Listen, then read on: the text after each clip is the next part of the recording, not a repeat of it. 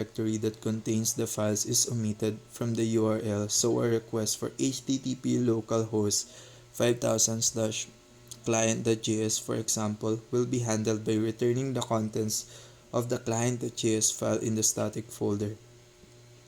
The static method can accept a configuration object, but the default values are well chosen and suit most projects, including using the index.html as the default for request.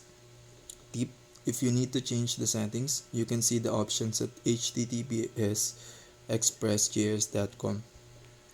The middleware component sets the response headers to help the client process the contents of the files that are used.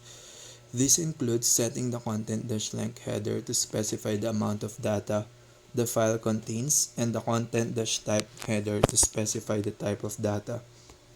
Notice that I can remove some of the existing handlers from the example. The handler for favicon.ico request is no longer required because the new middleware will automatically generate not found responses when requests ask for files that don't exist. The catch all route is no longer required because the static middleware responds to requests with the contents of the index.html file. Use a browser to request http localhost 5000 and you will see the response shown in figure 6.9, which also shows the data types that browser has received. Serving files from client-side packages. One source of static files is packages that are added to the Node.js project but whose files are intended for consumption by browsers or other HTTP clients. A good example is the Bootstrap CSS package, which contains CSS style sheets and JavaScript files that are used to style the HTML content displayed by the browsers. If you are using a client-side framework such as Angular or React, these CSS and JavaScript files will be incorporated into a single compressed file as part of the project build process. For projects that don't use these frameworks, the simplest way to make the files available is to set up additional instances of the static file middleware. To prepare, run the command shown in listing 6.23 in the web app folder to add the Bootstrap package to the example project. npm install bootstrap at 5.3.2. Listing 6.24 configures Express to serve files from the package directory. Some knowledge of the packages you are using is required. In the case of the Bootstrap package, I know that the files used by clients are in the dist folder, and so this is the folder that is specified when setting up the middleware clients. The final step is to add a reference to a Bootstrap style sheet and apply styles it contains as shown in listing 6.25. The bootstrap.min.css file contains the styles I want to use, which are applied by adding the button element to the classes. Use a browser to request http localhost 5000 and you will see the effect of the styles as shown in figure 6.10. Note: see https getbootstrap.com for details of the features the Bootstrap package provides, some of which I use in later chapters. There are other CSS packages available if you can't get along with Bootstrap. A popular alternative is Tailwind, https tailwindcss.com, but a quick web search will present you with a long list of alternatives to consider. Sending and downloading files. The response class, through which Express provides server response enhancements, defines the methods described in table 6.9 to deal with files directly. Name, send file, parenthesis, path, config parameters. Description: this method sends the contents of the specified file. The response content -type header is set based on the file extension. Download, parenthesis, path parameter. This method sends the contents of the specified file such as the most browser will prompt the user to save the file. The send file and download methods are useful because they provide solutions to problems that cannot be solved using the static middleware. Listing 6.26 creates simple routes that use these methods. The send file method is used when you need to respond with the content of a file, but the request path doesn't contain the file name. The arguments are the name of the file and a configuration object whose root property specifies the directory that contains the file.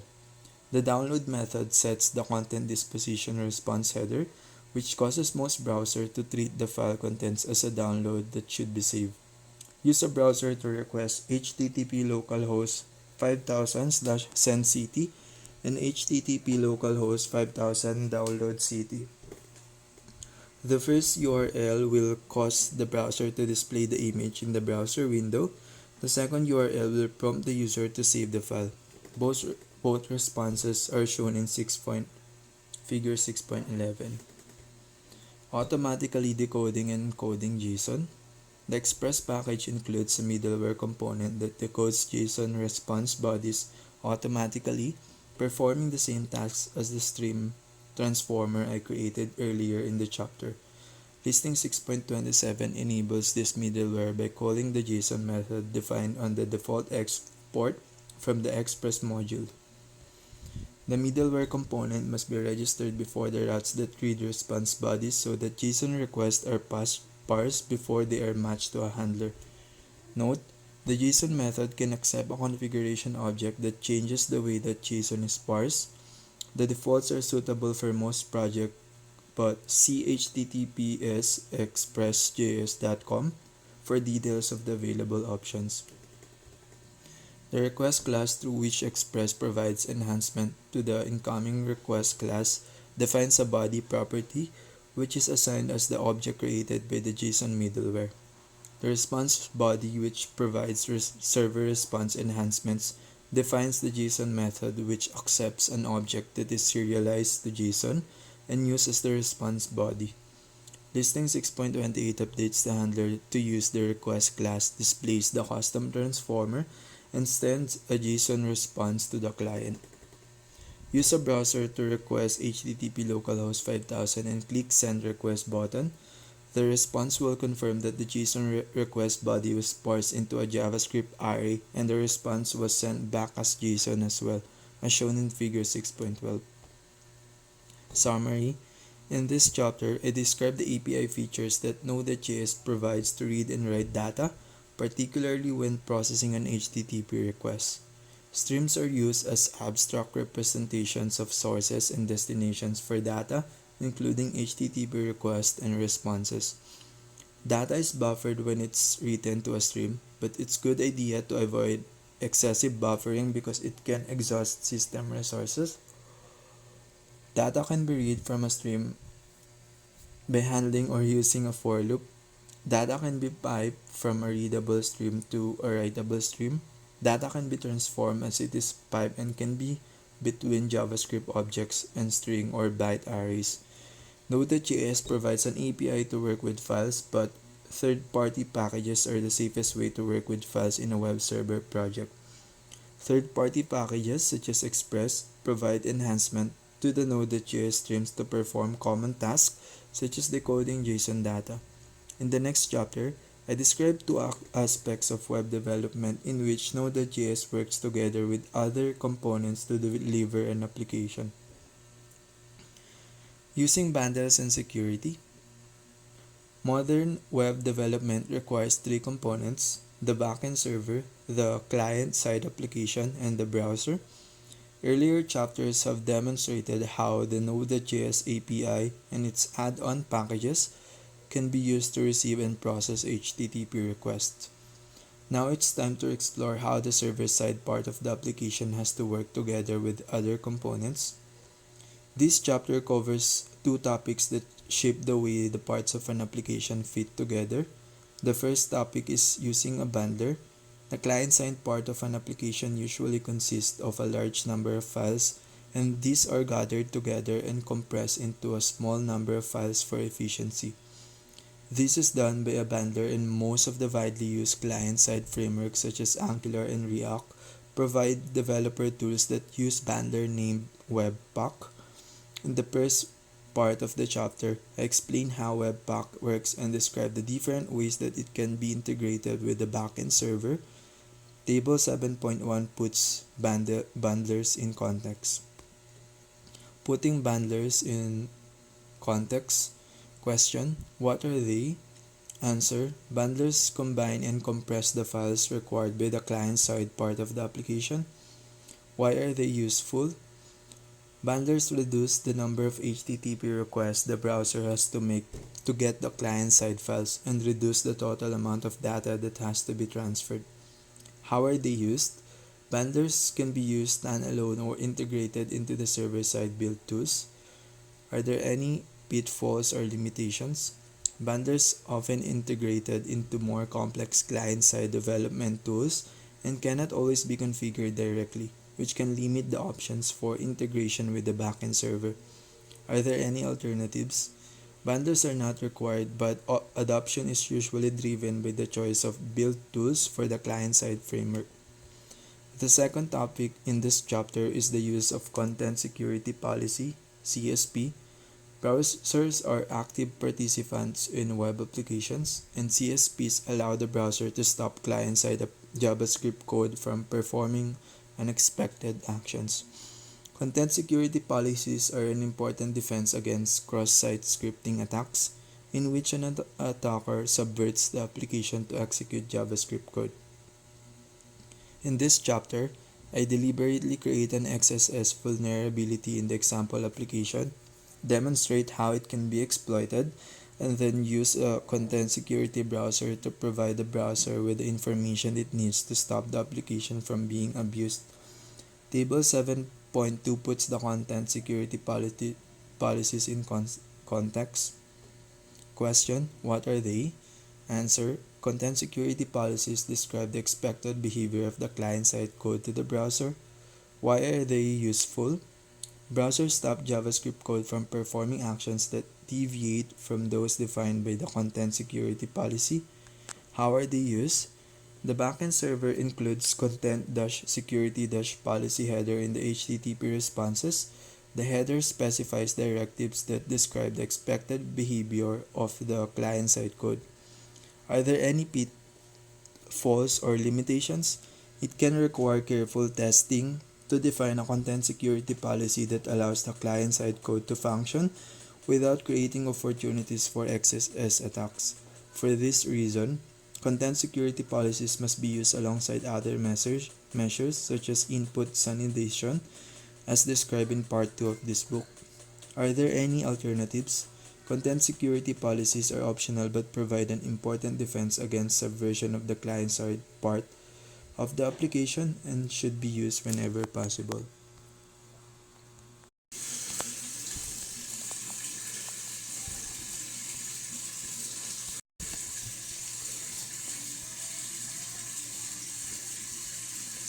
Webpack shares similarities with controller and scanner, compiler and scanner concepts in computer science, but it serves a distinct purpose tailored to modern web development. Below is a comprehensive breakdown in 30 bullet points. General rule and similarities with compiler or scanner concepts. Code transformation. Webpack, like a compiler, transforms code written in high-level languages such as JavaScript, TypeScript, CSS into optimized browser-compatible bundles.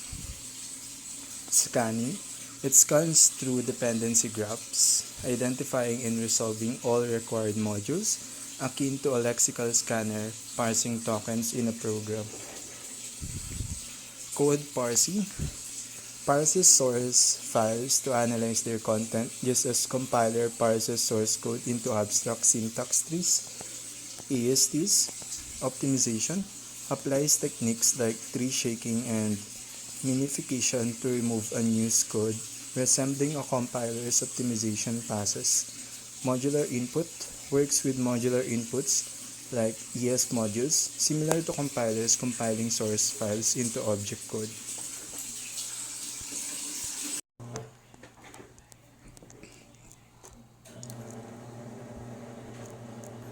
Optimization applies techniques like tree shaking and minification to remove unused code, resembling a compiler's optimization passes.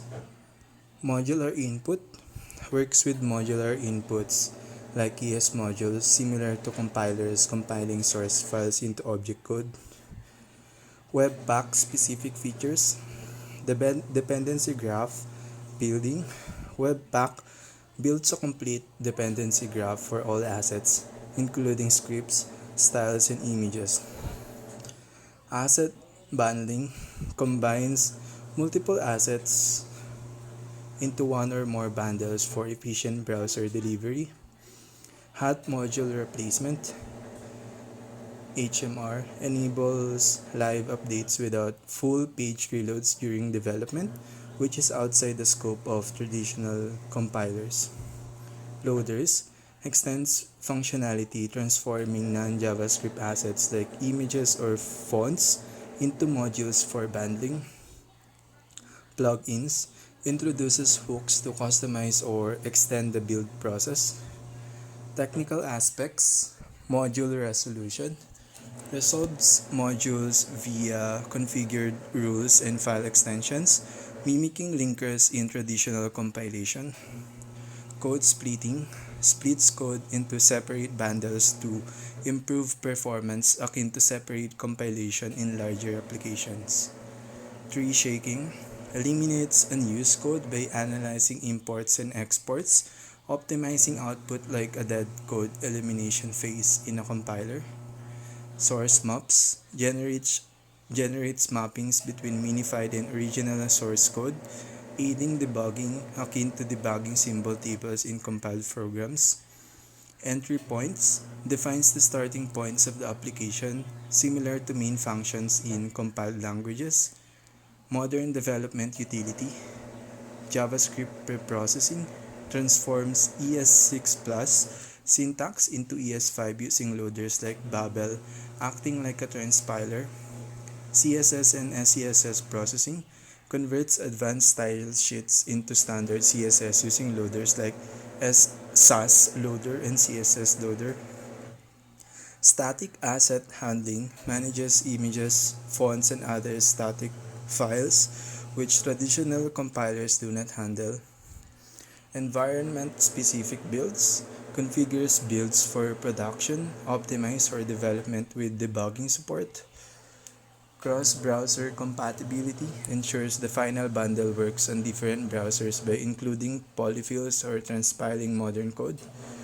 Differences from traditional compilers, dynamic nature. Webpack dynamically adjusts to changes during development. HMR, unlike static compilers.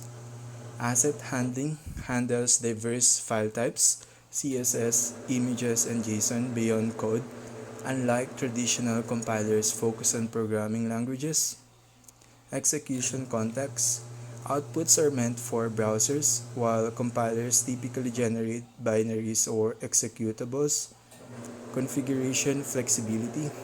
Highly configurable with Webpack.config.js, a feature absent in rigid compiler setups. No intermediate code skips generating intermediate code like bytecode, directly bundling assets. Conceptual and practical overlap parsing uses parsers internally for JavaScript and other languages, similar to lexical analysis in a compiler. Dependency management analyzes and resolves dependencies akin to linker operations in traditional builds. Tree walking performs a tree walk to eliminate dead code and optimize dependencies, much like AST traversals in compilers. Output optimization minimize and uglifies output to reduce size, resembling compiled binaries optimization. Target environment. Unlike general purpose compilers, Webpack's output is optimized for the browser runtime environment. Conclusion. Webpack acts as a specialized build tool combining elements of compilers, code transformation and optimization, and scanners, parsing, and dependency resolution.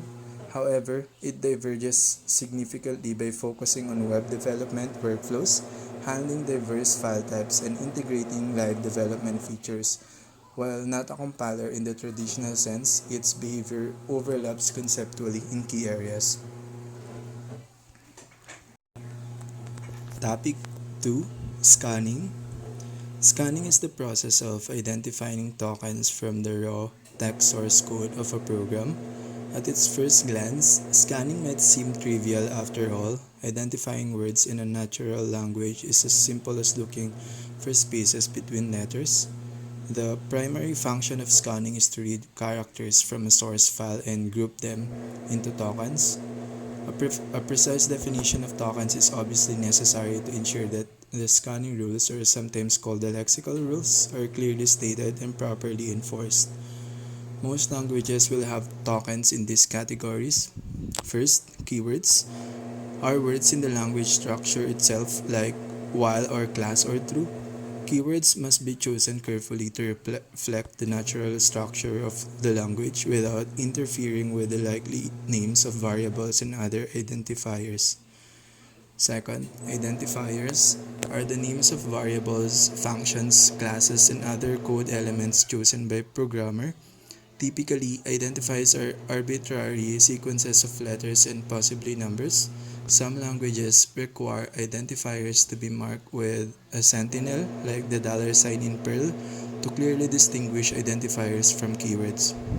Third, numbers could be formatted as integers or floating point values or fractions, or in alternate bases such as binary, octal, or hexadecimal. Each format should be clearly distinguished so that a programmer does not confuse one with the other. Fourth, strings are literal character sequences that must be clearly distinguished from keywords or identifiers. Strings are typically quoted with single or double quotes, but also must have some facility for containing quotations, new lines, and unprintable characters. Fifth, comments and white spaces are used to format a program to make it visually clear, and in some cases, like Python, are significant to the structure of a program. When designing a new language or designing a compiler for an existing language, the first job is to state precisely what characters are permitted in each type of token. Formal definitions allow a language designer to anticipate design flaws, like virtually all languages allow fixed decimals numbers such as 0.1 and 10.01, but should be 0.1 or 10 be allowed? Scanners, sometimes called lexical analyzer or lexers, it is used interchangeably. All scanners, independent of the tokens to be recognized, perform much the same function. Thus, rewriting a scanner from scratch means re-implementing components common to all scanners, a significant duplication of effort. The goal of a scanner generator is to limit the effort in building a scanner to specifying which tokens want to recognize. Programming a scanner generator is an example of declarative programming that is unlike ordinary programming, which we call procedural. Programmers do not tell a scanner generator how to scan but simply what it wants to be scanned. This is a higher level approach and in many ways a more natural one. Much recent research in computer science is directed toward declarative programming styles like database query languages and Prolog, a logic programming language, are declarative. Declarative programming is most successful in limited domains such as scanning, where the range of implementation decisions that must be automatically made is limited. Nonetheless, a long-standing and as yet unrealized goal of computer scientists is to automatically generate an entire production quality compiler from a specification of the properties of the source language and target computer. Though our primary focus in this text is on producing correct compilers, performance is sometimes a real concern, especially in widely used production compilers. Surprisingly, even though scanners perform a simple task, if poorly implemented, they can be significant performance bottlenecks. The reason is that scanners must wade through the text of a program character by character. 2.1 Handmade Scanner. The basic approach is to read one character at a time from the input stream, like parenthesis FGETC, parenthesis FP, close parenthesis, and then classify it. Some single character tokens are easy. If the scanner reads a asterisk character, it immediately returns token multiply, and the same would be true for addition, subtraction, and so forth. Figure 2.1, a simple handmade scanner. It shows how one might write a scanner by hand using simple coding techniques. The basic approach is to read one character at a time from the input stream, parenthesis FGETC, parenthesis FP, close parenthesis, and then classify it. Some single character tokens are easy. If the scanner reads a character, it immediately returns token multiply, and the same would be true for addition, subtraction, and so forth. However, some characters are part of multiple tokens. If the scanner encounters exclamation mark, that could represent a logical NOT operation by itself, or it could be the first character in the not equal sequence representing not equal to. Upon reading exclamation mark, the scanner must immediately read the next character. However, some characters are part of multiple tokens. If the scanner encounters exclamation mark, that could represent a logical NOT operation by itself, or it could be the first character in the not equal sequence representing not equal to. Upon reading exclamation mark, the scanner must immediately read the next character. If the next character is equal, then it has matched the not equal and returns token underscore not underscore equal. But if the character following exclamation mark is something else, then the non-matching character needs to be put back on the input stream using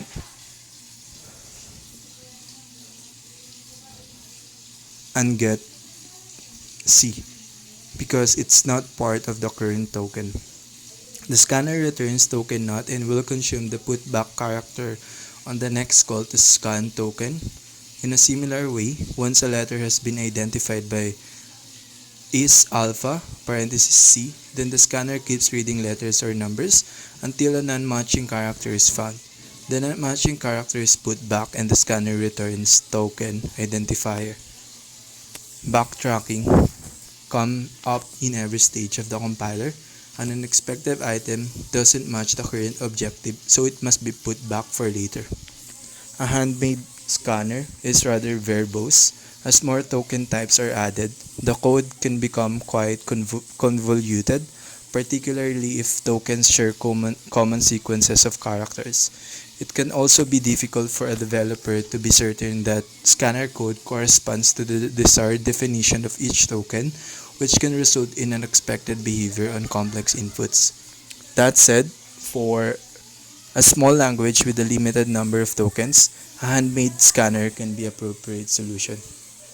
2.2 Regular expressions.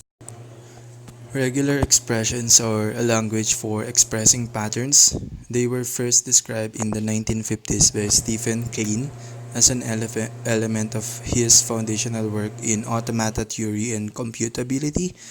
Today, REs are found in slightly different forms in programming languages like Perl, standard libraries like PCRE, text editors like V, command line tools like grep, and many other places use regular expressions as a compact and a formal way of specifying the tokens accepted by the scanner of a compiler, and then automatically translate those expressions into working code.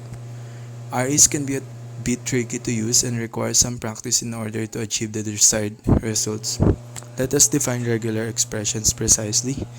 A regular expressions is a string which denotes ls. A set of strings drawn from an alphabet ls is known as the language of S.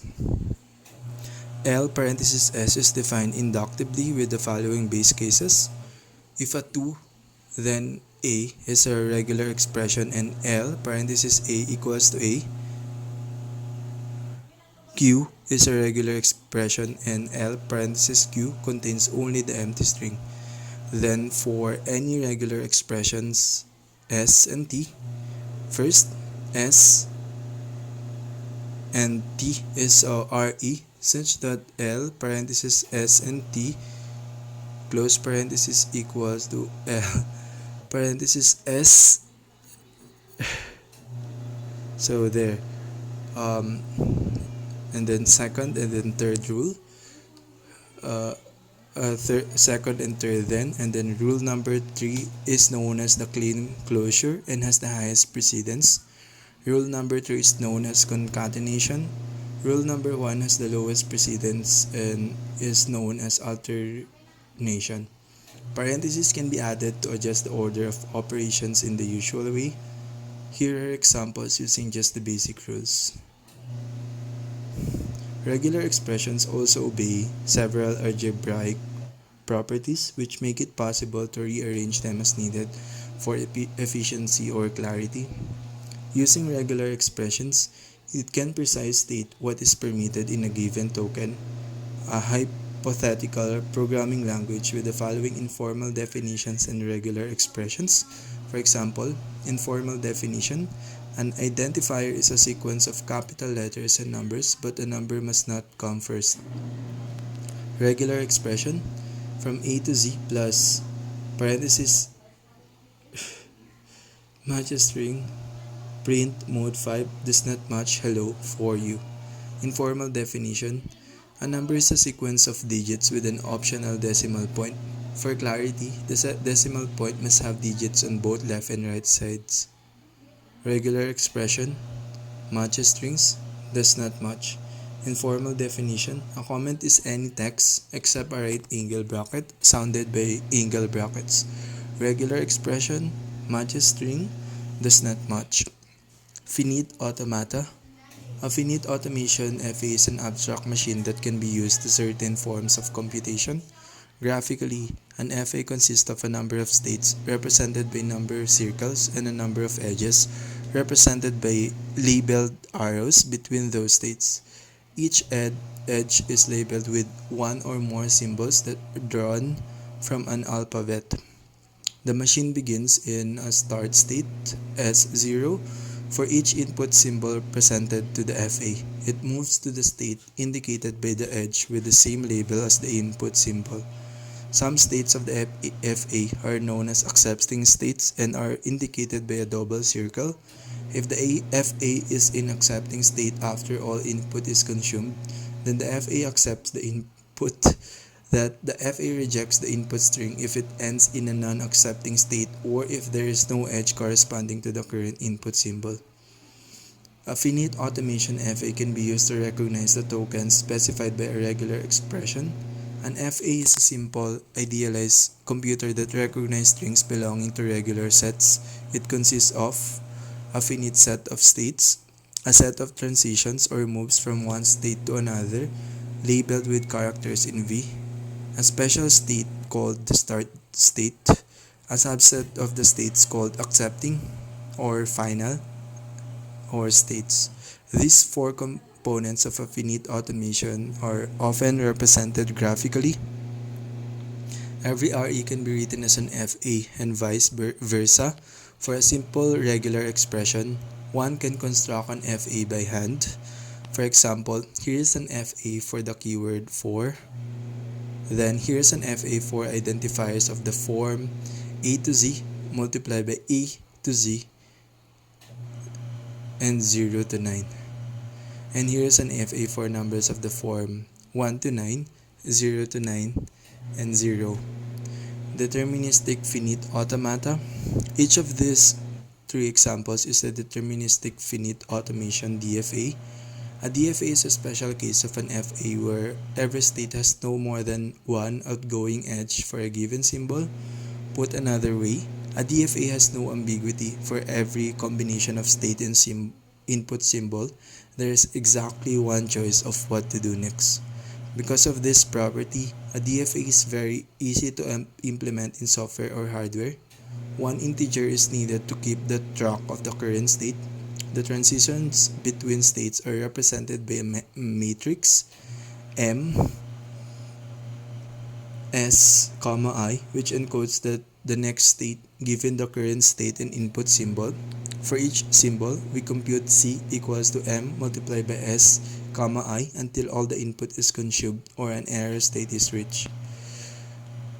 Non-deterministic finite automata. The alternative to a DFA is a non-deterministic finite automata. An NFA is a perfectly valid FA, but it has an ambiguity that makes it somewhat more difficult to work with. Consider the regular expression A to Z times ing, which represents all lowercase words ending in the suffix -ing. It can be represented with the following automation. Now consider how this automation would consume the word sing. It could proceed in two different ways. Once would be to move to state 0 on state 1 on 1, state 2 on n, and state 3 on g. But the other equally valid way would be to stay in state 0 the whole time, matching each letter to the A to Z transition. Both ways obeys the transition rules, but one results in acceptance while the other results in rejection. There are two common ways to interpret this ambiguity. The crystal ball interpretation suggests that the NFA somehow knows what the best choice is by some means external to the NFA itself. In the example above, the NFA would choose whether to proceed to state 0, 1, or 2 before consuming the first character, and it would always make the right choice. Needless to say, this isn't possible in a real implementation. The many worlds interpretation suggests that NFA exists in all allowable states simultaneously. When the input is complete, if any of those states are accepting states, then the NFA has accepted the input. This interpretation is more useful for constructing a working NFA or converting it to a DFA. Let us use the many world interpretation on the example above. Suppose that the input string is AAAC. Initially, the NFA is in state 0. Without consuming any input, it could take an epsilon transition to state 1 or 4. So, we can consider its initial state to be all of those status simultaneously. Continuing on, the NFA would traverse these states until accepting the complete string AAAC. In principle, one can implement an NFA in a software or hardware by simply keeping track of all the possible states. But this is inefficient. In the worst case, we would need to evaluate all states for all characters on each input transition. 2.4 Conversion Algorithms. Regular expressions and finite automata are all equally powerful. For every RE, there is an FA and vice versa. However, a DFA is by far the most straightforward of the three to implement in software. In this section, we will show how to convert an RE into an NFA, then an NFA into a DFA, and then to optimize the size of the DFA. 2.4.1 Converting REs to NFAs. To convert a regular expression to a non-deterministic finite automata, we can follow an algorithm first by McNaughton and Yamada, and then by Ken Thompson. Then, follow the same inductive definition of regular expression as given earlier. First, we define automata corresponding to the base cases of REs. Now, suppose that we have already constructed NFAs for the regular expressions A and B indicated below by rectangles. Both A and B have single start state on the left and accepting state on the right. If we write the concatenation of A and B as AB, then the corresponding NFA is simply A and B connected by an Greek transition. The start state of A becomes the start of the combination, and the accepting state of B becomes the accepting state of the combination. In a similar fashion, the alternation of A and B, written as A or B, can be expressed as two automata joined by a common starting and accepting nodes, all connected by Greek transitions. The NFA for the alternation A or B is, finally, the clean closure A is constructed by taking the automation for A, adding starting and accepting nodes, then adding Greek transitions to allow 0 or more repetitions. The NFA for the clean closure A asterisk is 2.4.2 NFAs to DFAs. As noted above, it's possible but unwieldy to execute an NFA directly. Instead, convert any NFA into an equivalent DFA using the technique of subset construction. The basic idea is to create a DFA such that each state in the DFA corresponds to multiple states in the NFA according to the many worlds interpretation. Suppose that we begin with an NFA consisting of states n and start state n0. Construct an equivalent DFA consisting of state d and start date d0. Each d state will correspond to multiple n states. First, define a helper function known as the epsilon closure. Epsilon closure, E Greek closure parenthesis n is the set of NFA states reachable from NFA state n by 0 or more E Greek transitions. Introduction. When you design and analyze algorithms, you need to be able to describe how they operate and how to design them. You also need some mathematical tools to show that your algorithms do the right thing and do it efficiently. This part will get you started. Later parts of this book will build upon this base. Chapter 1 provides an overview of algorithms and their place in modern computing systems. This chapter defines what an algorithm is and lists some examples. It also makes a case for considering algorithms as a technology alongside technologies such as fast hardware, graphical user interfaces, object-oriented systems, and networks. In Chapter 2, we see our first algorithms which solve the problem of sorting a sequence of n numbers. They are written in a pseudocode which, although not directly translatable to any conventional programming language, conveys the structure of the algorithm clearly enough that you should be able to implement it in the language of your choice. The sorting algorithms we examine are insertion sort, which uses an incremental approach, and merge sort, which uses a recursive technique known as divide and conquer. Although the time each requires increases with the value of n, the rate of increase differs between the two algorithms. We determine these running times in Chapter 2 and we develop a useful asymptotic notation to express them. Chapter 3 precisely defines an asymptotic notation.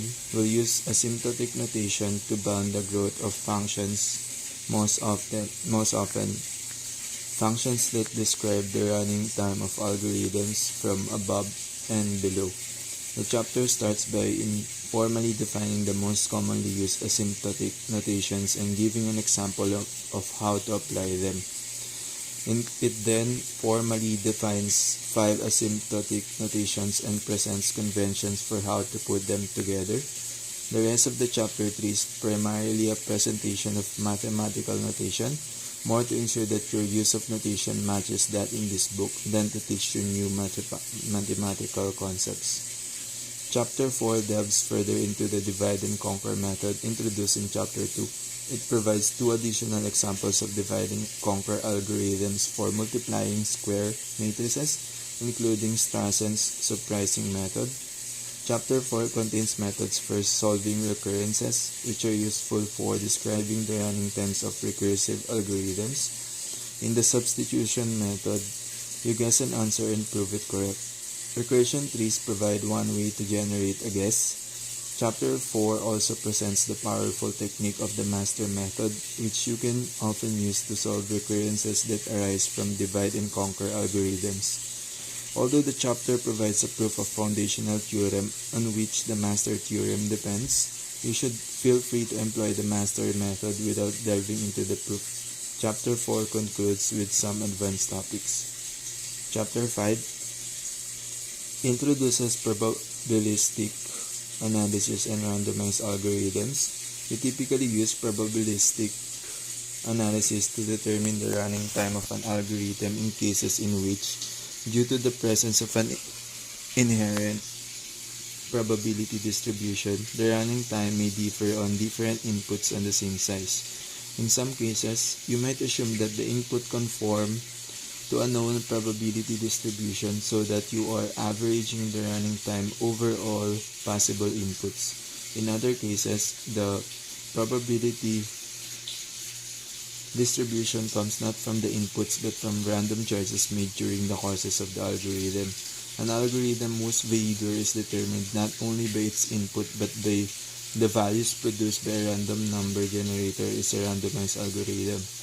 You can use randomized algorithms to enforce a probability distribution on the inputs, thereby ensuring that no particular input always causes poor performance, or even to bound the error rate of algorithms that are allowed to produce incorrect results on a limited basis. Appendices A to D contain other mathematical material that you will find helpful as you read this book. You might have seen much of the material in the appendix chapters before having read this book, although the specific definitions and notational conventions we use may differ in some cases from what you have seen in the past, and so you should think of the appendices as reference material. On the other hand, you probably have not already seen most of the material in Part 1. All the chapters in Part 1 and the appendices are written with a tutorial flavor. The role of algorithms in computing. What are algorithms? Why is the study of algorithms worthwhile?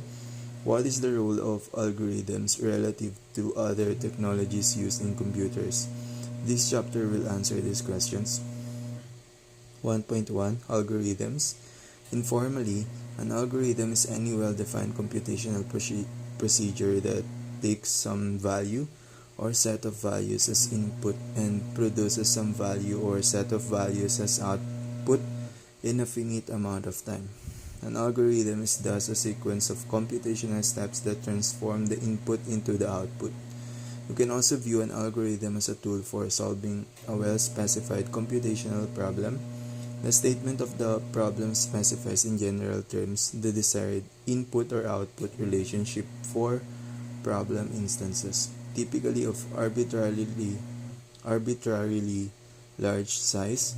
The algorithms describe a specific computational procedure for achieving the input-output relationship for all problem instances. As an example, suppose that you need to sort a sequence of numbers into monotonically increasing order. This problem arises frequently in practice and provides fertile ground for introducing many standard design techniques and analysis tools. Here's how we formally define the sorting problem. Input, a sequence of numbers A1 to AN. Output, a permutation reordering A1 to AN of the input sequence such that A1 less than or equal to A2 less than to equal to until less than to equal AN. Thus, given the input sequence 31, 41, 59, 26, 41, 58, a correct sorting algorithm returns as output of the sequence 26, 31, 41, 41, 58, 59. Such an input sequence is called an instance of the sorting problem. In general, an instance of a problem consists of the input satisfying whatever constraints are imposed in the problem statement needed to compute a solution to the problem. Because many programs use it as an intermediate step, sorting is a fundamental operation in computer science. As a result, you have a large number of good sorting algorithms of your disposal. Which algorithms is best for a given application depends on, among other factors, the number of items to be sorted, the extent to which the items are already somewhat sorted, possible restrictions on the item values, the architecture of the computer, and the kind of storage devices to be used, main memory, disk, or even archaically tapes. An algorithm for computational problem is correct if, for every problem instance provided as input, it halts, finishes its computing in finite time, and outputs the correct solution to the problem instance. A correct algorithm solves the given computational problem. An incorrect algorithm may not halt at all on some input instances, or it might not halt with an incorrect answer. Contrary to what you might expect, incorrect algorithms can sometimes be useful if you can control their error rate.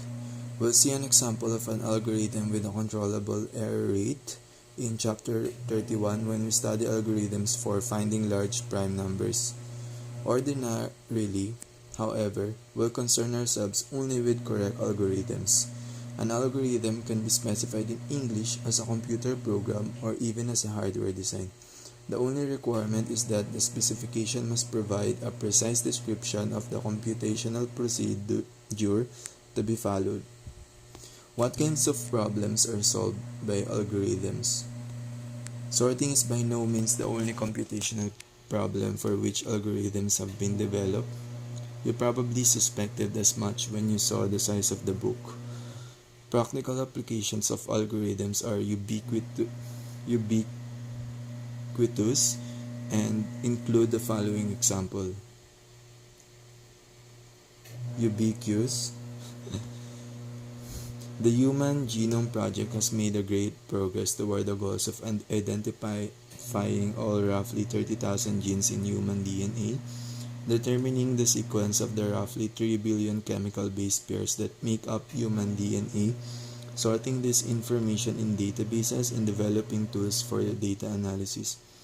Each of these steps requires sophisticated algorithms, although the solutions to the various problems involved are beyond the scope of this book. Many methods to solve these biological problems use ideas presented here, enabling scientists to accomplish tasks while using resources efficiently. Dynamic programming, as in Chapter 14, is an important technique for solving several of these biological problems, particularly ones that involve determining similarity between DNA sequences. The savings realized are in time, both human and machine, and in money, as more information can be extracted by laboratory techniques.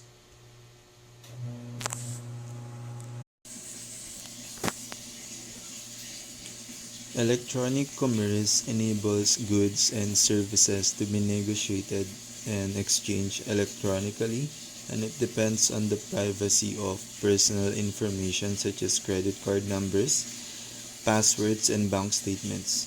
The core technologies used in electronic commerce include public key cryptography and digital signatures covered in Chapter 31, which are based on numerical algorithms and number theory. Manufacturing and commercial enterprises often need to allocate scarce resources in the most beneficial way. An oil company might wish to know where to place its wells in order to maximize its expected profit. A political candidate might want to determine where to spend money buying campaign advertising in order to maximize the chances of winning an election. An airline might wish to assign crews to flights in the least expensive way possible, making sure that each flight is covered and that government regulations regarding crew scheduling are met. An internet service provider might wish to determine where to place additional resources in order to serve its customers more effectively. All of these are examples of problems that can be solved by modeling them as linear programs, which Chapter 29 explores. Although some of the details of these examples are beyond the scope of this book, we do give underlying techniques that apply to these problems and problem areas. We also show how to solve many specific problems, including the following. You have a roadmap on which distance between each pair of adjacent intersections is marked, and you wish to determine the shortest route from one intersection to another. The number of possible routes can be huge, even if you disallow routes that cross over themselves. How can you choose which of all possible routes is the shortest? You can start by modeling the roadmap, which is itself a model of the actual roads, as a graph, which we will meet in Part 6 and Appendix B. In this graph, you wish to find the shortest path from one vertex to another. Chapter 22 shows how to solve the problem efficiently. These lists are far from exhaustive, as you again have probably surmised from this book's heft, but they exhibit two characteristics common to many interesting algorithm problems. First, they have many candidate solutions, the overwhelming majority of which do not solve the problem at hand. Finding one that does, or one that is best, without explicitly examining each possible solution can present quite a challenge.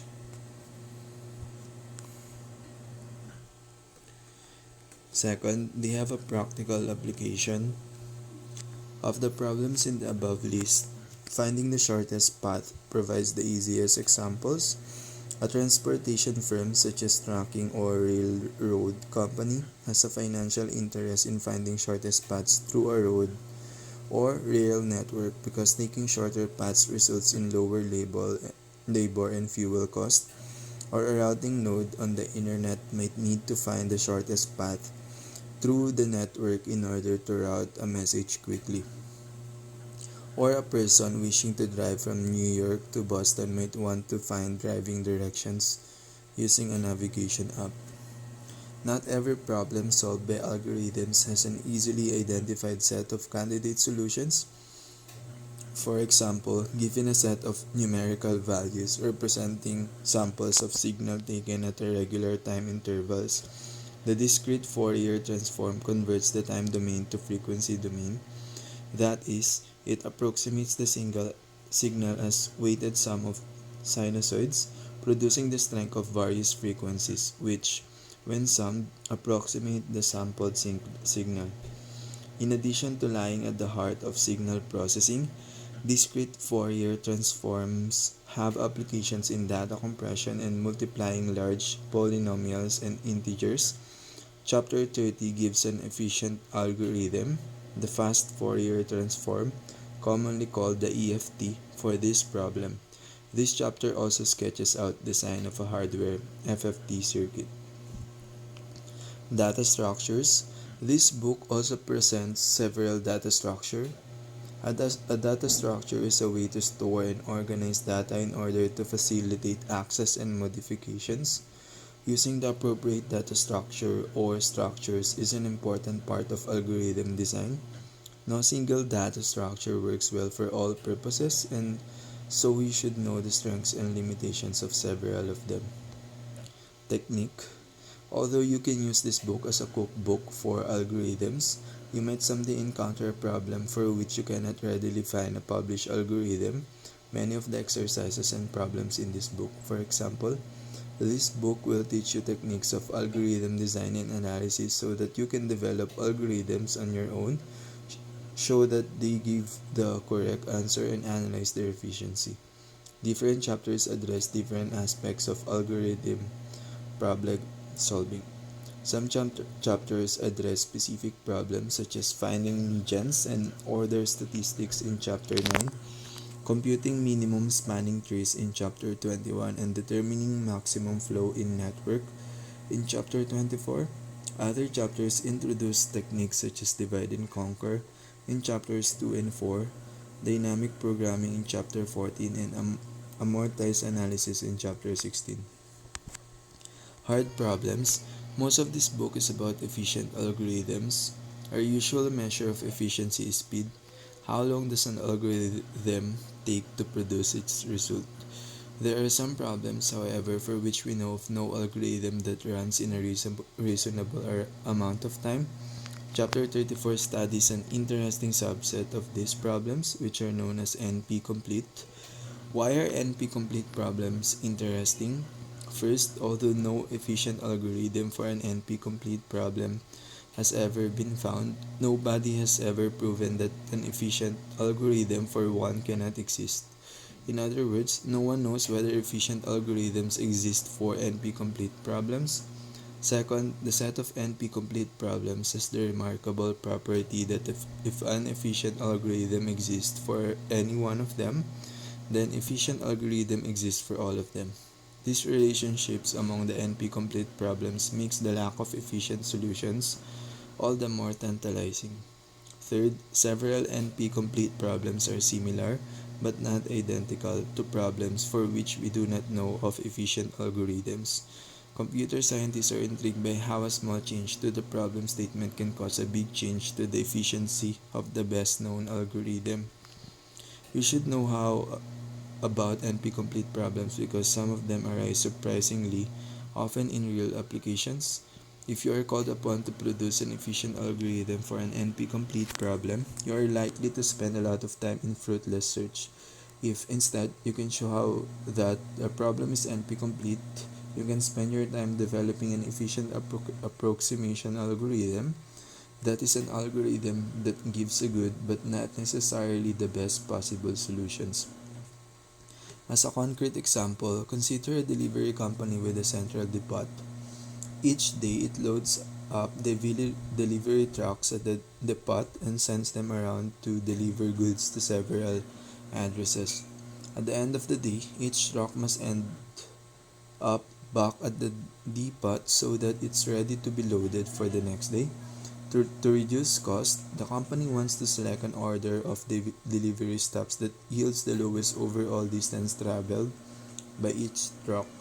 This problem is the well-known traveling salesperson problem, and it is NP-complete. It has no known efficient algorithm. Under certain assumptions, however, we know of efficient algorithms that compute overall distance close to the smallest possible. Chapter 35 discusses such approximation algorithms. Alternative computing methods. For many years, we could count on processor clock speeds increasingly at a steady rate.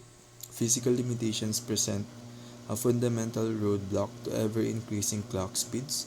However, because power density increases superlinearly with clock speed, chips run the risk of melting once their clock speeds becomes high enough.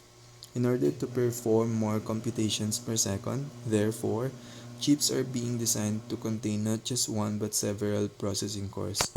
We can liken these multi-core computers to several sequential computers on a single chip. In other words, they're a type of parallel computer. In order to elicit the best performance from multi-core computers, we need to design algorithms with parallelism in mind. In Chapter 26 presents a model for task parallel algorithms which take advantage of multiple processing cores.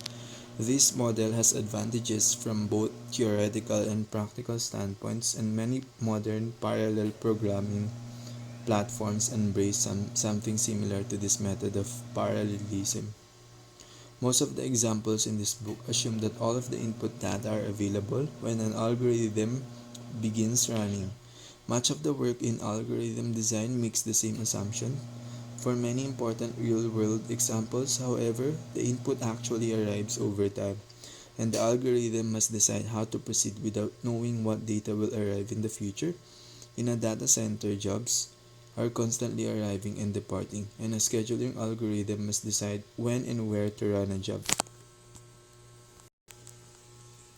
without knowing what jobs will be arriving in the future. Traffic must be routed in the internet based on the current state without knowing about where traffic will arrive in the future.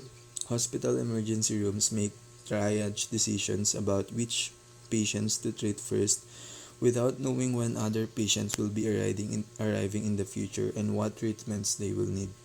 Algorithms that receive their input over time rather than having all the input present at the start.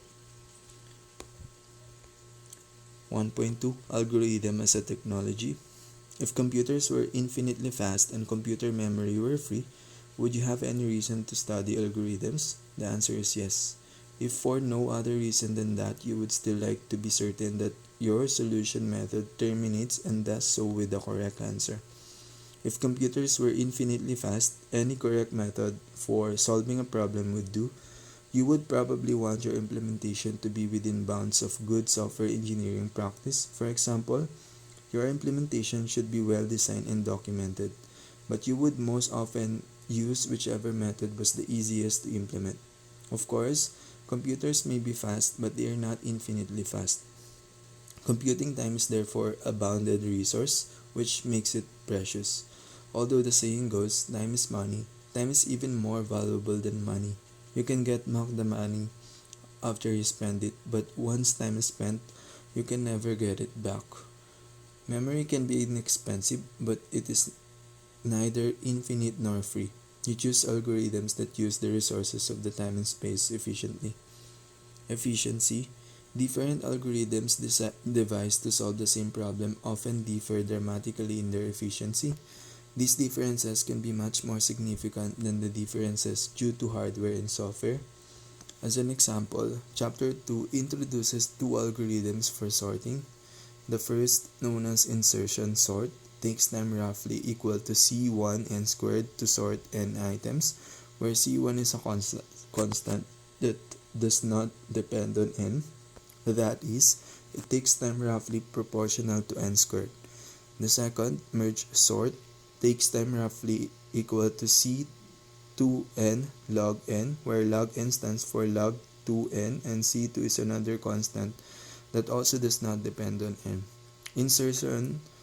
Insertion sort typically has a smaller constant factor than merge sort, so that C1 is less than C2. We'll see that the constant factors can have far less of an impact on the running time than the dependence on the input size n.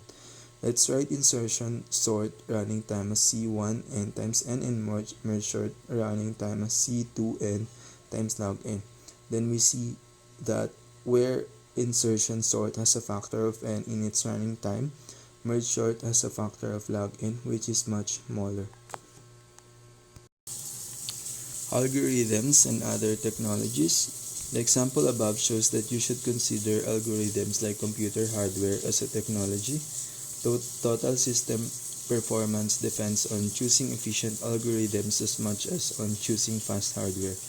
Just as rapid advances are being made in other computer technologies, they are being made in algorithms as well. You might wonder whether algorithms are truly that important on contemporary computers in light of other advanced technologies such as advanced computer architectures and fabrication technologies, easy-to-use intuitive graphical user interfaces, object-oriented systems, integrated web technologies, fast networking, both wired and wireless, machine learning, and mobile devices. The answer is yes. Although some applications do not explicitly require algorithm content at the application level, such as some simple web-based applications, many do. For example, consider a web-based service that determines how to travel from one location to another. Its implementation would rely on fast hardware, a graphical user interface, wide area networking, and also possibly on object orientation. It would also require algorithms for operations such as finding routes, probably using a shortest path algorithm, rendering maps, and interpolating addresses. Moreover, even an application that does not require algorithm content at the application level relies heavily upon algorithms. Does the application rely on fast hardware?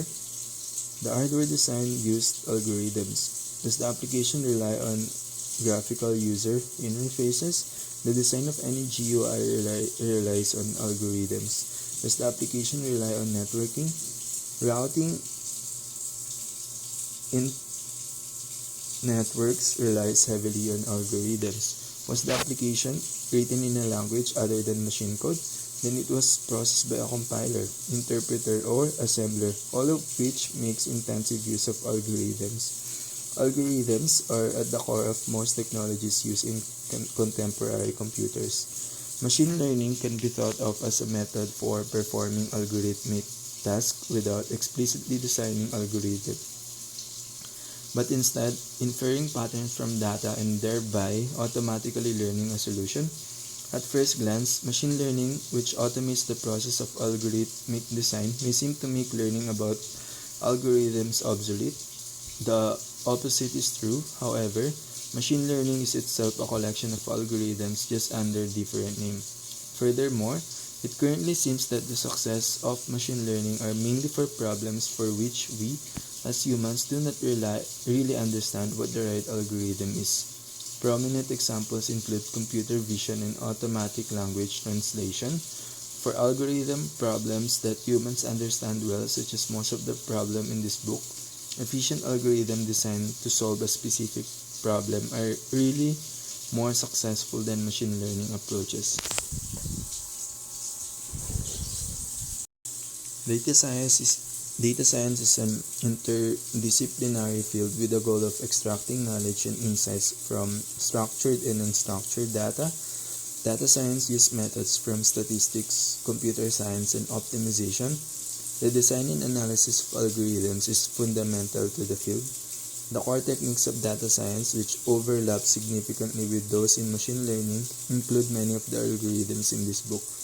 Furthermore, with ever-increasing capabilities of computers, we use them to solve larger problems than ever before, as we saw in the above comparison between insertion, sort, and merge sort. It is at large problem sizes that the differences in efficiency between algorithms become particularly prominent. Having a solid base of algorithm knowledge and technique is one characteristic that defines truly skilled programmer. With modern programming technology, you can accomplish some tasks without knowing much about algorithms, but with a good background in algorithms, you can do much more. Getting started. This chapter will familiarize you with the framework we'll use throughout the book to think about the design and analysis of algorithms. It is self-contained, but it does include several references to material that will be introduced in chapter 3 and 4. It also contains several summations, which Appendix A shows how to solve. We'll begin by examining the insertion sort algorithm to solve the sorting problem introduced in chapter 1. We'll specify algorithms using pseudocode that should be understandable to you if you have done computer programming. We'll see why insertion sort correctly sorts and analyze its running time. The analysis introduces a notation that describes how running time increases with the number of items to be sorted. Following a discussion of insertion sort, we'll use a method called divide and conquer to develop a sorting algorithm called merge sort. We'll end with an analysis of merge sort running time. Insertion sort. Our first algorithm, insertion sort, solves the sorting problem introduced in chapter 1. Input, a sequence of n numbers a1, a2, an. Output, a permutation, reordering of a1, a2 to an of the input sequences such that a1 less than or equal to a2 less than or equal until an. The numbers to be sorted are also known as the keys. Although the problem is conceptually about sorting a sequence, the input comes in the form of an array with n elements. When we want to sort numbers, it's often because they are the keys associated with other data, which we call satellite data. Together, a key and a satellite data form a record. For example, consider a spreadsheet containing student records with many associated pieces of data such as age, grade point average, and number of courses taken. Any one of these quantities could be a key, but when the spreadsheet sorts, it moves the associated record, the satellite data, with the key. When describing a sorting algorithm, we focus on the keys, but it's important to remember that there usually is associated satellite data. In this book, we'll typically describe algorithms as procedures written in a pseudocode that is similar in many respects to C, C++, Java, Python, or JavaScript. Apologies if we've omitted your favorite programming language. We can't list them all. If you have been introduced to any of these languages, you should have little trouble understanding algorithms coded in pseudocode. What separates pseudocode from real code is that in pseudocode, we employ whatever expressive method is most clear and concise to specify a given algorithm. Sometimes the clearest method is English, so do not be surprised if you come across an English phrase or sentence embedded within a section that looks more like a real code. Another difference between pseudocode and real code is that pseudocode often ignores aspects of software engineering such as data abstraction, modularity, and error handling in order to convey the essence of the algorithm more concisely. We start with insertion sort, which is an efficient algorithm for sorting a small number of elements. Insertion sort works the way you might sort a hand of playing cards. Start with an empty left hand and the cards in a pile on the table. Pick up the first card in the pile and hold it with your left hand. Then, with your right hand, remove one card at a time from the pile and insert it into the correct position in your left hand. As figure 2.1 illustrates, you find the correct position for a card by comparing it with each of the cards already in your left hand, starting at right and moving left. As soon as you see a card in your left hand whose value is less than or equal to the card you're holding in your right hand, insert the card that you're holding in your right hand just to the right of this card in your left hand. If all the cards in your left hand have values greater than the card in your right hand, then place this card as the leftmost card in your left hand. At all times, the cards held in your left hand are sorted, and these cards were originally the top cards of the pile on the table. The pseudocode for insertion sort is given as the procedure insertion sort on the facing page. It takes two parameters, an array, A containing the values to be sorted, and the number n of values of sort.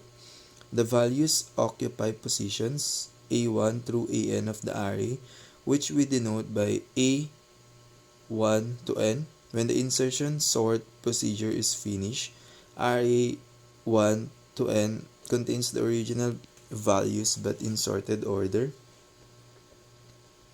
Figure 2.2 shows how this algorithm works for an array A that starts out with sequence 5, 2, 4, 6, 1, 3. The index I indicates the current card being inserted into the hand at the beginning of each iteration of the for loop, which is indexed by I. The subarray, a continuous portion of the array consisting of elements A, 1, I to 1, that is A1 through A2, I1, constitutes the currently sorted hand, and the remaining subarray A, I plus 1, and elements AI plus 1 through AN corresponds to the pile of cards still on the table. In fact, elements A, 1, I to 1 are the elements originally in positions 1 through I to 1 but now in sorted order. We stated these properties of A, 1 to I minus 1 formally as loop invariant. Loop invariant help us understand why an algorithm is correct. When you're using a loop invariant, you need to show three things. Initialization, it is true prior to the first iteration of the loop. Maintenance, if it's true before an iteration of the loop, it remains true before the next iteration. Termination, the loop terminates, and when it terminates, the invariant, usually along with the reason that the loop terminated, gives us a useful property that helps show that the algorithm is correct. When the first two properties hold, the loop invariant is true prior to every iteration of the loop.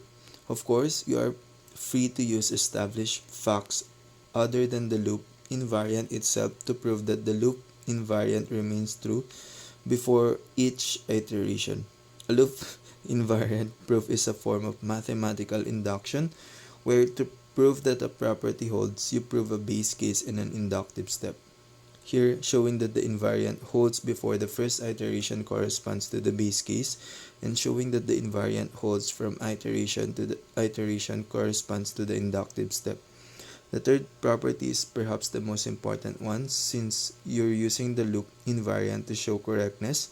Typically, you use the invariant along with condition that cause the loop to terminate. Mathematical induction typically applies the inductive step infinitely, but in a loop invariant, the induction stops when the loop terminates. Let's see how these properties hold for insertion sort. Initialization, maintenance, termination. This method of loop invariance is used to show correctness in various places throughout this book. Pseudocode conventions. We use the following conventions in our pseudocode. Indentation indicates block structure. For example, the body for the for loop that begins on line 1 consists of lines 2 to 8, and the body of the while loop that begins on line 5 contains lines 6 to 7 but not line 8. Our indentation style applies to if-else statement as well. Using indentation instead of textual indicators of block structure, such as begin and end statements or curly braces, reduces clutter while preserving or even enhancing clarity. The looping constructs while, for, and repeat until, and the if-else conditional construct have interpretations similar to those in C, C++, Java, Python, and JavaScript. In this book, the loop counter retains its value after loop is exited.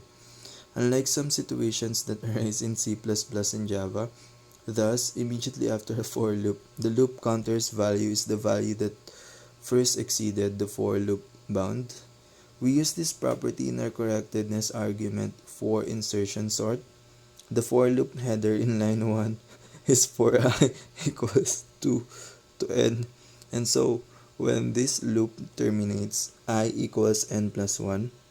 We use the keyword 2 when a for loop increments its loop counter in each iteration, and we use the keyword down 2 when a for loop decrements in its loop counter, reduces its value by 1 in each iteration. When the loop counter changes by an amount greater than 1, the amount of change follows the optional keyword by. The symbol 2 indicates that the remainder of the line is a comment. Variables such as I, j, and key are local to given procedure. We won't use global variables without explicit indication. We access array elements by specifying the array name followed by index in square brackets. For example, A bracket I indicates that ith element of the array A. Although many programming languages enforce zero origin indexing for arrays, 0 is the smallest valid index. We choose whichever indexing scheme is clearest for human readers to understand, because people usually start counting at 1, not 0. Most, but not all, of the arrays in this book use 1 origin indexing. To be clear about whether a particular algorithm assumes 0 origin or 1 origin indexing, we'll specify the bounds of the arrays explicitly. If you are implementing an algorithm that we specify using 1 origin indexing, but you're writing in a programming language that enforces 0 origin indexing, such as C, C++, Java, Python, or JavaScript, then give yourself credit for being able to adjust. You can either always subtract 1 from each index or allocate each array with 1 extra position and just ignore position 0. The notation colon denotes a subarray. Thus, A bracket I j colon j indicates the subarray of A consisting of the elements A, I, comma A, I plus 1, aj. We also use this notation to indicate the bounds of an array, as we did earlier when discussing the array A bracket 1 colon n. We typically organize compound data into objects, which are composed of attributes. We access a particular attributes using the syntax found in most object-oriented programming languages. The object name followed by a dot followed by the attribute name. For example, if an object X has attribute F, we denote this attribute by x.f. We treat a variable representing an array or object as a pointer, known as a reference in some programming languages, to the data representing the array or object. For all attributes f of an object X, setting y equal x causes y.f to equal x.f. Moreover, if we now set x.f equal 3, then afterward, not only does x.f equal 3, but y.f equals 3 as well. In other words, x and y point to the same object after the assignment y equal x. This way of treating arrays and objects is consistent with most contemporary programming languages. Our attribute notation can cascade. For example, suppose that attribute f is itself a pointer to some type of object that has an attribute g, then the notation x.f.g is implicitly parenthesized as x.f times g. In other words, if we had assigned y equal x.f, then x.f.g is the same as y.g. Sometimes a pointer refers to no object at all. In this case, we give it the special value nil. We pass a parameters to procedure by value. The called procedure receives its own copy of the parameters, and if it assigns a value to a parameter, the change is not seen by the calling procedure. When objects are passed, the pointer to the data representing the object is copied, but the object's attributes are not. For example, if x is a parameter of a called procedure, the assignment x equal to y within the called procedure is not visible to the calling procedure. The assignment x.f equal 3, however, is visible if the calling procedure has a pointer to the same object as x. Similarly, arrays are passed by pointer so that a pointer to the array is passed rather than the entire array, and changes to individual array elements are visible to the calling procedure. Again, most contemporary programming languages work this way. A return statement immediately transfers control back to the point of call in the calling procedure. Most return statements also take a value to pass back to the caller. Our pseudocode differs from many programming languages in that we allow multiple values to be returned in a single return statement without having to create objects to package them together. The Boolean operators and or are short-circuiting, that is, evaluate the expression x and y by first evaluating x. If x evaluates to false, then the entire expression cannot evaluate to true, and therefore y is not evaluated. If on the other hand x evaluates to true, y must be evaluated to determine the value of the entire expression. Similarly, in the expression x or y, the expression y is evaluated only if x evaluates to false. Short-circuiting operators allow us to write Boolean expressions such as x not equal nil and x.f equal y without worrying about what happens upon evaluating x.f when x is nil. The keyword error indicates that an error occurred because conditions were wrong for the procedure to have been decalled, and the procedure immediately terminates. The calling procedure is responsible for handling the error, and so we do not specify what action to take. 2.2 Analyzing algorithms. Analyzing algorithm has come to mean predicting the resources that algorithm requires. You might consider resources such as memory, communication, bandwidth, or energy consumption. Most often, however, you'll want to measure computational time. If you analyze several candidate algorithms for a problem, you can identify the most efficient one. There might be more than just one viable candidate, but you can often rule out several inferior algorithms in the process. Before you can analyze an algorithm, you need a model of the technology that it runs on, including the resources of that technology and a way to express their cost. Most of this book assumes a generic one processor, random access machine, RAM model of computation as the implementation technology, with the understanding that algorithms are implemented as computer programs. In the RAM model, instructions execute one after another with no concurrent operations. The RAM model assumes that each instruction takes the same amount of time as any other instruction, and that each data access using the value of a variable or storing into a variable takes the same amount of time as any other data access. In other words, in the RAM model, each instruction or data access takes constant amount of time, even indexing into an array. Strictly speaking, we should precisely define the instructions of RAM model and their costs. To do so, however, would be tedious and yield little insight into algorithm design and analysis. Yet, we must be careful not to abuse the RAM model. For example, what if a RAM had an instruction that sorts? Then you could sort in just one step. Such a RAM would be unrealistic since such instructions do not appear in real computers. Our guide, therefore, is how real computers are designed. The RAM model contains instructions commonly found in real computers, arithmetic such as add, subtract, multiply, divide, remainder, floor, ceiling, data movement, load, store, copy, and control, conditional and unconditional branch, subroutine call, and return. The data types in the RAM model are integer, floating point for storing real number, approximations, and characters. Real computers do not usually have a separate data type for the Boolean values, true and false. Instead, they often test whether an integer value is 0, false, or non-zero, true, as in C. Although we typically do not concern ourselves with precision for floating point values in the book, many numbers cannot be presented exactly in floating point. Precision is crucial for most applications.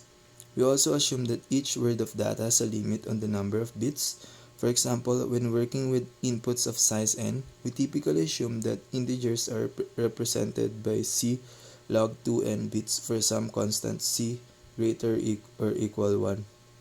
We require c to be greater or equal 1 so that each word can hold the value of n, enabling us to index the individual input elements and restrict C to be constant so that the word size does not grow arbitrarily. If the word size could grow arbitrarily, we could store huge amounts of data in one word and operate on it all in constant time, an unrealistic scenario. Real computers contain instructions not listed above, and such instructions represent a gray area in the RAM model. For example, is exponentiation a constant time instruction? In the general case, no. To compute x to n, when x and n are general integers, typically takes time logarithmic n. See equation 3134 on page 934, and you must worry about whether the result fits into a computer word. If n is an exact power of 2, however, exponentiation can usually be viewed as a constant time operation. Many computers have a shift left instruction which in constant time shifts the bits of an integer by n positions to the left. In most computers, shifting the bits of an integer by one position to the left is equivalent to multiplying by 2, so that shifting the bits by n positions to the left is equivalent to multiplying by 2 raised to n. Therefore, such computers can compute 2 to n in one constant time instruction by shifting the integer 1 by n position to the left as long as n is more than the number of bits in a computer word. We'll try to avoid such gray areas in the RAM model and treat computing 2 to n and multiplying by 2 raised to n as constant time operations when the result is small enough to fit in a computer world. The RAM model does not account for the memory hierarchy that is common in contemporary computers. It models neither cache nor virtual memory. Several other computational models attempt to account for memory hierarchy effects which are sometimes significant in real programs on real machines. Section 11.5 and a handful of problems in this book examine memory hierarchy effects, but for most part, the analysis in this book do not consider them. Models that include the memory hierarchy are quite a bit more complex than the RAM model, and so they can be difficult to work with. Moreover, RAM model analyses are usually excellent predictors of performance on actual machines. Although it is often straightforward to analyze an algorithm in the RAM model, sometimes it can be a quite challenge. You might need to employ mathematical tools such as combinatorics, probability theory, algebraic dexterity, and the ability to identify the most significant terms in a formula, because an algorithm might behave differently for each possible input We need a means for summarizing that behavior in simple, easily understood formats. Creating our first web server. Now that we have learned the basics of how Node.js works, we can use the Node HTTP library to create a simple web server for our simple server. We are just going to return a 200 OK response and some plain text on many requests. Let's get started with the steps. First, create a new backend /simpleweb.js file. Open it and import the create server function from the Node HTTP module. Second, the create server function is asynchronous, so it requires us to pass a callback function to it. This function will be executed when a request comes in from the server. It has two arguments, a request object rec and a response object res. Use the create server function to define a new server. For now, we will ignore the request object and only return a static response. First, we set the status code to 200. Then, we set the content-type header to text or plain such that the browser knows what kind of response data it is dealing with.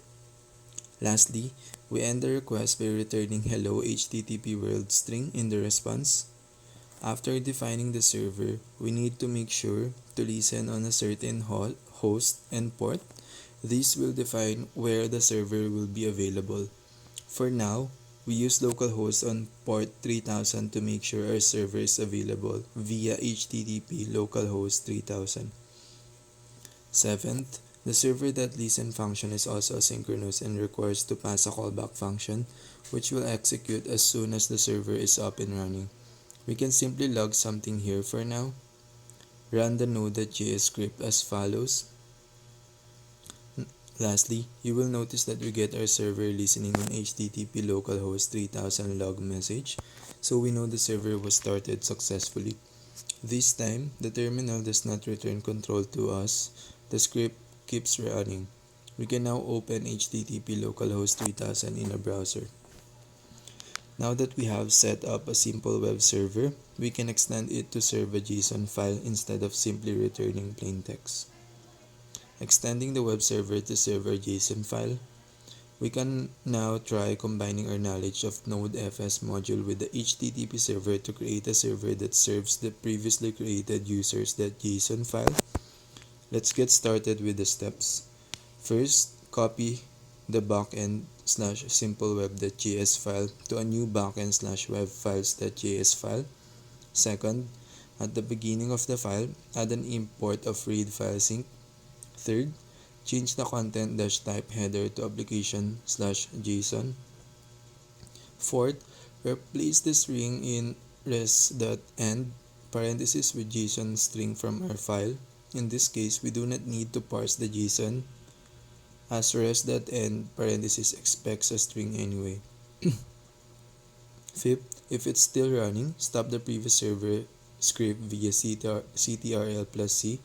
We need to do this because we cannot listen on the same port twice. Sixth, run the server and refresh the page to see the JSON format, the file being printed. Try changing the users.json file and see how it is read again on the next request when refreshing the website. While useful as an exercise, files are not a proper database to be used in production. As such, we are later going to introduce MongoDB as a database. We are going to run the MongoDB server in Docker, so let's first briefly have a look at Docker. Introducing Docker, a platform for containers. Docker is a platform that allows us to package, manage, and run applications in loosely isolated environments called containers. Containers are lightweight, are isolated from each other, and include all dependencies needed to run an application. As such, we can use containers to easily set up various services and apps without having to deal with managing dependencies or conflicts between them. Note, there are also other tools such as Podman, which even has a compatibility layer for the Docker CLI commands. and Rancher Desktop, which also supports Docker CLI commands. We can use Docker locally to set up and run services in an isolated environment. Doing so avoids polluting our host environment and ensures that there is consistent state to build upon. This consistency is especially important when working in larger development teams, as it ensures that everyone is working with the same state. Additionally, Docker makes it easy to deploy containers to various cloud services and run them in continuous integration, continuous delivery workflow. In this section, we will first get an overview of the Docker platform. Then we will learn how to create a container and how to access Docker from VS Code. At the end, we will understand how Docker works and how it can be used to manage services. The Docker platform. The Docker platform essentially consists of three parts. Docker client can run commands by sending them to the Docker daemon, which is either running on the local machine or remote environment. Docker host contains the Docker daemon, images and containers. Docker registry host and store Docker images, extensions, and plugins. By default, the public registry Docker Hub will be used to search for images. Docker images can be thought of as read-only templates and are used to create containers. Images can be based on other images. For example, the Mongo image, which contains a MongoDB server, is based on the Ubuntu image. Docker containers are instances of images. They run an operating system with a configured service such as MongoDB server on Ubuntu. Additionally, they can be configured, for example, to forward some ports from within the container to the host, or to mount a storage volume in the container that stores data on the host machine. By default, a container is isolated from the host machine, so if you want to access ports or storage from it on the host, we need to tell Docker to allow this. Installing Docker.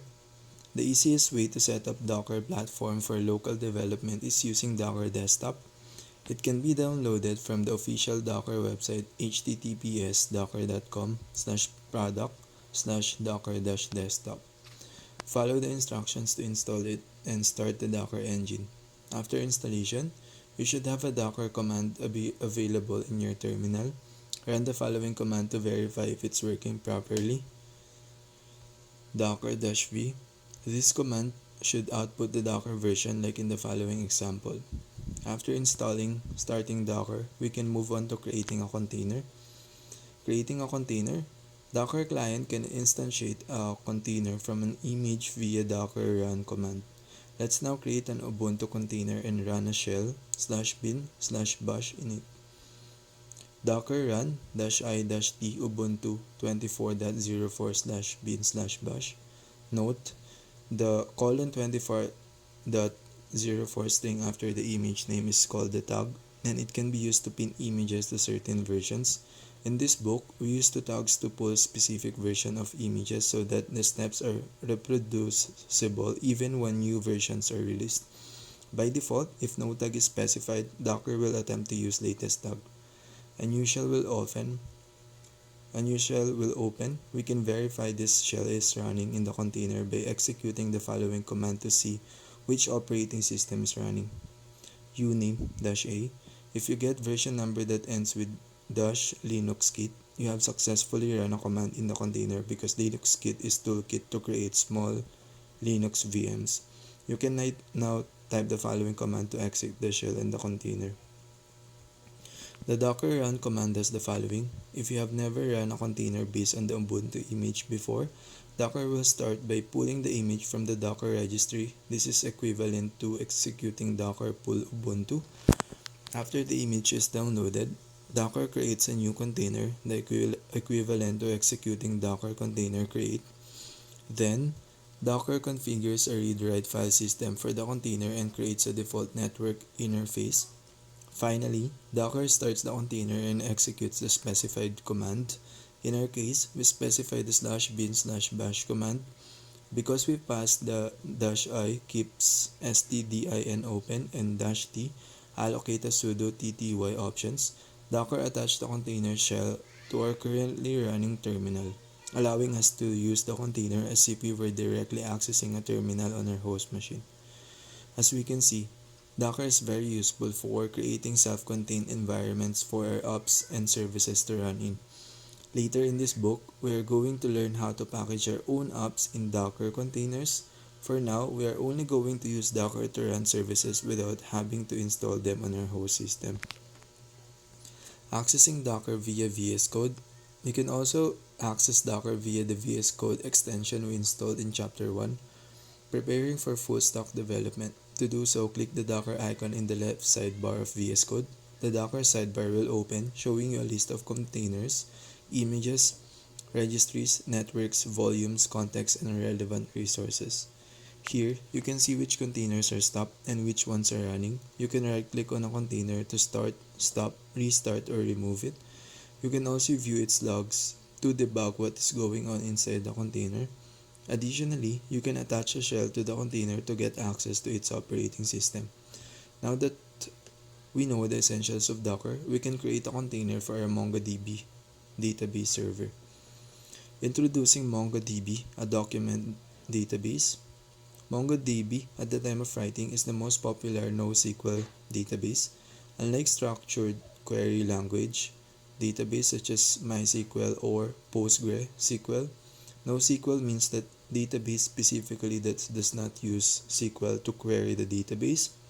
Instead, NoSQL database have various other ways to query the database and often have vastly different structure of how data is stored and queried.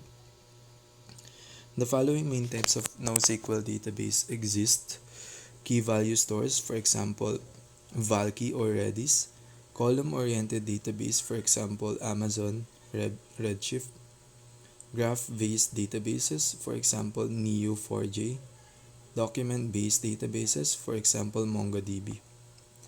MongoDB is a document-based database, which means that each entry in the database is stored as a document. In MongoDB, these documents are basically JSON objects. Internally, they are stored as BSON, a binary JSON format to save space and improve performance, among other advantages. Instead, SQL databases store data as rows in tables. As such, MongoDB provides a lot more flexibility. Fields can be freely added or left out in documents. The downside of such a structure that we do not have consistent schema for documents. However, this can be solved by using libraries such as Mongoose, which we will learn about in Chapter 3, implementing a backend using Express, Mongoose, ODM, and Jest. MongoDB is also based on a JavaScript engine. Since version 3.2, it has been using SpiderMonkey, the JavaScript engine that Firefox used instead of V8. Nevertheless, this still means we can execute JavaScript code in MongoDB. For example, we can use JavaScript in the MongoDB shell to help with administrative tasks. Again, we must be careful with this, though, as the MongoDB environment is vastly different from a browser or Node.js environment. In this section, we will first learn how to set up a MongoDB server using Docker. Then, we will learn more about MongoDB and how to access it directly using MongoDB shell for the administration of our database and the data. We are also going to learn how to use VS Code to access MongoDB. At the end of this section, you will have an understanding of how CRUD operations work in MongoDB.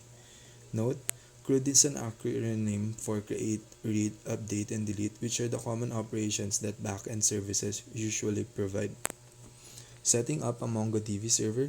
Before we can start using MongoDB, we need to set up a server. Since we already have Docker installed, we can make things easier for ourselves by running MongoDB in a Docker container. Doing so also allows us to have separate clean MongoDB instances for our apps by creating separate containers. Let's get started with the steps. First, make sure Docker Desktop is running and Docker is started. You can verify this by running the following command, which lists all running containers: Docker ps. If Docker is not started properly, you will get a cannot connect to the Docker daemon error. In that case, make sure Docker Desktop is running and the Docker engine is not paused. If Docker is started properly, you will see the following output: If you already have containers running, it will be followed by a list of started containers. Run the following docker command to create a new container with the MongoDB server. The docker run command creates and runs a new container. The arguments are as follows. -d runs the container in the background, daemon mod. --name specifies the name for the container. In our case, we name it DB server. -p maps a port from the container to the host. In our case, we map the default MongoDB server port 27017 in the container to the same port on our host. This allows us to access the MongoDB server running within our container from outside of it. If you already have a MongoDB server running on that port, feel free to change the first number to some other port, but make sure to also adjust the port number from 27017 to your specified port in the following guides. --restart unless -stop. Make sure to automatically start and restart the container unless we manually stop it. This ensures that every time we start Docker, our MongoDB server will already be running. Mongo, this is the image name. The Mongo image contains a MongoDB server. Install the MongoDB shell on your host system, not within the container, by following the instructions on MongoDB website. On your host system, run the following command to connect to the MongoDB server using the MongoDB shell, mongosh, after the host name and port. We specify a database name. We're going to call our database ch2 mongosh mongodb /:localhost 27017/ch2. You will see some output from the database server, and at the end, we get a shell running on our selected database, as can be seen by ch2 prompt. Here, we can enter commands to be executed on our database. Interestingly, MongoDB, like Node.js, also exposes a JavaScript engine, but with yet another different environment. So we can run JavaScript code such as the following.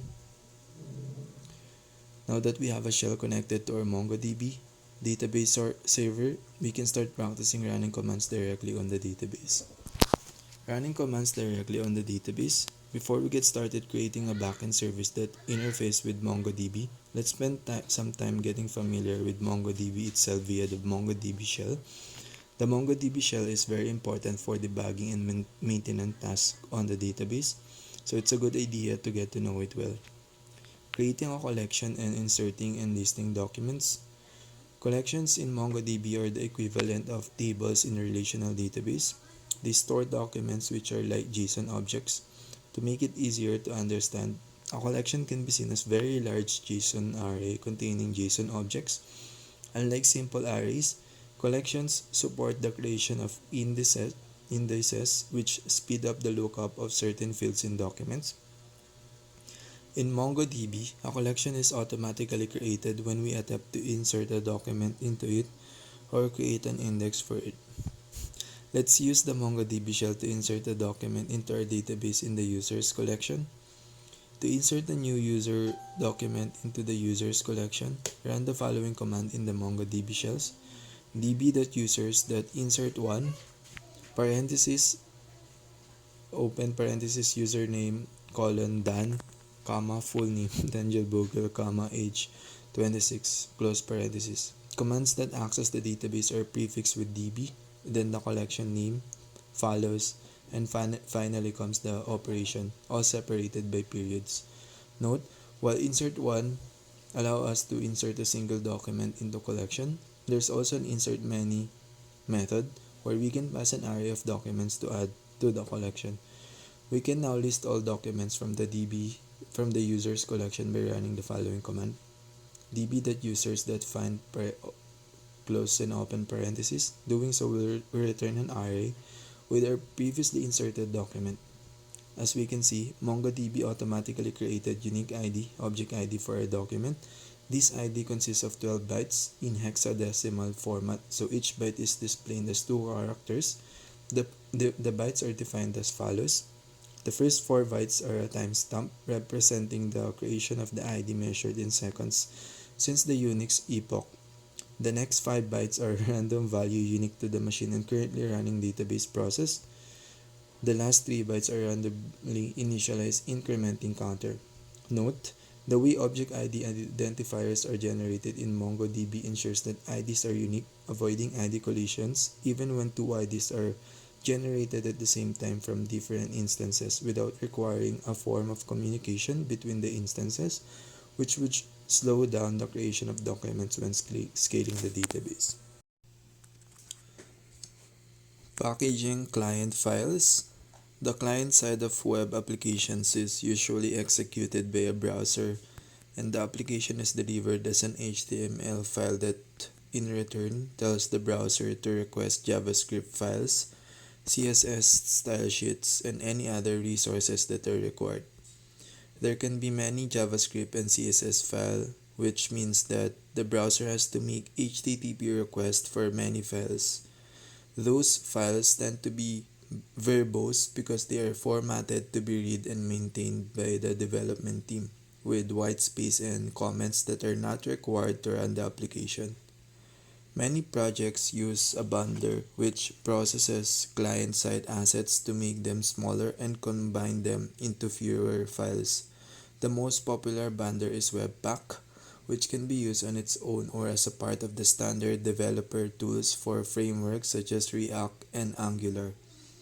There are other bundlers available, just as with most areas of JavaScript functionality, but Webpack is a good place to start because of its popularity and long longevity. Longevity. Bundlers can help the server side of the project by concentrating the request clients make for resources into fewer requests and smaller files. However, bundlers often need work to integrate them with the project so that client-side and server-side development can be easily combined. In the sections that follow, I describe the different ways bundlers can be used and explain the impact each of them has on server-side development. Run the command shown in listing 7.5 in the web app folder to install the Webpack packages. This command also installs the npm-run-all package, which allows multiple npm scripts to be run concurrently. Creating stand-alone bundles. The simplest way to use a bundler is as a standalone tool. To configure Webpack, add a file name web-pack.config.mjs to web app folder with the content shown in listing 7.6. Webpack uses a JavaScript rather than JSON configuration file, and the MJS file extension specify a JavaScript module which allows the use of the same import syntax used throughout this book. The basic configuration file tells Webpack to process the client.js file in the static folder and write the bundle it creates to a file named bundle.js in the dist/client folder. There isn't enough client JavaScript in the example project to give Webpack much to do, but in a real project, Webpack will follow all the imports made in the starting JavaScript file and incorporate all of the code the application requires into the bundle. Listing 7.7 updates the index.html file so that it uses the bundle.js file that Webpack will create. To allow the client to request the bundle.js file, listing 7.8 uses the express static files middleware to add new location for the file request. The final step is to update the script section of the package.json file so that Webpack is run in watch mode alongside the existing build process for the server-side JavaScript file as shown in listing 7.9. The new start command uses the npm-run-all package to start client and server commands that run the Webpack client-side bundler and the server-side TypeScript compiler side by side. Putting Webpack into watch mode means the bundler will be updated automatically when the client-side JavaScript file is altered. Stop the existing node.js server and run the npm start command in the web app folder. Listing 7.10 makes a small change to the client-side code that will demonstrate Webpack changes detection. When client.js file is saved, the change will be detected by Webpack, which will create a new bundle file, producing console messages like this. Reload the browser or open a new browser and request HTTP localhost 5000 and click the send request button, and you will see the effect of the change when the response is displayed as shown in figure 7.2. Using the Webpack development server, Webpack provides an HTTP server that streamlines the client-side development process, and this is widely used as the basis for popular development packages for Angular, React, and other popular frameworks.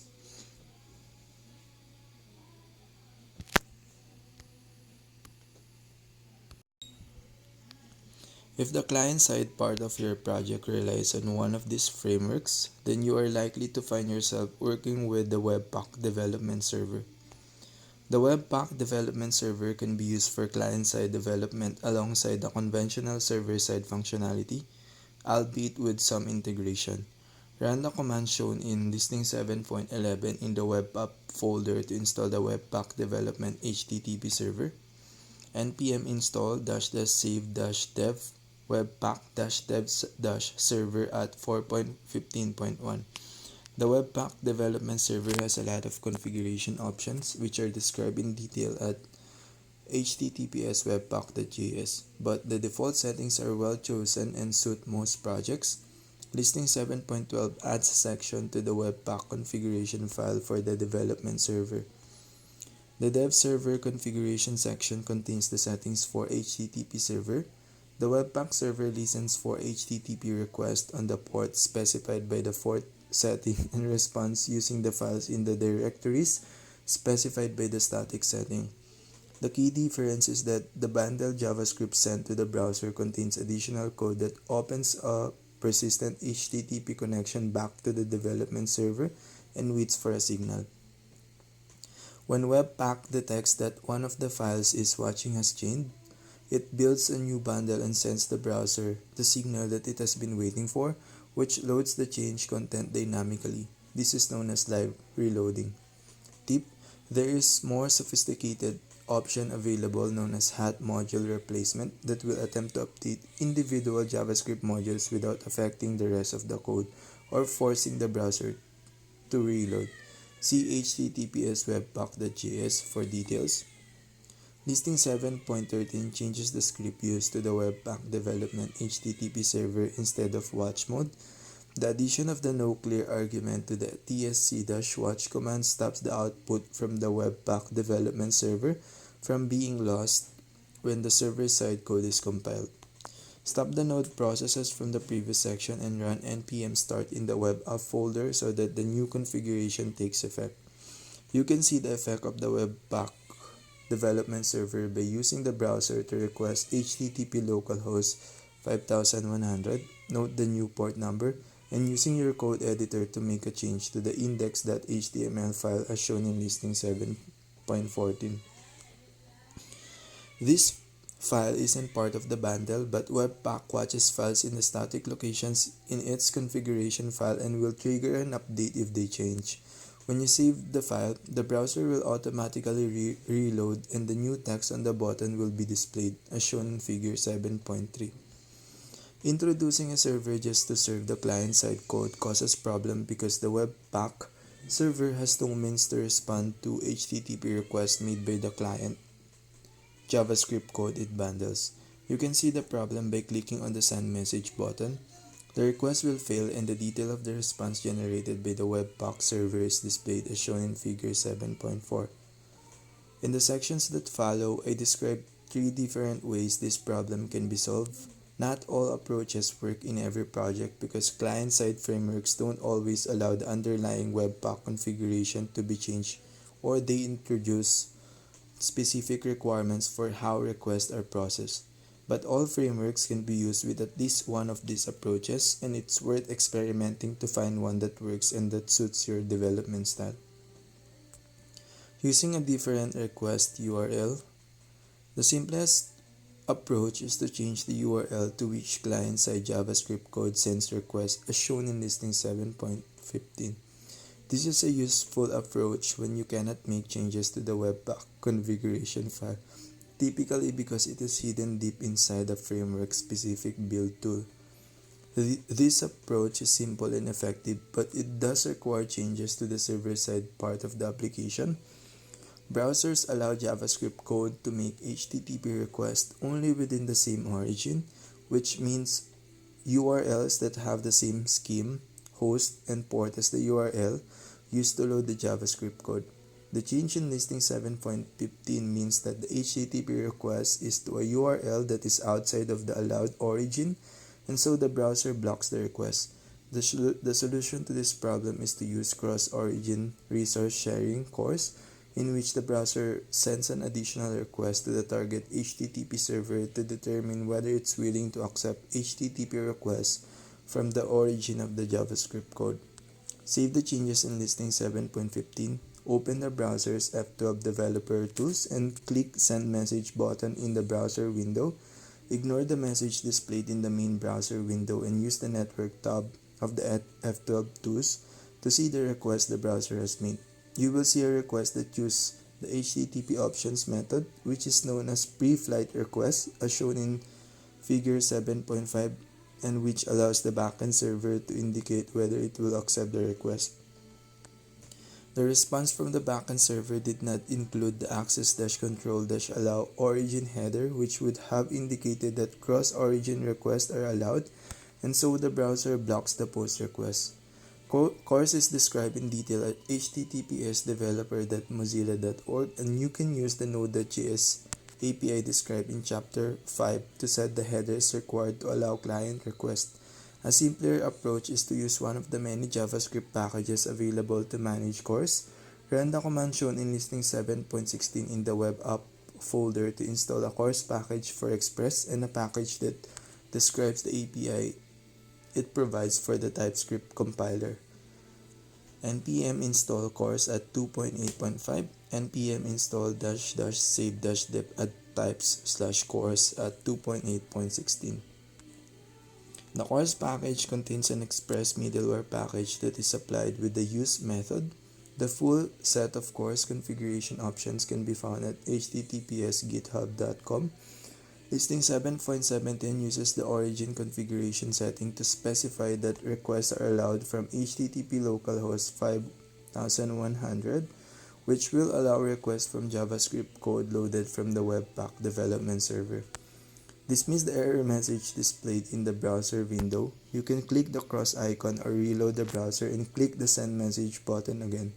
This time, the backend server will respond to the option request with the headers the browser is expecting, and the HTTP post request will be allowed. The F12 tools will display details of the successful request as shown in figure 7.6.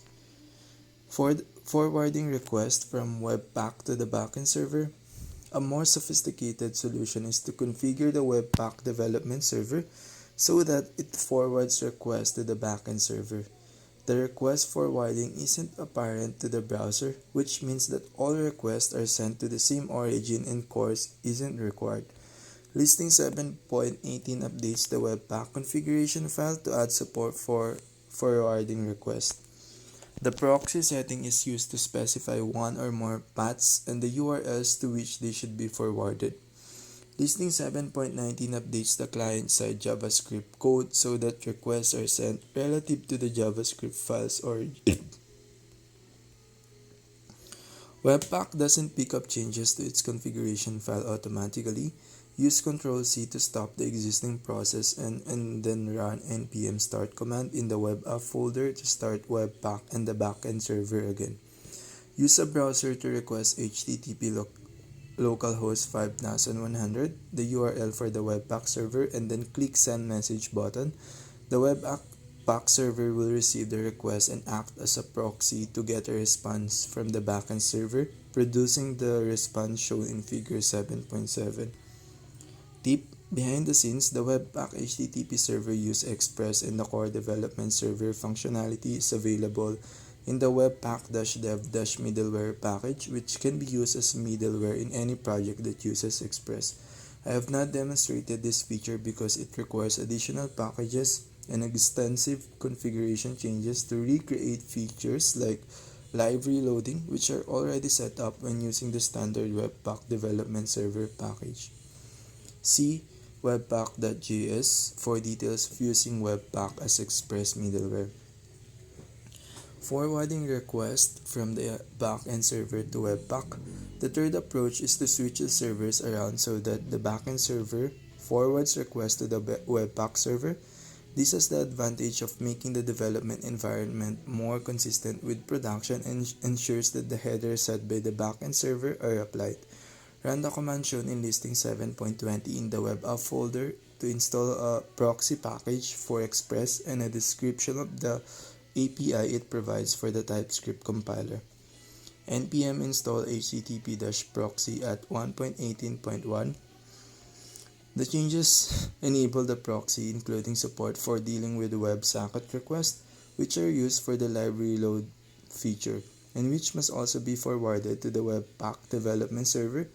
A corresponding update is required in the Webpack configuration file to specify the URL that the client-side live reloading code will connect to.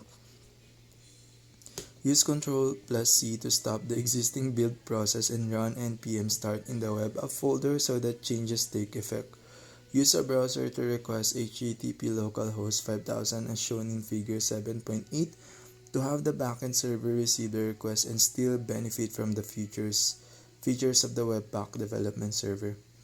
Using a content security policy.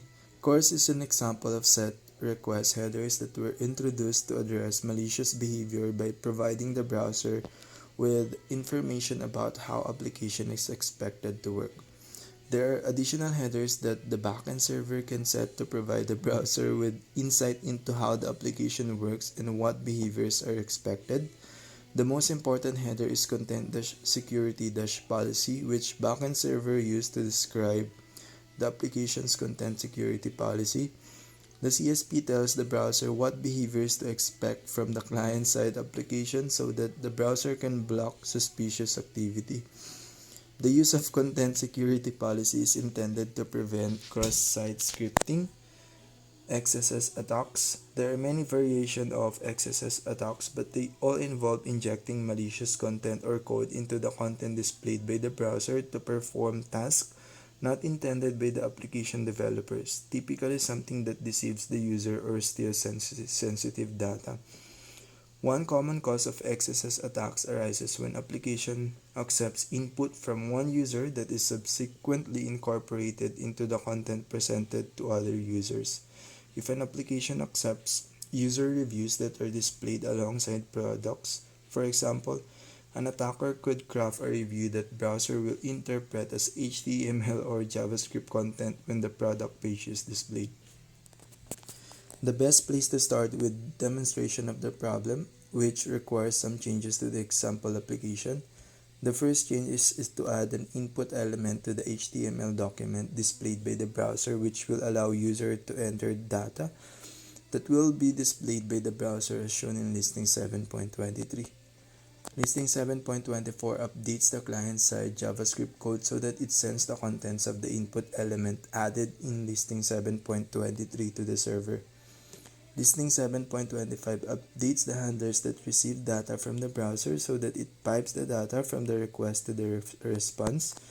This means that whatever is entered into the input element will be sent to the server and then piped back to the browser where it will be displayed to the user. The handler also set a cookie in the response. One of them use of XSS attacks is to steal session credentials so that the attacker can impersonate a legitimate user.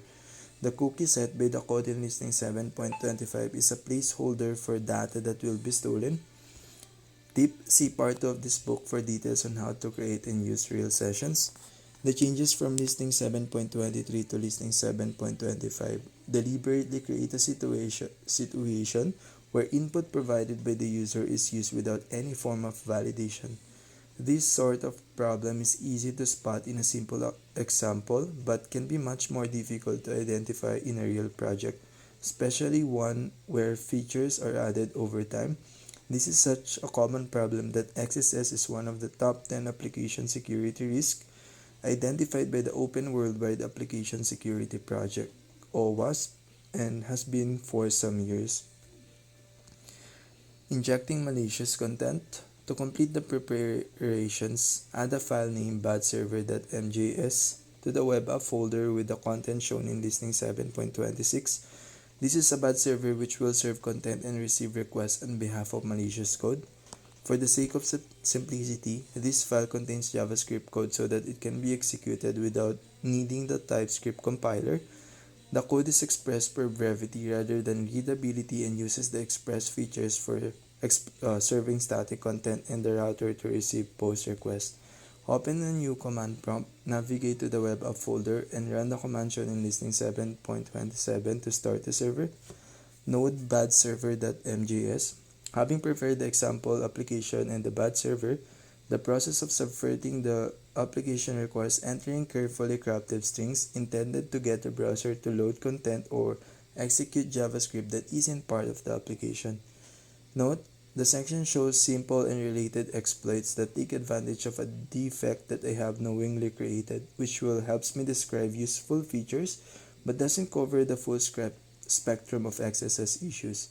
You can find an excellent set of XSS tests to apply at cheatsheet series.owas.org. Enter the text shown in listening 7.28 into the input element and click the send message button. Please pay close attention to the quote characters when entering the text into the input element. It is an important use to use the double and single quotes as they are shown. Otherwise, the browser won't be able to parse the string.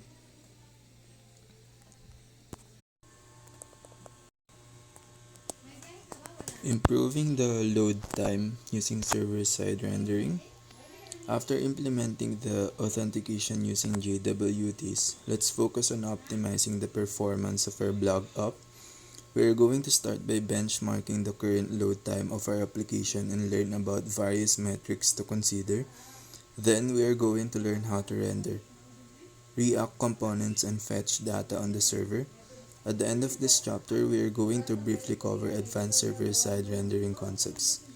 In this chapter, we are going to cover the following main topics: benchmarking the load time of our application, rendering React components on the server, server-side data fetching, advanced server-side rendering. Benchmarking the load time of our application. Before we can get started improving the load time, we first must learn about the metrics to benchmark the performance of our application. The main metrics for measuring the performance of web applications are called Core Web Vitals, and they are as follows.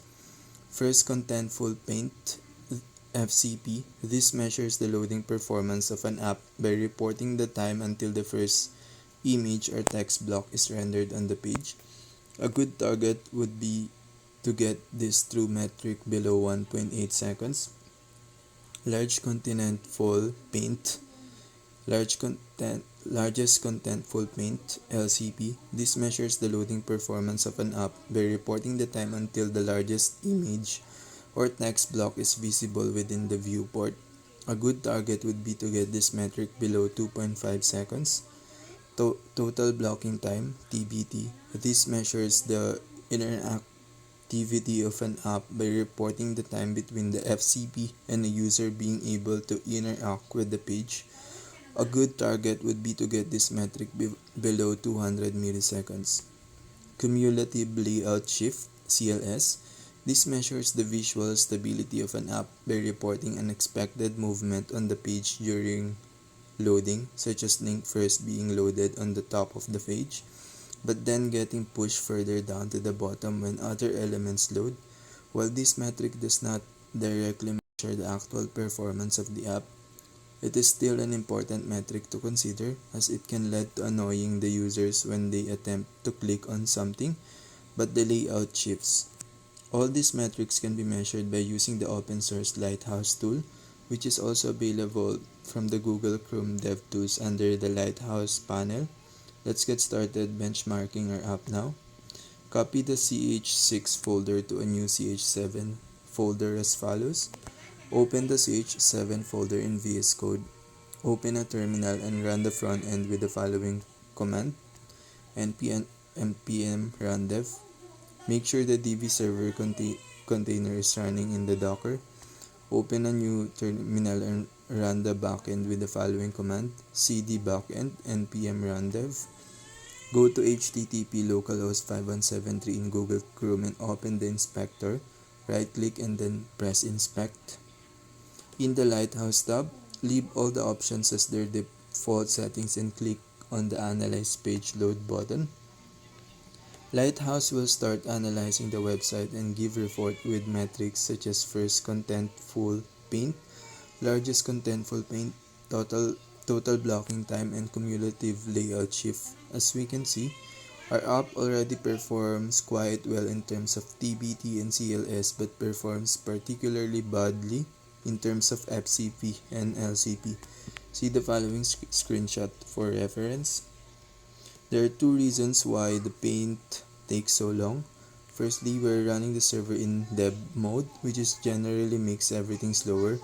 Additionally, we are rendering everything on the client side, which means that the browser first must download and execute our JavaScript code before it can start rendering the interface.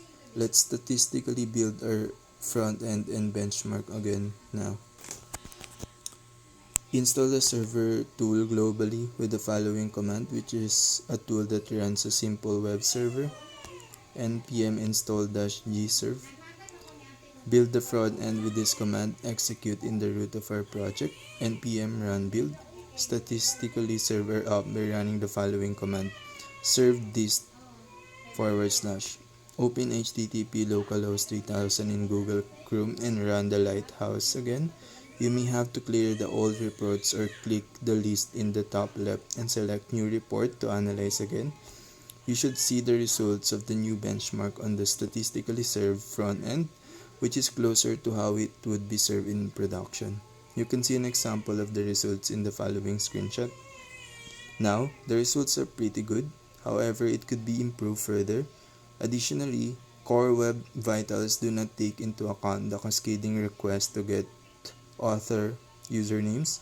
While the first and largest contentful paints are fast in our app, the author names are not even loaded yet at that point.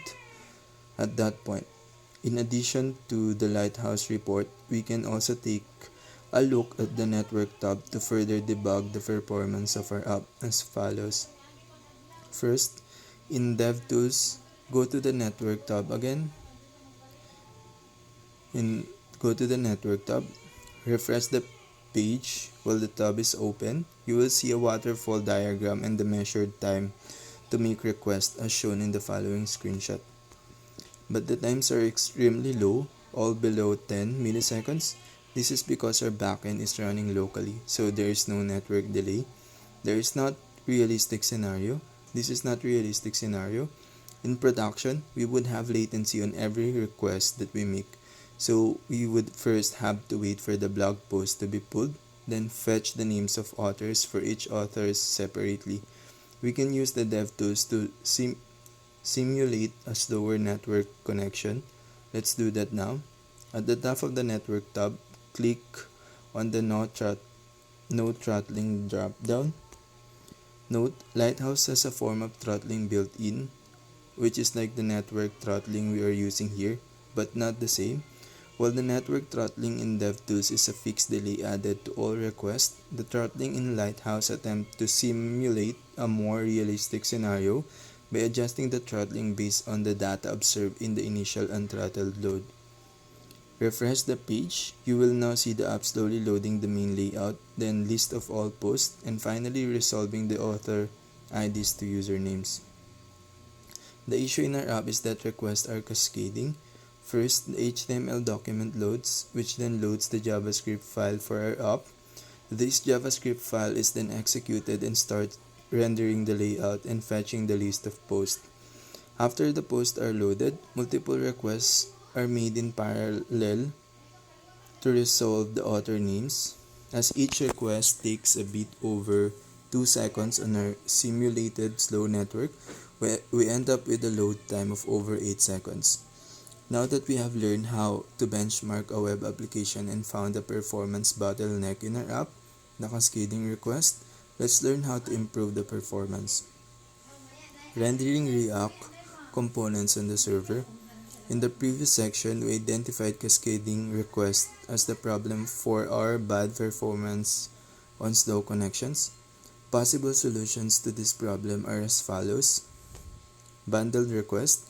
Fetch everything on the server and then serve everything at once to the client in a single request. This would solve the cascading request when fetching author names, but not the initial waiting time between the HTML page being loaded and JavaScript executing to start fetching the data. With a latency of 2 seconds per request, that's still 4 seconds added, 2 seconds for loading the JavaScript and 2 seconds for making the request after the HTML is fetched. Server-side rendering. Render the initial user interface with all data on the server and serve it instead of the initial HTML that just contains a URL to the JavaScript file. This would mean that no additional requests are needed to fetch the data or JavaScript, and we can show the blog post right away. Another advantage of this approach is that it allows for caching the results, so we only need to regenerate the page on the server when a blog post gets added. A downside of this approach is that it puts more strain on the server, especially when the pages are complex to render. In cases where data does not change so frequently or same data is accessed by all users, server-side rendering is beneficial. In cases where data frequently changes or is personalized to each user, it might make more sense to bundle that request into one by making new route or using a system that can aggregate requests such as GraphQL, which we'll learn more about later in this book. In Chapter 11, Building a Backend with GraphQL API. In this chapter, however, we will focus on the server-side rendering approach. Let's have a look at the differences between server-side rendering as opposed to client-side rendering. In client-side rendering, the browser downloads a minimal HTML page which most of the time only contains information where to download a JavaScript bundle which contains all the code that will render the app. In server-side rendering, the React components are rendered on the server and serve as HTML to the browser. This ensures that the app can be rendered immediately. The JavaScript bundle can be loaded later. It is also possible to combine the two isomorphic rendering.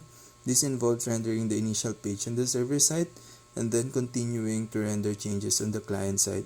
Isomorphic rendering combines the best of both worlds. In addition to the performance improvements, server-side rendering is also good for search engine optimization because search engine crawlers do not need to run JavaScript to see the page. We're going to learn more about SEO in the next chapter, Chapter 8, making sure customers find you with search engine optimization.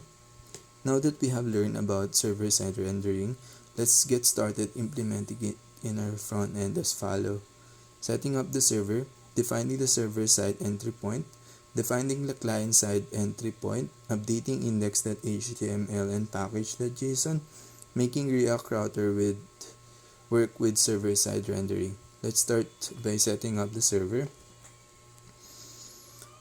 Before we can get started with server-side rendering, we need to set up some boilerplate for running an Express server in tandem with Vite, so that we do not lose the benefits of Vite, such as hot reloading. Let's follow this step to set up the server. Install Express and .env dependencies in the root of our projects, the prot-env. We are going to use them to create a small web server to serve our server-side rendered page. npm install express at 4.18.2 space .env at 16.3.1. Edit ESLint rc.json and add node env as we are going to add server-side code to our front end now. Create a new server.js file in the ch7 folder and import the fs path, URL, express, and .env dependencies. Save the current path in a variable to be used later to reference other files in our project using the ESM compatible import.meta.url variable, which contains a file //url to our project. We convert this URL to a regular path here. Define a new create dev server function where we will create a Vite dev server with hot reloading and server-side rendering. Inside this function, we first define the express app, then import and create a Vite dev server. We use the dynamic import syntax here so that we don't need to import Vite when we define the production server later. Middleware mode runs Vite as middleware in an existing Express server. Setting up type as custom disables Vite's own serving logic so that we can control which HTML will be served. Now, define a route that matches all paths and start by loading the index.html file. Make sure to load it in UTF-8 mode to support various languages and emojis in index.html. Next, inject the Vite hot module replacement client to allow for hot reloading. Load the entry point file for our server-side rendered app, which we will define in the next step. The SSR load module function in Vite automatically transforms the ESM source code so that it is usable in Node.js. This means we can hot reload the entry point file without having to run a manual build. Render the app using React. We will define the render function later in the server-side entry point. For now, we just call the function.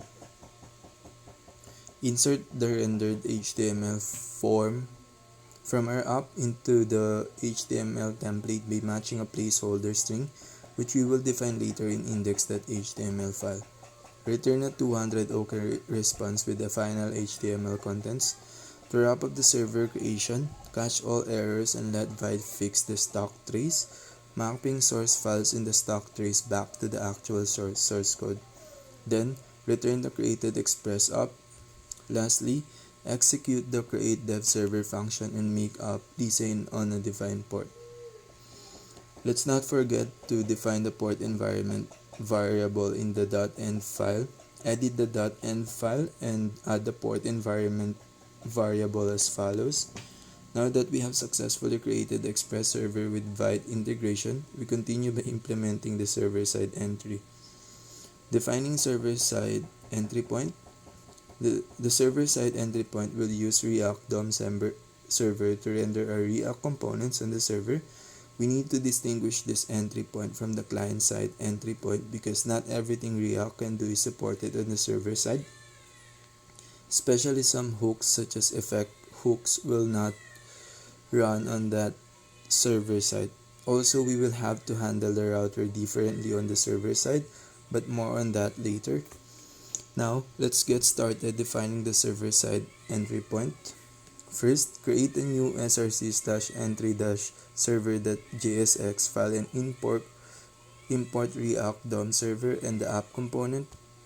Define and export the render function, which returns the app component using the React DOM server.render to string function. After defining the server-side entry point, we are going to continue by defining the client-side entry point. Defining the client-side entry point. The client-side entry point uses regular React DOM to render our React components. However, we need to let React know to make use of the already server-side rendered DOM. Instead of rendering, we hydrate the existing DOM. Like when adding water to plants, hydration makes the DOM come alive by adding all React functionality to the server-side rendered static DOM. Follow these steps to define the client-side entry point. Rename the existing src/main.jsx file to src/entry-client.jsx. Replace the create root function with the hydrate root function as follows. The hydrate root function accepts the component as second argument and does not require us to call .render. Close and open parentheses. Now that we have defined both entries, let's update index.html and package.json.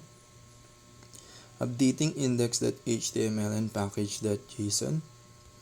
We still need to add the placeholder string to the index.html file and adjust package.json to execute our custom server instead of Vite command directly. Let's do that now. Edit index.html and add a placeholder where the server rendered HTML will be injected. Adjust the module import to point the client-side entry point. Now edit package.json and replace the dev script with the following: dev node server. Additionally, replace the build command with the commands to build the server and client. Our setup is now ready for server-side rendering. However, when you start the server, you will immediately notice that React Router does not work with our current setup. Let's fix that now. Making React Router work with server-side rendering. To make React Router work with server-side rendering, we need to use static router on the server side and browser router on the client side. We can reuse the same route definitions for both sides. Let's get started refactoring our code to make React Router work on the server side. Edit src/app.jsx and remove the router related imports, the highlighted lines from it. Import prop types as we will need it later. Next, remove the following route definitions from it. We will put them in a new file soon. Adjust the new function to accept children and replace router provider with children. We also need to add prop types definition of the app component now. Create a new src/routes.jsx file and import the previously removed imports there. Then add the route definitions and export them. Now that we have refactored our app structure in a way where we can reuse the routes on the client side and server side entry points, let's redefine the router in the client entry point. Defining the client side router. Following the steps to redefine the router in the client entry point, edit src/entry-client.jsx and import router provider, the create browser router function and routes. Then create a new browser route based on the route's definition. Adjust the render function to render app with router provider. Next, let's define the server-side route. Yes, you're correct in that you can import init.js in your backend files to establish the connection to your MongoDB instance. Once the connection is established, you can then import and use models like post, exported from post.js, to interact with the database. To address the second part of your question, let's explore how Mongoose simplifies MongoDB operations. Even though MongoDB's native API might seem more intuitive at first glance. First, why import init.js? Init.js sets up and exports the database connection logic. By importing, you ensure that your app connects to the database before interacting with it. Reusable connection. Instead of reinitializing the connection everywhere you need to interact with the database, you centralize the connection logic in init.js. By importing the connection setup once, you keep your code dry, don't repeat yourself. Second, why import models like post? The post model or any other Mongoose model is used to define the structure of documents in your MongoDB collections and the methods to interact with them. By importing and using the model post, you can easily perform operations like querying, saving, updating, and deleting posts without having to write raw MongoDB commands repeatedly. Find all posts. Const post equal await post that find close and open parenthesis semicolon. Third, how does Mongoose make MongoDB easier? Mongoose is a data modeling library that wraps MongoDB's native API and provides additional functionality. Here's why it's helpful. Schema enforcement. MongoDB by default is schemaless. Collections can have any structure. While this flexible, it can lead to inconsistent data. Mongoose enforces schemas, ensuring your data follows a predefined structure. This makes debugging and data integrity easier. Mongoose allows you to define a validation rules at the schema level. Abstraction for common operations. Mongoose provides a higher level abstraction for CRUD operations, so you don't need to deal with raw MongoDB commands like db.collectionFind, close and open and close parentheses every time. Relationships, population. MongoDB does not natively support relationships like SQL databases. Mongoose provides a way to define and use relationships via population. Object-oriented interface. Mongoose models provide an object-oriented interface for MongoDB, making it easier to work with data. Why does MongoDB's native API feel more intuitive? MongoDB's native API via drivers or directly in the shell uses straightforward commands like db.collection.find, open and close parentheses, or db.collection.insert1. If you're comfortable with raw queries and prefer minimal abstraction, MongoDB's native API may seem more direct. However, the simplicity of the native API comes at the cost of reduced convenience. You have to manage schemas and validation yourself. Writing raw queries for every operation can lead to repetitive code. You miss out on middleware relationships and other Mongoose features that streamline development. Fifth, which to choose, MongoDB native versus Mongoose. Choose MongoDB native if you need maximum flexibility, you're working on a very lightweight project or experimenting, you're comfortable managing schema validation and relationship yourself. Choose Mongoose if you want a structured and maintainable application, you need schema enforcement and validation, you value convenience and the ability to add hooks or middleware. Sixth, analogy. Mongoose versus MongoDB native.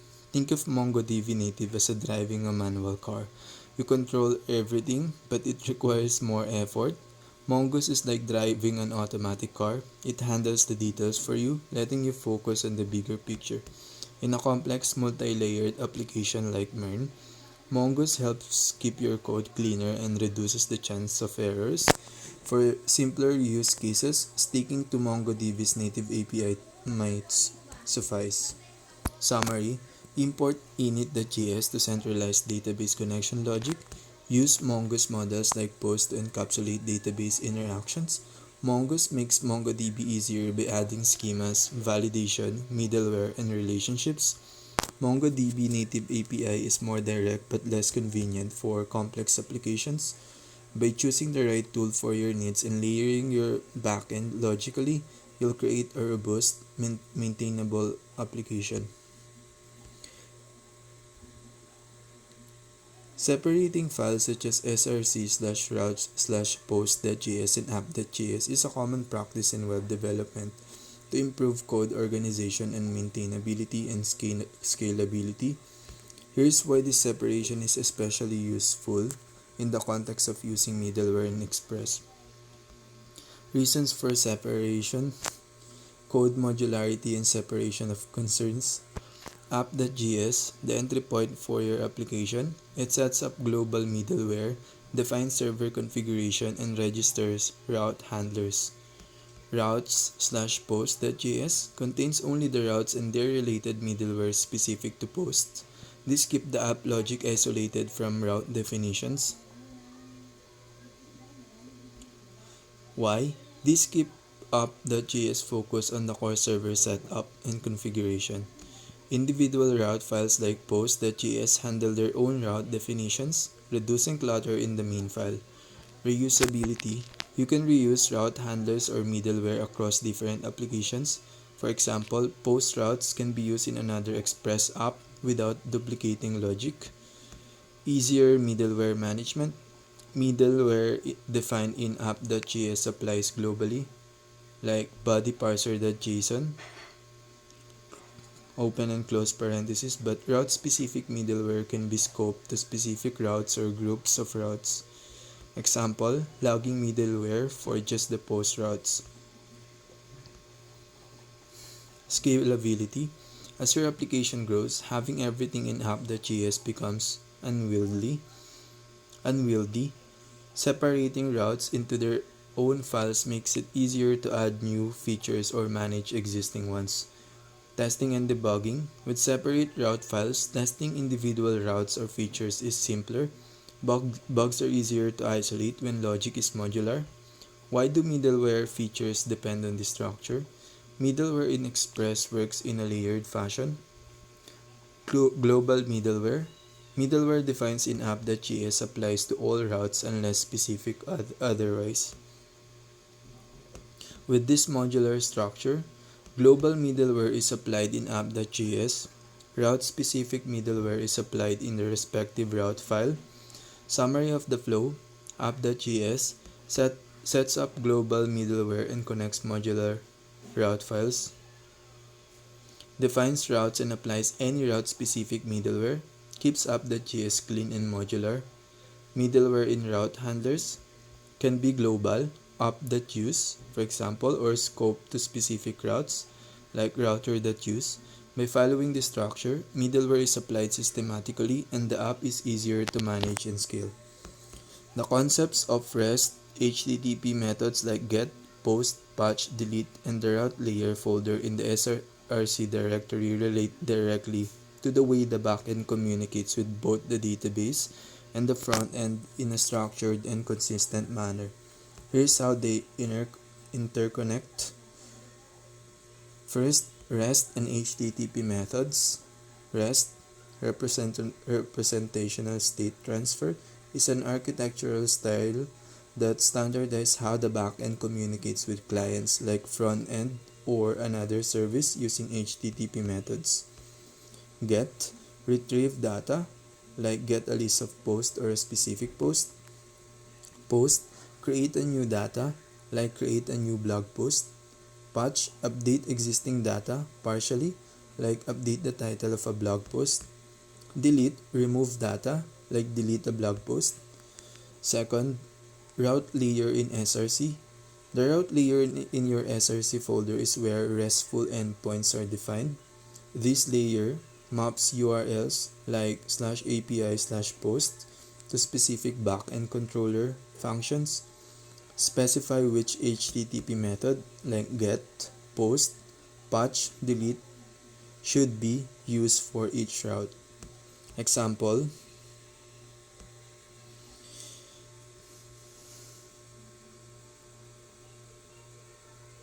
here, router.get open parenthesis /post, comma get post maps the /post URL with the get request to the get post function.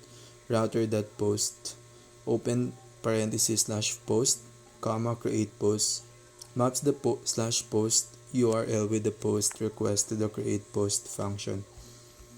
Third, connecting routes to the database. The controller functions like get post, create post, etc. use Mongoose models to interact with the database. Example, suppose you have a Mongoose model in src/db/model/post.js.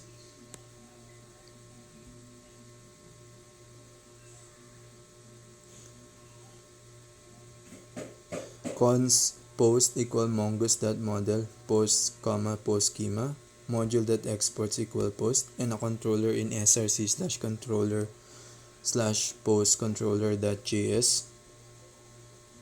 Get all post exports that get post equal async open parenthesis rec, comma res close parenthesis.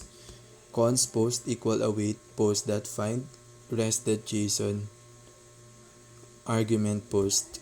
Create a new post.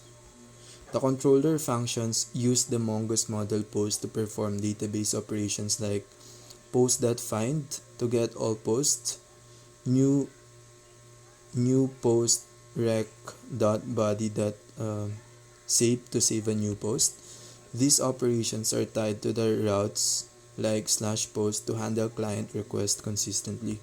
Fourth, middleware and layers. Middleware layers like express.js allow modular separation.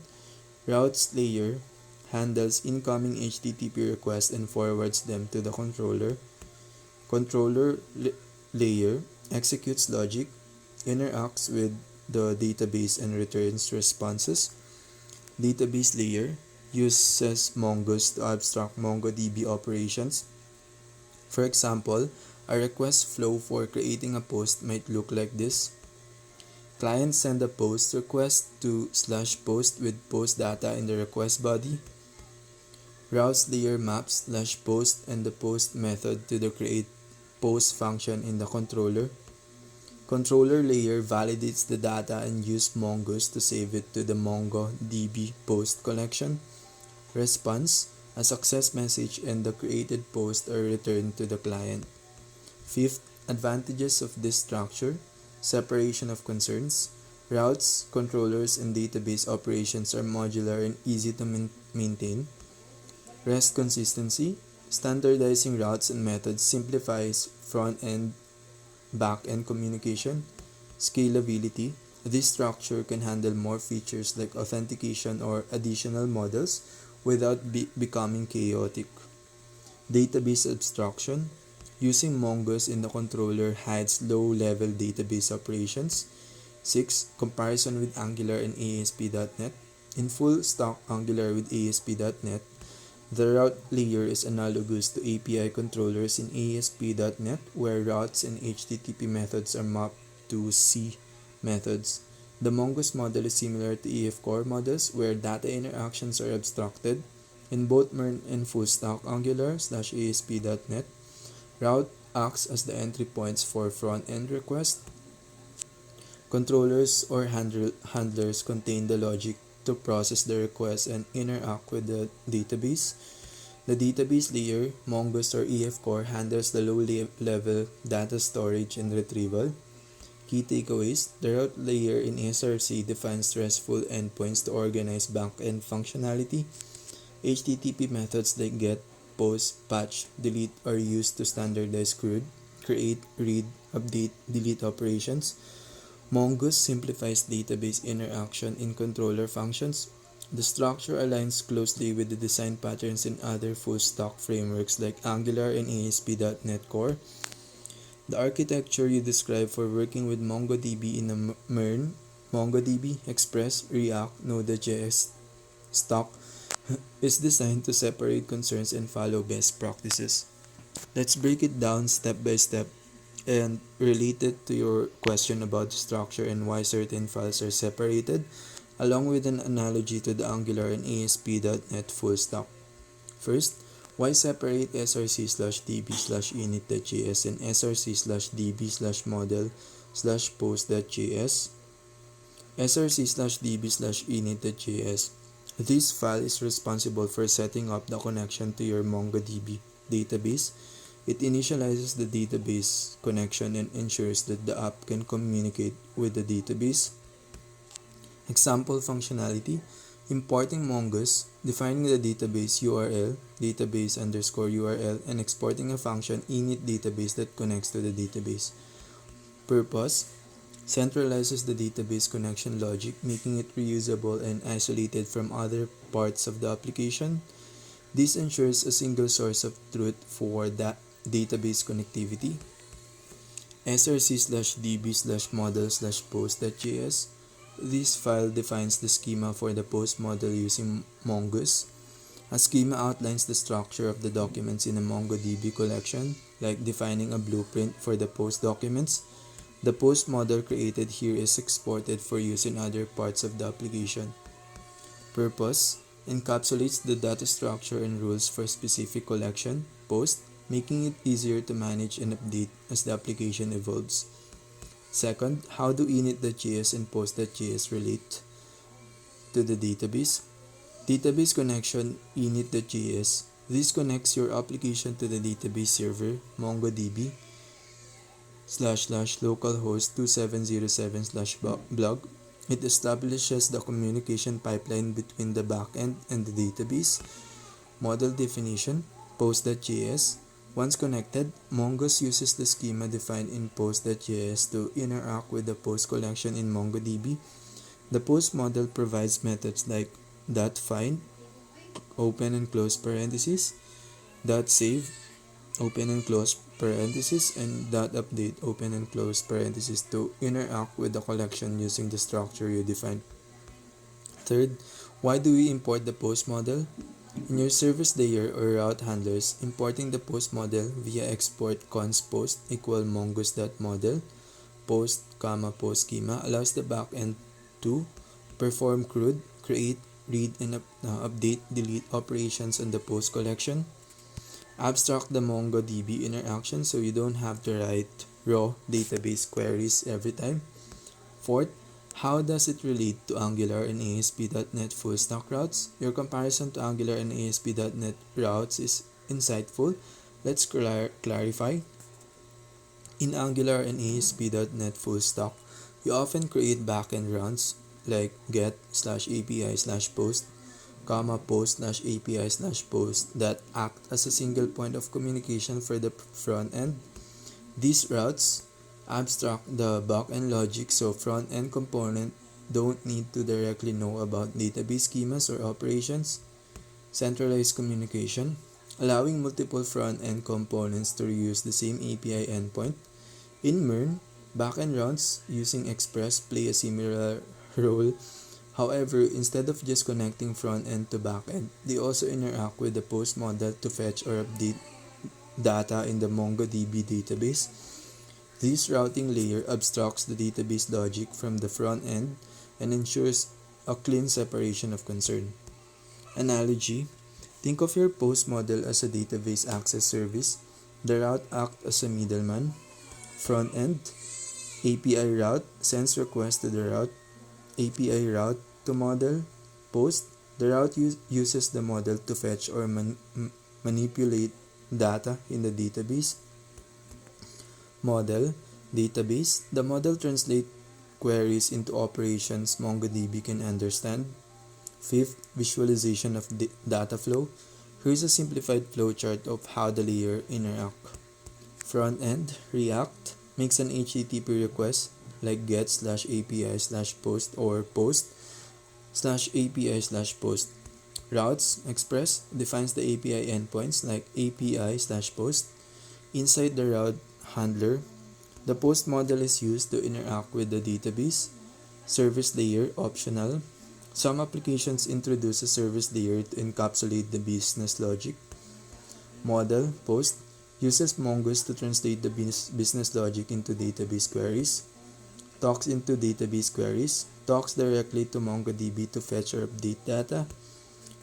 Database, MongoDB, stores the data which is structured based on the post schema. 6. Why can't you visualize how it all connects? It may feel disconnected because these layers are abstracted. The post model hides the MongoDB logic, making it unclear how it's actually querying the database. Backend routes seem disconnected from the front-end calls as they only handle requests without directly interacting with front-end components. Solution to visualize: start small, create a simple API, get/API/post and log requests at each stage. Front-end, route, service, model, trace request, add console.log in your route, model, and database connection to follow how data moves through the layers. Draw diagrams, sketch out the flow between components to see the relationships more clearly. Summary: why separate files? To follow best practices and ensure modularity, readability, and reusability. The relationship between Express.js and the components you describe: RESTful routes, HTTP methods, controllers, database interactions, is central to how a MERN, MongoDB, Express, React, Node.js application is structured. Let's break down how Express.js ties everything together. What is Express.js? Express.js is a lightweight, flexible web application framework for Node.js. It provides tools and abstractions to handle HTTP requests, define routes, and manage middleware. It acts as the glue that connects the front end, React, and the back end logic, enabling RESTful APIs. Express.js in the context of a MERN app. Express.js defines the server. It creates an HTTP server that listens for requests, get, post, patch, delete. It acts as the entry point for client-side applications like React to interact with the backend. Example of a basic Express.js server. Express.js handles routing. Express allows you to define routes for specific HTTP methods and endpoints. Routes are linked to controller functions that handle specific operations like fetching data, saving data. Modules.exports equal router. Express.js integrates middleware. Middleware are functions that execute in the request-response cycle, such as parsing request bodies, handling authentication, or logging. Example of using middleware: Express.js works as the middle layer. It connects the front-end React to the back-end services. React sends HTTP requests to Express, which processes these requests and interacts with the database using Mongoose or other libraries. How Express.js handle RESTful routes. Express maps HTTP methods and endpoints to controller functions. Route definitions map a specific HTTP method like get, post to an endpoint like /post. Controller functions, these execute business logic, validate, request, and perform database operations. Fetch post from MongoDB using Mongoose. REST.json post send response back to the client. App.post parameter post, async rec, rest. Const new post equal new post parameters rec.body, create a new post. Here's how Express interacts with MongoDB. Front-end sends a request like get/post or post/post. Express route handler receives the request. Controller function processes the request and interacts with the database using Mongoose. Response is sent back to the client via Express. Connecting Express.js to Mongoose. Express integrates seamlessly with Mongoose to handle database operations. Mongoose models like post define the structure of documents in the database. Controller functions in Express use these models to perform CRUD operations. For example, post.find open and close parentheses fetches all documents in the post collections. New post argument data that save open and close parentheses saves a new document to the post collection. REST and route layers in Express.js. The route layer organizes endpoints for maintainability and scalability. Routes are grouped by resource like post, users. Each route is associated with specific HTTP methods. Example route file routes/post routes.js. Express.js handles routing. Express allows you to define routes for specific HTTP methods and endpoints. Routes are linked to controller functions that handle specific operations like fetching data, saving data.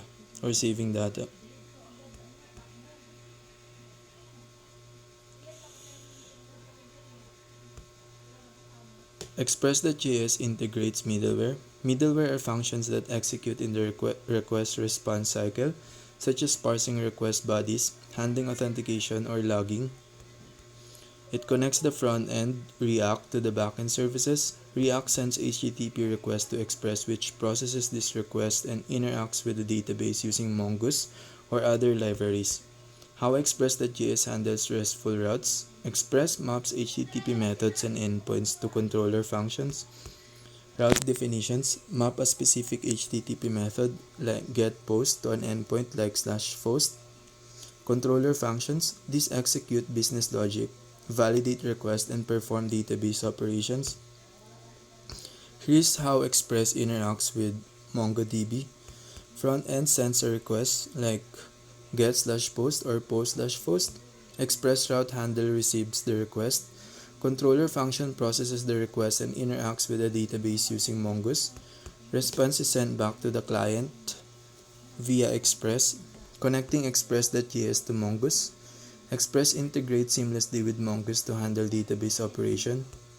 Mongoose models like post define the structure of documents in the database. Controller functions in Express use this model to perform CRUD operations. For example, post.find fetches all documents in the post collection. New post argument data that saves a new document to the post collection.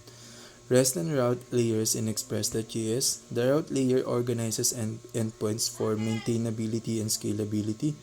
Routes are grouped by resource, like post, users. Each route is associated with HTTP methods. Summary: How Express ties everything together. Front end sends HTTP requests to interact with the backend. Express defines routes and process requests via controllers. Controllers execute logic and perform database operations using Mongoose. Database stores data in MongoDB abstracted by Mongoose. Express is the central component that orchestrates communication between the front-end, React, and back-end services, ensuring that the data flows smoothly between the client and database. Connection to Angular/ASP.NET routes. Backend routes in MERN act similarly, abstracting backend logic for front-end components to avoid interaction. How to visualize. Focus on understanding the interaction between front-end routes, models, and database by tracing a single request or drawing diagrams. Yes, the analogy between Mongoose and MongoDB is similar to the relationship between Entity Framework Core, EF Core, and SQL databases in full-stack ASP.NET and Angular development. Here's a detailed comparison to clarify this relationship. First, model to database mapping. Mongoose and MongoDB Mongoose model represents a structure defined in a schema.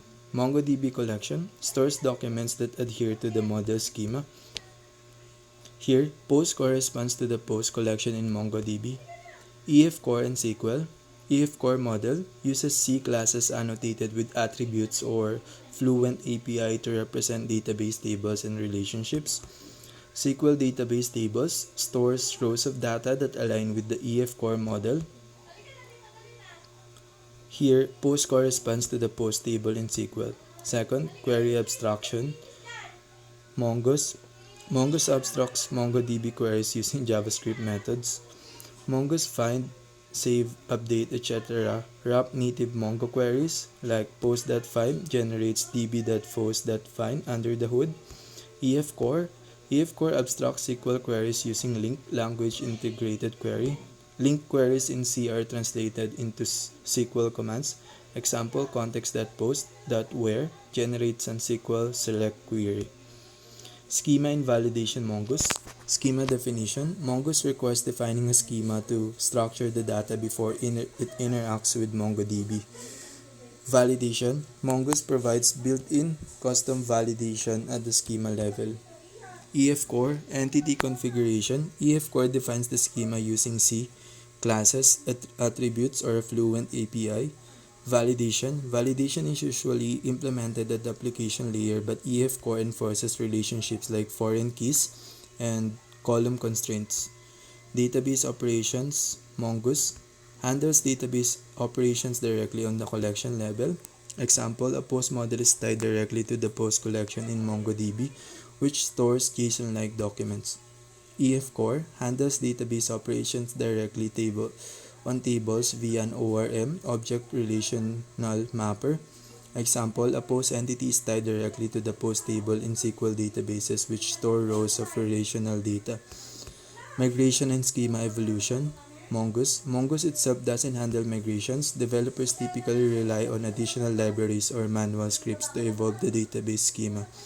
EF Core provides a built-in migration framework to create, update, and roll back database schemas as model evolves. Analogy in context. Mongoose, EF Core models both define the structure of the data for their respective databases. MongoDB, SQL databases, both are the underlying data stores. Queries, both frameworks translate application level queries, find, where, etc. into database level operations like db.collection.find and SQL select. 7. Front-end integration. Full-stack Angular and ASP.NET. In full-stack Angular and ASP.NET, a backend API acts as a bridge. The EF Core model interacts with the SQL database. The backend exposes routes via REST API for the Angular frontend to consume. MERN, MongoDB Express React Node.js. In MERN, the backend works similarly. The Mongoose model interacts with MongoDB. The backend exposes REST APIs or GraphQL APIs for React to consume. Key takeaway, the relationship between Mongoose and MongoDB is analogous to EF Core and SQL databases.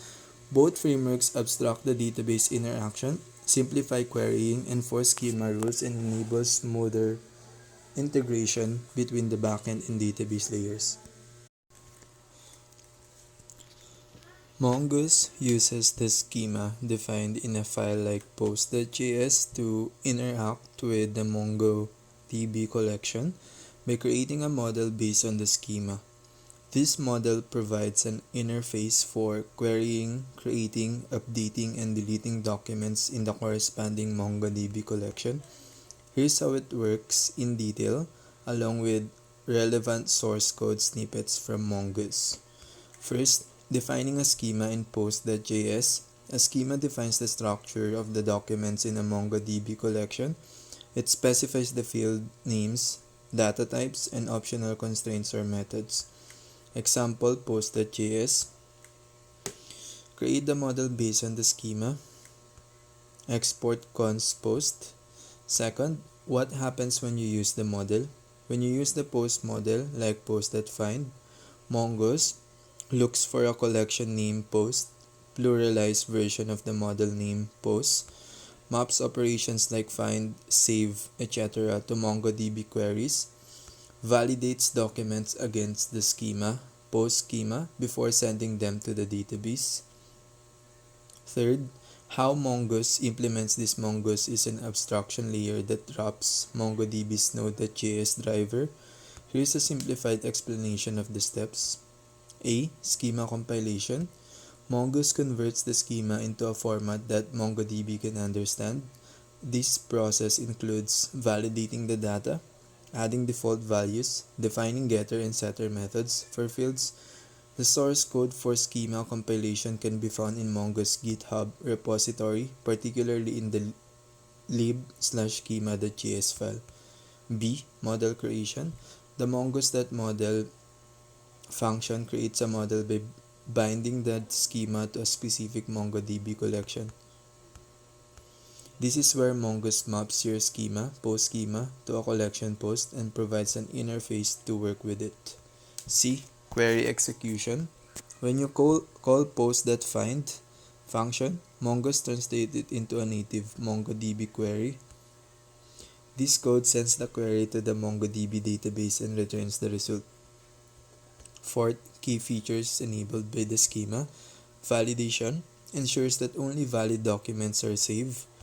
Middleware allow hooks like pre-save or post-save for custom logic, methods, and statistics. Add custom instance or static methods for convenience. Fifth, why Mongoose wraps MongoDB ease of use. Provides a high-level API for working with MongoDB. Schema enforcement. MongoDB is a schemaless by default. Mongoose adds structure. Data validation ensures data integrity. Abstraction hides the complexity of raw MongoDB queries. Sixth, comparing to MongoDB native driver. With Mongoose,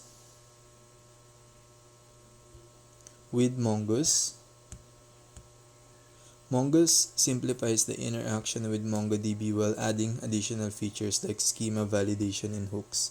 Whether you can import a function or file outside the SRC directory depends on your project structure and the relative or absolute paths you use in the import statement. Let's break it down. First, importing from outside the SRC directory. Yes, you can import files from outside SRC. The important thing is that the path to the file is correct, relative or absolute. Node.js doesn't restrict imports to a specific directory like SRC. Example, if you have the following structure, you can import utils.js from app.js like this. This works because the path /external/utils.js navigates up one level to the project root and then into the external folder. Second, using absolute paths. If your project gets complex, managing relative paths like //some-folder/file.js can become difficult to read and maintain. You can configure absolute imports using tools like Babel or by setting a base path in Node.js. Example with absolute paths, configure package.json with type :module if using ES modules. Add a node underscore path setting like src so you can import files relative to the src folder root. Then you could do import init database from db/init.js without worrying about the relative ../. Third, file location and access. Where you place your init.js matters if you intend to use it in various parts of the project.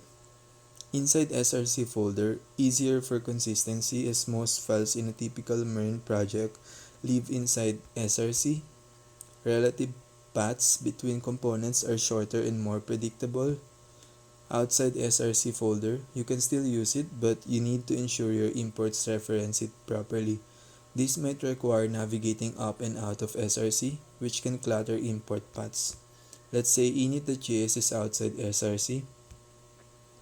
Import init database from ./init.js.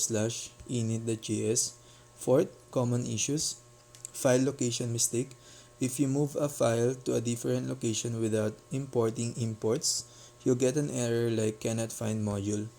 Permission issues. Rare.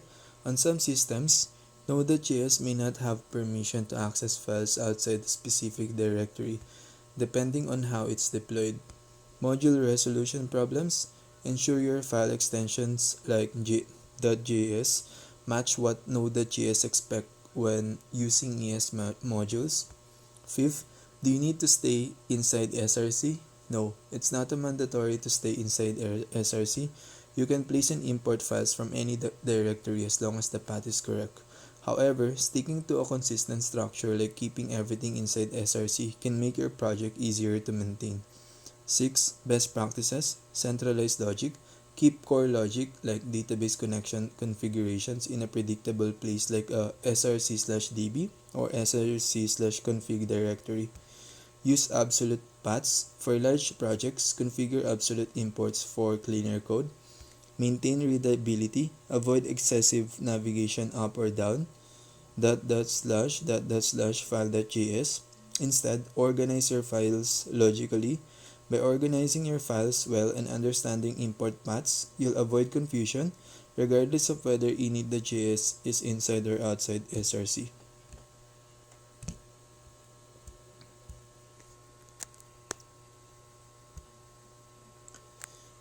Yes, prop types is a JavaScript concept, specifically a feature of React, which is a JavaScript library for building user interfaces.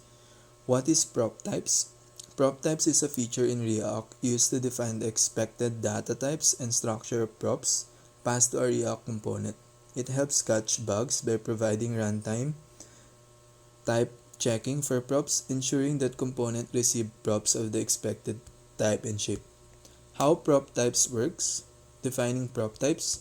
You use the prop types library to specify the types of a props a component should receive. If a prop of an incorrect type is passed, a warning is logged in the console during development. Default props. You can use default props to specify default values for props if none are provided. Is prop types JavaScript or React specific? Well, prop types is a JavaScript library. Its use is specific to React. It's not a native JavaScript feature but an external library, prop types, installed in React projects. Advantages of using prop types. Runtime validation. Checks prop types during runtime, helping catch errors when props don't meet the expected criteria. Documentation. Serves as a form of documentation, making it clear what props a component expects.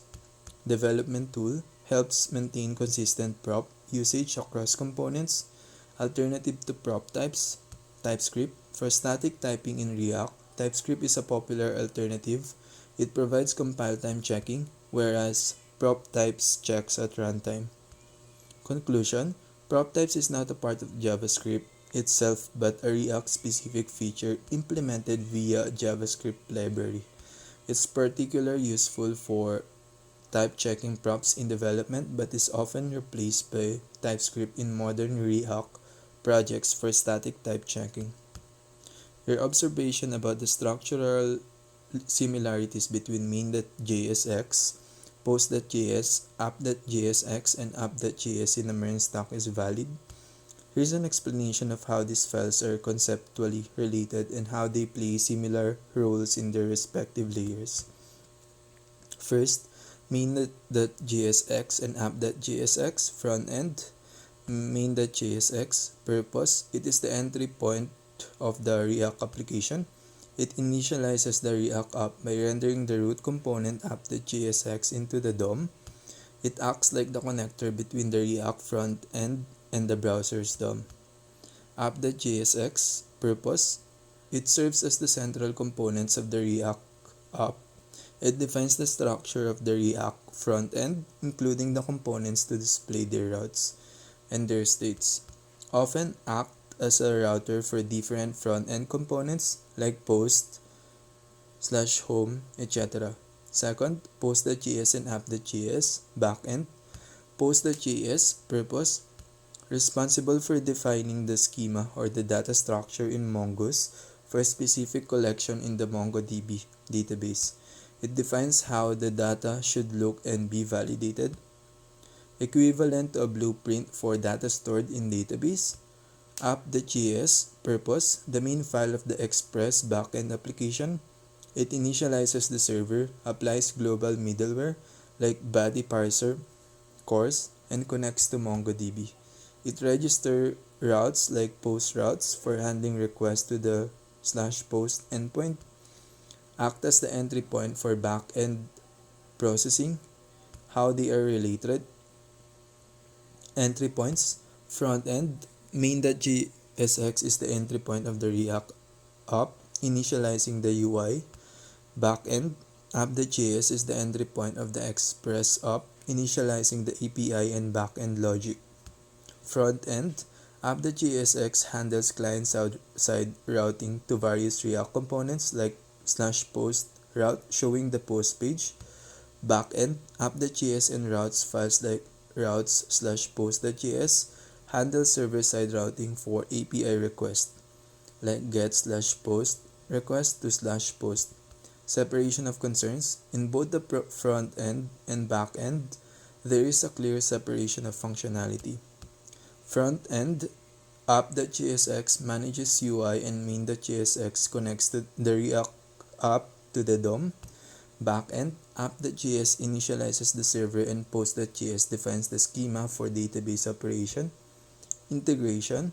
The backend, app.js, and routes like post.js exposes REST API endpoints like /post, which the front end app.jsx and components consume to display or manipulate data. How they mirror each other. Front end, React, backend, Express. Main.jsx connects the app to the DOM. App.js connects the app to the database and API. App.jsx handles routing and components. Routes, like routes/post.js, handles API routing for CRUD operations. React components, like post components. Database schema, like post.js, for managing MongoDB collections. Why you send similarities? Both front-end and back-end follow the separation of concerns principle, which make their structures appear similar. The front-end routes user interactions to UI components. The back-end routes HTTP requests to appropriate controllers or services. The design pattern for data flow is consistent. Front-end, user to component to state/props to back-end API.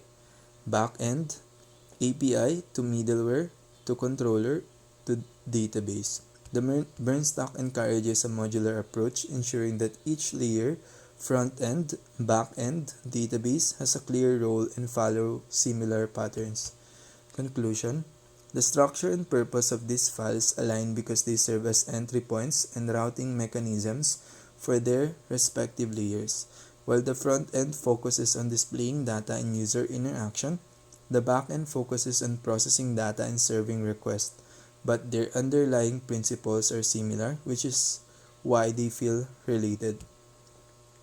Your intuition about how the environment variables in Linux relate to the structure and functionality of a MERN stock application or software systems in general is absolutely correct.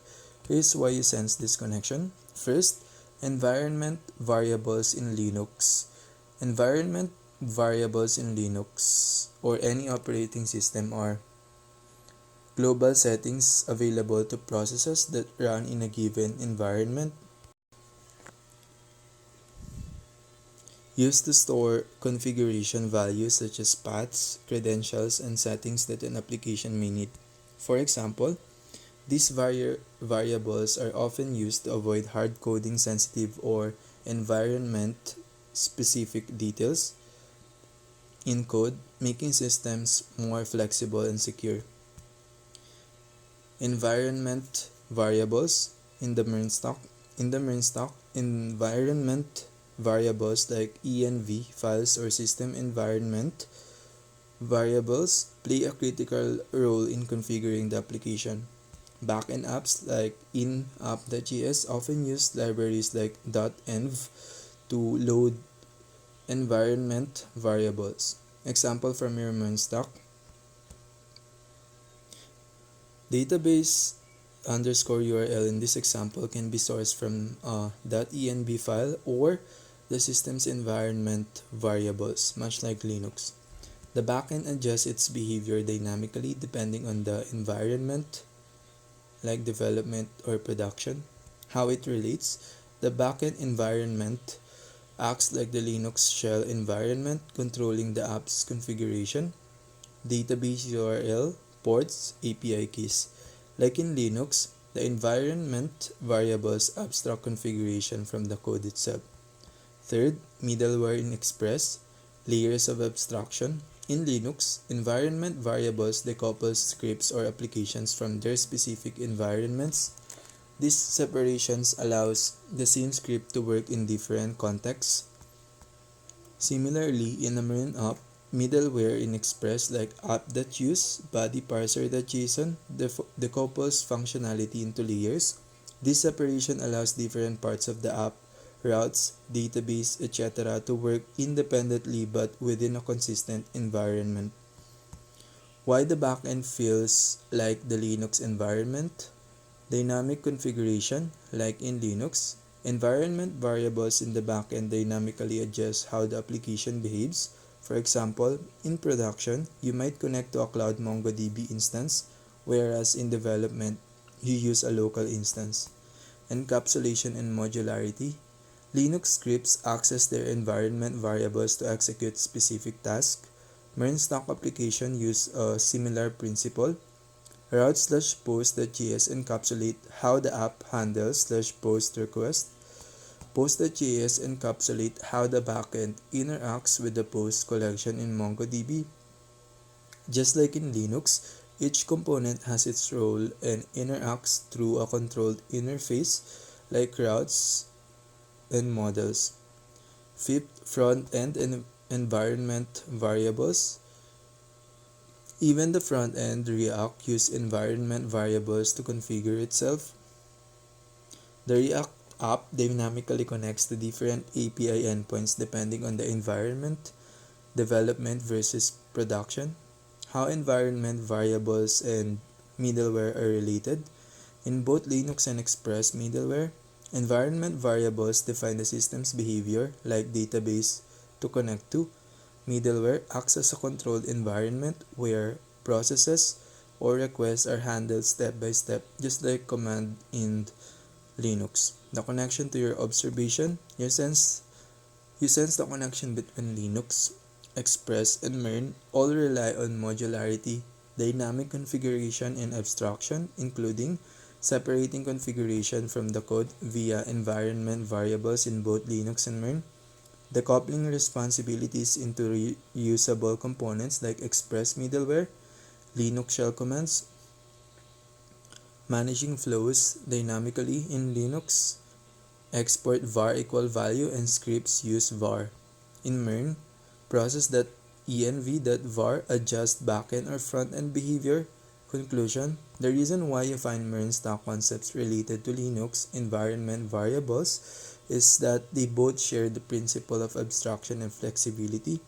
Environment variables let Linux scripts operate in diverse contexts, just as middleware and configuration files enable MERN apps to adapt different environments and use cases. In essence, you're recognizing a design pattern of separating logic, configuration, and execution environments, a fundamental principle in software development. You're absolutely correct to feel that creating a new terminal or command prompt for your app's front-end or back-end development environment is conceptually similar to the idea of creating an environment in Linux or in programming in general. Here's why it feels similar and how these concepts interconnect. First, terminals and development environments. When you open a new terminal or command prompt in Visual Studio or any other IDE, you're essentially creating a context or environment where your code will run.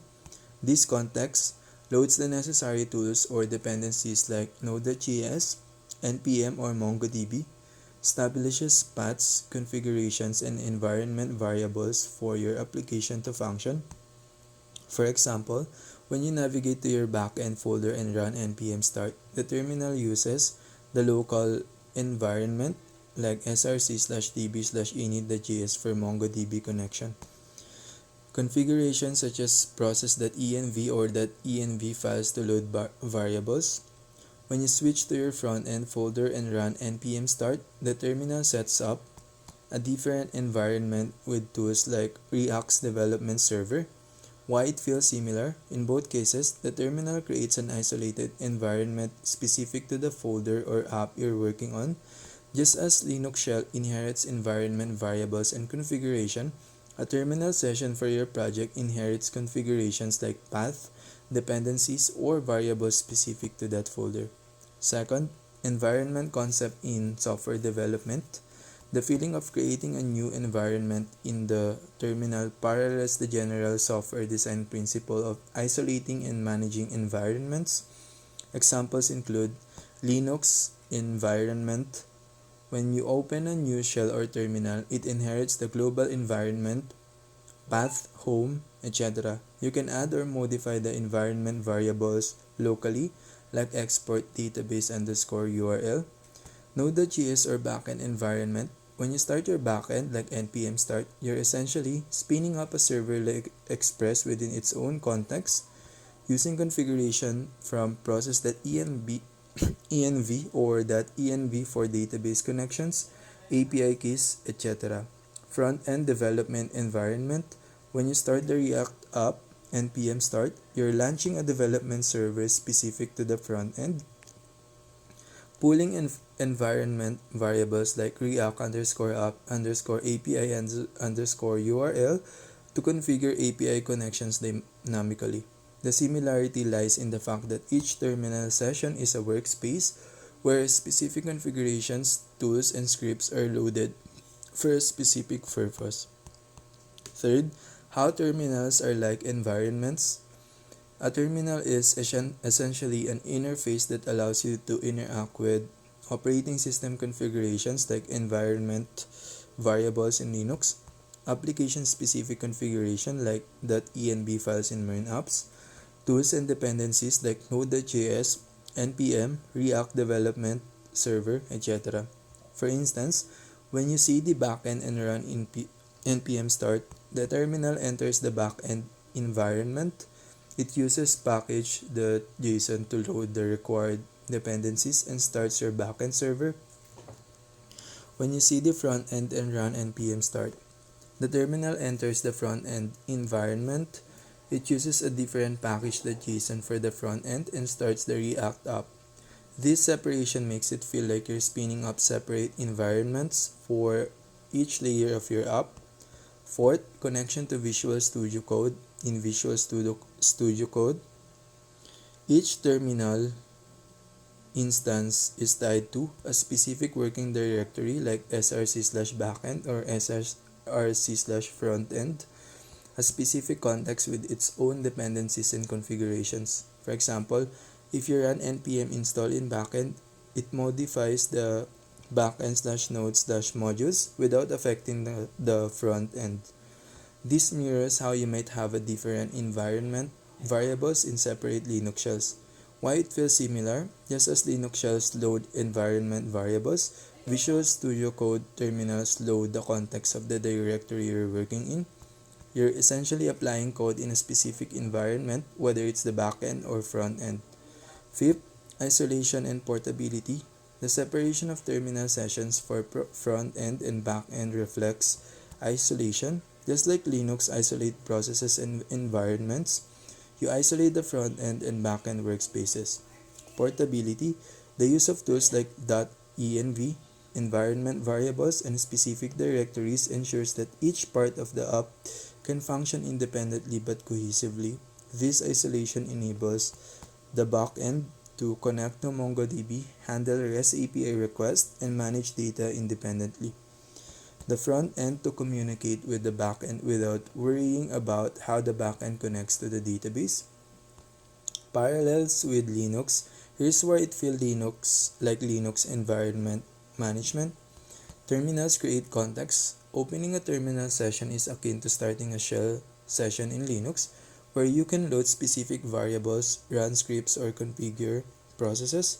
Dynamic configuration, just like you can use export or .bash RC in Linux to set up your shell environment. You use .env files, process.env, and package.json in MERN to configure your app. Layered environments. Linux has concepts like virtual environments like virtual env for Python, which isolate dependencies for specific projects. Similarly, your backend and front end have their own dependencies and configurations. Conclusion: the reason it feels similar is that both Linux environments and MERN development environments follow the same principle of context isolation and dynamic configuration. Each terminal session creates an environment to run your code. Whether you're working in the front end or back end folder, you're using tools, dependencies, and configurations specific to that part of the app. This modularity ensures that each environment works independently while allowing seamless interaction, just like Linux shell environments manage processes and variables independently but within the same system. Your intuition is correct. Much of modern web development, including MERN and its structure, draws inspiration from principles established in Linux and Unix-based systems. This includes how folders, files, and processes are organized and how back-end environments are managed. Let's explore this step by step to show how it all relates. First, Linux influence on modern development. Linux has fundamentally shaped how software is structured, built, and deployed. Here's how. File and folder hierarchies. Linux introduced a standardized directory structure like /root, /home, /etc, /usr, /var that organizes files according to their purpose. This inspired many modern development frameworks. MERN structure, SRC, public, routes, models, etc. mimic this global separation. For example, src/routes/post.js maps to Linux philosophy of isolating functionality, like Linux separates /etc for config files or /var for logs. src/models/post.js aligns with Linux approach of modularity, where specific parts of the system handle specific tasks. Environment variables. Environment variables like path, home, user, etc. originated in Unix or Linux and are now a critical part of a backend development. In MERN, process.env or .env files manage environment variables for configuring apps like database_URL, node_env. This concept stems directly from Linux design to allow dynamic configurations without hard coding values. Second, backend dynamics and Linux daemons. The dynamic behavior of backend system like switching between development and production has strong parallels with Linux daemon and systemd concepts. What are Linux daemons? A daemon in Linux is a background process that runs continuously and manages system tasks like cron for scheduling, Nginx for web servers. Daemons often load configuration files like systemd services to adjust their behavior dynamically without restarting the whole system. How this relates to the backend? Backend systems like Node.js adopt similar principles. Continuous operation. A Node.js server runs continuously much like a Linux daemon. Dynamic behavior. The backend adjusts its behavior based on environment variables, node_env equal production or development, or configuration files, much like how daemons adjust based on systemd or config files in /etc. Hat reloading. Tools like nodaemon mimic daemon-like behavior by watching files and reloading processes dynamically. Third, from Linux to MERN and beyond, many modern technologies borrow Linux core philosophies, microservices and containers. Concepts like Docker and Kubernetes used in modern MERN apps stem directly from Linux ideas of process isolation and modularity. Example, Docker containers use Linux C groups and namespaces to isolate processes, mirroring how a backend environment isolates dependencies. Dynamic environments. Switching between development and production environments in MERN is inspired by Linux flexibility. Linux daemons can load different configs based on runtime. Flags, much like Node.js uses node_env equal production to load optimized settings. Fourth, how daemons and systemd relate to MERN. Here's a closer parallel between Linux daemons /systemd and backend behavior in MERN. Daemon-like behavior in backend Node.js server. A running Node.js server acts like a Linux daemon, listening for HTTP requests and serving responses continuously in the background. Daemon behavior is abstracted in frameworks like Express, which handles requests like routes, get, post, etc. Dynamic configuration. In Linux, daemons like Nginx or apk2 adjust their behavior using configuration files in /etc. Similarly, in a MERN backend, configurations like database URLs, like database_URL or API keys are loaded dynamically via .env files or process.env. Service management. Linux uses systemd to manage daemons, start, stop, reload. In MERN, tools like nodaemon reload your app during development. In production, process managers like PM2 or Forever provide systemd-like control over Node.js applications, start, monitor, restart, and failure. Fifth, why it feels related to Linux. The design philosophies of Linux underpin almost everything in modern development. File structure, clear separation of concerns like src, routes, models, mirrors Linux directory hierarchy. Environment variables dynamically configure behavior in both Linux, like $home, and backend systems like process.env. Modularity. Both Linux and MERN emphasize small, independent, and reusable components. Linux, commands like ls, grep, and awk do one thing well. MERN, models, routes, and services are modular, each handling a specific task. Sixth, why Visual Studio feels similar even though you're using Visual Studio Code. A cross-platform tool. The underlying system of backend development reflect Linux core design. Some specific reasons include terminal behavior.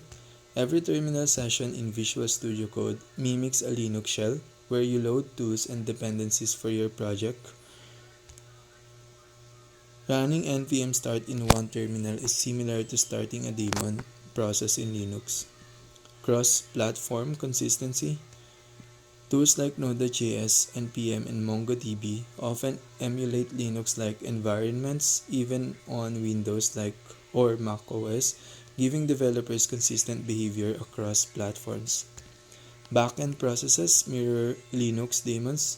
Whether you're working with NoDaemon in development or PM2 in production, backend servers act like Linux daemons, running continuously and adjusting dynamically based on environment, variables, or configurations.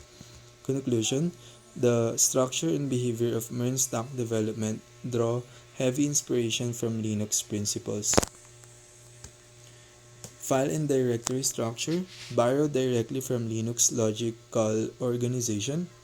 Environment variables, a key feature of Linux systems, repurposed for backend configuration. Daemon-like backend servers, Node.js and Express behave like Linux daemons, running continuously and adjusting dynamically based on environment variables or configurations. Even though we are working with tools like Visual Studio Code, the foundational ideas, process isolation, dynamic configuration, module design all stem from Linux. This is why backend development often feels similar to concepts like daemons and environments in Linux. Not quiet. When you define a constant like const API underscore URL equal process.env.react underscore app underscore API underscore URL, you're not creating an environment. You're accessing an existing environment through the environment variables that have already been set for your application. Let's break this down. What's happening in this code? This is how you access an environment variable in React. Environment variables are predefined key value pairs stored in the system or project configuration. For example, you're defining a constant API underscore URL and assigning it the value of the environment variable React underscore app underscore API underscore URL. Purpose: this pattern is commonly used to avoid hard coding values like the API endpoint directly in your code. It allows you to switch between environments like development, production without modifying the source code. For example, in development, React underscore app underscore API underscore URL might be HTTP localhost 5000. In production, it might be https myapp.com/API. The fetch request. The fetch call dynamically uses the API URL stored in API URL. If the environment changes like you deploy to production, the app will automatically fetch from the new API URL. Are you creating an environment? No, you're not creating an environment with this code. Instead, the environment or development or production already exists. Environment variables like React underscore app underscore API underscore URL are set up to uphold configuration values specific to that environment. What you're doing is reading the environment variable and using its value in your application. What does environment mean in this context? An environment in programming refers to the overall context in which a program runs. In the case of a web application, you typically work with two primary environments: development environment, used when coding locally. Configurations like HTTP localhost 5000 for API endpoints are common. Debugging and hot reloading are enabled. Production environment, used when the app is deployed to the live server. Configurations like https myapp.com/API are typical. Optimized for performance, minified code, stricter error handling. Environment variables make it easy to switch between these environments without hard coding values. Instead of manually editing your code every time, you store environment-specific values in a .env file or server configuration. How is this similar to Linux environments? The use of environment variables in React or Node.js is heavily inspired by Linux or Unix systems where environment variables are a core concept. In Linux, environment variables like path or home store system-level configuration values that processes can use dynamically. Example, the variable API underscore URL is now accessible to any application running in that terminal session. In React or Node.js, .env files or system-level configurations set variables like React underscore app underscore API underscore URL, which are dynamically loaded into your application at runtime. How does it relate to creating an environment? When you run your application, you're latching it within an existing environment, development, or production, etc. By defining constants like API underscore URL and using process.env, you're reading configuration values from that environment, using them to adjust the app's behavior, like using a local API in development but a live API in production. The environment isn't being created by your code. Instead, your code is adapting to the environment it's running in, thanks to the use of environment variables. Summary: you're not creating an environment with const API underscore URL. You're accessing it with const API underscore URL. You're accessing a pre-configured environment variable. The environment itself, development, production, already exists. Environment variables allows your app to dynamically adapt to its running context. This concept is inspired by Linux, Unix systems where processes rely on environment variables to configure their behavior without hard coding values. Great question. The relationship between environments and memory lies in how the program context the environment is managed, stored, and used during runtime. Let's dive into the connection step by step. What is an environment in this context? An environment refers to the state or context in which a program runs, including environment variables, key value pairs that configure how the program behaves, like database underscore URL, API-key, runtime state, the program's memory, variables, and execution flow while running. When a program is launched, the operating system like Linux or Windows provides it with a memory space to execute, access to environment variables, resources like files, handles, network connections, and system APIs. How is memory used by the environment? Storing environment variables. When your application starts, the operating system loads all environment variables into a special memory segment. This segment is part of the process memory space and is read by the program during execution. Example: the process.env object in Node.js maps directly to the environment variables loaded in this memory space. Key insight: environment variables exist in RAM while the program is running. They are cleared from memory when the program exits. Adapting to context using memory.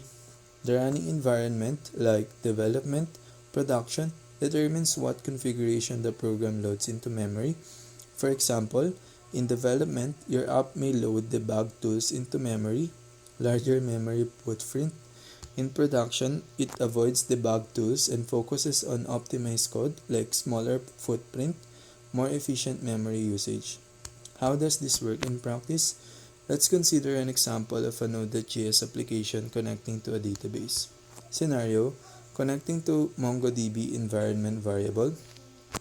In your .env file, bash database underscore URL equal MongoDB localhost 27017. This environment variable is loaded into memory when the app starts. Runtime adaptation. Your app uses process.env.database underscore URL to connect to the database.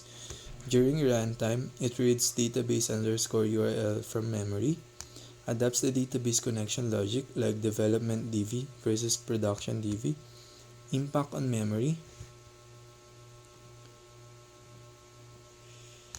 Depending on the database, the app may use more memory to handle more queries in production, optimize caching strategies. The environment configures the app's behavior, but memory enables the app to hold data, execute queries, and manage connections. Dynamic memory management based on environment. Here's how environment influences memory usage dynamically. Environment-specific code paths. Applications can load different libraries or features depending on the environment. In development, extra debugging information is kept in memory. In production, debugging is skipped, reducing memory usage. Garbage collection. Environment settings can control how the application releases unused memory. Example, in production, Node.js might allocate more memory for caching database results because production environment handles more traffic. Process scaling, backends. In a production environment, you might use tools like PM2 to spawn multiple processes, each with its own memory space. In development, you typically use a single process to save memory. System level memory allocation. Linux systems, where many environments are deployed, dynamically allocate memory to process based on their environment settings. Ulimit commands restrict memory usage for apps in some environments. Systemd daemons might allocate different amounts of RAM to apps based on priorities. How it relates to Linux and system design. Processes and memory segments. Every program is assigned memory for different segments. Text segment holds the code itself. Data segment holds global and static variables including environment variables. Heap, dynamically allocated memory like objects, buffers. Static, tracks function calls and local variables. Environment variables exist in data segment when the process starts. Applications then load them into their own variables, consuming more memory as needed. Daemon and systemd relation. Daemons like backend service and systemd services often manage environments dynamically. Example, a Node.js backend running in production might allocate memory for a large thread pool, dynamically resized based on incoming requests.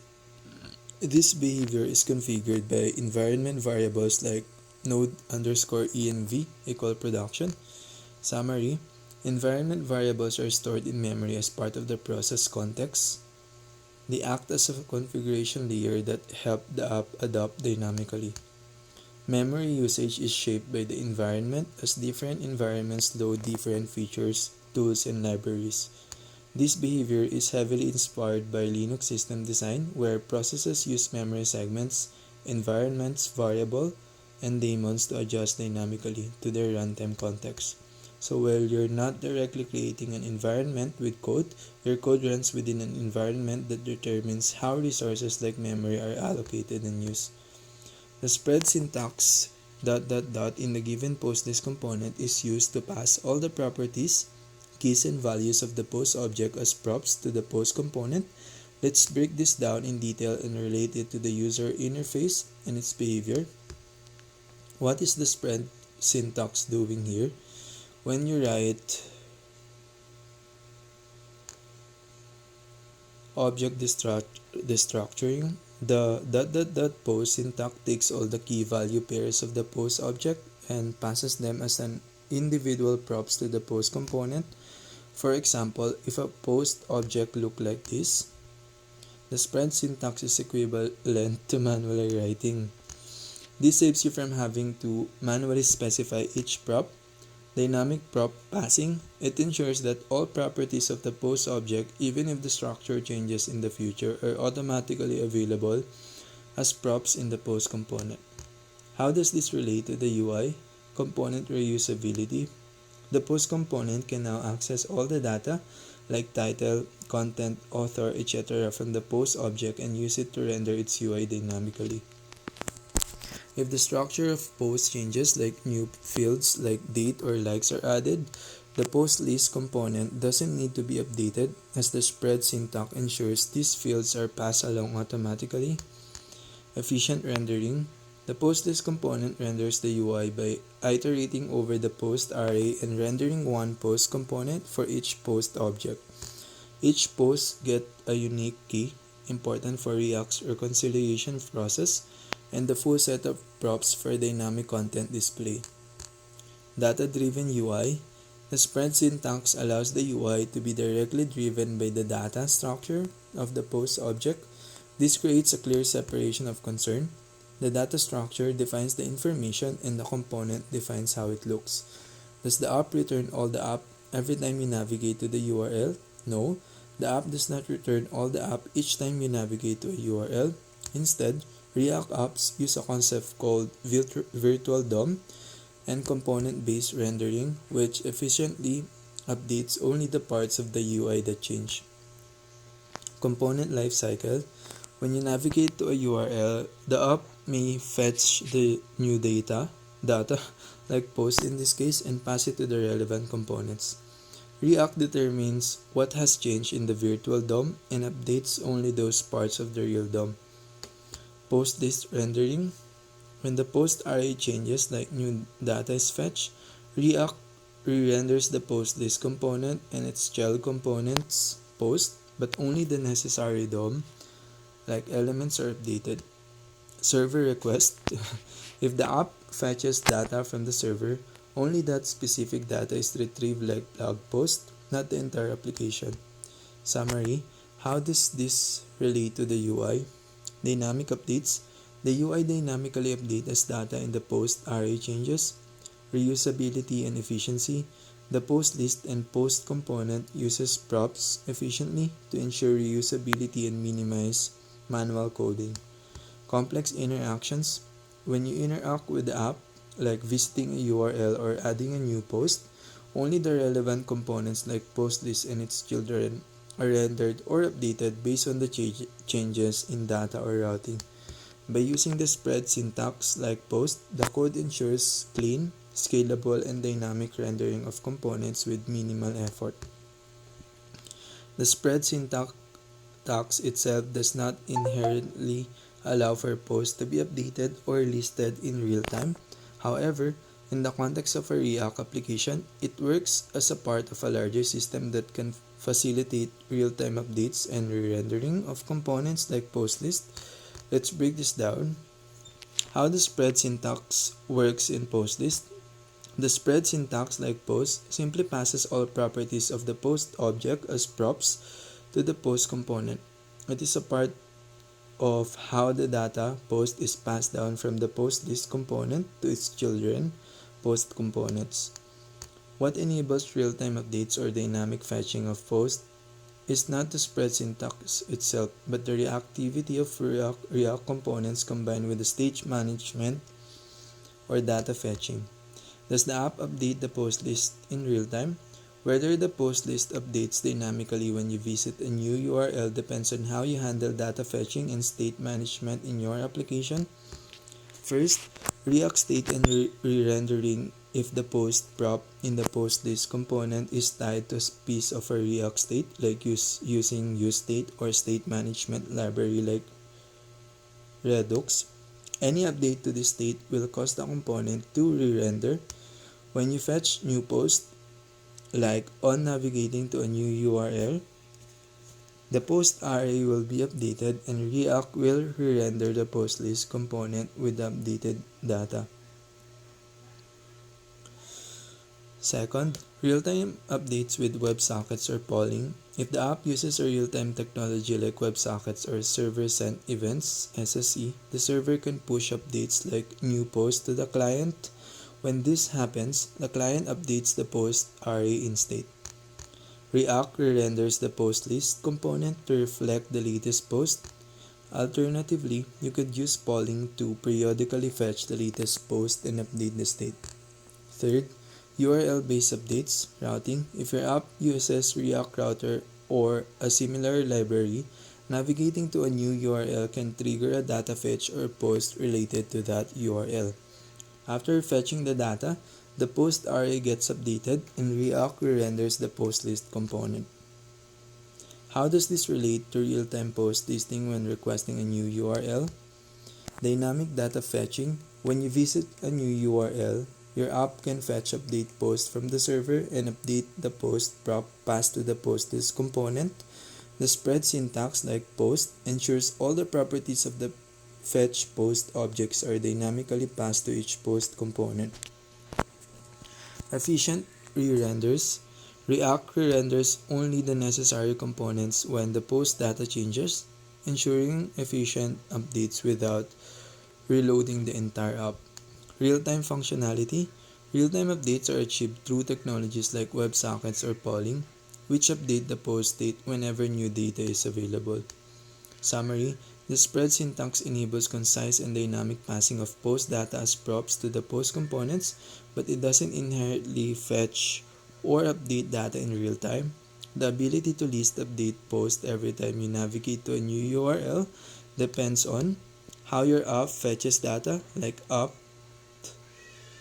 API calls and URL changes, how your app handles state updates, like with useState, useEffect, or state management library, whether real-time technologies are used, like WebSockets or polling.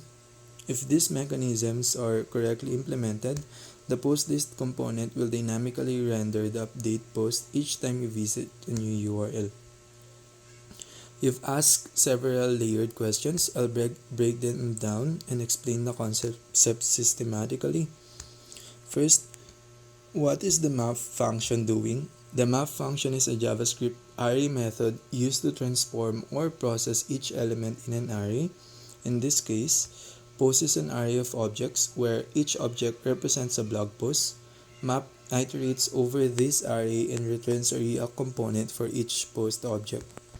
It creates a fragment for each post, rendering the post component with its props. Post spreads the properties of the object as props, an HR element for the horizontal line after each post. Second, why do we need to import this in app.jsx to use it? To use the post list component in your app, you need to import it into app.jsx because React components are modular. When you export a component like post list, it must be explicitly imported into other files where it's used. By importing post list, you include its functionality into the app component, enabling it to render the list of posts. Third, how does app.js route this component? Similar to how Express determines middleware. While Express middleware routes requests based on HTTP methods and paths, React handles routing in the front end by using libraries like React Router to map URLs to components. For example, in React, the /post paths render the post list component. React's routing is based on the current URL and it dynamically determines which component to render, unlike Express, which responds to requests on the server side. Fourth, how does React compute the difference between two lists when data changes? React uses a virtual DOM and a reconciliation algorithm to efficiently compute and apply changes to the UI. Here's how it works. Initial render. React creates a virtual DOM representation of the UI, state or data change. When data like post changes, React creates a new virtual DOM based on the updated data, compares the new virtual DOM to the previous one using a diffing algorithm. Efficient updates. React determines the minimal set of changes needed to update the real DOM. This process is highly efficient as React avoids re-rendering elements that haven't changed. Algorithm behind React's diffing algorithm is optimized to compare lists efficiently. Key optimization. The key prop helps React identify elements that corresponds between the old and new list. Source code. The core diffing logic resides in React's source code, particularly in the React Fiber reconciler. Example of the process. React uses keys to identify items in a list. If the key remains the same for an item, React assumes the item is the same and does not re-render it unnecessarily. If the key changes or is absent, React treats it as a new item. For deeply nested components, React recursively compares elements to determine what has changed. Fifth, is there any source code for computing the diff? Yes. React's reconciliation and diffing logic are part of its open source repository on GitHub. Specifically, the relevant code resides in React Fiber Reconciler, handles the core reconciliation logic. React Fiber deals with the fiber nodes used during reconciliation. If you're interested in exploring the source code, GitHub React repository, look into React Fiber Reconciler.js for the reconciliation process. 6. Why does the key prop need to be on the parent element? The key prop is crucial for React's efficient diffing algorithm. It must be placed on the parent element returned by map to ensure proper identification of elements during reconciliation. If you place key directly on post, React cannot identify the fragment on the HR as part of the same list item. This could lead to rendering bugs. Summary: Map creates a list of React elements from the post array. App.jsx imports and renders post list, passing data as props. React routes components using libraries like React Router. React computes differences between lists using a virtual DOM and a diffing algorithm with keys, optimizing list reconciliation. The algorithm is open source and available in React's GitHub repository. This system allows React to efficiently render dynamic, interactive user interfaces. The provided app.jsx code does not explicitly perform routing. Instead, it is rendering the blog component within the context of the query client provider. Let's clarify the distinction between rendering and routing in this context. First, what does the code do? Query client and query client provider. These are part of the React query library. Query client manages the cache for server-side data. Query client provider provides this client to the entire React component tree, allowing components like blog to fetch, cache, and synchronize data from APIs efficiently. Blog. The blog component is simply rendered by app without any explicit conditions or URL-based logic. This is rendering, not routing. Second, is this routing or rendering? This code renders the blog component. It does not involve routing because there's no conditional logic that changes the rendered component based on the current URL. Routing would require a library like React Router where you define paths and links them to specific components. Example of routing with React Router. Here, navigating to /blog would render the blog component. Third, does it render everything at once?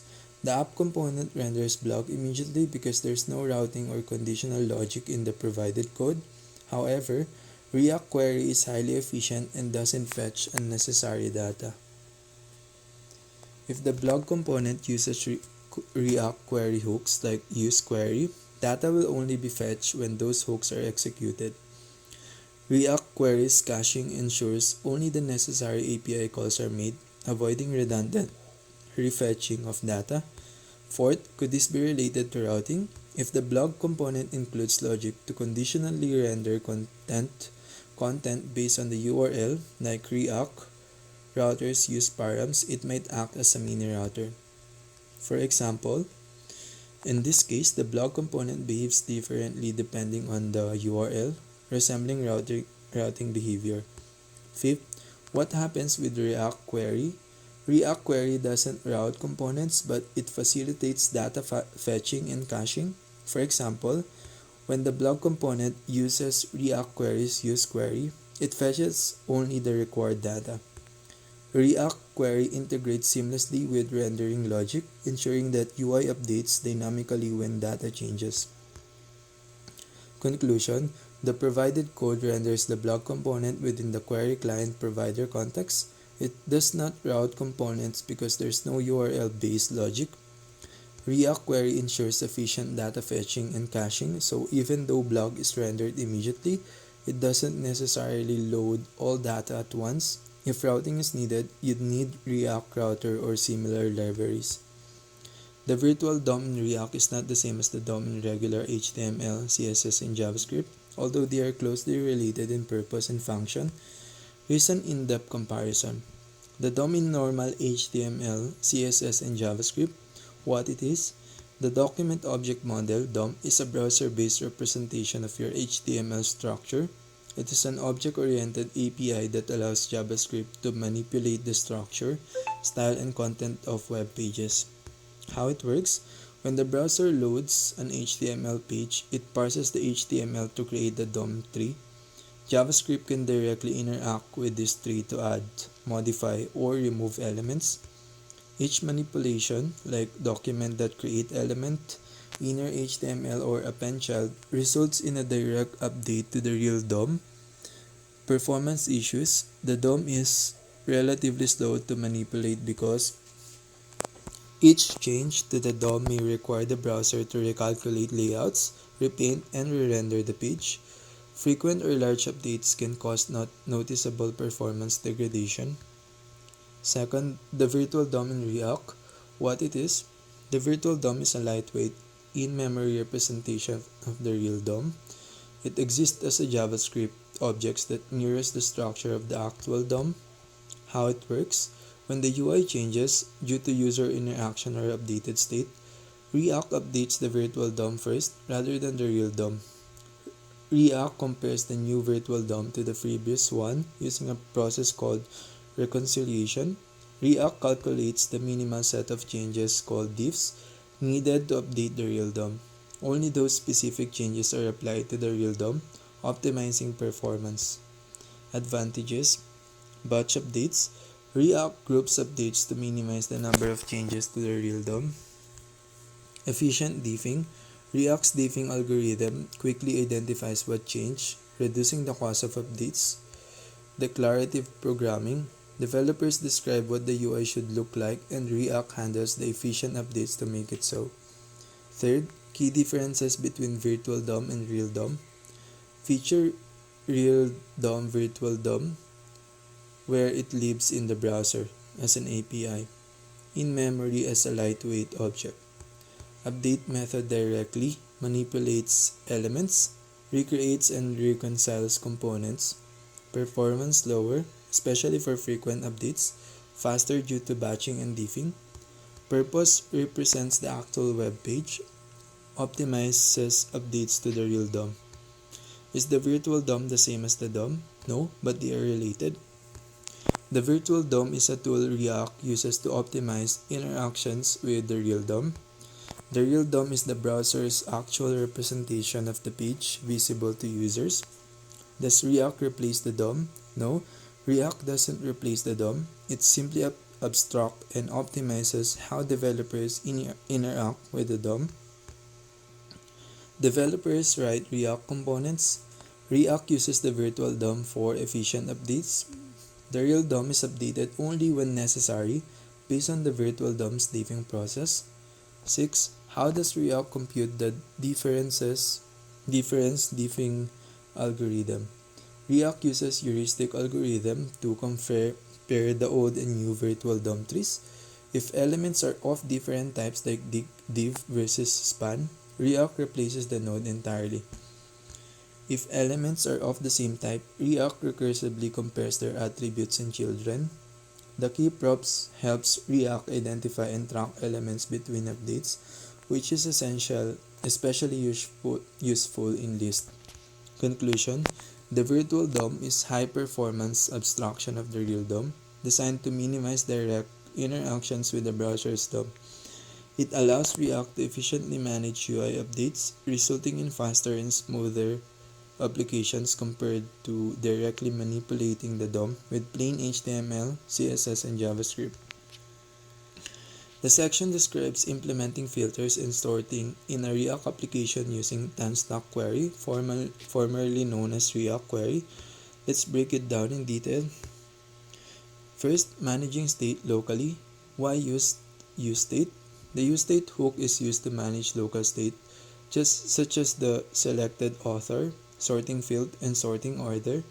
These states represent user input or selections for filtering and sorting. State hooks defined. Sort by. Author stores the filter value like the author's name. Sort by, determine which field to sort the post by, like created at. Sort order determines whether the sorting is in ascending or descending order. Second, query key in use query. What is query key? A unique identifier for the query in Tanstack Query. Whenever the query key changes, Tanstack Query automatically refetches data unless it is cached. Structure of query key. Query key, post, author, sort by, sort order. Post, a static identifier for the query, the resource being fetched. Author, sort by, sort order. Dynamic parameters affecting the query. Changes here trigger a refetch. Why include a query params in query key? Tanstack query uses the query key to determine cache entries and refetch behavior. By including author, sort by, and sort order, each combination of filters and sorting options has unique query key. This ensures correct data retrieval and caching. Third, adjusting the query function. What is query fn? A function that fetches data. Here it calls getPost with the filter and sorting parameters. GetPost, likely a function making an API call to the backend with the query parameters.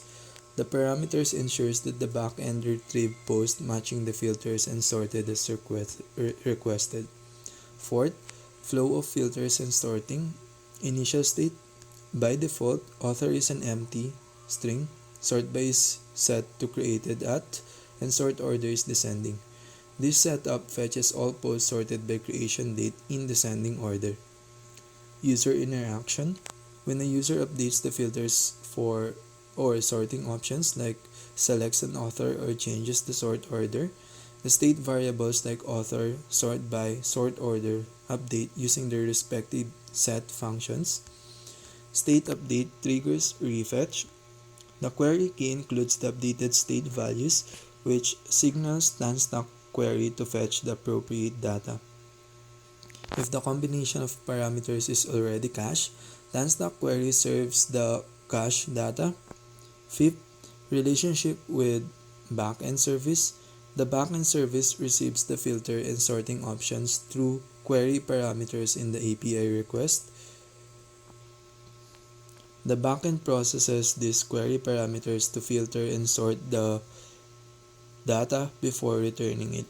Sixth, relevance to the virtual DOM and performance. Optimized rendering. React updates only the parts of the UI affected by changes thanks to the virtual DOM. When new data is fetched, React re-renders only the components displaying the post. Other parts of the UI remain unaffected. Caching benefits. Tanstack query caches results to prevent unnecessary API calls, improving performance and user experience. If the same query is executed again, the cache data is used unless invalidated. 7. Is there an algorithm? Yes, React and Tanstack query use algorithms for efficient updates. React's reconciliation algorithm. React compares the virtual DOM before and after state updates to determine the minimal set of changes needed in the real DOM. Tanstack query cache management. Tanstack query computes and matches query key values to determine whether a query is cached, whether to refetch or reuse data, when to invalidate cache entries. 8. Code review. Here's how the use query setup integrates filters and sorting. This dynamic setup ensures that every combination of filters and sorting triggers the appropriate backend call while leveraging caching for performance optimization.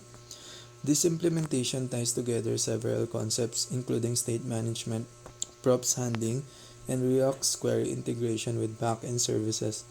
The goal is to create an interactive blog application where users can filter and sort posts dynamically and UI respond seamlessly.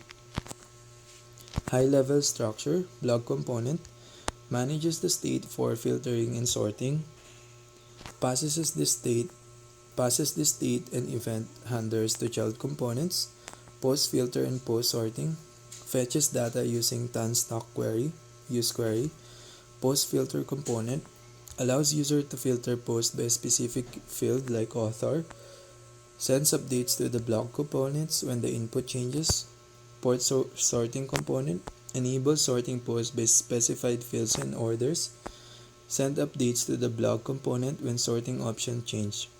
Create post component allows creating new post, uses mutation from Tanstack query to send the data to the backend and invalidate cache queries, prompting a refetch. Detailed analysis. First, the blog component. The blog component is the central orchestrator. Author, sort by, and sort order are managed via useState. These states influence the query key of the useQuery hook, ensuring that updates to filters or sorting automatically trigger a refetch. Inner connection. Post filter updates author through its on-change prop. Post sorting updates sort by and sort order through their respective on-change props. The updated values flow back to the useQuery hook, triggering a refetch with new parameters. Post filter component. Purpose provides an input box for filtering posts by specific field like author in this case. Takes field as a prop to dynamically display the label and associate the input box. Prop handling. Value. The current filter value managed by the blog. On change. Callback that updates author in the parent blog component. Dynamic labeling. The field prop allows this component to be reusable for filtering by any field, not just author. Post sorting component. Purpose provides drop-downs for selecting sorting fields in order. Key props. Fields. List of sortable fields like created at, updated at. Value. Current field being used for sorting. Order value. Current sorting order. On change and on order change. Callbacks that update sort by and sort order in blog. Inner connection. The selected fields sort by and sort order flow back to the block and update the query parameters in useQuery. Fourth, integration with Tansnap query key. Query fn get post author sort by sort order. Fetches filtered and sorted data from the backend based on the current state values. Fifth, create post component. This component uses use mutation for creating post and updating the cache. Mutation function calls the create post API with the new post data, title, author, contents. Cache invalidations. Query client that invalidate queries like post ensures that the post list is refetched after a new post is created, keeping the data fresh. Interconnected workflow. Initial render. Blog initialize state and passes default values to post filter and post sorting. User interaction. The user types in the post filter input or selects sorting options in post sorting. These interactions update author, sort by, or sort order in the blog component. Reactivity.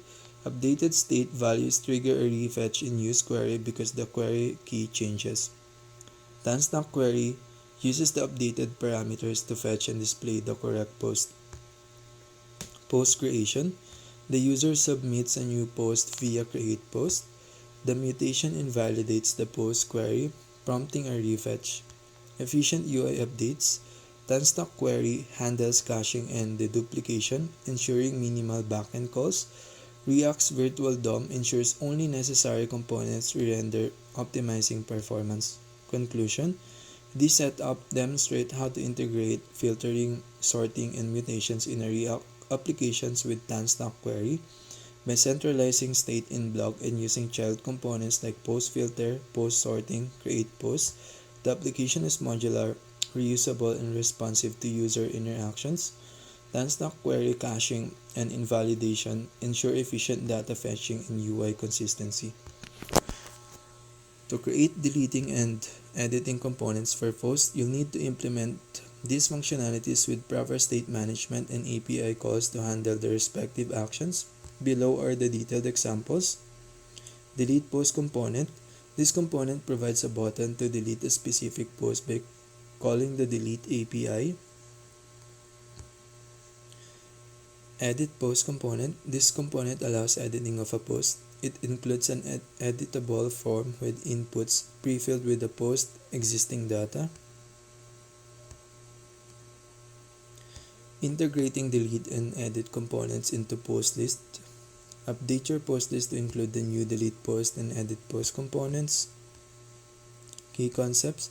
React query for mutations.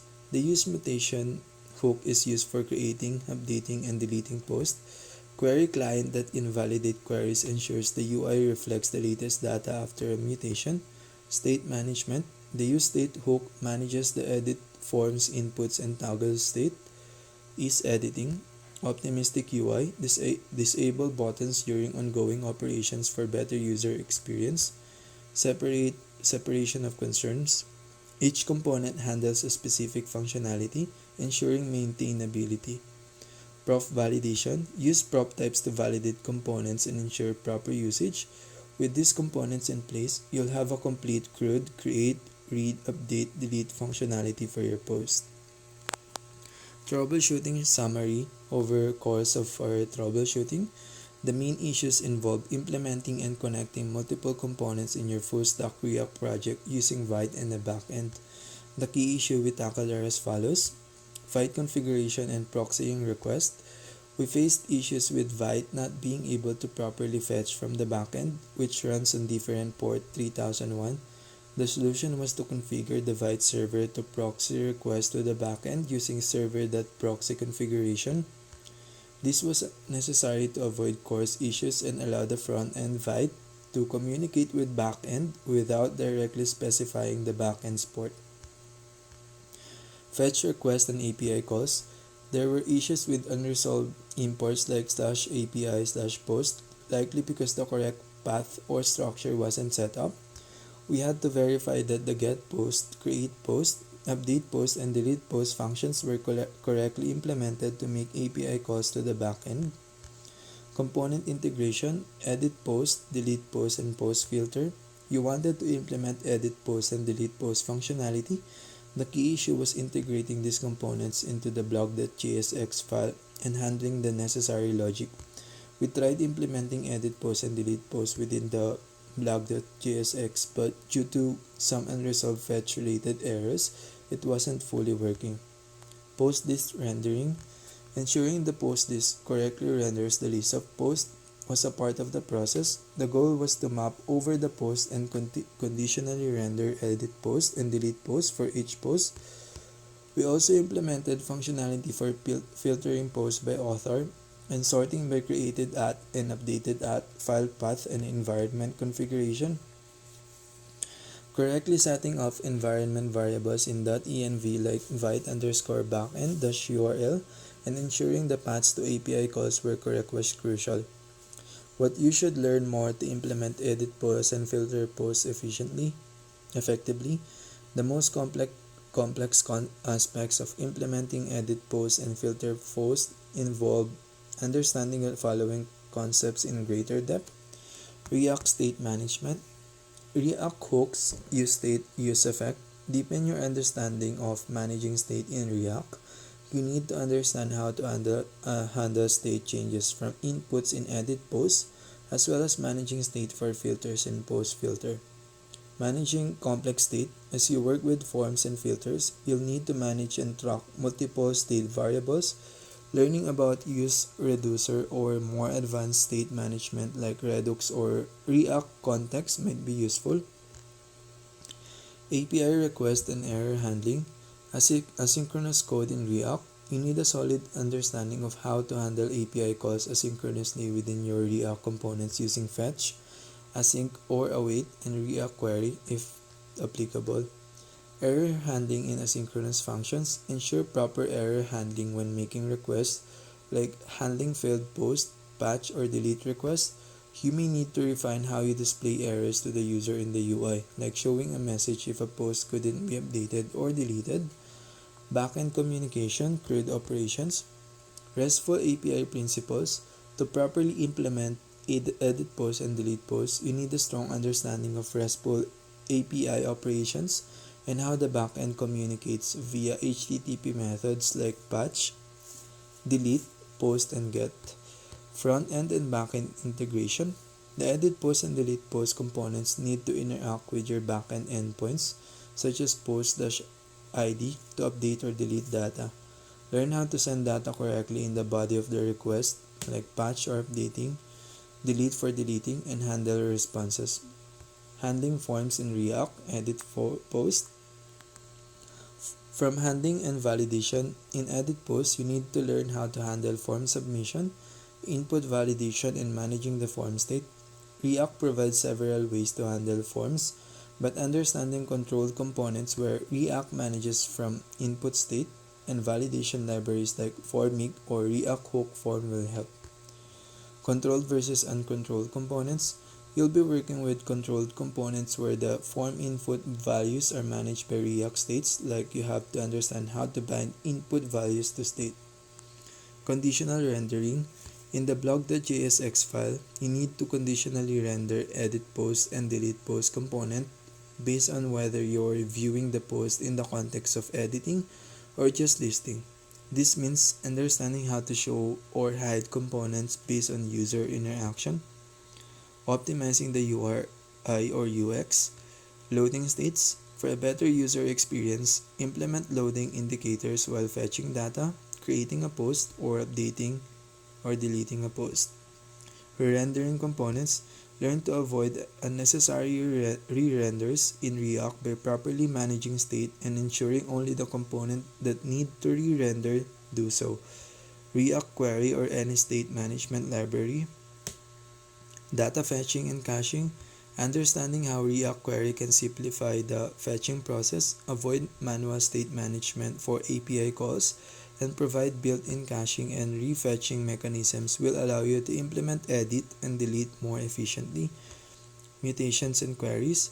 Learn how to use mutations for creating, updating, or deleting data in conjunction with queries for fetching data. This will help you manage both the state of the post and the UI optimally. Security, optional but recommended.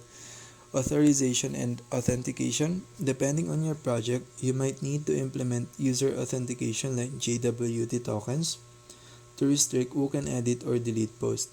Learning about JWT, JSON Web Tokens, and how to secure API routes could be helpful. Version control and collaboration. As you continue developing, learning about Git and GitHub will help you track changes and collaborate with others. We've had some challenges regarding file organization and commit history, and mastering Git can help avoid confusion. By learning and mastering these concepts, you should be well equipped to properly implement the edit post and filter post functionality in your app and ensure smooth communication between the front end and back end while maintaining clean and efficient code. Yes, you're correct that the React app processes the JSON response and uses it in the application, and the API/post.js file is likely part of the backend service responsible for handling the request.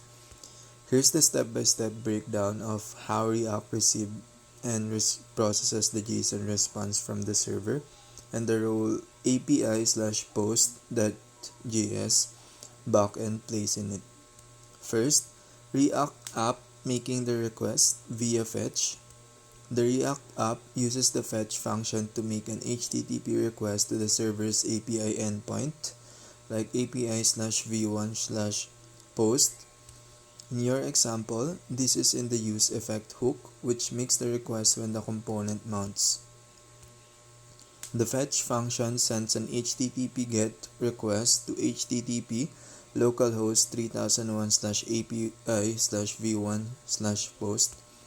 When the server responds with the list of posts in JSON format, response.json is called to parse the JSON string into a JavaScript object.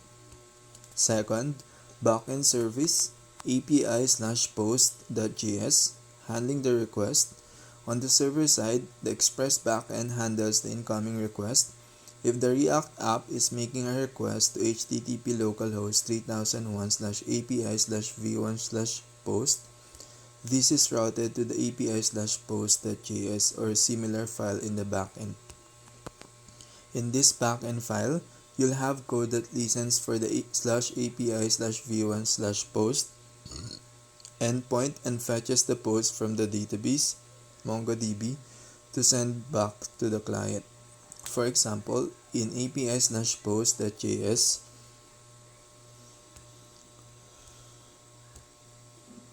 codes. Third, how React uses the data, setting state. Once the React app receives the JSON response and converts it into a JavaScript object, it updates the component state with setPost data. This state can then be used to dynamically render the post in the component. In this code, posts is the state variable that holds the list of posts. Map open parenthesis post equal point greater than symbol close parenthesis is used to iterate over the post and display them in the UI. How API/posts.js connects to React. The client React app sends a request to HTTP localhost 3001/API/v1/posts. The Express server listens for this request in the API/post.js file and fetches the data from the MongoDB database. The JSON response containing the posts is sent back to the client. The React app receives the response, parses it as a JavaScript object, and stores it in state to be used for rendering. Metaphor to understand this flow: think of it like a librarian fetching a book. React, the reader, is asking for a list of books. Express, the librarian, takes the request and goes to the book collection database to get all the book posts. Once the librarian Express gets the books, they hand the list to the reader, React, who then reads and displays the title, post, on the wall for others to see.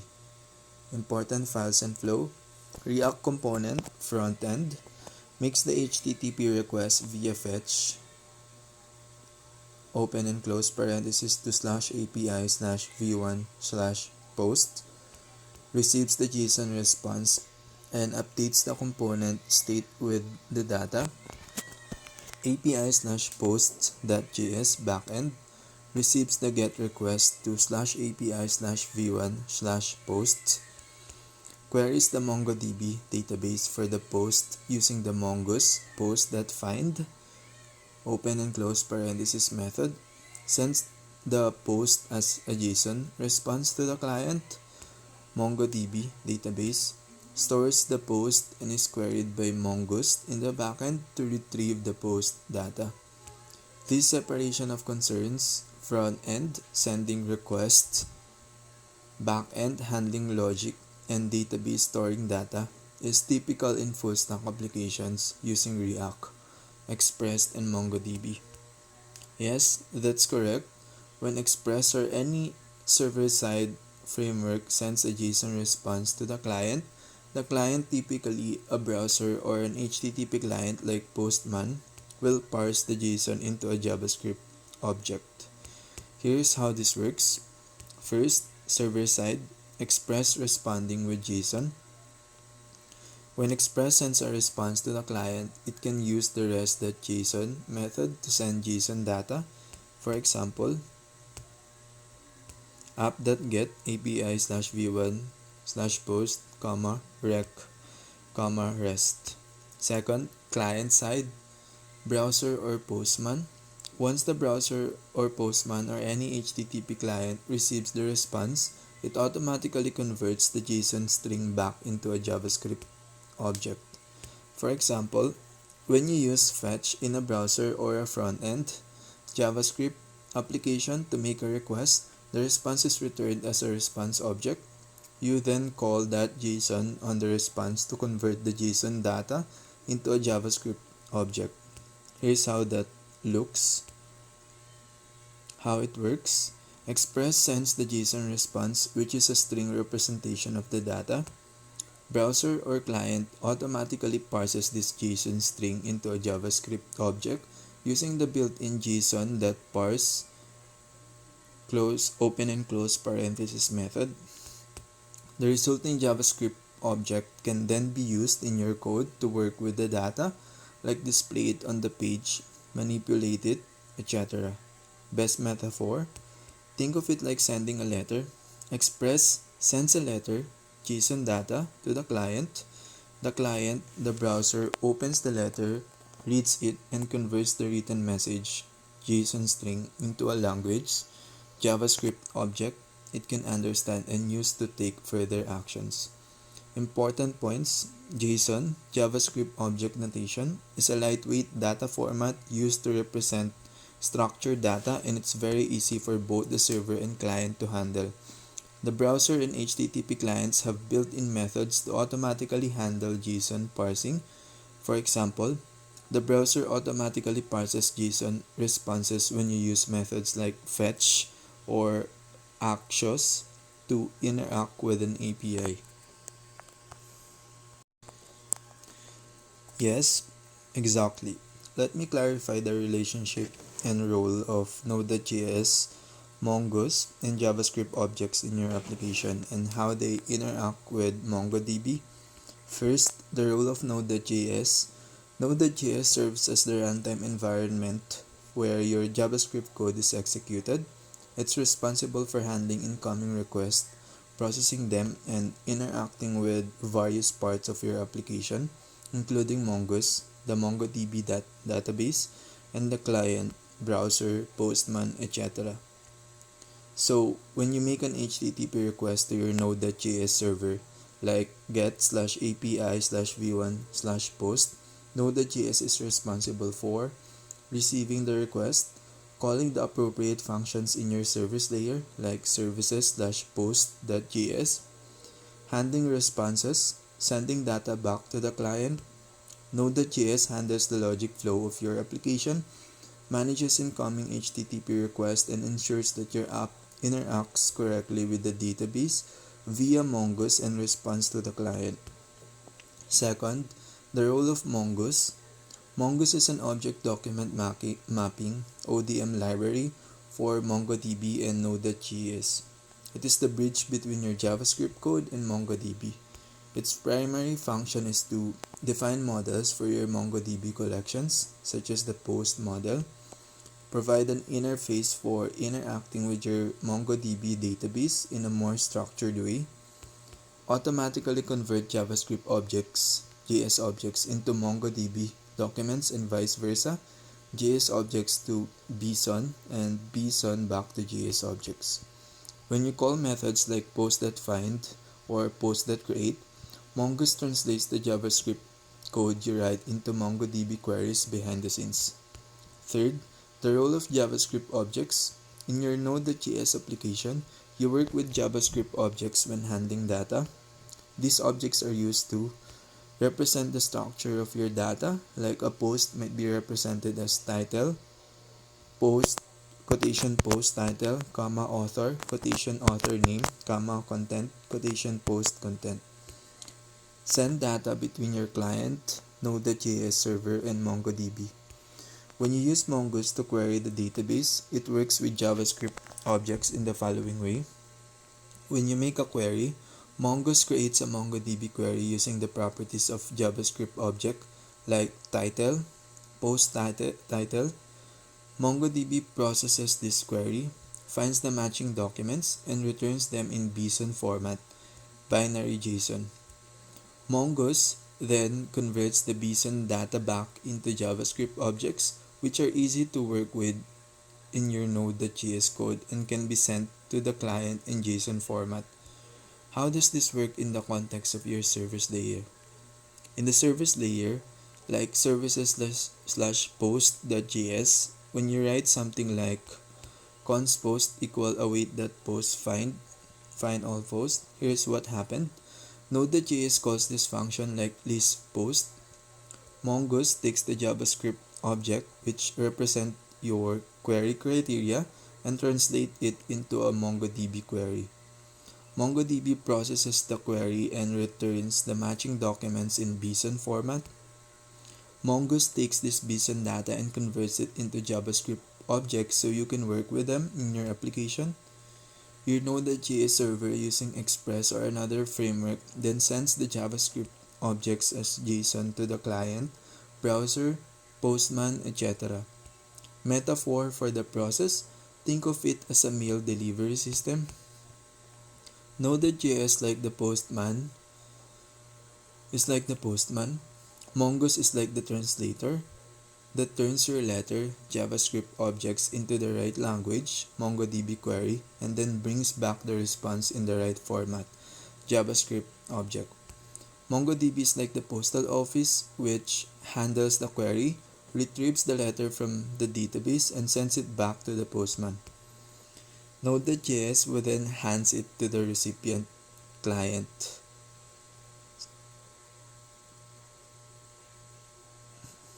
And sends it back to the postman, which is Node.js, would then hands it to the recipient client. Summary: Node.js acts as the overall controller, handling requests and responses, as well as orchestrating the interaction between the client and the database. Mongoose serves as the translator between JavaScript objects and MongoDB documents, ensuring that your JavaScript code communicates seamlessly with MongoDB. JavaScript objects are the currency exchange between the client, Node.js, and MongoDB, whether it's in the form of requests, queries, or responses. In short, Node.js uses Mongoose to convert JavaScript objects into MongoDB compatible queries, sends them to MongoDB, and processes the response BSON to turn it back into JavaScript objects that are sent back to the client. How MongoDB processes collections and returns matching documents as BSON. MongoDB processes collections and returns documents in BSON, binary JSON, format through the following steps. Querying the collection. When a request is made, such as fetching documents from a collection, MongoDB processes it by querying the specified collection. A collection is like a table in a relational database, but unlike tables, MongoDB collection store documents. These documents are BSON objects that hold data. Matching documents. MongoDB performs the query using indexing or scanning to match the query conditions. If there's an index, like an index on the underscore ID field or other fields, MongoDB uses the index to speed up the search. If there's no index, MongoDB performs a full scan of the collection to find matching documents. Return data as BSON. Once MongoDB finds the documents that match the query, it returns them in BSON, binary JSON format. BSON is like a binary representation of JSON-like documents that can hold more complex data types like date, binary, etc. than regular JSON. While JSON is a text-based and easy to use in the browser or client-side applications, BSON is more efficient for storage and transmission because it's binary encoded, making it smaller and faster to parse for MongoDB. Sending the data back. The matching documents in BSON format are packaged into the response and sent back to the client, like Node.js app API or API.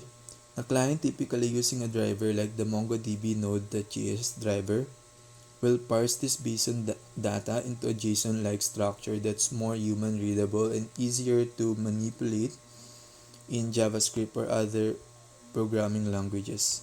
The greatest metaphor, library metaphor, enhanced. Imagine MongoDB as a giant library and its collections as shelves that store books, documents. Here's how this metaphor works. Library, MongoDB, a large place where various types of knowledge, data, are stored in an organized way. Each section of the library corresponds to a collection. Shelves, collections. Each shelf in the library holds a type of book, document. For instance, one shelf might hold books about science, documents in a science collection, while another hold books about history, documents in a history collection.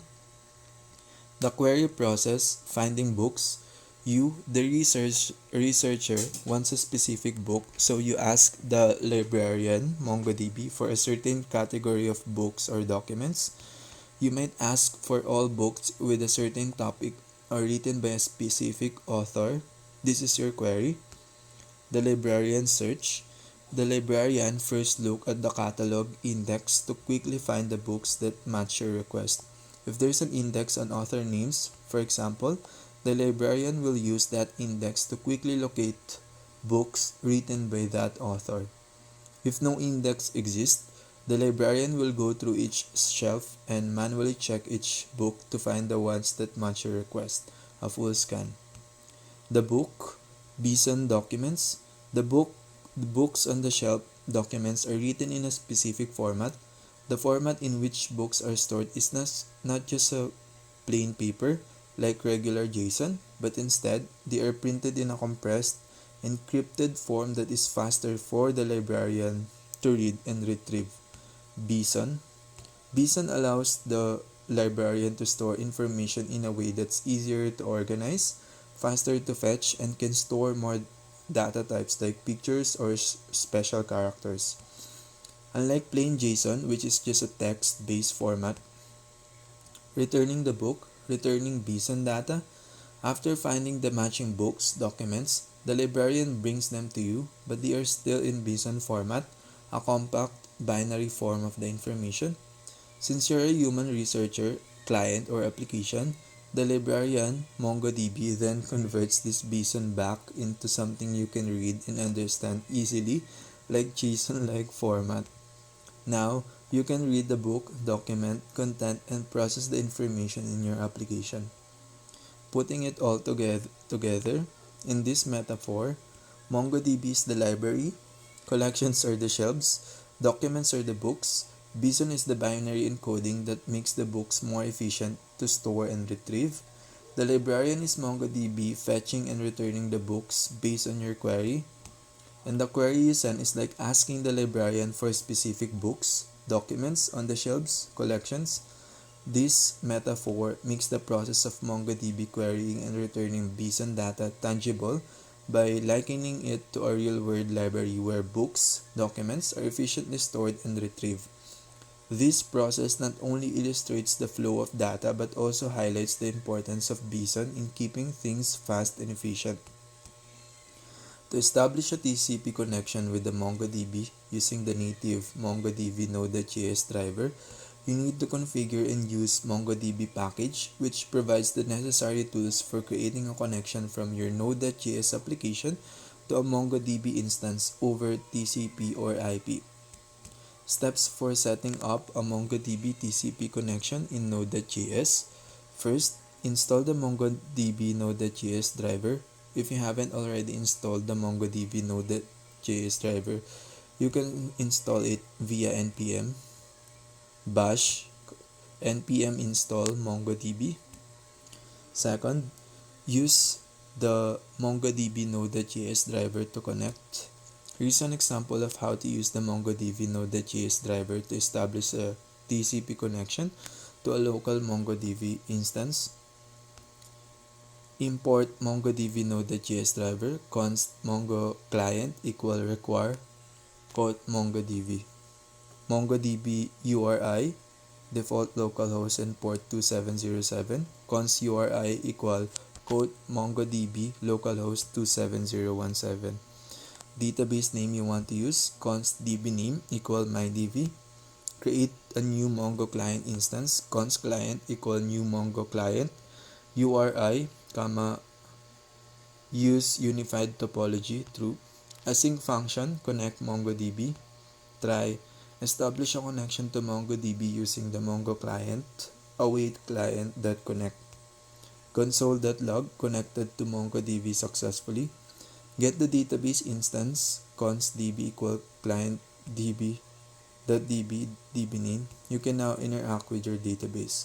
For example, listening collections const collection equal await db.collections.toArray semicolon console.log collections comma collections. Always remember to close the connection when done.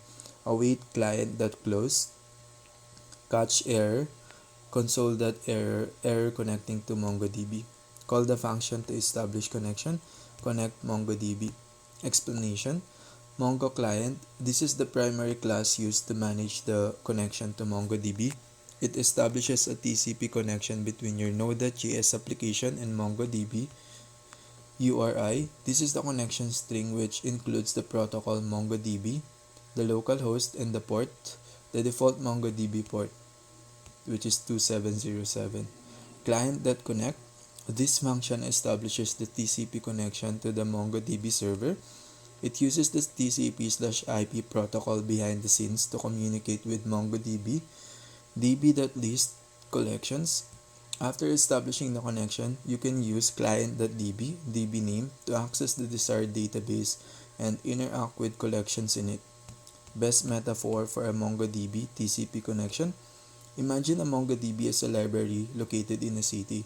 In order to access the books in this library, you need to send a message through a postman, your Node.js application, who knows the exact address of the library, MongoDB's IP address, and port, like localhost 2707.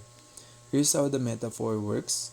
Library equal MongoDB database, postman, your Node.js application, message equal request, like connect to MongoDB, address MongoDB URI, like MongoDB localhost 2707, delivery, the TCP connection that gets the message to the library. Metaphor breakdown: you, as the postman, Node.js application, are tasked with delivering a message, a request to the library, MongoDB, asking to open a particular book, collection, or archive database. In order to find the library, you need its address, the URI, with IP and port. MongoDB usually runs on localhost 27017. You then make a delivery using a trusted courier, the MongoDB Node.js driver, which establishes a TCP connection between your postman and the library. Once the connection is established, you can browse the books, collections, read them, query data, and return the response back to your client, just like delivering a report back to the sender. The library's door, MongoDB, will only open if you use the right address and the TCP delivery method. If you don't have the right address, or if MongoDB is not running, the library won't be able to process your request. This is the underlying process behind every interaction with MongoDB, whether you're querying data or performing CRUD operations. What happens behind the scenes at the TCP level? When you use the MongoDB Node.js driver, TCP or IP establishes a connection between your Node.js application and the MongoDB server. The MongoDB Node.js driver opens a TCP socket. Think of this as a communication line between your app and the server, and sends requests to MongoDB over this line. MongoDB receives the request, processes it, and sends a response back to your Node.js application through the same connection. Finally, your application receives this data, processes it, and typically return it to the client, like the browser. This metaphor should help you visualize how MongoDB communicate with your Node.js server through a TCP connection. The library, MongoDB, and the postman, your Node.js application, rely on the address and TCP protocol to exchange data effectively. Let's break this down. Systematically, I'll explain how the service layer works, how requests and responses flows, what happens at the packet level, and use a relatable metaphor to make this stick in your memory. First, how does the service layer use the Mongoose model? What is happening? In the service layer, like services/post.js, you import the Mongoose model from the db/models/post.js. The Mongoose model post knows how to talk to the MongoDB database. When you call methods like post.find, the model interacts with MongoDB database by executing specific queries. How does it connect to MongoDB? The service file doesn't directly connect to MongoDB. Instead, the init.js file or its equivalent establishes a connection to MongoDB when your app starts. This connection is global. Any file that uses the Mongoose library, like post.js, automatically use the active connection. Second, how is JSON sent back to the client?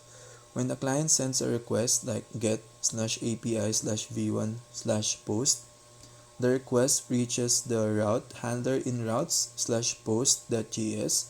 The handler calls a function like list_post in the service layer, services/post.js.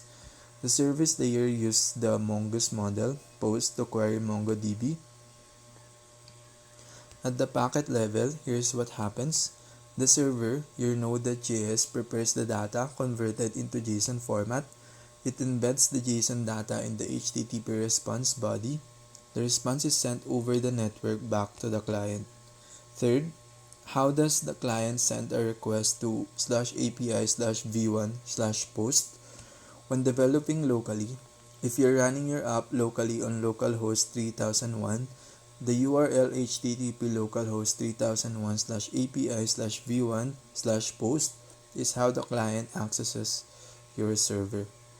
Mechanics of a request: a client, like browser, Postman, or Fetch in your code, sends an HTTP GET request to http localhost 3001/API/v1/post. This request travels through the network or stays within your local machine if running locally. Your Node.js app has an express route handler set up to handle requests to API/v1/post. For example,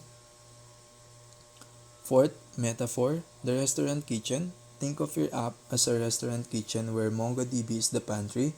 Here's how it works. Client as the customer. The customer client walks into the restaurant and places an order, sends an HTTP request. Express route as the waiter. The waiter express route handler takes the order and passes it to the kitchen staff. Service layer. Service layer as the chef. The chef service layer checks the pantry database for ingredients, data. Mongoose model as the recipe. The chef uses a recipe Mongoose model to fetch the right ingredients, data from MongoDB. MongoDB as the pantry. The pantry, MongoDB, contains all the raw materials, collections, and documents. Response as the dish. Once the dish JSON data is ready, the waiter route handler serves it to the customer.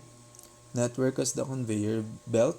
The response JSON travels through the network or local connection to reach the client. By imagining this flow as a restaurant kitchen, you can see how the different parts, client, route, service layer, model, and database work together. How MongoDB and collections are connected? Is there code to create collections? Yes, the MongoDB collections are created using the Mongoose schema in db/model/post.js. Mongoose abstracts the db.collection.operation commands into simple methods. Example in post.js: import mongoose from mongoose, define the schema, const post schema equal new mongoose.schema, title, type string, required true, author string, content string, tag string, timestamp true. Create the model, export const post mongoose.model post, post schema. When you call post.create or post.find, MongoDB automatically creates or queries the post collection in the database. Where are these files? Here's the specific folder structure and files. db/init.js connects your app to MongoDB.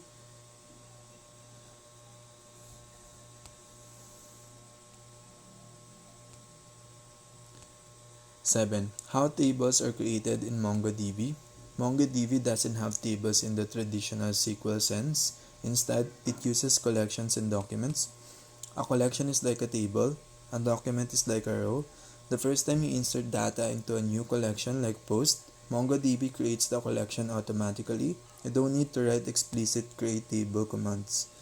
Putting it all together, when you run your app locally on localhost 3001, the server starts and connects to MongoDB using init.js. When you send a request to http localhost 3001/API/v1post, the express router routes post.js handles the request. The service layer services/post.js uses the Mongoose model db/model/post.js to query the post collection in MongoDB. The query results are returned as JSON response.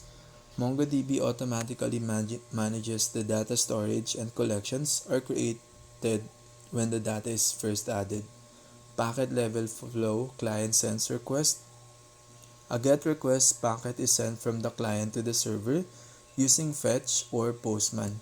The packet contains the URI, API/v1/post, HTTP method, and any unnecessary headers. Server processes request. The Node.js server extracts the URI and matches it to route handler. The handler processes the request and queries the MongoDB. MongoDB response. MongoDB sends data back to the server in JSON format.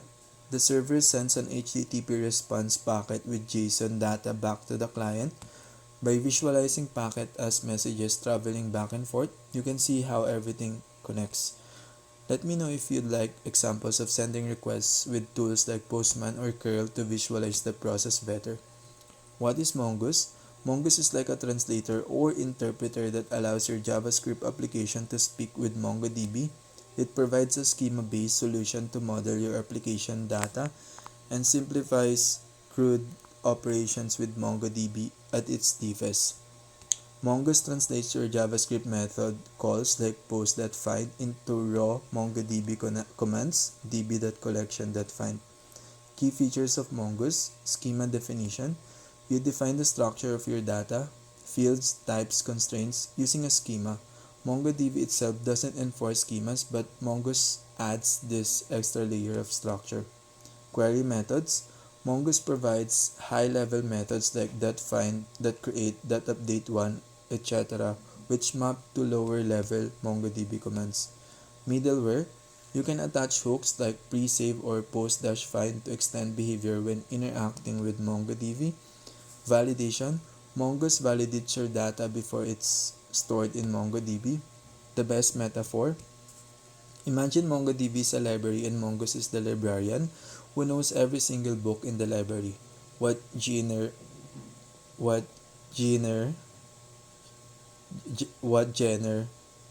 it belongs to, and what genre it belongs to, and where it's stored. MongoDB, the library. The library is vast and has many sections, but there's no fixed system for organizing books. You can just show books, which is documents, anywhere, collections, which is collections, without structure. Mongoose, the librarian. Mongoose ensures every book is well organized. Schema, catalog, models, and easily retrievable query methods. If you ask for a specific type of book, like all science fiction titles published after 2020, Mongoose translates your request into precise commands that retrieve the right books. Your app, the patron. You, the app, don't need to know the library's inner workings. You just talk to the librarian and they handle everything for you. How Mongoose translates your code? Let's look at real example and the peek under the hood. Example code using Mongoose JavaScript. Import Mongoose from Mongoose. Step 1. Connect to MongoDB. Await mongoose.connect MongoDB localhost 2707 my database. Step 2. Define a schema. Const schema equal new mongoose.schema. Title, type string, required true, author string, content string, tag string. Step 3. Create a model. Const post equal mongoose.model. Post, post schema. Step 4. Query the database. Const post equal await post.find author Garrett console.log post. Breaking it down, how Mongoose works, connecting to MongoDB. Mongoose.connect MongoDB localhost 2707 my database. Mongoose uses the MongoDB Node.js driver, its core dependency, to establish a TCP connection with MongoDB. Defining a schema. Const post schema equal new mongoose.schema title, type string, author string, content string, tag string. Mongoose generates an internal representation of your schema. When you save data, it validates the fields against the schema. Creating a model. MongoDB executes the query and returns the result. Mongoose converts the result into JavaScript objects, applying any transformation or virtual fields defined in your schema. What happens at a deeper level? Step by step of the .find method. The method post.find author, Garrett receive a query object. Mongoose translate it. Mongoose translate your query into a MongoDB operation. MongoDB like db.post.find author, Garrett. MongoDB processes the query, scans its collections, and returns the matching documents as BSON, binary JSON. Mongoose takes the raw BSON data and converts it to plain JavaScript object, applies any transformation or additional processing defined in the schema. The deepest metaphor, Mongoose as a lawyer for MongoDB. MongoDB is like a complex legal system. You could go to court like MongoDB yourself, but you have to know all the intricate legal rules, query language, BSON format, etc. Mongoose is like a lawyer who knows the legal system inside out, speaks the language, MongoDB's query syntax, prepares your case query in the way the judge MongoDB will understand, translates the court's ruling, query result into plain English JavaScript objects. With Mongoose, you never have to write raw MongoDB commands unless absolutely necessary. It handles everything for you. Tanstack and node underscore modules metaphor. To relate the Tanstack query, API slash posts.js, node underscore modules, JavaScript, HTML, CSS, .env, Docker file, and Docker ignore to the library stuff metaphor. Let's use the analogy of a library to explain how everything works together. This is similar to the kitchen metaphor, but with the focus shifted to how the various components of a web application can be seen as the stuff and systems of a library. The library stuff metaphor, the library web application. Think of the web application as the library where people come in to request books, data. The library is a place that organizes resources like posts, data, content that people can access. Everything in the library, the web app, is organized and connected so that visitors, users, or clients can request and find information efficiently. The library stuff, backend. Note that JS and Express are the library stuff in this metaphor. They manage the library's operations, the backend server. When a visitor, client, or React app requests a book data, the stuff Node.js checks in the system, database, API routes, and retrieves the book, the response. Express handles the organization of the library's catalogs, routes, and ensures that visitors are directed to the right book, data endpoint. It makes sure the bookshelves, routes are structured and easily accessible.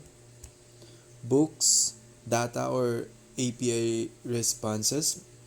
The books are the data, posts, user information, etc. that the visitor React app wants to access. The library stuff, Node.js and Express, finds the correct book, data, and hands it over to the visitor React app based on the request, like get/posts. Library catalog, API routes and controllers. The library catalog is like the API routes and the controllers like API/posts.js that define where the books are located and how they are retrieved.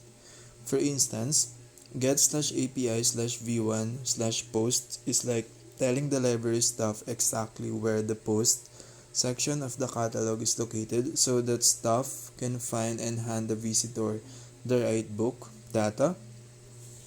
API/posts.js is like the library section that specifically handles requests for books related to posts. It organizes how to fetch, update, delete, and add books, data. Library shelves, node_modules, dependency management. The shelves in the library represent node_modules, which is where all the books dependencies are kept. Each book dependency like Express, Tanstack query, etc. is placed on a specific shelf, node_modules, for easy access by the library stuff, Node.js. Node_modules is like a large collection of books that the library stuff uses to help visitors.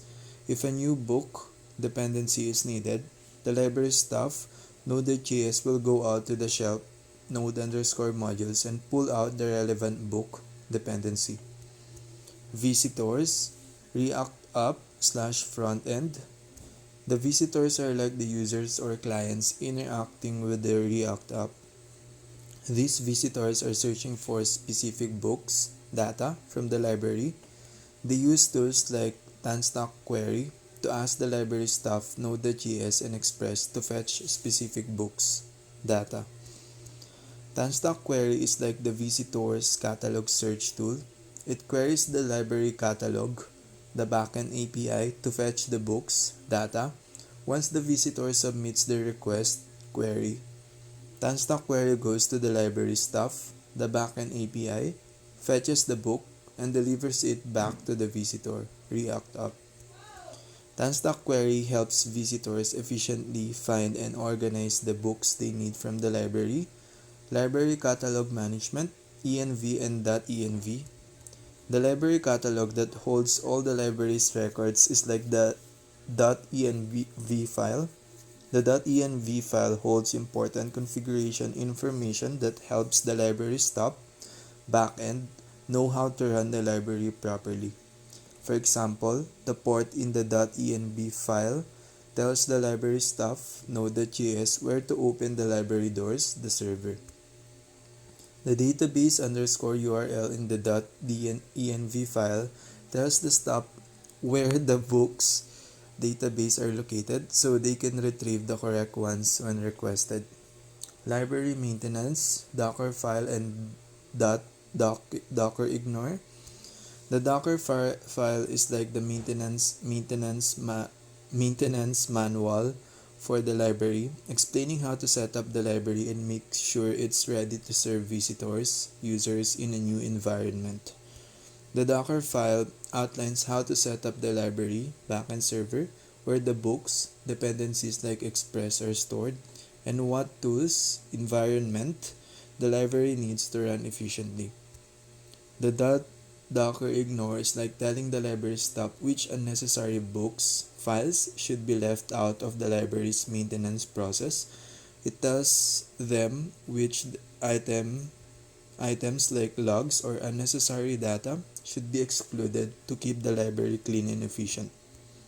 Library's location and communication, front-end slash back-end URL via .env.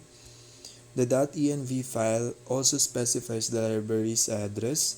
For instance, the vite_backend_ URL in the frontend's .env file tells the visitor React app the address of the library, the backend server. This helps the visitor React app know where to send the request queries to find books, data from the library, backend. Summary of the library staff metaphor. Node.js, the head librarian, works with Express library tools to handle visitors' requests, API requests. The library catalog API/post.js organizes where books, data are located and how they can be served. Node_modules is the library's storage where the ingredients, dependencies are kept for the library staff to use when preparing books, data. Tanstack Query is the catalog search tool that helps the visitor React app find books, data by querying the library catalog backend API. The .env file is the library's configuration that helps the library staff know how to set up and run the library, backend server, where to find the books, data, and which tools to use. Docker file and .docker ignore are the library's maintenance tools, ensuring that the library is well organized and clean when it needs to operate in different environments. This system ensures that all the library staff, Node.js, Express, Tanstack Query, Docker, etc. work in unison to handle book requests, data queries from the visitor's React app efficiently and effectively.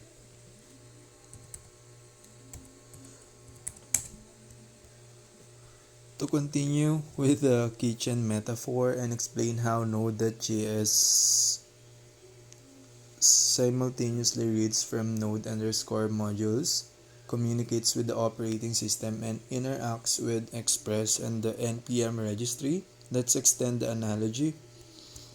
Node.js in the kitchen metaphor. Node.js is the head chef.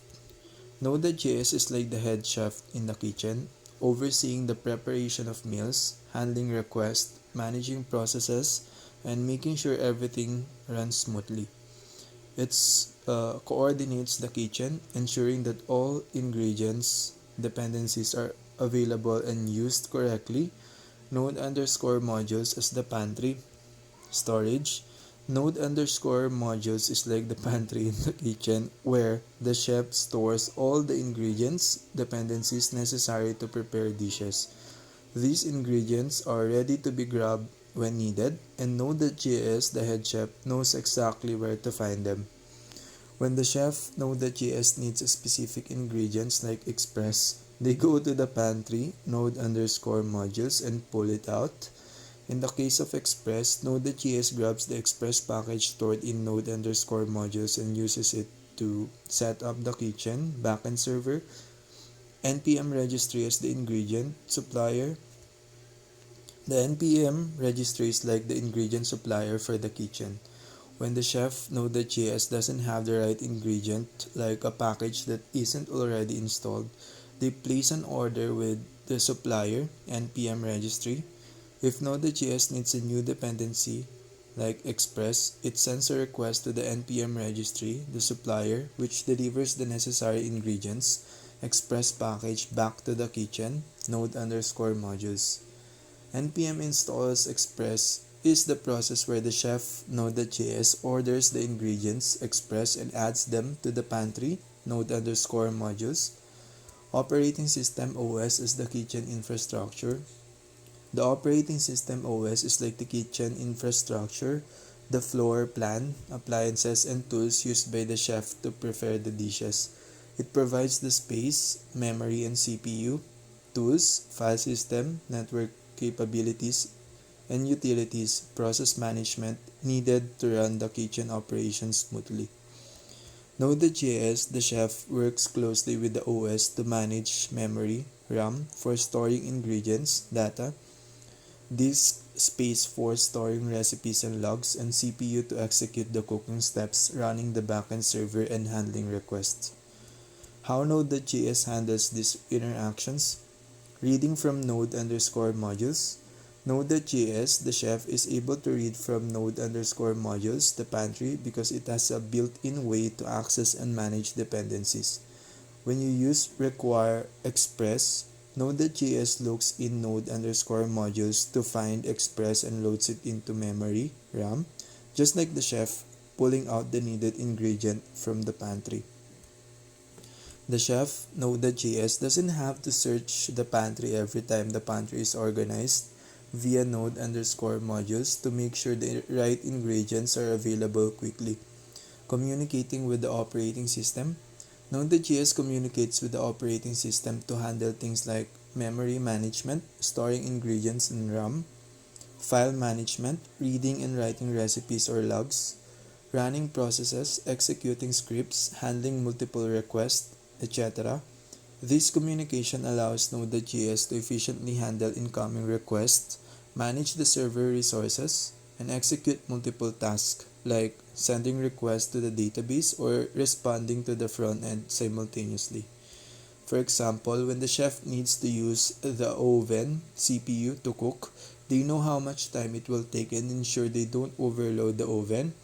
Node.js does the same by managing asynchronous processes to ensure tasks like reading from the database, serving API routes, and handling files are done concurrently without locking up the whole kitchen server.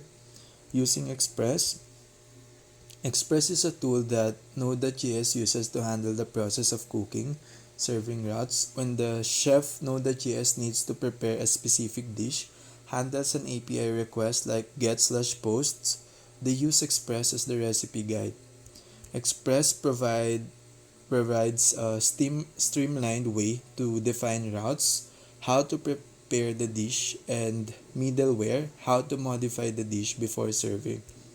This is like a recipe book that tells the chef exactly how to prepare and present each dish.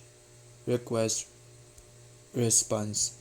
When Node.js, the chef wants to serve a GET request for a list of posts, it uses Express to handle that route recipe and communicates with the database to fetch the ingredients data, then serves it to the customer React app via the waiter Tansnap query. npm registry and installing new ingredients. When Node.js doesn't have an ingredient dependency in the pantry, node underscore modules, it places an order with the npm registry, the supplier.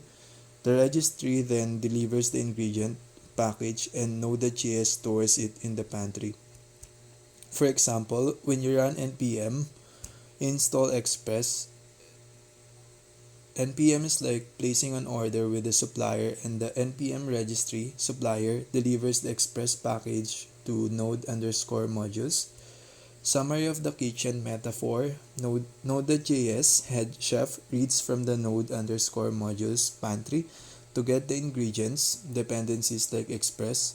If the ingredient isn't available, it places an order with the npm registry, ingredient supplier, expresses the recipe book Node.js uses to prepare the meals, handle routes, the operating system in the kitchen infrastructure that provides memory, CPU, and file management tools.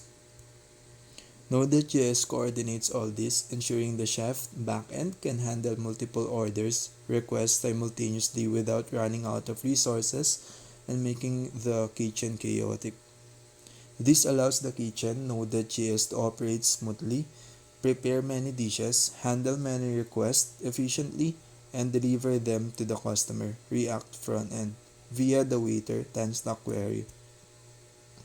To understand how Tanstack query API routes like API/posts.js, node underscore modules, JavaScript, HTML, CSS, .env, Dockerfile, and .docker ignore relate to the kitchen metaphor, let's break them down step by step. Kitchen metaphor overview. Imagine you're in a restaurant kitchen where there are several stations that handle different parts of preparing a meal. The chef, backend, prepares the food, data, and the waiter, frontend, delivers the food to the customer, user. Various tools, libraries, environment setups assist the chef in preparing the dishes. Now let's translate each element. First, Tanstack query, the waiter, role, fetching orders, requests from customers, React frontend, and delivering them to the kitchen, API.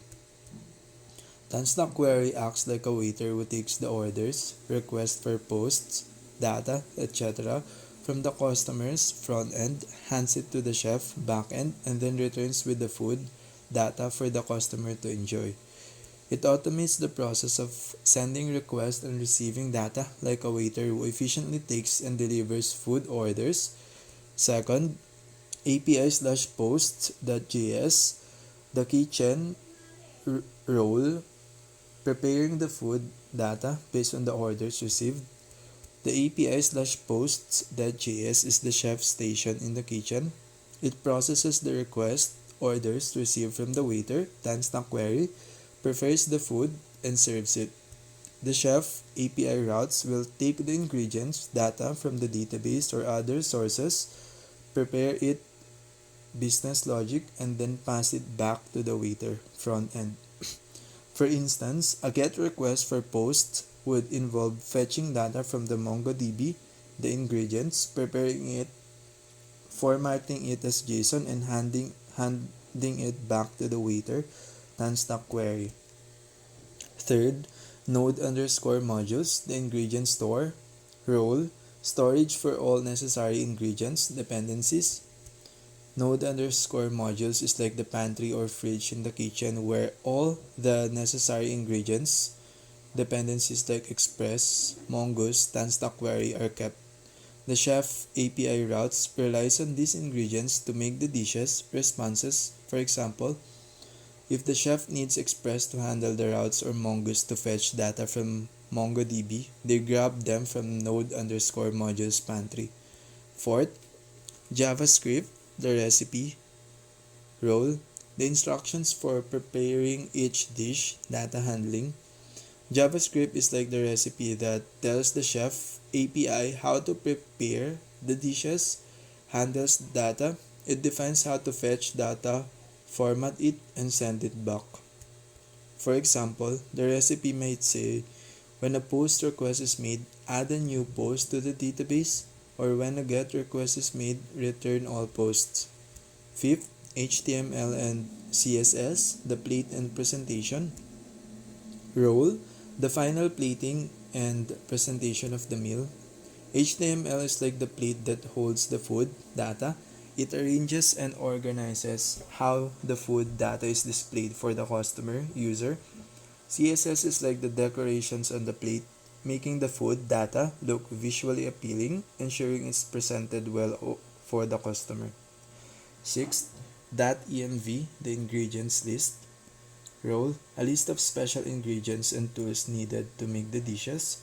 The .env file is like the chef's secret list of ingredients, environment variables they need to prepare the dishes. Port could be the oven temperature the kitchen uses to cook. Database underscore URL could be the ingredient supplier the chef gets the ingredients data from.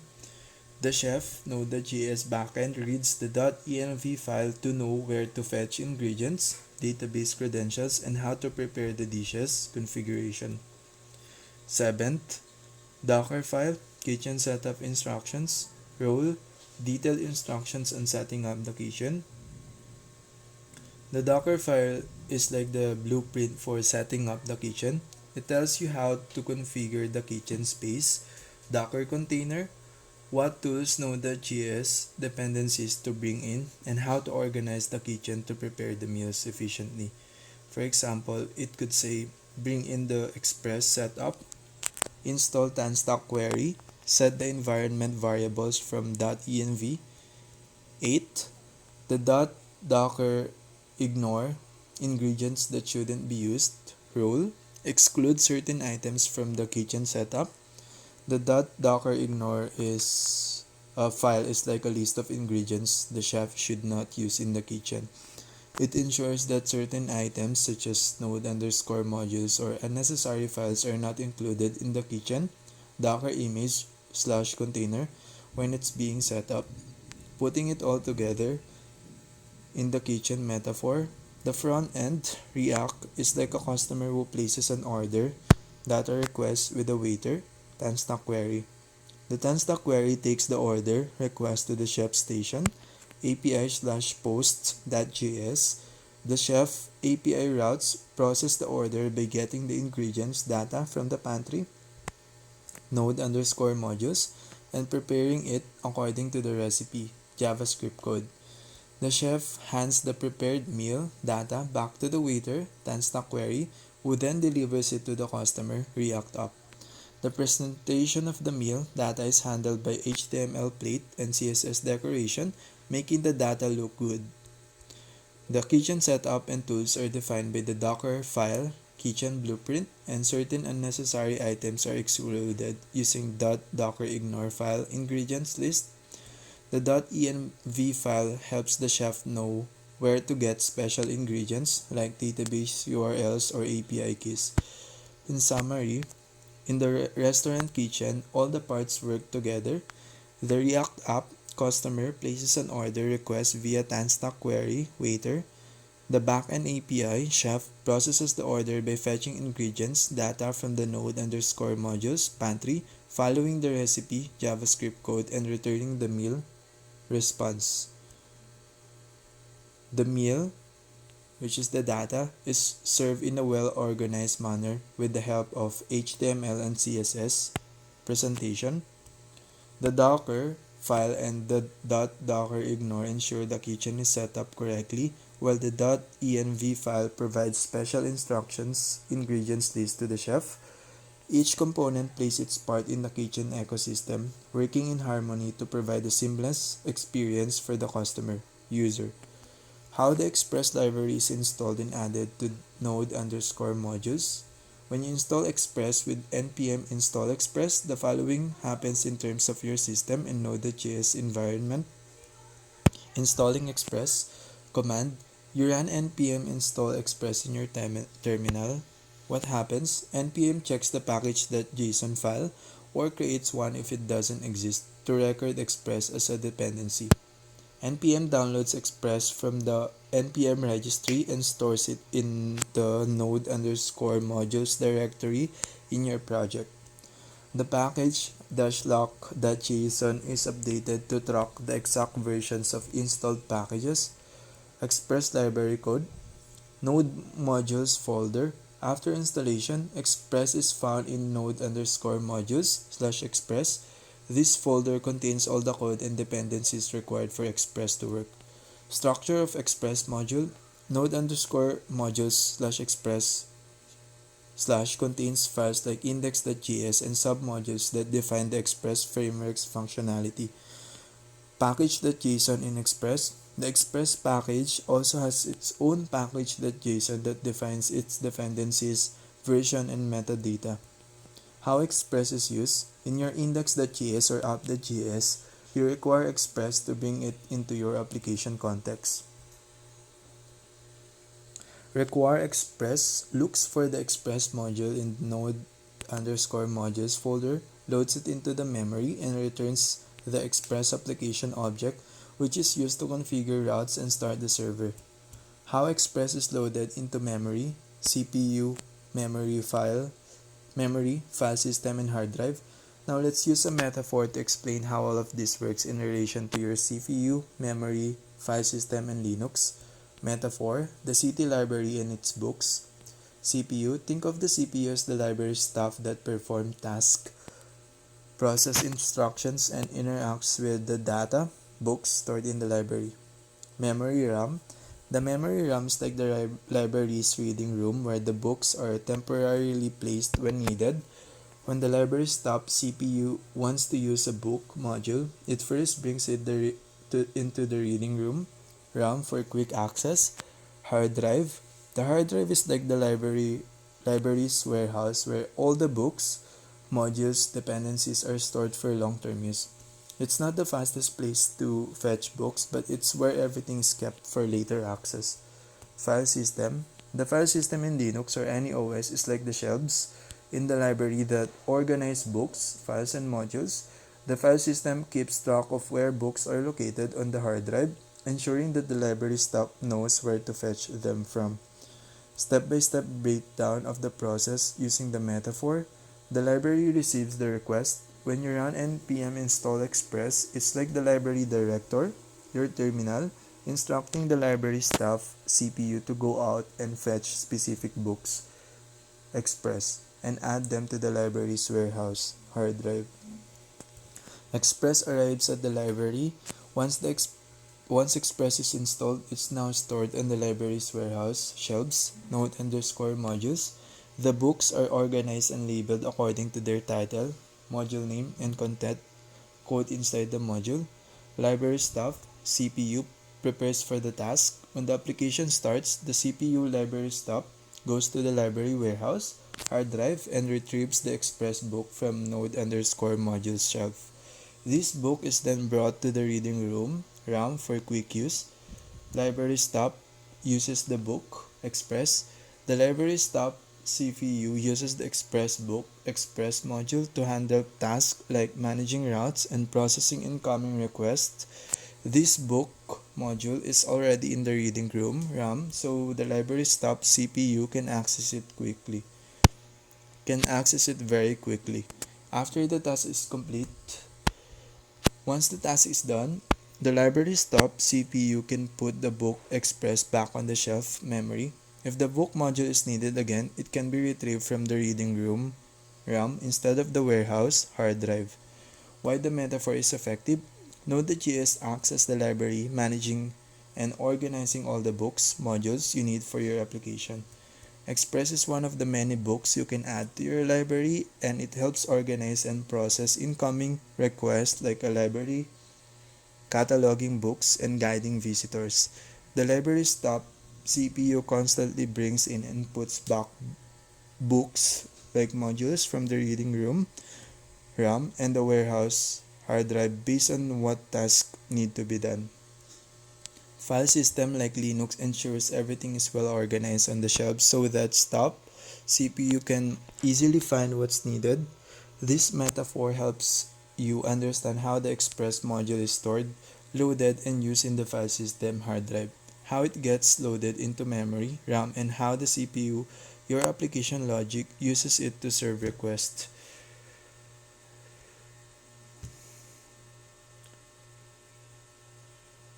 Let's extend this metaphor with Cloud, Docker, Git, MongoDB Atlas, and AI, weaving them into grand narrative. Think of this as a global library system where different entities, cloud, containers, etc., work together like components of a large interconnected library network. The global library network metaphor, React App, the reader. You, as the reader, represents the client, browser, or postman requesting information. Your request, please provide me the list of books, post. You ask for this data through the web via HTTP to a particular URL like http localhost 3001/API/v1/posts or your deployed URL. Express server, the librarian. The librarian, your Express server, receives your request. It's responsible for going into the library database, finding the correct books, posts, and handing them over. Express is essentially a service worker that listens to your request, processes it, and communicates with the backend database to retrieve the information. MongoDB, the library's bookshelf. MongoDB is the vast library where all the books, posts are stored. Each book, post is a document. MongoDB is like the library's bookshelf, where each post has its own spot on the shelf, indexed and accessible for retrieval. You can think of Mongo's code like a library card catalog that helps the librarian Express easily locate the book you ask for. MongoDB Atlas is like having a cloud-based bookshelf that is stored in a secure, highly available environment, much like a library network across many locations. Docker, the library's branches in different cities. Imagine your Docker containers as library branches across different cities. Each branch has all the resources it needs to operate. Bookshelves, MongoDB, Stuff, Node.js server, and Knowledge, your code. Each container is a self-contained unit of work, so no matter which branch we visit, container, the books and services will be consistent, like visiting any well-stocked library branch.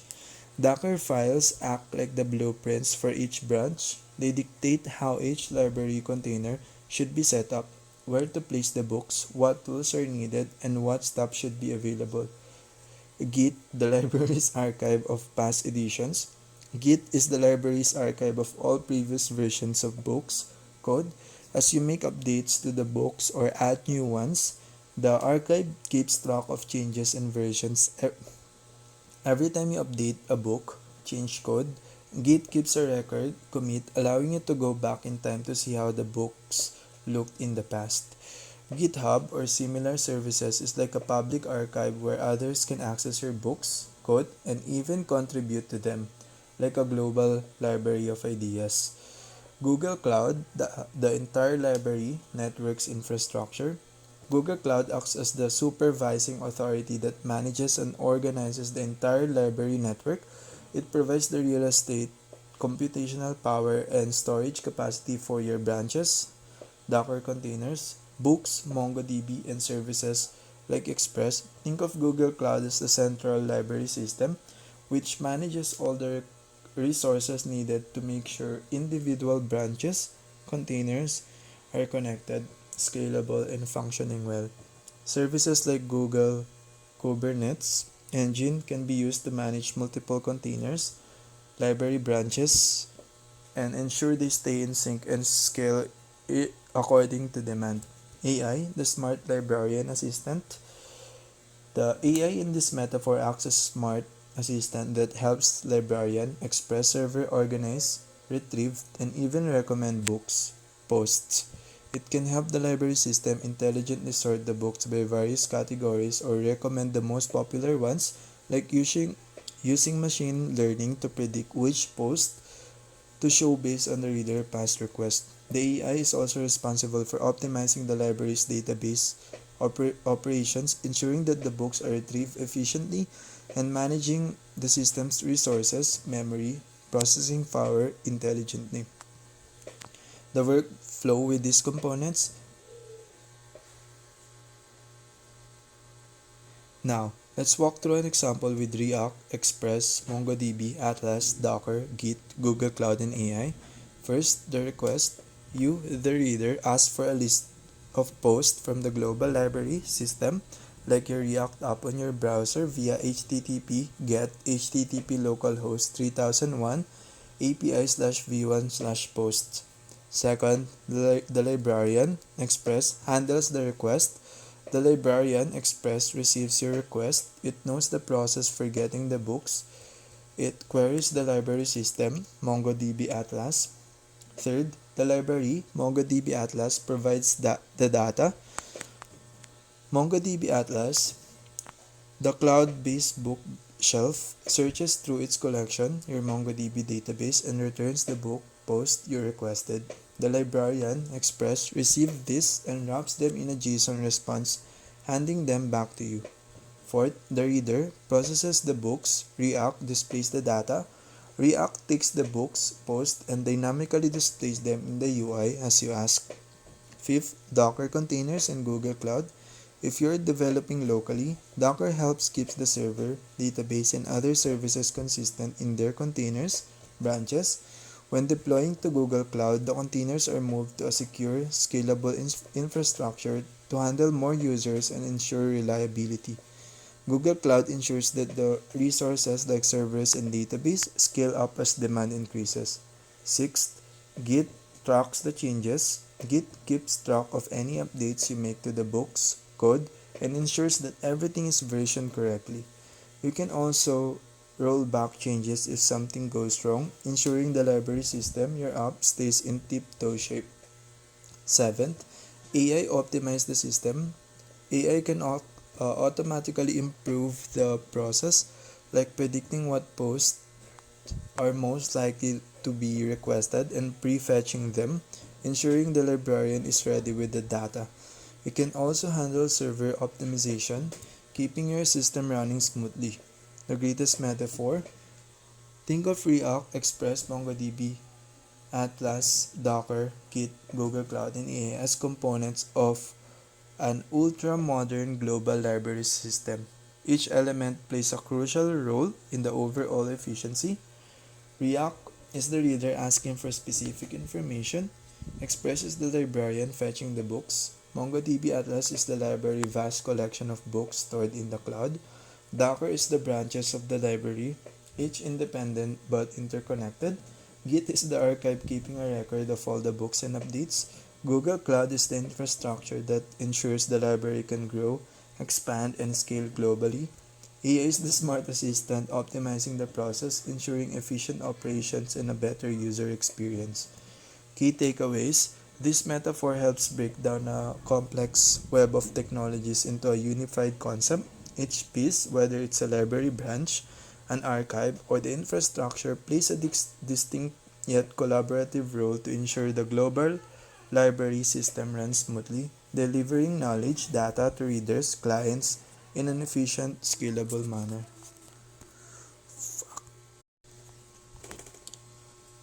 Building OS from nothing.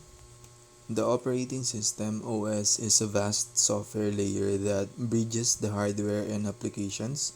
Let's break it into metaphor for the OS source code and file structure. Files used by the OS like .exe, .pdf, and system files. Source code and file structures of an OS. First, metaphor for the OS source code and file structure. Imagine the OS as a city's government infrastructure that manages every component of the city. Here's the metaphor. Kernel, central nervous system. The kernel is the core of the OS, like the mayor's office. It makes decisions, allocates resources, and ensures everything works in harmony. Drivers, specialized departments. Drivers are like the public works departments, specific teams like electricity, water, or transportation that know how to interact with particular hardware. File system, cities, libraries, and warehouses. The file system is the city's filing system and archives. It stores all information from personal files, citizens' documents, to public records, system files. System processes, city workers. These are like civil servants, services running in the background to keep the city functioning. Apps, businesses, and citizens. Apps are like citizens and businesses relying on the government to provide power, roads, and resources for their operations. File structure, government buildings. The OS file structure is like the layout of the city with specific zones for housing, businesses, and factories. System files like /system32 like government buildings for administration. Application files like program files like commercial districts.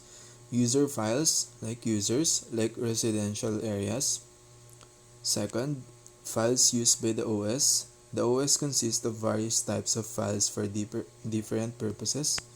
Executable files, .exe, .dll. These are like the tools and vehicles that perform actual tasks. Examples, Explorer.exe handles the Windows GUI. Kernel32.dll provides system-level functions. Configuration files, .ini, .conf, .json. These files are like city blueprints or laws guiding how the OS operates. Examples, boot.ini, configuration for the boot process. Drivers, .sys, specialized equipments, manuals for interacting with the hardware like printers or GPUs. Example, nvlddmkm.sys, NVIDIA graphics driver. System files, .sys, .dll.vxd. These files handles the OS inner workings akin to city management tools. Examples, ntoskrnl.exe, the Windows kernel documentation files, .pdf, .text. Manuals or reference materials for system functions. Examples, readme.txt, a file explaining system updates. Third, source code and file structures of an OS. An OS source code has a hierarchical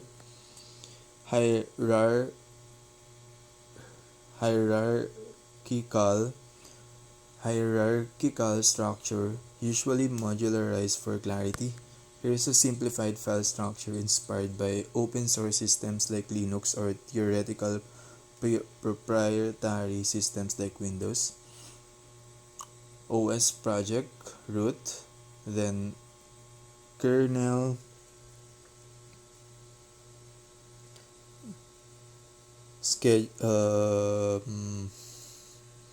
memory management, output handlers,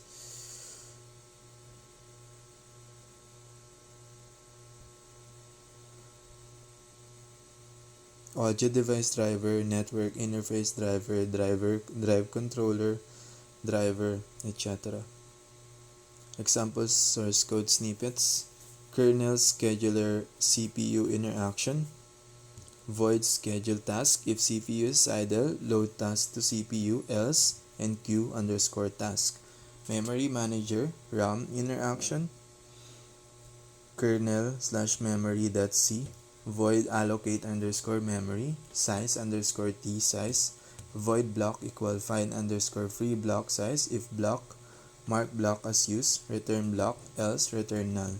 File system, hard drive interaction, file system/vfs.c, int read_file, const_char, path_char, buffer size_t size, etc. For Windows, the primary OS kernel file is ntoskrnl.exe, the Windows kernel that handles core OS operations. Other essential files: explorer.exe, file explorer, cmd.exe, command prompt. In an open source systems like Linux, the compiled kernel might be VM Linux, the Linux kernel binary file, metaphor for these components, kernel source code, the city mayor's rulebook dictating how all departments function, drivers, manuals for specialized vehicles like fire trucks or delivery vans that know how to interact with different systems, file system, the city's library which keeps track of every piece of data, compiled kernel, ntoskRNL.exe or VM Linux, the mayor actively running the city based on the rulebook. This structure and code demonstrate how an OS operates, interacts with hardware, and manages application effectively. The source code is the blueprint while the compiled binaries .exe, .sys are the tools in action. Building an operating system OS from scratch, including its compilation, file structure, and boot process, is akin to building a city from raw materials and creating laws to govern it. Let's walk through the metaphor, practical implementation, and code structure for such a project. Metaphor for building and integrating an OS. First, OS code compilation, the city blueprint. Think of the OS source code as the blueprints of a city. Architects, developers plan every detail: roads, data pathways, buildings, processes, utilities, drivers, and rules, kernel. Second, compiling the OS code. Construction. Compilation is like constructing buildings and infrastructure from the blueprints. The result is the kernel binary, your main executable and supporting files. Third, bootloader, the city gate. The bootloader is like the city gates, allowing the first residents programs to enter and the city to start operating. Fourth, CPU, RAM, and hard drive, the physical city. The CPU is the government enforcing laws, kernel instructions. The RAM is the marketplace where transient goods like temporary data are exchanged. The hard drive is the library and warehouse storing long-term records, persistent data. Fifth, boot medium, the carrier, whether a USB, a custom chip, or network boot. The medium is the carrier delivering the city plans to the location. File structure for custom OS. Here's a typical structure for a custom OS built from scratch. My-custom-os, bootloader, boot.esm, code for the bootloader, bootloader assembly code, loader.c, bootloader C code, kernel / functionality, etc. Practical steps to build and run the OS. First, write the bootloader. The bootloader initializes the system and loads the kernel. Example, boot.esm. Second, write the kernel. The kernel contains the core functionality of your OS. Example, kernel.c, void main, char video memory, char, etc. Third, compile the code. Use a cross compiler to generate binaries. Bash, compile bootloader, nasm-f bin bootloader/boot.esm-o, compile kernel, gcc-f freestanding-m32-c kernel, etc. Fifth, boot the OS. Plug the USB into your computer and set the BIOS to boot from it. Your custom OS will run. Metaphor for file extensions and OS compilation. Source code extensions, .c, .asm, raw blueprints and instructions written by engineers or programmers. .h, shared law definitions like constitutions for the city. Compiled files. .bin, the constructed city infrastructure ready for use. .elf, executable city foundation in a specific format for advanced use. File structures, boot.esm, city gate instructions, determines how to open the city gates and initialize the infrastructure.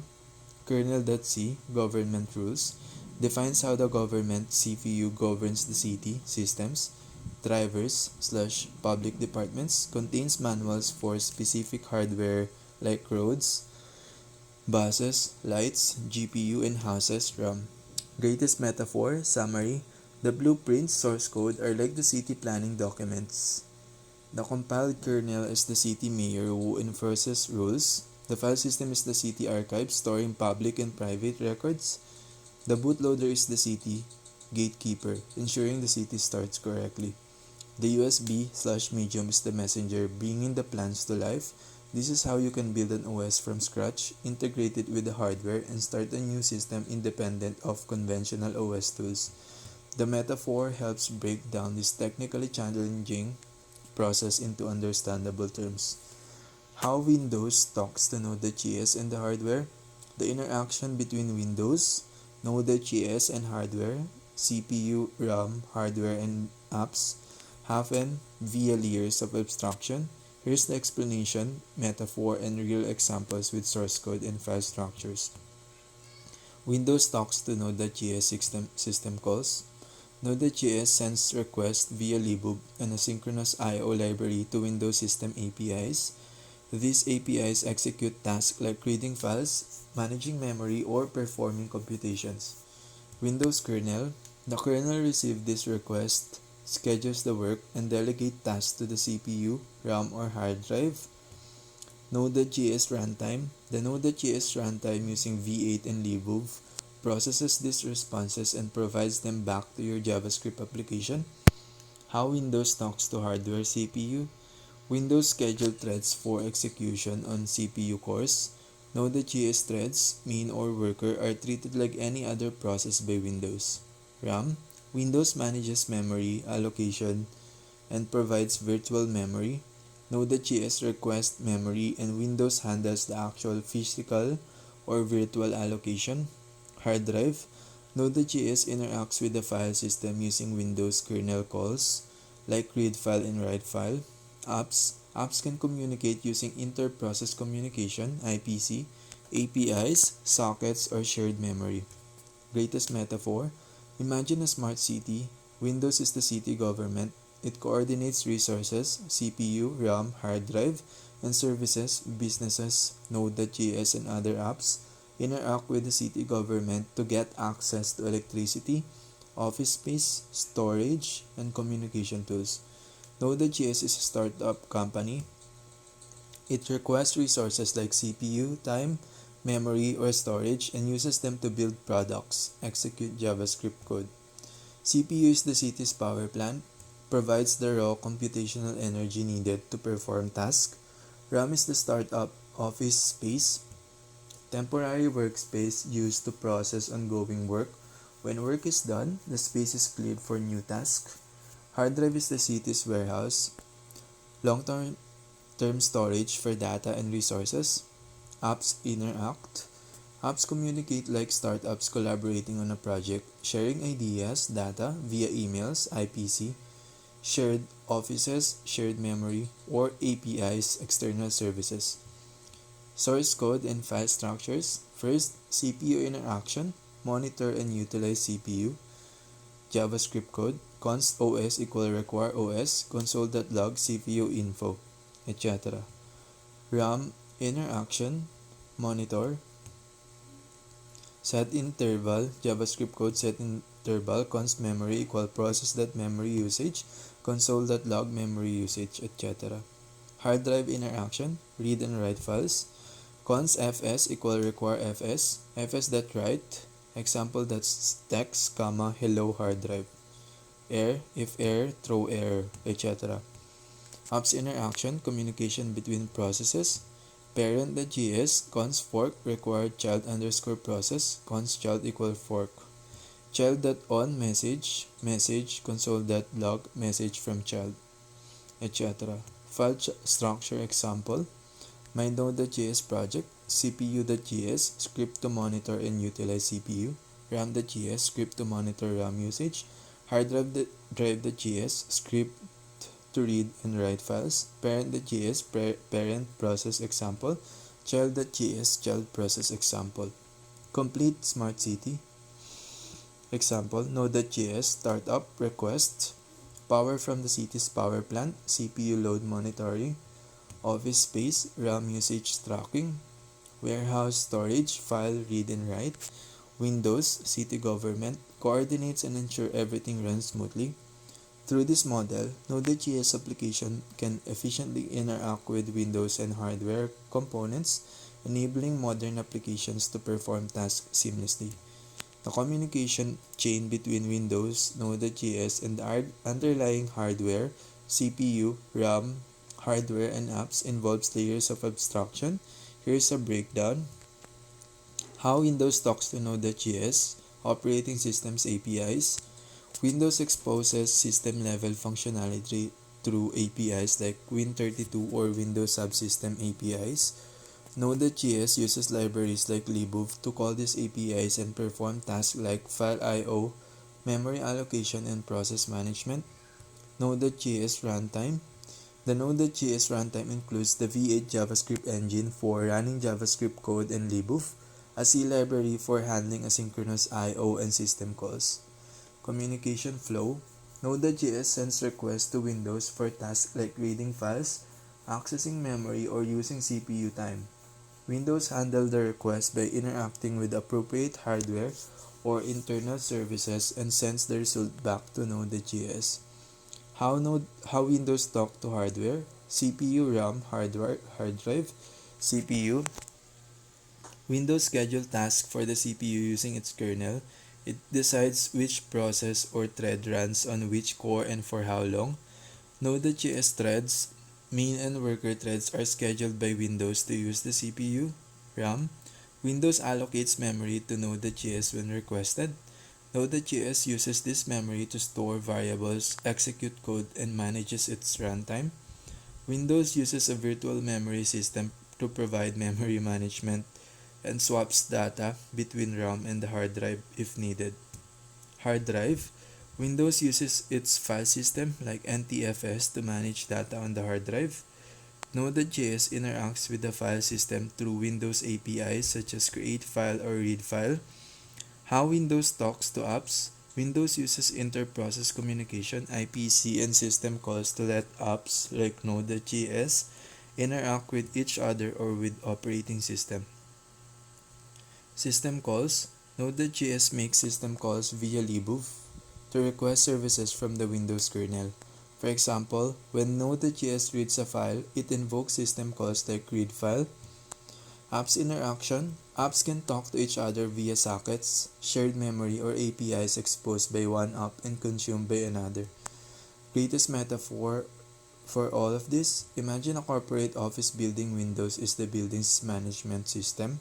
It oversees the infrastructure, allocates resources, electricity, space, internet, and schedules tasks like elevator usage for moving between floors. Node.js is a startup company in the building. Node.js makes the request to the building management, Windows, for services like CPU time, memory allocation, file access.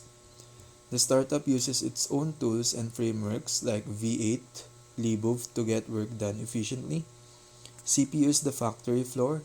Worker threads process tasks as directed by building's management. RAM is the office desk space. Employees apps temporarily use desk space to work on tasks. Desks can be cleared and reused for other tasks when needed. Hard drive is the filing cabinet. It stores important documents, data, long term. Workers apps can request documents to use or update them. Apps talking to each other.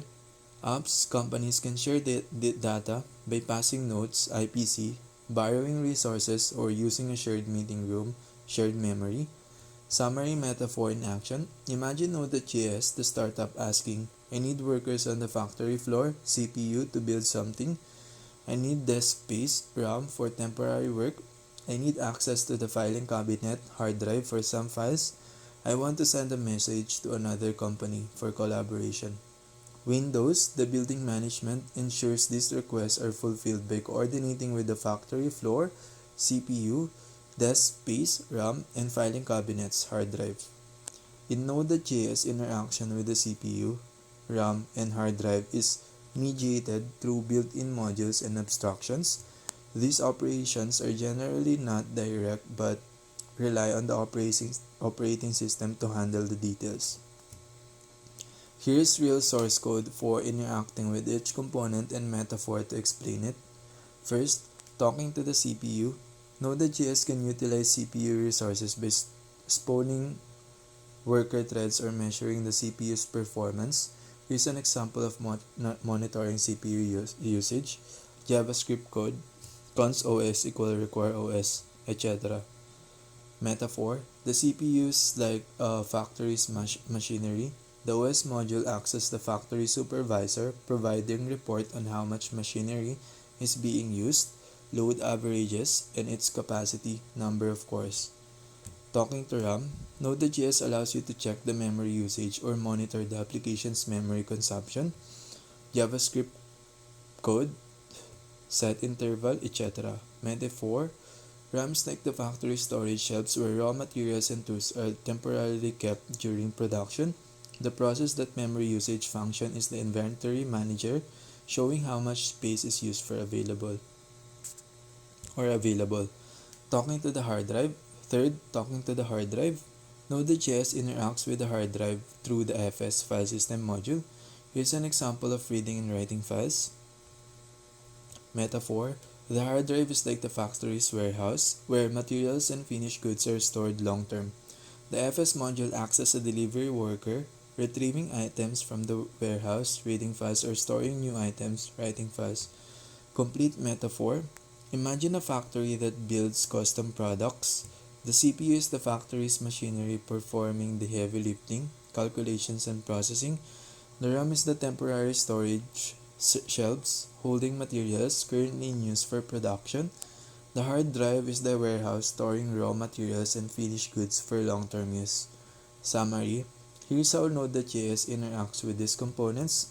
CPU, use OS for monitoring or worker threads for intensive tasks. RAM, use the process that memory usage for real-time memory stats. Hard drive, use FS to read or write files. Node.js acts as the factory manager, efficiently coordinating resources to get tasks done without directly controlling the hardware.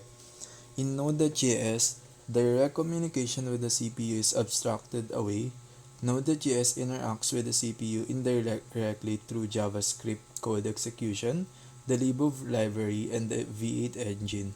The actual talking happens at a lower level via the operating system and hardware. However, Node.js allows us to interact with the CPU for computational tasks such as spawning worker threads or monitoring system performance. Here's a real example of how you might use Node.js to leverage the CPU. Real code, using worker threads for CPU intensive tasks. JavaScript code, import necessary modules. Cons worker is main thread, etc. Require worker threads. Real metaphor, Node.js is a manager of a factory workers. Factory setup, the main thread is like the factory manager. Worker threads are like individual factory workers. The CPU is the machinery used by the workers to do their task. Explanation, main thread, manager. The manager main thread delegates a specific job, task to a worker. The manager doesn't do the work themselves but ensure that tasks are assigned and monitored. Worker threads, workers. Each worker takes the assigned task and operates machinery, CPU, to complete it. Workers can run independently without waiting for the manager's input. CPU, machinery. The CPU is the core resource used by workers' threads to perform calculations or operations. Workflow, the manager, main thread decide what needs to be done, like a CPU intensive calculation. The manager assigns tasks to available worker threads. Worker use the machinery, CPU cores to perform their jobs. When done, workers report back to the manager with the results. Summary, the code above demonstrates how Node.js allows you to efficiently use the CPU for heavy computations without blocking the main thread, similar to how factory manager delegate tasks to workers. Integrating the backend service using Tanstack query. After finishing creating all the UI components, we can now move on to integrating them with the backend we created in the previous chapter. For the integration, we are going to use Tanstack query, previously called React query, which is a data fetching library that can also help us with caching, synchronizing, and updating data from a backend. Tanstack query specifically focuses on managing the state of fetch data, server state, while other state management library can also deal with server state. They specialize in managing client state instead. Server state has some stark differences from client state, such as the following: being persisted remotely in a location the client does not control directly, requiring asynchronous APIs to fetch and update state, having to deal with shared ownership, which means that other people can change the state without your knowledge, state becoming stale, out of date at some point when changed by the server or other people. These challenges with server state result in issues such as having to cache, deduplicate multiple requests, update out-of-date state in the background, and so on. Tanstack query provides solution to these issues out of the box and thus making dealing with server state simple. You can always combine it with other state management libraries that focuses on client state as well. For use cases where the client state essentially just reflects the server state, though, Tanstack query on its own can be good enough as a state management solution. The reason why React query got renamed to Tanstack query is that the library now also supports other frameworks such as Solid, Vue, and Svelte. Now that you know why and how Tanstack query can help us integrate our front end with back end, let's get started using it. Setting up Tanstack query for React. To set up Tanstack query, we first have to install the dependency and set up a query client. The query client is provided to React through a context and will store information about active requests, cached, results, when to periodically refetch data, and everything needed for Tanstack query to function. Let's get started setting it up now. First, open a new terminal, do not quit Vite, and install the tanstack/react-query dependency by running the following command in the root of our project: npm install tanstack/react-query. We're now going to move our current app component to a new blog component, as we are going to use the app component for setting up libraries and context instead. Rename the src/app.jsx file to src/blog.jsx. Do not update imports yet. If VS Code asks you to update imports, click No. Now, in the src/blog.jsx, change the function name from app to blog. Export function blog. Create a new src/app.jsx file. In this file, import query client and query client provider from Tanstack React query. Import query client, query client provider from Tanstack query. Also import the blog component. Import blog from ./blog.jsx. Now create a new query client. Const query client equal new query client. Define the app component and render the blog component wrap inside query client provider. Export function app. Return query client provider client equal query client blog close parenthesis query client provider close bracket close greater than symbol. That's all there is to setting up Tanstack query. We can now make use of it inside our blog component and its children. Fetching blog post. The first thing we should do is fetch all the list of blog posts from our backend. Let's implement that now. First of all, in the second terminal window, open not where Vite is running, run the backend server, do not quit Vite as follows: cd backend, then npm start. If you get an error, make sure Docker and MongoDB are running properly.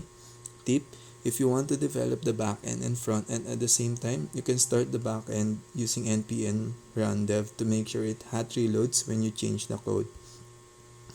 Second, create a .env file in the root of the project and enter the following contents into it. Void underscore backend underscore URL equal http localhost 3001 slash API slash v1. Void supports .env out of the box. All environment variables that should be available to be accessed within the front end need to be prefixed with void underscore. Here, we set an environment variable to point to our backend server. Third, create new src/api/post.js file. In this file, we are going to define a function to fetch post, which accepts the query params for the /post endpoints as an argument. These query params are used to filter by author and tag, define sorting using sort by and sort order. Export const get post equal async query params. Remember that we can use fetch function to make requests to a server. We need to pass the environment variable to it and add the /post endpoint. After the path, we add query params which are prefixed with question mark symbol. Const rest equal await fetch. Import that meta.env.void back underscore backend underscore URL /post question mark. Now we need to use the URL search params class to turn an object into query params. The class will automatically escape the input for us and turn it into valid query params. New URL search params, query params. Like we did before in the browser, we need to parse the response as JSON. Return await rest.json. Edit src/blog.jsx and remove the sample post array. Const post equal title full stack React projects contents let's become full stack developers author Daniel Bogle title hello React. Also import the use query function from @tanstack/react-query and the get post function from our API folder in the src/blog.jsx file. Import use query from @tanstack/react-query. Import postlist from /components/postlist.jsx. Import create post from components. Create post.jsx. Import post filter from components. Import post sorting from components. Import get post from api/post.js. Inside the blog component, define a use query hook. Export function blog. Const post query equal use query. Query key post. Query fn arrow to the right get post. The query key is very important in Tanstack query as it's used to uniquely identify a request, among other things, for caching purposes. Always make sure to use unique query keys, otherwise you might see requests not triggering properly. For query fn option, we just call the get post function without query params for now. Then, after the use query hook, we get the post from our query and fall back to an empty array if the posts are not loaded yet. Const post equal post query data. 11. Check your browser and you will see that the posts are now loaded from our backend. Now that we have successfully fetched blog posts, let's get the filters and sorting working. Implementing filters and sorting. To implement filters and sorting, we need to handle some local state and pass it as a query params to post query. Let's do that now. First, we start by editing the src/blog.jsx file and importing the useState hook from React. Import useState from React. Second, then we add state hooks for the author, filter, and sorting options inside the blog component before the use query hook. Const author, set author equal useState. Const sort by, sort by equal useState parameter created at. Const parameter sort order, set sort order equal useState parameter descending. Third, then we adjust query key to contain the query param so that whenever a query param changes, Tanstack query will refetch unless the request is already cached. We also adjust query fn to get to call get post with relevant query params.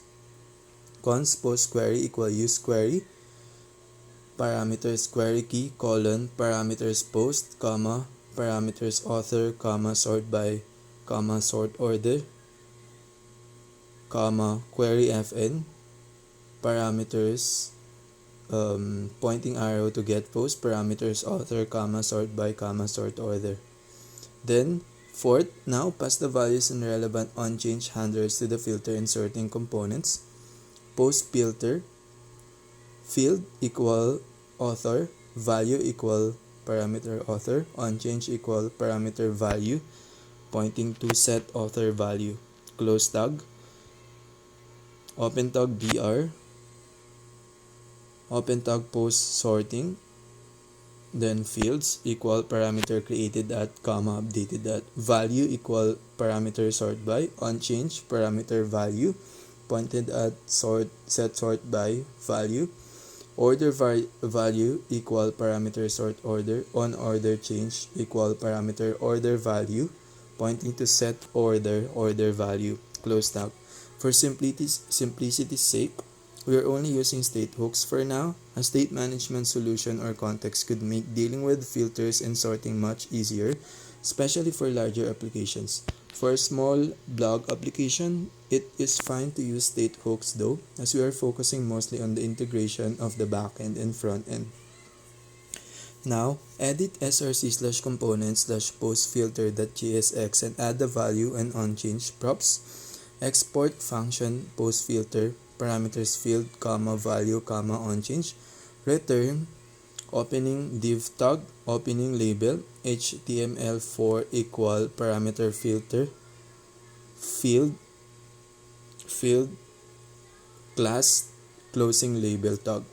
Open input tag, type equal text, name equal parameter filter, field, id equal parameter filter, then to field, value equal parameter value, unchanged equal pointing to unchanged parameter target dot value, closing div.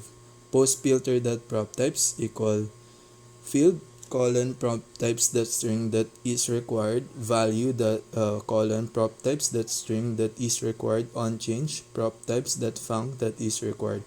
We also do the same for src/components/post sorting.jsx. 7. In your browser, enter Daniel Bogle as the author. You should see Tanstock query fetch the post from the backend as you type, and once match is found, the backend will return all posts by that author. 8th, after testing it out, make sure to clear the filter again so that newly created posts are not filtered by the author anymore later on. If you do not want to make the many requests to the backend, make sure to use debouncing state hook such as use debounce and then pass only the debounce value to the query param. If you are interested in gaining further knowledge about the use debounce hook and other useful hooks, I recommend checking out my book titled Learn React Hooks. The application should now look as follows, with the post being filtered by the author entered in the field and sorted by the select field in the selected order. Now that sorting and filtering are working properly, let's learn about mutations, which allow us to make requests to the server that change the state of the backend, for example, inserting or updating entries in the database. Creating new posts. We're now going to implement a feature to create posts. To do this, we need to use the use mutation hook from Tanstock query.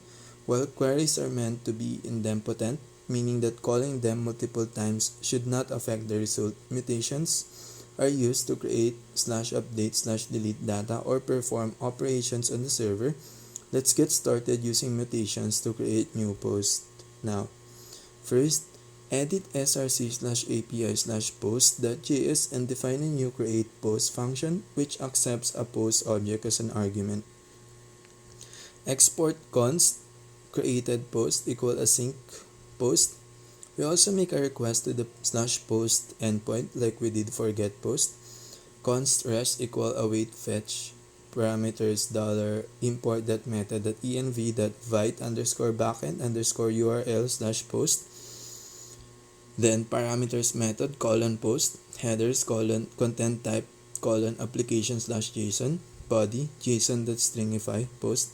Like with get post, we also need to parse the JSON as JSON, then return await.rest.json. After defining the create post API function, let's use it in the create post component by creating a new mutation hook there. Edit src slash components slash create post.jsx and import the use mutation hook from @tanstack slash react slash query, the use state hook from the react and our create post API function. Import use mutation from @tanstack slash react dash query, import use state from react, import create post from ../api slash post.js. Inside the create post component, define state hooks for title, author, and contents. Const title, set title equal use state.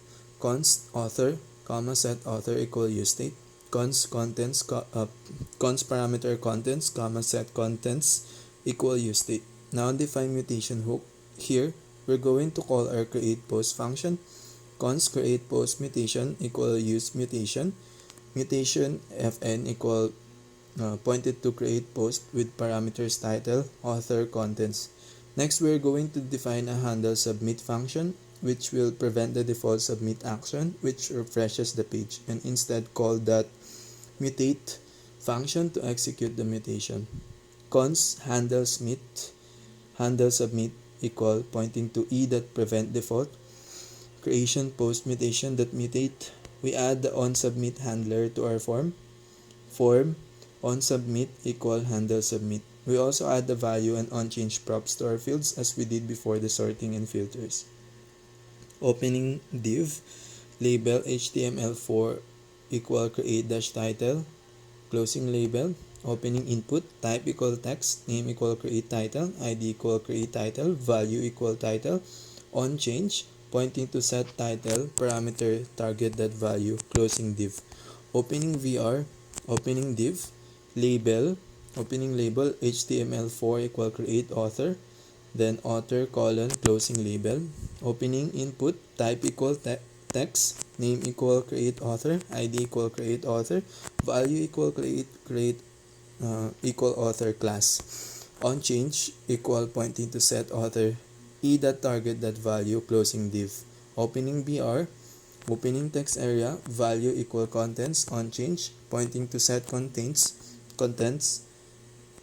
parameter target that value. For the submit button, we make sure it says creating instead of create while we are waiting for the mutation to finish. And we also disable the button if no title was set as it is required or if the mutation is currently pending. Closing BR, opening input type equal submit, value equal create post mutation that is pending, create, disabled, titled. Lastly, we add message below the submit button which will be shown if the mutation is successful. Create post mutation that is success question mark, closing tag, opening BR tag, post created successfully, closing BR, then null, then closing form. In addition to is pending and is success mutation, also return is idle when the mutation is idle or in a fresh /reset state and is error states. The same states can also be accessed from queries, for example, to show a loading animation while posts are fetching. 13. Now we can try adding a new post and it seems to work fine, but the post list is not updating automatically only after a refresh. The issue is that query key did not change, so Tanstack query does not refresh the list of posts. However, we also want to refresh the list when a new post is created. Let's fix that now. In validating queries, to ensure that the list is refreshed after creating new post, we need to invalidate the query. We can make use of the query client to do this. Let's do it now. First, edit src/components/create post.jsx and import the use query client hook. Import use mutation, use query client from @tanstack/react-query. Use the query client to invalidate all queries starting with the post query key This will work with any query params to get post request, as it matches all queries starting with post in the array. Const query client equal use query client.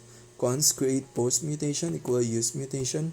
Mutation fn pointing to create post, parameter title, author, contents.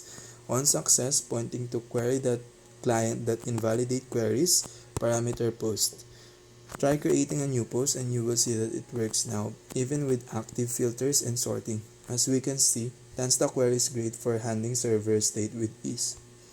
Summary: in this chapter, we learn how to create a React frontend and integrate it with our backend using Tanstack query. We have covered the main functionality of our backend, listing posts with sorting, creating posts, and filtering by author. Dealing with tags and deleting and editing posts are similar to the already explained functionalities and are left as an exercise for you.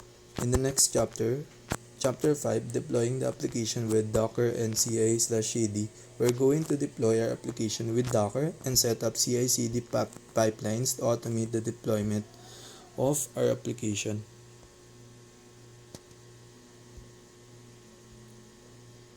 Configuring CI to automate testing.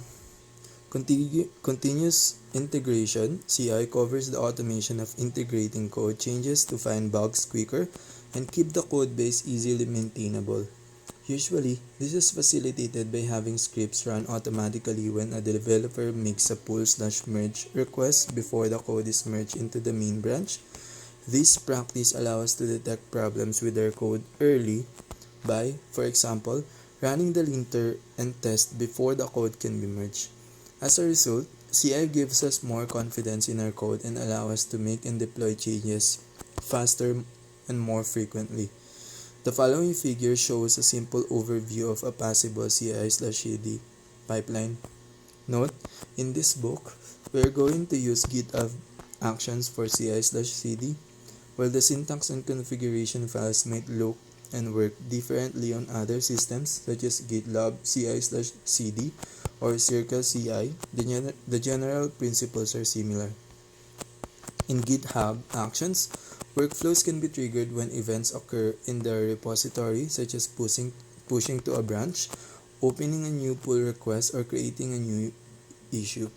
Workflows can contain one or multiple jobs, which can either run in parallel or sequentially.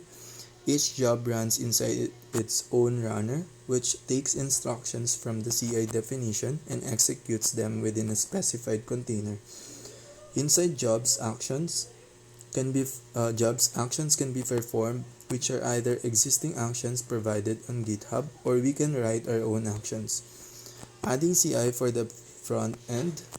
Let's get started creating workflow that will build the front end when a pull request is created or a push is made to the main branch. First, create a new .github/folder in the root of our project. Inside it, create a workflows/folder. Second, inside the .github/workflows folder, create a new file called frontend-ci.yaml. Third, open the .github/workflows/frontend-ci.yaml file and start by giving the workflow a name. Name, blog frontend CI. Then, listen to events by using the on keyword. We are going to execute the jobs when a new pull request or push is made to the main branch. On, enter, push, enter, branches, enter, -main, enter, pull_request, and enter, branches-main. Now we define a job that will run the linter and build the front end. Jobs, enter, lint-n-build, enter. 6. We run the job on an Ubuntu-latest container. Runs-on, Ubuntu-latest. We can make use of the matrix strategy to run our test multiple times with different variables. In our case, we want to run it on multiple node.js version. Strategy, enter, matrix, enter, node-version, 16.x, 18.x, 20.x. 8. Now, we define the steps inside our job. Make sure the steps are defined on the same indentation level as strategy. Steps colon. First, we use the action slash checkout action, which check out our repository dash uses colon action slash checkout at v3. Then we use the action slash setup dash node action, which setups node.js inside our container. Here, we make use of the node underscore dash version variable we defined earlier. Dash name colon use node.js dollar sign parameters matrix that node version. Enter uses colon action slash setup dash node at v3. Enter with colon enter node underscore version colon dollar sign parameters matrix that node dash version. Enter cache colon npm. The cache option specifies a package manager to be used for caching dependencies. Finally, we install dependencies, run the linter, and build our front end. Dash name colon install dependencies. Enter run colon npm install. Dash name enter dash name colon run linter on front end. Enter run colon npm run lint. Enter dash name colon build front end. Enter run colon npm run build. Adding CI for the backend. Now that we have added CI for the front end, let's also add CI for the backend by building and testing it when a pull request is created or a push is made to the main branch. First, inside the .github/workflows/folder, create a new file called backend-ci.yaml. Second, open the github/workflows/backend-ci.yaml file. Start by giving it a name and listen to the same events as we did for the front-end CI. Third, now we define a job that will build and test the backend. We set the default working directory in the backend/folder to run all actions inside that folder. Fourth, then we use the same actions as for the front end to check out the repository and set up node.js. Fifth, finally, we run the linter on our backend and run the tests. 6. Save the workflow files and commit and push them to a GitHub repository by creating a new repository on GitHub and following their instructions to push an existing repository to a GitHub. 7. Go to the repository on GitHub and select Actions tab. You should see your workflows running there. If you make a new pull request to the Figure 5.8 backend and front-end CI workflows successfully running in GitHub Actions. If we make a new pull request to the main branch, we can also see that our CI workflows are running properly on the new code.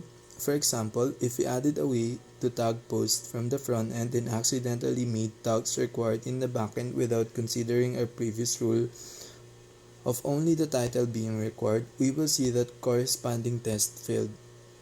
We can also see that GitHub Actions automatically cancel the jobs running for other Node.js versions after one of them already failed to avoid wasting time. Now that we have successfully set up our CI workflows, let's continue by setting up CD to automate deployment of our full stack application. Configuring CD to automate the deployment. After the pull/merge request is merged, continuous delivery CD comes into play. CD automates the release process by automatically deploying the services and applications for us. Usually, this involves a multi-stage process where code is the first automatically deployed to a staging environment and can then be manually deployed to other environments up until production. If deployment to production is also an automated process, it is called continuous deployment instead of continuous delivery. First, we need to get the credentials to authenticate with Docker Hub and Google Cloud. Then we can set up the workflow for deploying our blog. Prop types troubleshooting, a deeper dive, the house analogy, the foundation, data flow. Imagine your React application as a house. The foundation of this house is the data flow. In your case, the post ID is a crucial piece of information that needs to flow seamlessly from the post list to the delete post button. The blueprint component structure. The blueprint or the component structure defines how different parts of the house components are connected. The post list components is like the main floor, responsible for displaying a list of posts. Each post component is a room on this floor. The delete post button is a feature within each room. The plumbing, data passing. Just as water flows through pipes to different parts of a house, data flows through props in React. In your case, the post ID is like water flowing from the post list, main water source, to the post component, a water tank, and finally to the delete post button, a faucet. The electrician, state management. An electrician ensures that electricity reaches every part of the house. Similarly, state management in React ensures that data is accessible and up to date across different components. If the post ID isn't managed correctly, it might not reach the delete post button. The carpenter, component composition. A carpenter assembles different parts of the house to form a complete structure. In React, components are assembled to create a user interface. The post list component assembles multiple post components, and each post component assembles its content and the delete post button. The inspector, debugging tools. An inspector checks the house for defects. In React development, browser developer tools are your inspector. You can use them to inspect the component hierarchy, check the props being passed to each component, log values to the console to track data flow, troubleshooting the issue, check the blueprint, ensure the post list component is passing the post ID to the post component, verify that the post component is receiving and destructuring the post ID correctly. Confirm that the post ID is being passed as a prop to the delete post button component. Inspect the plumbing. Check if the post ID is being fetched correctly and stored in the appropriate state. Verify that the state updates are triggering re-renders and prop updates. Consult the architect, experienced developers. Seek advice from experienced React developers or online communities. They can provide guidance on best practices, common pitfalls, and debugging techniques. Remember, clear and concise code. Write clean and well-structured code to make it easier to debug. Meaningful component names. Use clear and descriptive component names to improve code readability. Consistent naming conventions. Maintain consistent naming conventions for variables and props. Thorough testing. Write unit tests to verify the behavior of your components and catch potential issues early. By following these steps and using the house analogy as a guide, you can systematically identify and resolve the post ID issue in your React application. A metaphor for understanding complex text issues. Imagine you're building a house. The blueprint code. This is your blueprint detailing every aspect of the house from the foundation to the roof. Any errors or inconsistencies in the blueprint will lead to problems during construction. The materials, libraries, frameworks. These are the materials you use to build the house. They might be pre-built components like doors, windows, or even entire rooms. The construction workers, developers. These are the people who follow the blueprint and use the materials to build the house. Now, let's relate this to your specific issue. The blueprint code, your postlist.jsx and delete post button.jsx components. The problem, a missing piece of the blueprint, specifically the post ID prop. The solution, ensuring the post ID is passed correctly from the post list to the post and then to the delete post button. To fix the issue, you need to check the blueprint. Verify that the post ID is included in the post object that is passed to the post component. Ensure that the post component is correctly destructuring and passing the post ID to the delete post button. Inspect the materials.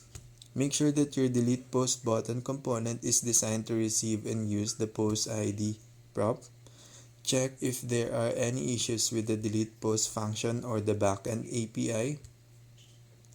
Consult the construction workers. If you're still facing issues, consider consulting with other developers or seeking to help from online communities. They might have encountered similar problems and can offer solutions. By following these steps and using this metaphor as a guide, you can break down a complex problem into simpler, more manageable parts. Remember, patience and systematic troubleshooting are key to resolving tech issues. A metaphor for complex tech issues, a detective story. Imagine you're a detective investigating a missing piece of evidence. In this case, the missing evidence is the post ID, the crime scene. The victim, the delete post button component. The crime, it's not receiving the necessary information, post ID, to function correctly. The detective's investigation, inspect the scene of the crime. Examine the post list component. Is it providing the post ID to the post component? Check the post component. Is it correctly receiving and passing the post ID to the delete post button? Interview the witnesses. Use console logs to print out values at different points in your code, like the post ID value within the post and delete post button components. Analyze the evidence. Carefully review your code for any typos, missing props, or incorrect data structures. Ensure that the post ID is being fetched correctly from the backend and passed down through your component hierarchy. Solve the mystery. Once you've identified the root cause, implement a solution. This might involve correcting a typo in a variable name, adjusting data fetching logic, modifying the component structure to ensure proper prop passing. Remember, patience is key. Debugging can be time consuming, so be patient and methodical. Break down the problem. Divide the problem into smaller, more manageable parts. Leverage tools. Use your browser's developer tools to inspect component props and states. Consult the experts. If you're stuck, don't hesitate to seek help from online communities or experienced developers. By approaching your debugging process like a detective, you can systematically identify and resolve the issue. The error you're encountering indicates a few things. Prop type warnings.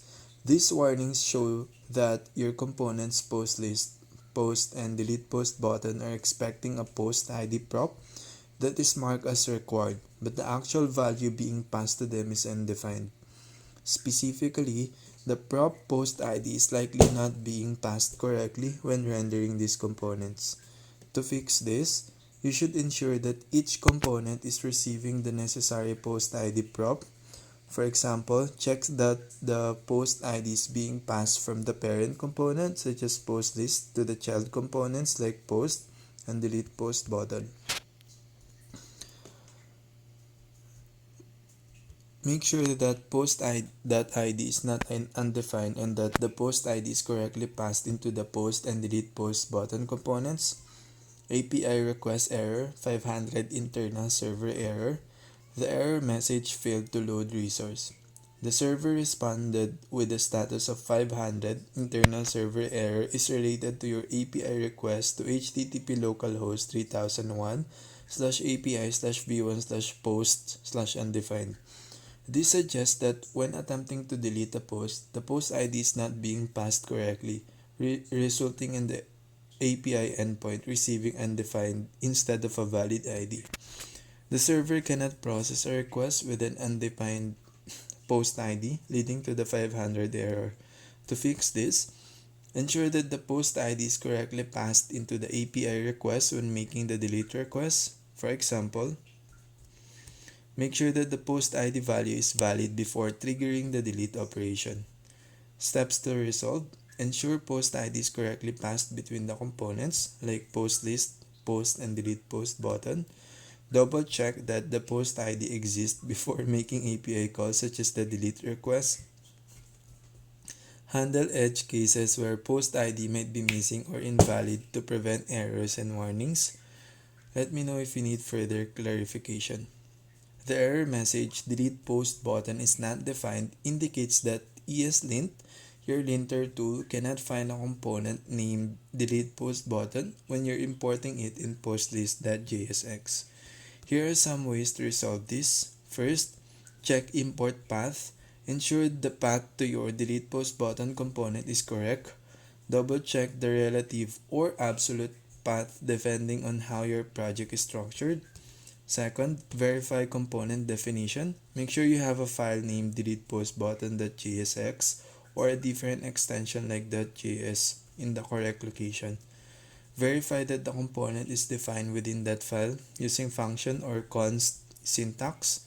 Third, case sensitivity. JavaScript is case sensitive. Ensure the case of delete post button matches exactly between the import and the component definition.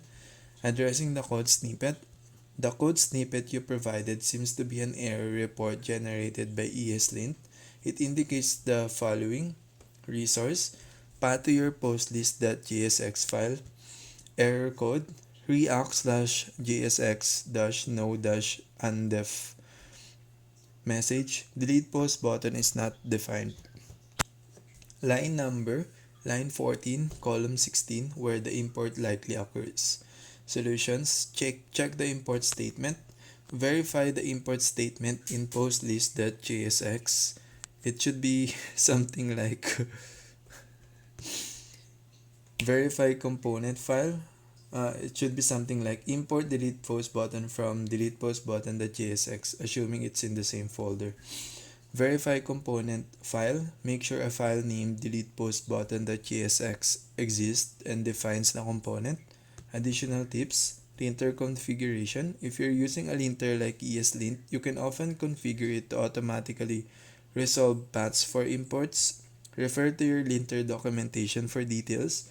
Project structure. Consider a well-organized project structure to avoid path issues.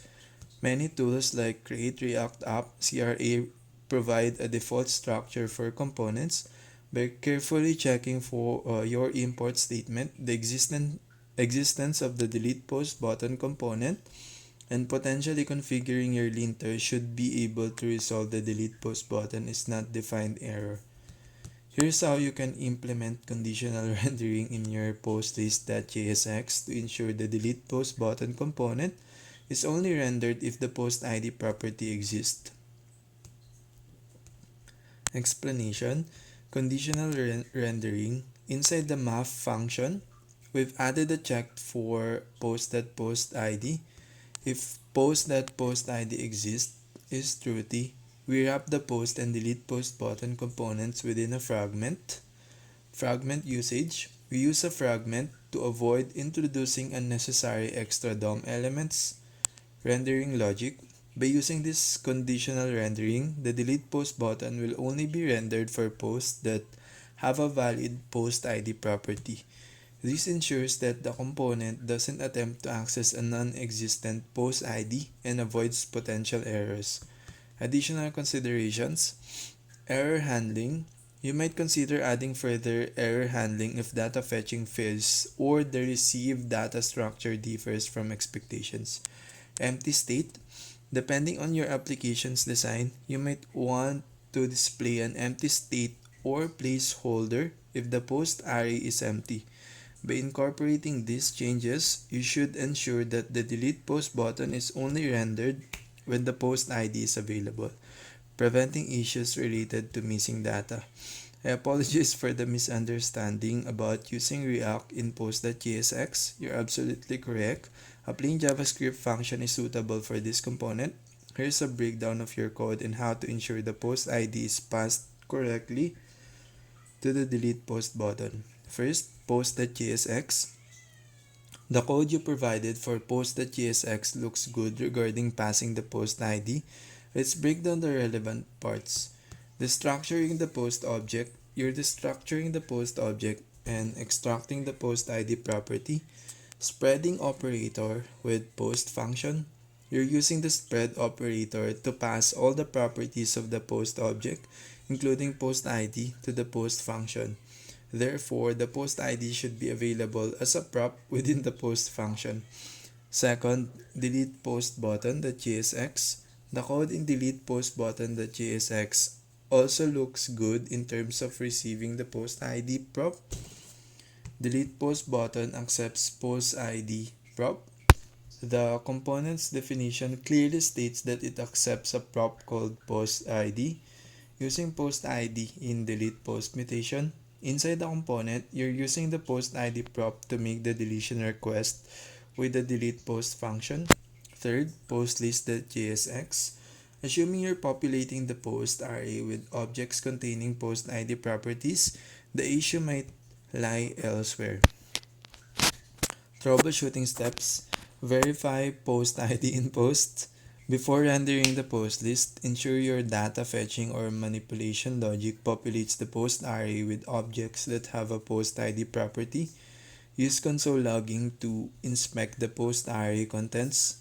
Conditional rendering. Consider using conditional rendering in post list to avoid rendering the delete post button if post ID is missing. Additional tips, debugging tools. Use browser developer tools to inspect component props and values at runtime. Error handling. Implement error handling in your delete post function to catch potential issues during the deletion process and provide user feedback. By following these steps and carefully inspecting your code, you should be able to identify the source of the issue and ensure the post ID is passed correctly to the delete post button component. Key takeaways. Your post.jsx and delete post button.jsx component seems to be handling the post ID prop correctly. The issue might be related to how you're populating the post array in post list.jsx. Ensure the post array contains objects with post ID properties. Use conditional rendering if necessary. If you encounter further trouble, feel free to share details about your data fetching logic, or any other message you're encountering.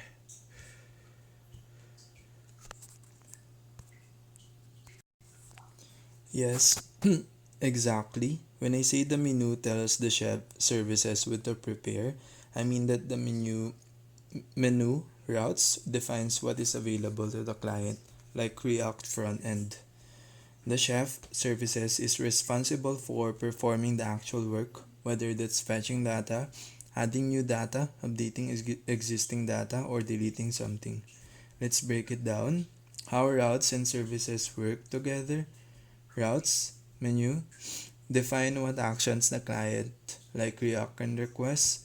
Each route corresponds to a specific dish, task the client can order.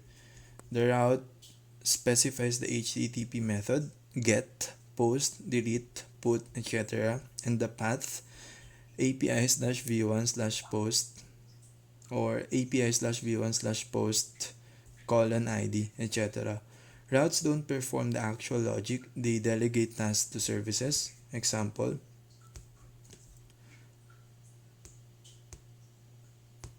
services contains the business logic, the detailed instructions for how to fulfill a request.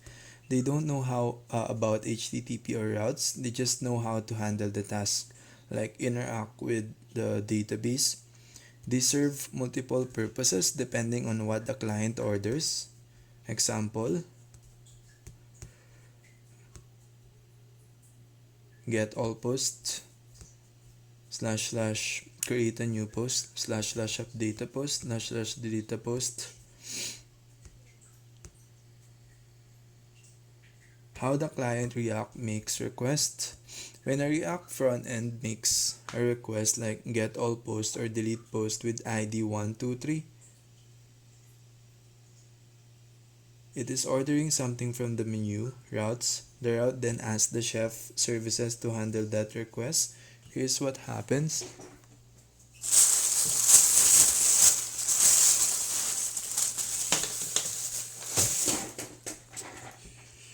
Client makes a request. For example, React sends a get request to API/v1/post to fetch all post. Route handles the request. The get/API/v1/post route matches the request and calls get/post in the service layer. Service executes the logic. The get/post function retrieves data from the database and sends it back to the route. Response is sent to the client. The route formats the service's response and sends it back to the React app. Your question about multiple logic.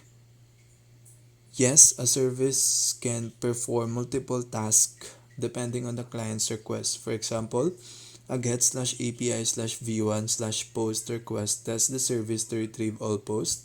A post/API/v1/post request tells the service to create a new post.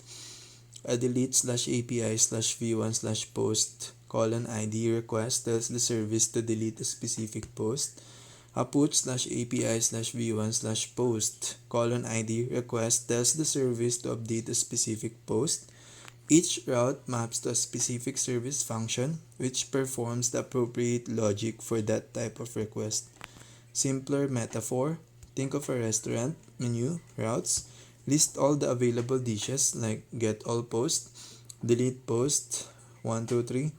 Tells the server how to respond to each type of request dish.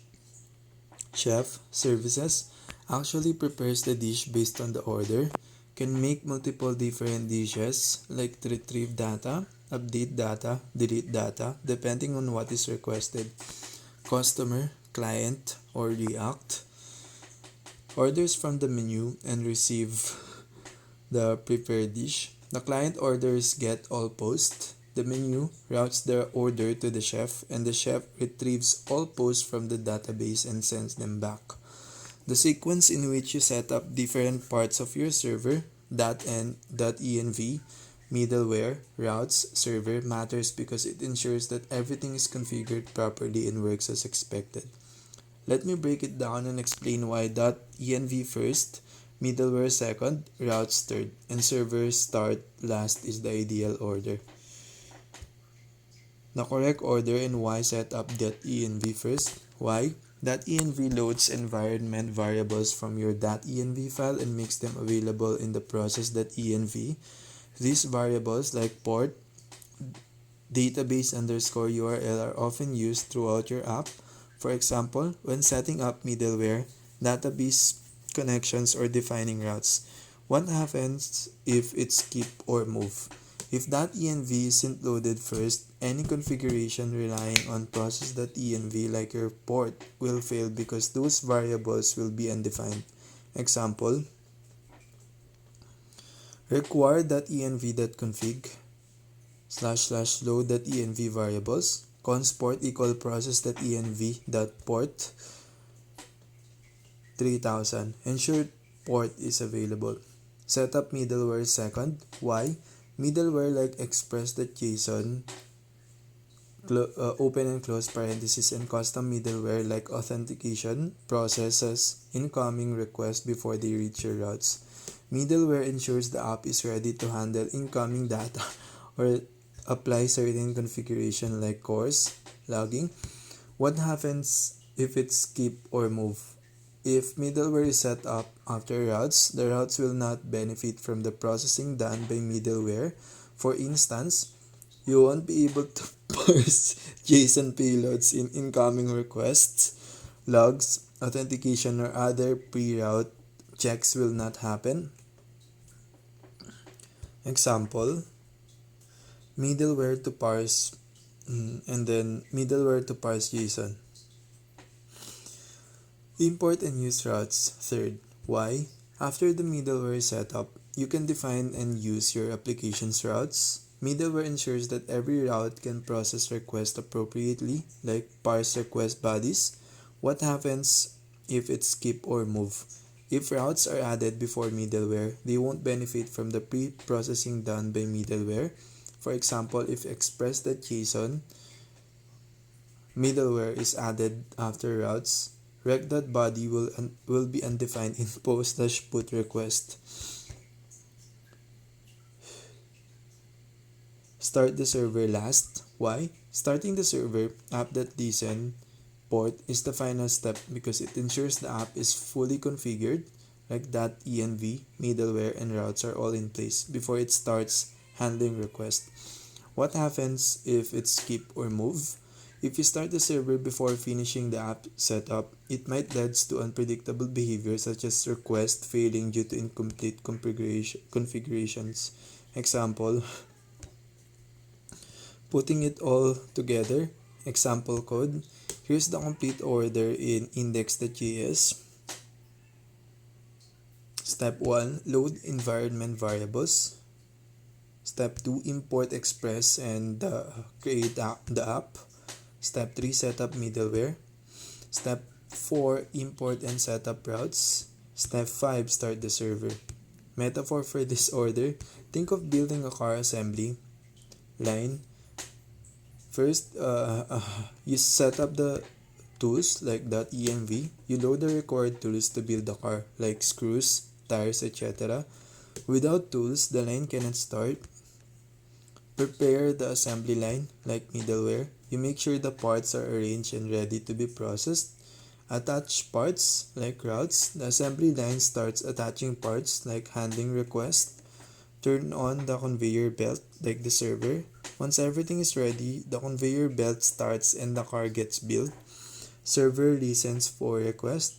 If you don't follow this order, the car, your app, won't work properly. Great question. It is indeed possible to combine everything into a single file, but separating app.js and index.js is a common practice for maintainability and scalability of your codebase. Let me explain why we do it and provide examples. Why separate app.js and index.js? Separation of concerns. App.js focus on application logic, defining routes, middleware, and configuration. Index.js is focused on starting the server,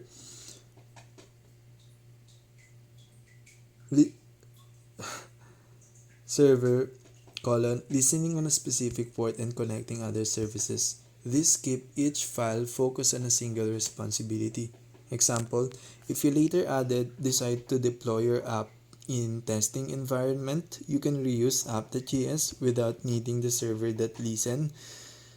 Open and close parenthesis logic in index.js. Reusability. By separating app.js, you can import it into other places like testing scripts, workers, without also starting the server. Example, test.js.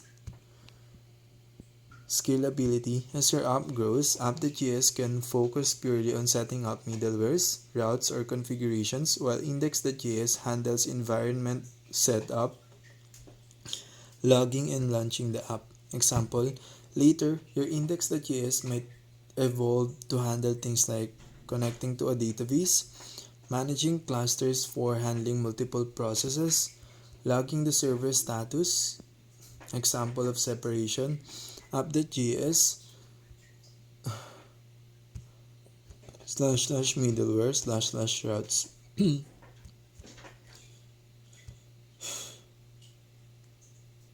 Why combine into one file? You could combine them if your app is small or unlikely to grow in complexity. For example, which approach to use? Combine in one file.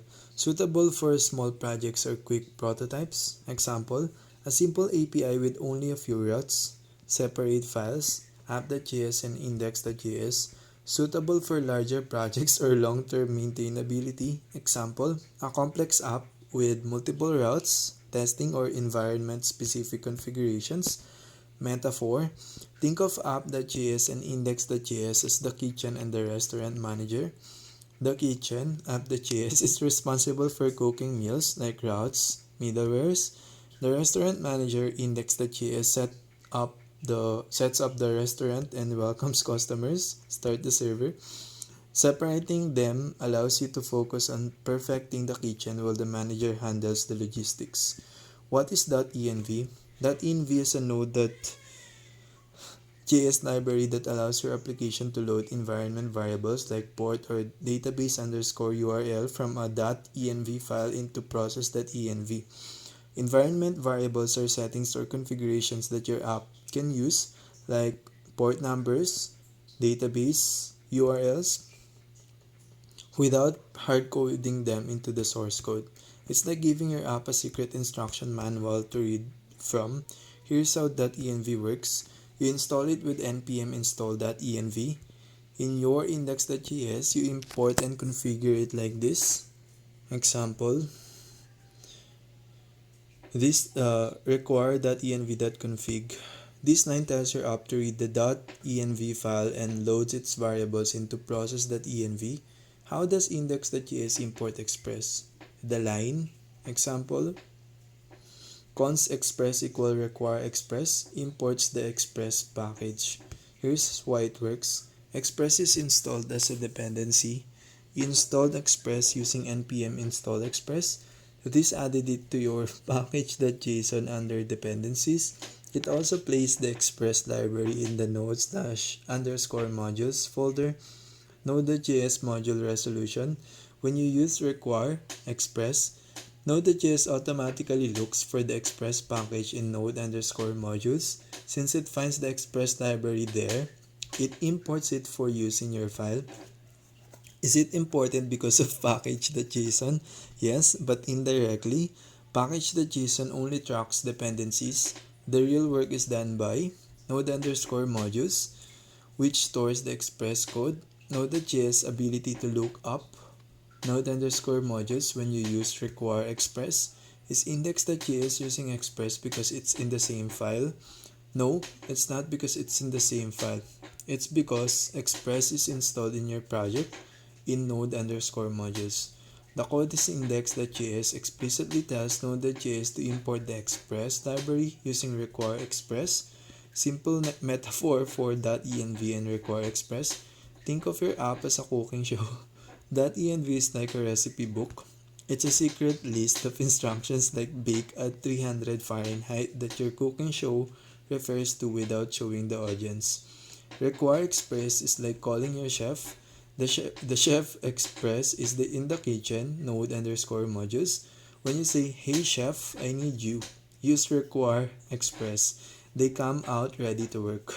The reason the chef is there is because you hired them earlier. npm install express. Great question. Let's break it down step by step. Why is index.js the usual place for this code? The code in index.js sets up the core server. It's like the control center of your backend application, where you configure how the server starts and listens for incoming requests. This is usual practice because main entry point.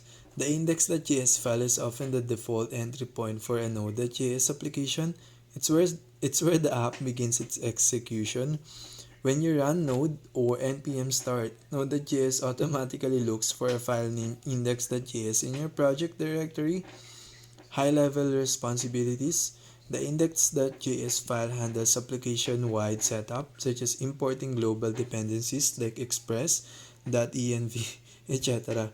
Initializing the server, app.listen, connecting to databases, importing and mounting routes and services, separation of concerns, keeping the server set up like index.js separate from your services and routes is a good practice.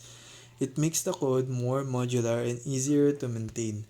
The index.js file focuses on starting the server, while routes handle specific endpoints. Services handle business logic or integration with other systems. What does index.js mean? The name index is significant because it serves as a convention in programming. Default entry point. In many programming contexts, index means default file. For example, in HTML directories, index.html is often the default file loaded by browsers. Similarly, in Node.js, index.js is the default file loaded when a directory is required. Example, JavaScript codes. Const my module equal require my folder automatically loads my folder /index.js if present. General starting point. Index is like the table of contents or home page of your project. It's the starting place where the application is set up and directs other components to perform their task. Usual structure of a backend application. Here's a common folder structure for a Node.js/Express project. Backend, SRC, dependencies and scripts. Index.js initializes the app and start the server like app.listen port. Routes handles API endpoints like API/v1/post. Services handles logic like database queries or helper functions. Why isn't app.listen in services or routes? Single responsibility principle. Services and routes are responsible for specific routes. Routes focus on defining endpoints. Services handle logic and reusable tasks. App.listen is responsible for starting the server, which is a global concern. It doesn't belong to a specific feature. Avoid coupling. Putting app.listen in services or routes tightly couple those modules to the server itself, making it harder to test and reuse the code. By keeping it in index.js, you keep the server setup isolated. What happens in index.js? Here's a simplified version of how index.js fits into the structure. Index.js code require.env.config load environment variables const express equal require express const app equal express middleware setup like JSON parsing cores etc. app.use express.json import routes const post routes equal require dot routes slash post routes app attach routes to the app start the server const port equal process.env.port 3000 app.listen to port console.log server is running on port route/post.js javascript code const get post comma create post equal require that slash services slash post service etc. Summary. Index.js starts the server and handles global setup. Usual structure separates routes and services into their own modules for cleaner modular code. Why use that index.js? It's the default entry point for the app. It simplifies the server initialization. It aligns with programming conventions and best practices. Does this clarify why app.listen is in index.js? Let me know if you'd like to dive deeper. Your backend port and database connection string, along with your front end like vite underscore backend underscore URL, are defined in .env files, which act like a chef's secret recipe in a large restaurant. Let's break this down. What are .env files? .env files are store configuration details such as backend, port equal 3001 and database underscore URL equal MongoDB ://localhost :2707 /blog front end vite underscore backend underscore URL equal http ://localhost 3001 API/v1. This separation keeps sensitive or environment specific details out of the source code, making it easier to switch configurations like between development and production, safer as these files aren't committed to version control thanks to the .gitignore complex metaphor. .env as a secret control panel. Imagine your project is a spaceship and .env files are classified instructions manual. Backend.env spaceship engine room. Port equal 3001 is like specifying which hangar door port the spaceship uses for docking, incoming and outgoing requests. Without it, you wouldn't know where to land or launch.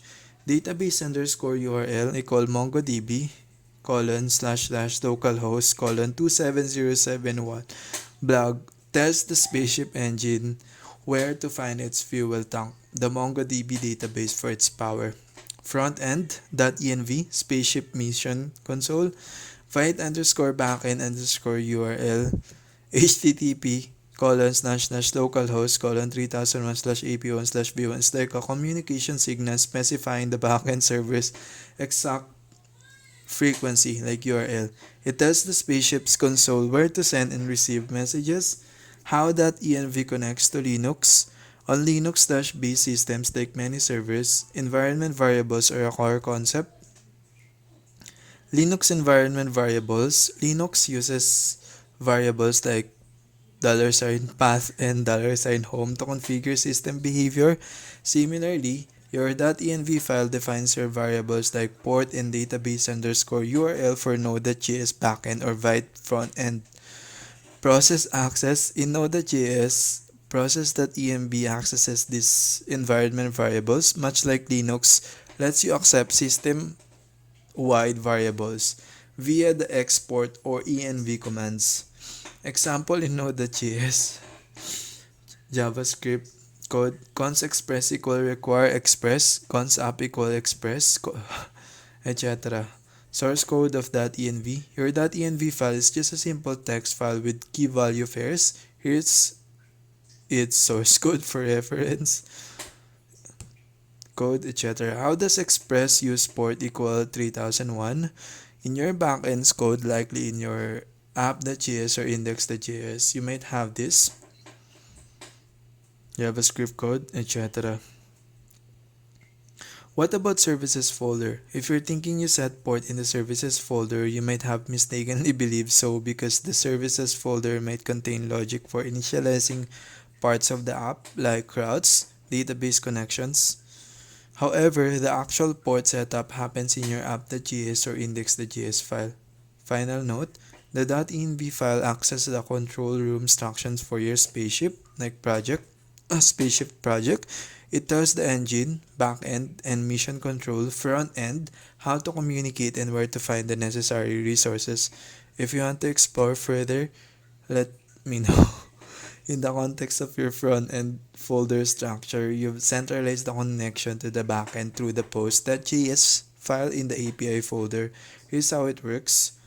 First, centralize API layer in post.js. The post.js file in your API folder acts as a centralized abstraction layer for interacting with your backend. It encapsulates the logic for making HTTP requests like GET, POST, etc. to your backend API. This helps you avoid duplicating fetch logic throughout your React components. In this example you provide get post handles fetching post from the backend using the fetch API. Create post handles sending new post to the backend. Second, centralizing the backend connection. The backend connection is centralized because all API calls use the environment variable vite underscore backend underscore URL to define the base URL of your backend. This allows you to change the backend URL in a single place like .env file without modifying your code. All HTTP requests related to the post are made via post.js, ensuring a consistent and reusable connection point. Third, how Tanstack query use query uses post.js. In your components, you can use Tanstack queries, use query, or use mutation hooks to call these centralized functions. Get post or create post, for example. Here, the get post function from post.js is used to fetch data. Use query ensures the data is cached, refetched when necessary, and provides loading/error states. Fourth, backend connectivity. The backend server running on HTTP localhost 3001 processes requests to API/v1/post. Here's the flow. React frontend sends a request via fetch or use query abstraction using the vite underscore backend underscore URL defined in .env. Backend API express routes on the backend handle this request. Database layer, the backend interacts with the database like MongoDB using Mongoose or another driver. Fifth, is it still use query or post.js?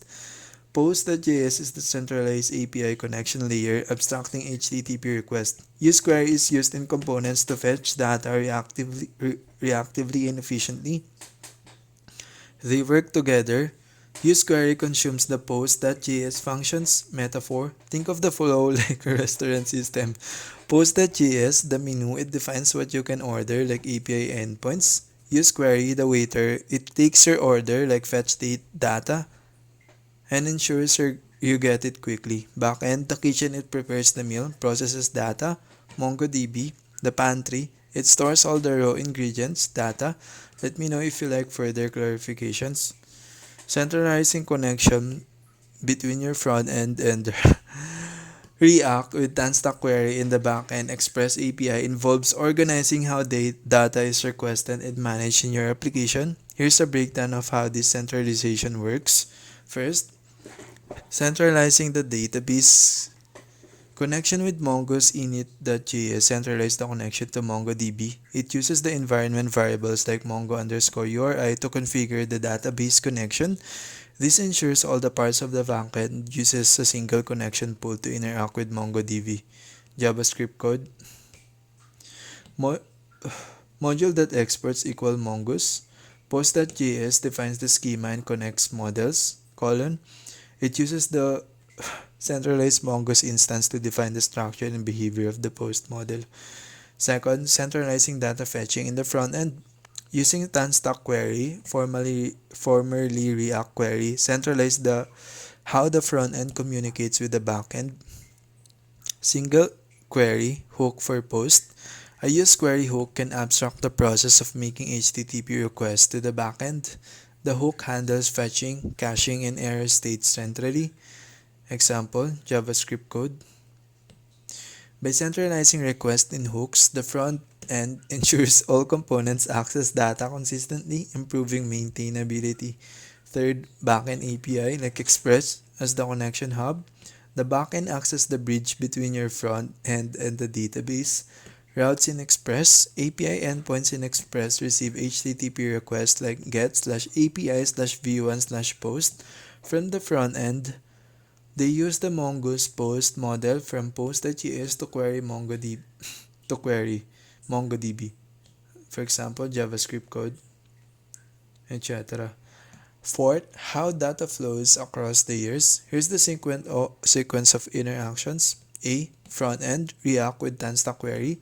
I use query hook like use post, open and close parentheses, sends a fetch request to the Express backend. URL, http localhost 3001/API/v1/post. B. Backend, Express API. Express receives the HTTP request. The route handler queries the MongoDB database using Mongoose to post.find. The data retrieve post.find open and close parentheses. The data retrieved from MongoDB is transformed into JSON and sent back as an HTTP response. C.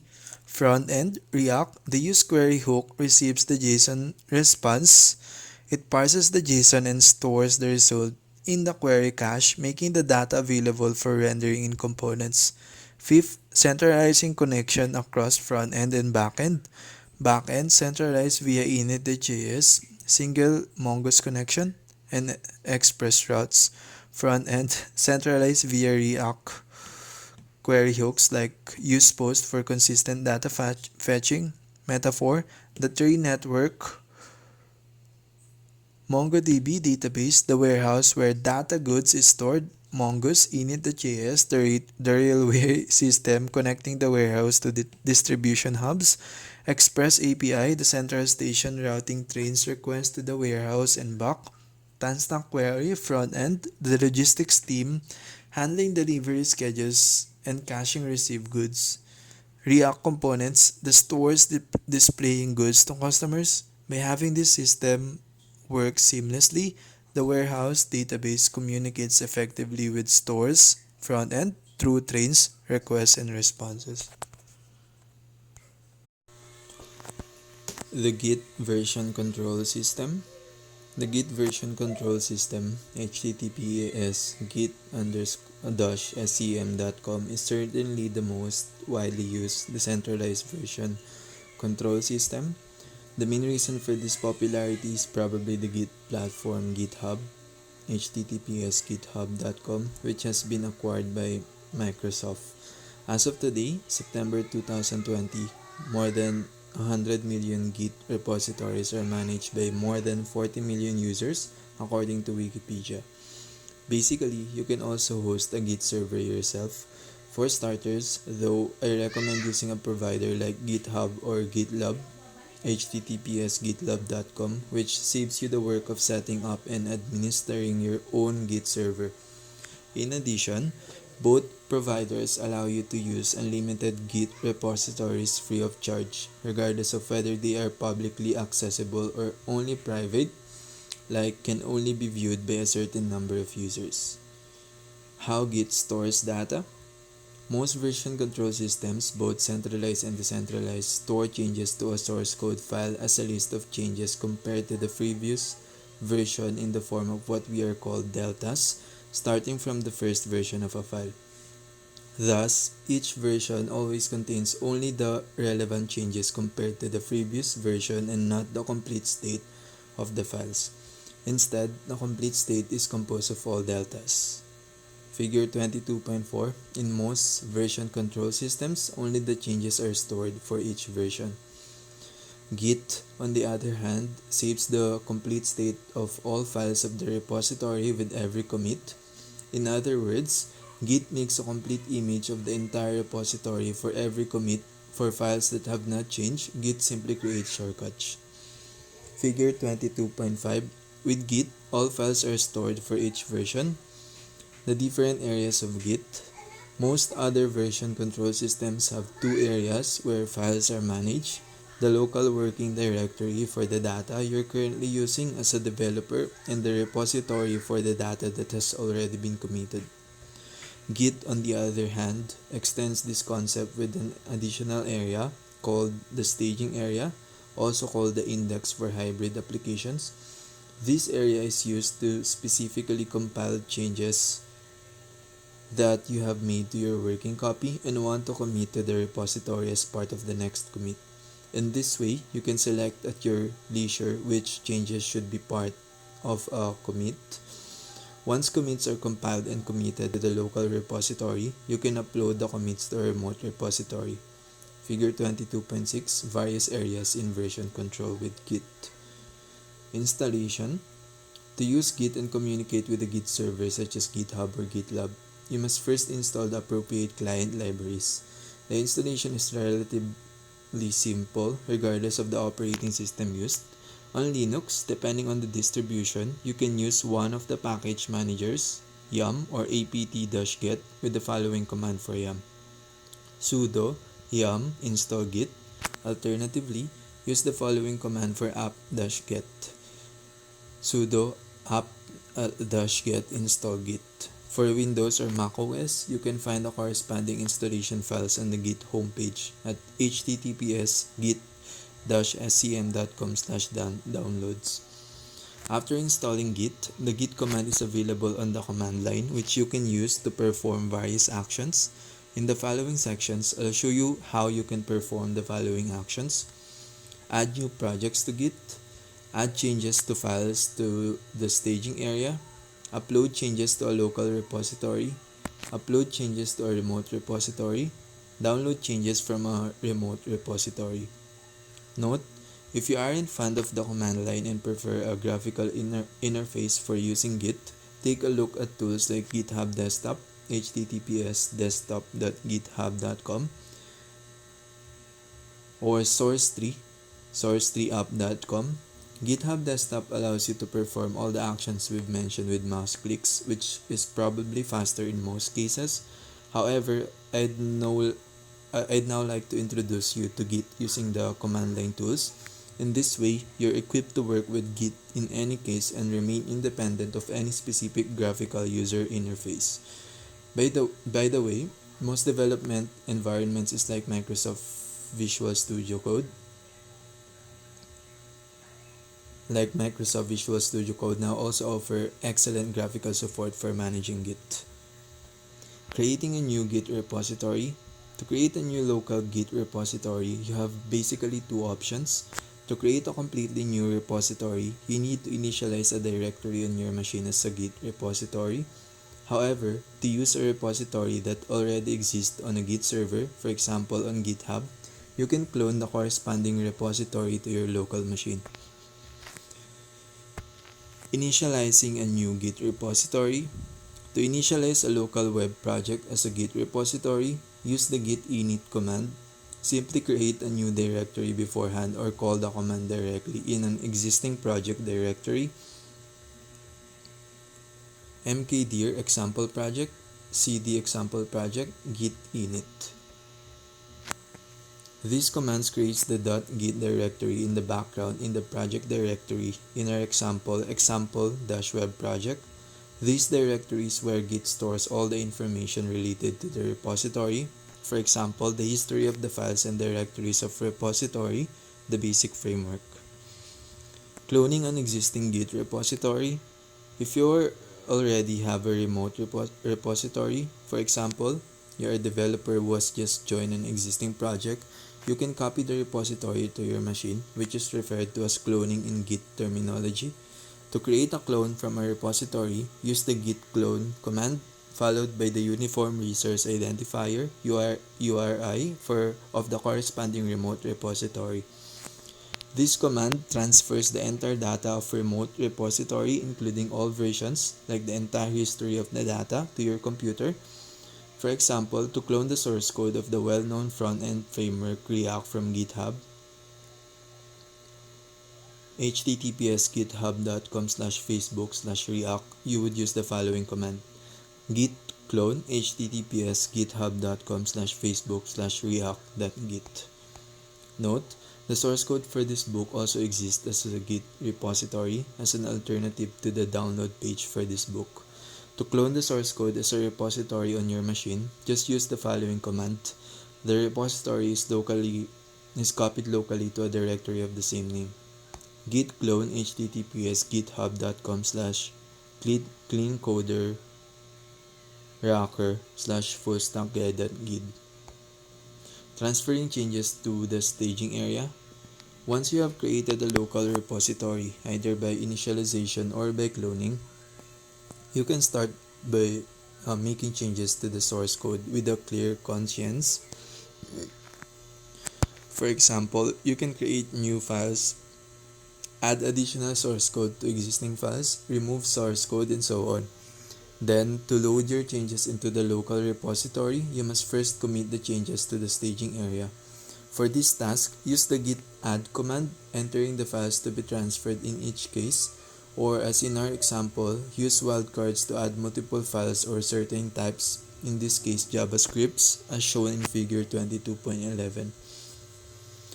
Figure 22.11, the git add command can add changes to the staging area. Git add *.js, git add */*.js, git add package.json. Listing 22.4, adding files or changes to the staging area. Note, by the way, files or changes can be removed from the staging area using the git reset command. Committing changes to the local repository. Once you have added all the files to be included in a commit to the staging area, you can commit them to the local repository using the git commit command, as shown in figure 22.12. You can also use the -m parameter to pass a commit message as meaningful as possible, so you can later quickly find changes in the change history. Git commit -m fix crazy JavaScript bug, fix crazy JavaScript bug. Listing 22.5, committing data from the staging area to the local repository. Figure 22.12, the git commit command to commit changes from the staging area to the local repository. The different states in Git. Files can have one of several states or statuses in Git, as shown in figure 22.13. Untracked or unversioned, the file has not yet been added to version control. Modified or edited, the file has been changed since the last commit. Unmodified or unedited, the file has not been modified since the last commit. Stage, a changed file, partially or completely, is scheduled for the next commit. Figure 22.13, the different states of files in version control with Git. You can use the git status command to determine the status of individual files. Listing 22.6, output of file statuses in a Git repository. For example, this output indicates that one file has been modified and is in the staging area, like style/main.css. Another file has been modified but it's not in the staging area. html/index.html, and the readme.md file and everything below the scripts directory has not yet been versioned. That is, all these files are on track. Committing changes to the remote repository. The commits from we just made and the corresponding changes exist only in the local repository now. The next step is to transfer these commits from the local repository to the remote repository. If you copy the local repository to your machine by cloning an existing remote repository using git clone, Git is already aware about the remote repository. If, on the other hand, you have initialized a new local repository via git init, Git does not yet know of the existence of the remote repository and you need to set it up first. Adding a remote repository. To add a new remote repository to a local repository, use the git remote add command, passing two parameters. First, a freely selectable name of the remote repository, which can then be used to address the repository when formulating git commands. In our example, origin, which is virtually the default name for a remote repository. And second, the URL of the remote repository. Git remote add origin, https://github.com/cleancoderrocker/webhandbotch.git. Listing 22.7, adding a new remote repository to a local repository. You can basically add multiple remote repositories to a local repository so that you can upload changes to the source code not only to one remote repository but multiple ones. Now, to push commits from the local repository to the remote repository, use the git push command as shown in figure 22.14.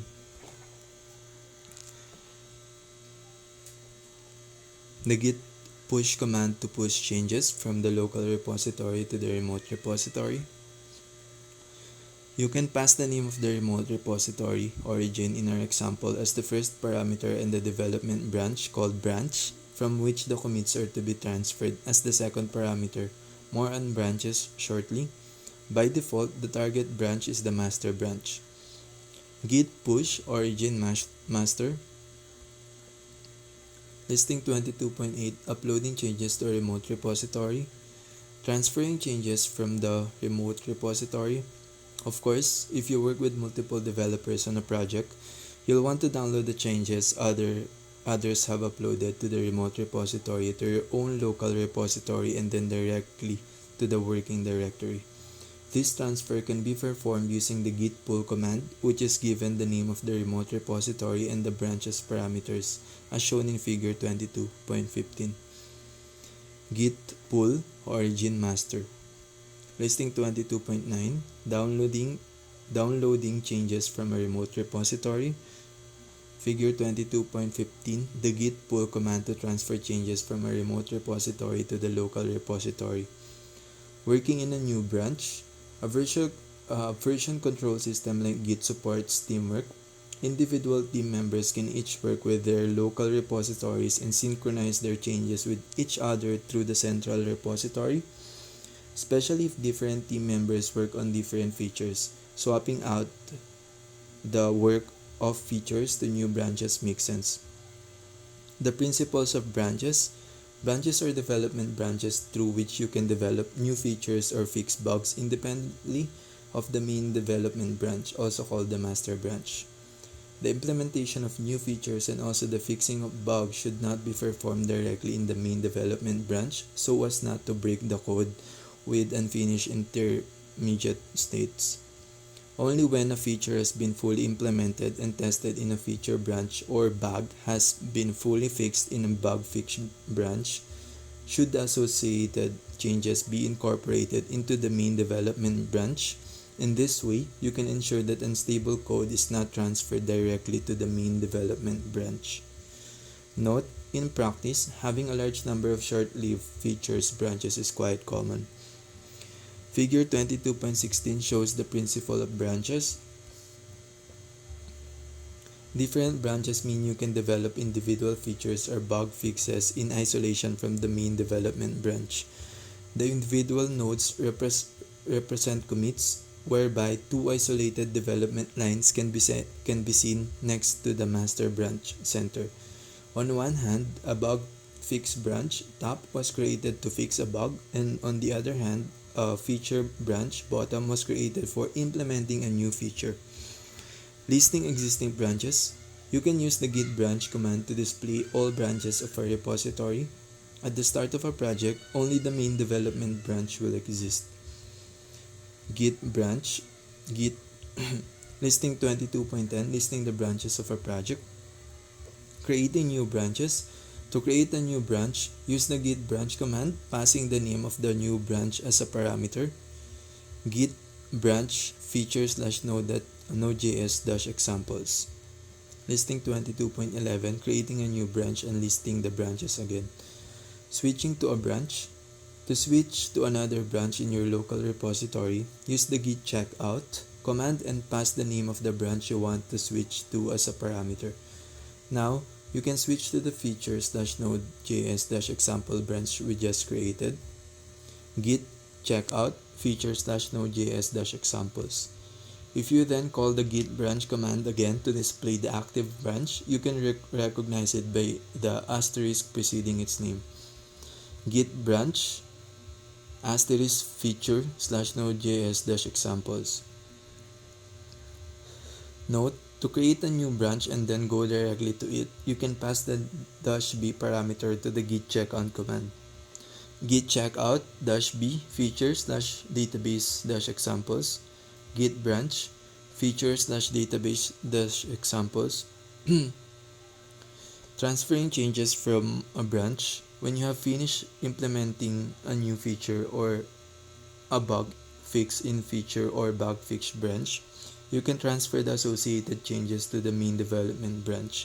For this task, you first need to switch to the main development branch and then use the git merge command as shown in figure 22.17.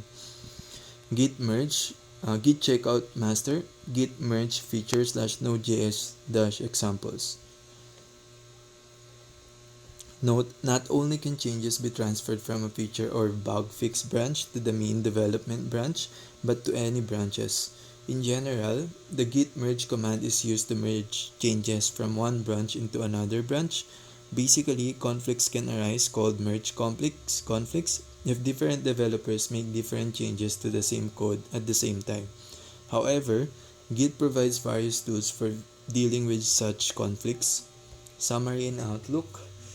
In this chapter, you learn how version control system work, and now you know the different types of systems available.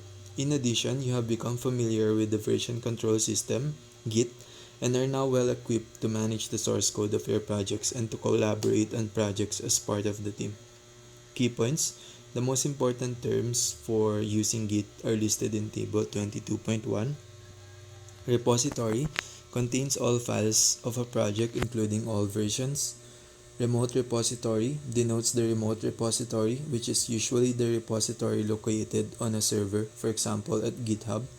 Working directory denotes the local workspace, the area where you make changes to the source code, test it, etc. Index/staging area denotes the area where changes are prepared before committing to the local repository. Commit refers to committing the changes from the staging area to the local repository.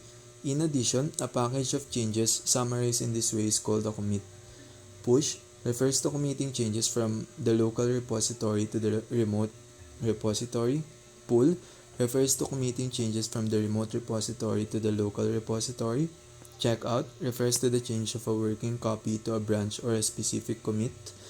Clone refers to copying/cloning a remote repository to the local computer. Branch denotes a separate development branch. Merge refers to merging changes from one branch into another branch. Fork denotes an offshoot of a repository. Note that this is not a feature of Git but of GitHub. Figure 22.8 shows the most important commands related to using Git and also illustrates the connection with the individual Git areas. Figure 22.18, the different areas and commands for Git. To create Git projects, you can use the following commands.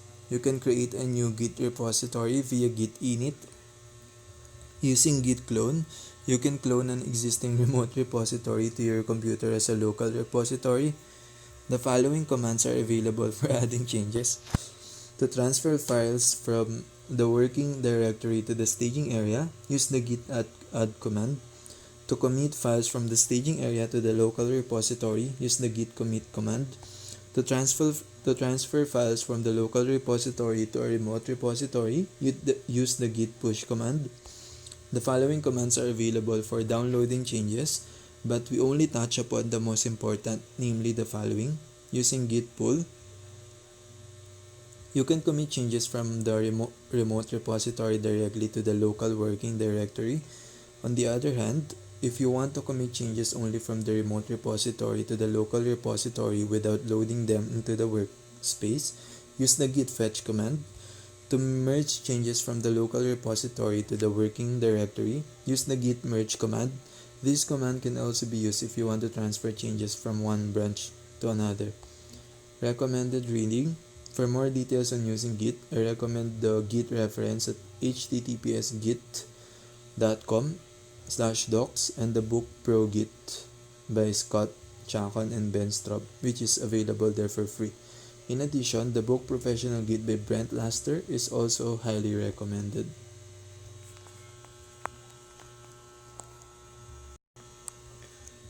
Simplifying CSS with CSS preprocessors. Using cascading style sheets can pretty quickly get confusing, and if I'm being honest, is frequently associated with frustration and despair. For this reason, the toolbox of professional web developers includes tools that simplify the work with CSS. In this chapter, I'll introduce you to a category of tools to help you write more compact and concise CSS. Thematically, I have assigned the whole thing to the area of the front end, even though the kind of tool we cover in this chapter is not executed directly in the front end but instead is used as part of the development process. Figure 9.1 Classification of Advanced CSS Topics. Introduction. Creating a CSS code is often more difficult than you would actually expect. Most web developers have despaired over complex style sheets and have spent hours wading through numerous CSS rules, which tend to accumulate over the course of a web project. However, several tools have established themselves in the community to facilitate the generation of CSS code. We're talking about CSS preprocessors. How CSS preprocessors work? Basically, preprocessors are programs that process input data and generate a specific output format. In the case of CSS preprocessors, we are specifically referring to programs that process CSS preprocessor languages and generate CSS code from them, as shown in Figure 9.2. The generation usually does not happen at runtime, that is, during the build process. That moment when a web project is built or the final code is generated that will be used by the corresponding web application. In other words, the general CSS code is included in the corresponding hypertext markup language HTML files as usual. Thus, the HTML files are not directly linked to the input data like the format of the respective CSS preprocessor language. Figure 9.2 How CSS preprocessor work. Features of CSS preprocessors. CSS preprocessor languages provide features that the CSS language itself does not have or hasn't always had. For examples, variables can be used as can a number of functions, various operators, and other constructs such as loops and branches, which are only known from programming languages. Remember, CSS is not a programming language. Nesting CSS rules is also possible in preprocessor language, which generally makes the code much more concise and saves space. In summary, the most important features CSS preprocessor language provide are as follows. Variables. CSS preprocessor languages allow variables to be used within the CSS code. In this way, you can define the values you want to use in different places within the CSS code, one centrally in a variable and reference the variable instead of the value. If the value changes during the course of a project, for example, the primary color for a layout, you only need to adjust it in one place when defining the variable. Operators. CSS preprocessor languages provide various operators such as comparison operators, mathematical operators, and conditional operators. Using these operators, CSS values can be calculated dynamically. For example, branching. Another feature is branching, like if-else constructs, which allow you to generate either one or the other CSS code depending on certain conditions. Loops for recurring tasks. CSS preprocessor languages provide loops as you know them from programming languages. For example, using these loops, you can easily generate similar CSS rules or CSS declarations. Functions. The classic constructs for reusable code. Functions allow code for generating CSS to be structured into reusable code blocks. CSS preprocessor languages provide a number of functions that can be used with the CSS code and allow you to define your own functions. Nesting. One feature that's particularly missed when working with CSS is the nesting of CSS rules. The syntax and semantics of CSS more or less already invites developers to nest CSS rules due to the use of curly brackets and the concept of inheriting selectors, but unfortunately, the CSS standards does not allow for nesting. However, thanks to the CSS preprocessor languages, this capability is now available, which contributes enormously to the clarity of CSS rules. Inheritance. Similar to what you know from object-oriented programming, CSS preprocessor languages provide the concept of inheritance. Thus, individual CSS rules can inherit from other CSS rules, which in turn leads to less redundant and clearer CSS code. In section 9.1.3, we'll take a closer look at these features with actual examples. I'll first introduce you briefly to some CSS preprocessors, and then I'll present the features more concretely by using one of these CSS preprocessors. Note, the official CSS standard is continuously extended with additional specifications. It seems that the corresponding World Wide Web Consortium W3C work groups have been inspired by CSS preprocessor languages in recent years. For example, variables are natively supported in CSS through what is called the CSS Custom Properties specification, and CSS now also provides various functions. Nevertheless, CSS preprocessor languages remain a relevant tool that you should know as a web developer and will probably always be a small step ahead of the official CSS standards in the near future. Sass, Lest, and Stylus. Basically, there are several different CSS preprocessor available, the most popular of which are Sass, syntactically awesome style sheets, Less, linear style sheets, and Stylus. All three CSS preprocessors are similar in terms of features, so deciding which to use is mainly a matter of taste and whether or not certain preprocessor is already being used in an existing project. In this section, I'll therefore only go into detail about my personal favorite, Sass. My main goal is to introduce you to the concepts and features of CSS preprocessor languages, not to make you choose Sass over the other tools. Post-processors. Similar to preprocessors, the concept of post-processors also exists in software development. For CSS, different CSS post-processors are available that use CSS as the input format and generate CSS as the output format.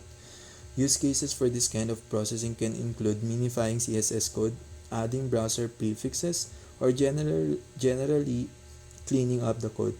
One of the most frequently used tools in this context is PostCSS, although strictly speaking, this tool can be used for both pre-processing and post-processing. Module 5, Abstract Classes. Abstract class in Java. A class that is declared using abstract keyword is known as abstract class. It can have abstract methods without body, as well as concrete methods, regular methods with body. A normal class, non-abstract class, cannot have abstract methods. In this guide, we will learn what is an abstract class, why we use it, and what are the rules that we must remember while working with it in Java. An abstract class cannot be instantiated, which means you are not allowed to create an object of it. Why? We will discuss that later in this guide. Why we need an abstract class? Let's say we have a class animal that has a method sound, and the subclasses see inheritance of it like dog, lion, horse, cat, etc. Since the animal sounds differs from one animal to another, there is no point to implement this method in parent class. This is because every child class must override this method to give its own implementation details. Like lion class will say roar in this method, and dog class will say woof. So when we know that all animal child classes will and should override this method, then there is no point to implement this method in parent class. Thus, making this method abstract would be the good choice, as by making this method as abstract, we force all the subclasses to implement this method. Otherwise, you will get compilation error. Also, we need not to give any implementation to this method in parent class. Since the animal class has an abstract method, you must need to declare this class abstract. Now each animal must have a sound. By making this method abstract, we made it compulsory to the child class to give implementation details to this method. This way, we ensure that every animal has a sound. Output woof. Hence, for such kind of scenarios, we generally declare the class as abstract, and later concrete classes extend these classes and override the methods accordingly, and can have their own methods as well. Abstract class declaration. An abstract class outlines the methods but not necessarily implements all the methods. Rules. Note 1. As we seen in the above example, there are cases when it is difficult or often unnecessary to implement all the methods in parent class. In these cases, we can declare the parent class as abstract, which makes it special class which is not complete on its own. A class derived from the abstract class must implement all those methods that are declared as abstract in the parent class. Note 2. Abstract class cannot be instantiated, which means you cannot create the object of it. To use this class, you need to create another class that extends this class and provides the implementation of abstract methods. Then you can use the object of that child class to call non-abstract methods of parent class, as well as implemented methods, those that were abstract in parent but implemented in child class. Note 3. If a child does not implement all the abstract methods of abstract parent class, then the child class must need to be declared abstract as well. Do you know, since abstract class allows concrete methods as well, it does not provide 100% abstraction. You can say that it provides partial abstraction.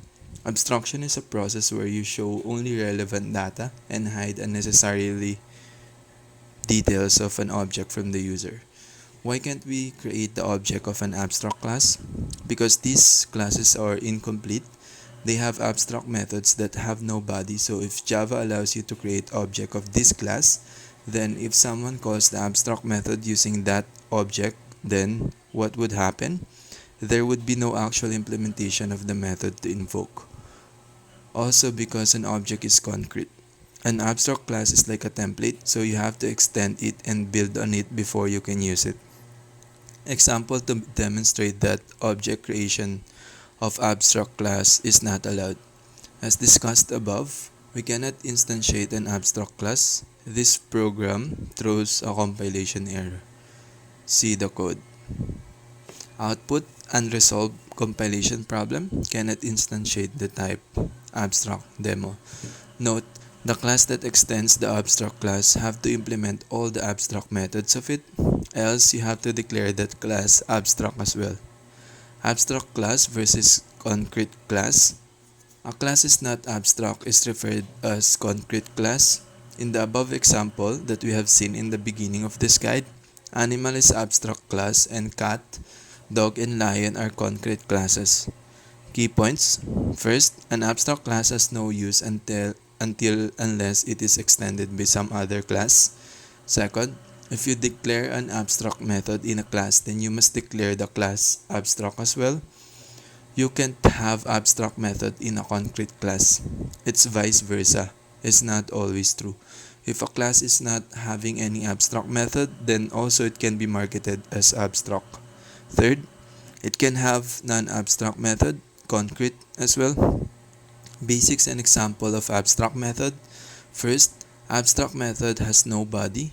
Second, always end the declaration with semicolon. Third, it must be overridden. An abstract class must be extended, and in the same way, abstract method must be overridden. Fourth, a class has to be declared abstract to have abstract methods. Note, the class which is extending abstract class must override all the abstract methods.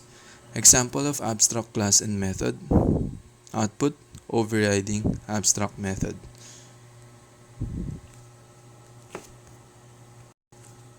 Module 7, Account Registration. Learning objectives. At the end of the module, the student is expected to first, understand the concept of session variable. Second, identify the syntax in creating, loading, and removing session variable in CI. Third, apply the commands needed in creating, loading, and removing sessions in CI. Fourth, create CI application showing the codes. Introduction. On our last discussion, we learned how to develop login module for our website. Login functionality checks a user match in the user's table by his or her username and password. But the question is, how do those accounts get there? In this lesson, we will learn how to create an account registration module that inserts or register users in our user table list. Registering an account is most likely a record insertion procedure. We do know about inserting record, but not most account registration is just inserting accounts. When someone creates an account, occasionally it has to be approved, whether by an email verification or by an admin approval, depending on what developer plans to do. When a user registers, his or her data will be inserted into two different tables. All personal information should go to customers table, and user access related information should go to the users table. We must observe database normalization. Database normalization is the process of organizing the columns or records or attributes and tables of the database to minimize data redundancy. We will join the user's login credentials and personal information on the query call using primary key foreign key relationships. Registration view. Create the register view at application or view or register.php.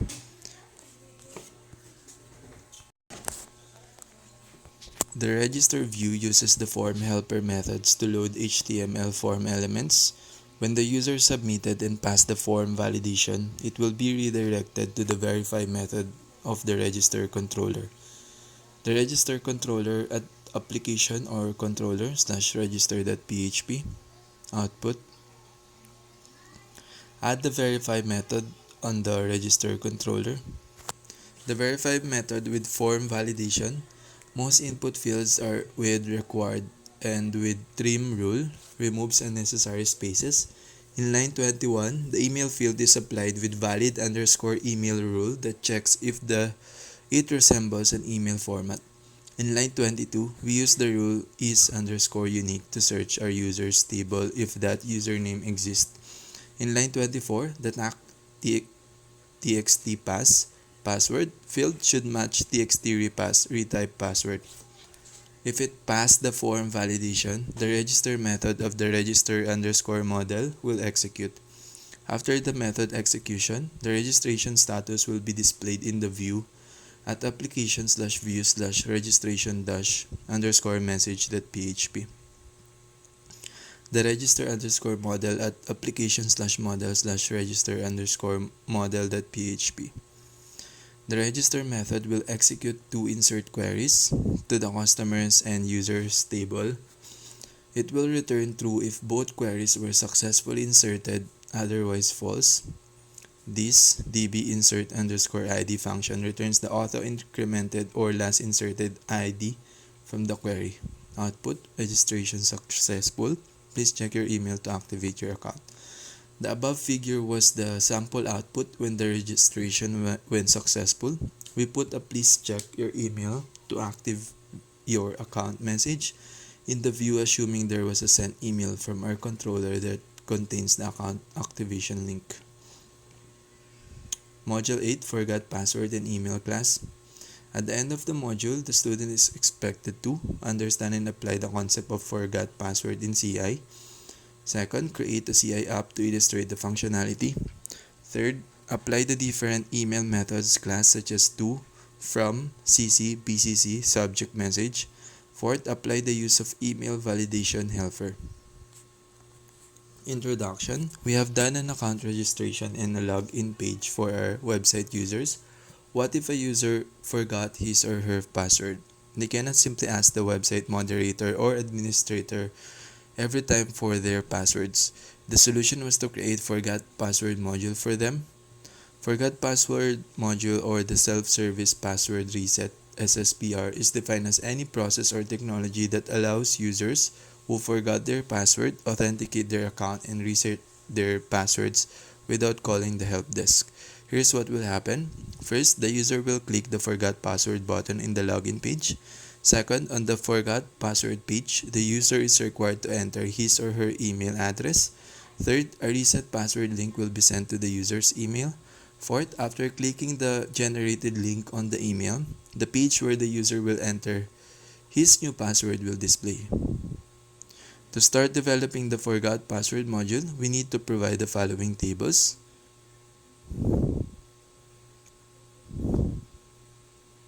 C code, etc. Create one record per table.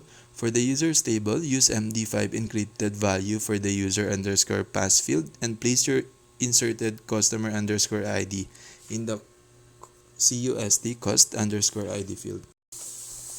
Create the forgot underscore password controller at application/controller/forgot underscore password.php and the forgot underscore password view at application/views/forgot underscore password.php. This page will require the email address to be used to verify the user's existence to the database and where it will send the reset password link. After submitting the form, the post data will be passed to the verify method of the forgot underscore password controller. Add the verify method to the forgot underscore password controller. The verify method will check if the given email has a record in the database. If it passed the form validation, an email will be forwarded containing a reset password link. A forgot underscore password underscore email underscore send.php will be displayed. Check the forgot underscore password underscore email sent view at application/views/forgot underscore password underscore email underscore sent.php. The email message contains a link to the reset method of the forgot underscore password controller with the MD5 encrypted email as a key. This will be used to query against the database and look for a match record. Note, for sending email, make sure you configured your email server properly. This method uses the email class library. If you're using Windows, in most cases, there are no email server installed unlike Linux OS, so make sure you have it set it up. Validation rules used. Required, makes the field required. Trim, removes the unnecessary spaces. Valid underscore email, checks the email address format. Callback underscore check underscore email, our custom callback if the txt email field value exists on the database. Just below the verify method, add the check underscore email callback. This callback will call the isEmailExist method of the forgot underscore password underscore model. The forgot underscore password underscore model at application/model/forgot underscore password underscore model.php. The output after entering the email required and passing the form validation. The sent email URL format will look like this: http domain.com/forgot_password/reset/md5-encrypted-email. When link above is clicked, the reset method will execute. Add the reset method to our controller. This searches the parameter $encrypted_email md5-encrypted-email from the URI segment to the database using the find customer method of the model. If that user exists, it will show the forgot_password_reset view that contains the form for defining a new user password, else it will display a 404 error. When the form is submitted, it will redirect back to the reset method and adds a fourth segment, verify. Then a form validation will run.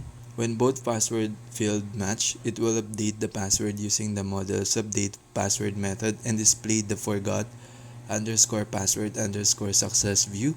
Add the following methods to the forgot_password_model.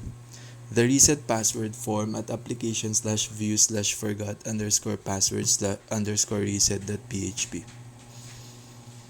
The success message at application/view/forgot_password_success.php. Code Igniter allows us to send email in a neat and simple way. We can load the email class by declaring $this load to library email. Include it in the libraries array on the autoload configuration file at application/config/autoload.php. Methods. Before we can send our email, let's take a look on few email class methods.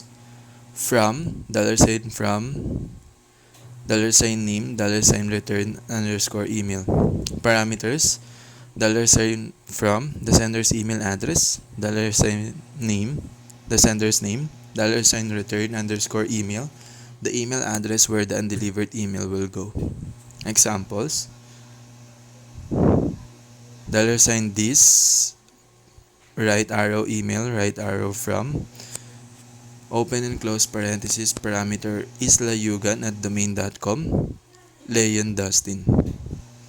2, $2, parameter, $2, the recipient's email address. The $2 parameter can be an email address string, a comma, delimited email address string, or an array containing email addresses strings. A, example, $this, right arrow email, right arrow to, open and close parenthesis, islayugan@domain.com. CC, $CC. CC stands for carbon copy, which is identical to the method that lists email recipients. The recipients are for the primary people that requires action or attention to the email, while the CC recipients are the people who do not need to act or reply to the message but keeping them informed. BCC, $BCC, $limit. Parameters, $BCC, a string, a comma delimited string or an array of email addresses of recipients. $limit, an optional parameter for the integer value that limits the number of BCC recipients. BCC stands for blind carbon copy. It is used when you want the other people receive the message but you don't want the other recipients to know they got it. The 2 and CC recipients can see all the who got the email but not BCC recipients. If the $limit parameter is set, the email will be sent to the BCC recipients but will not exceed the limit set. Subject, $subject. Parameters, $subject, the email title or the subject line. Example, $this, right arrow email, right arrow subject, open and close parenthesis, project proposal. Message, $message, parameters, $message, the email message body. Examples, $this, pointing right arrow email, pointing right message, open and close parenthesis, hello world. Send, $auto_clear, an optional parameter that accepts Boolean value whether to clear message data automatically.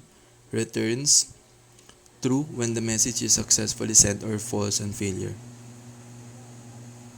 Sending email, Putting the methods to work, here's an example of controller method send underscore email. To be able to send an email, the email library should be loaded. Email helpers valid underscore email function was used to validate the $sign emails format. If it's valid email, or email will be sent to the email address value of the $sign email parameter, a message will show if sending the email was success or not. $sign this right arrow email right arrow print underscore debugger returns a string containing any server messages, email header, and the email message. We use it to debug and trace the error when our sending email failed. Bottom-up parsing. Bottom-up parsing is more general than top-down parsing, just as efficient. It is just as efficient. One. Second, it builds on ideas in top-down parsing.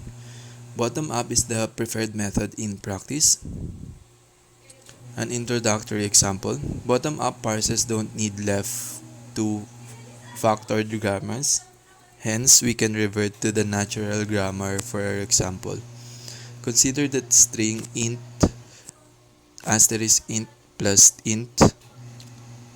The idea: bottom-up parsing reduces a string to the start symbol by inverting productions. Observation: read productions from bottom to up, parse in reverse from bottom to up. This is a rightmost derivation. A bottom-up parse traces a rightmost derivation in reverse. Bottom-up parse in detail: int asterisk open and close parenthesis int plus int plus int. Trivial bottom-up parsing algorithm: let I equal input string. Repeat, pick a non-empty substring beta of I where x to beta is a production. If no such beta, backtrack, replace 1 beta by x in I until I equal s, the start symbol, or all possibilities are exhausted. Questions: does this algorithm terminate? How fast is the algorithm?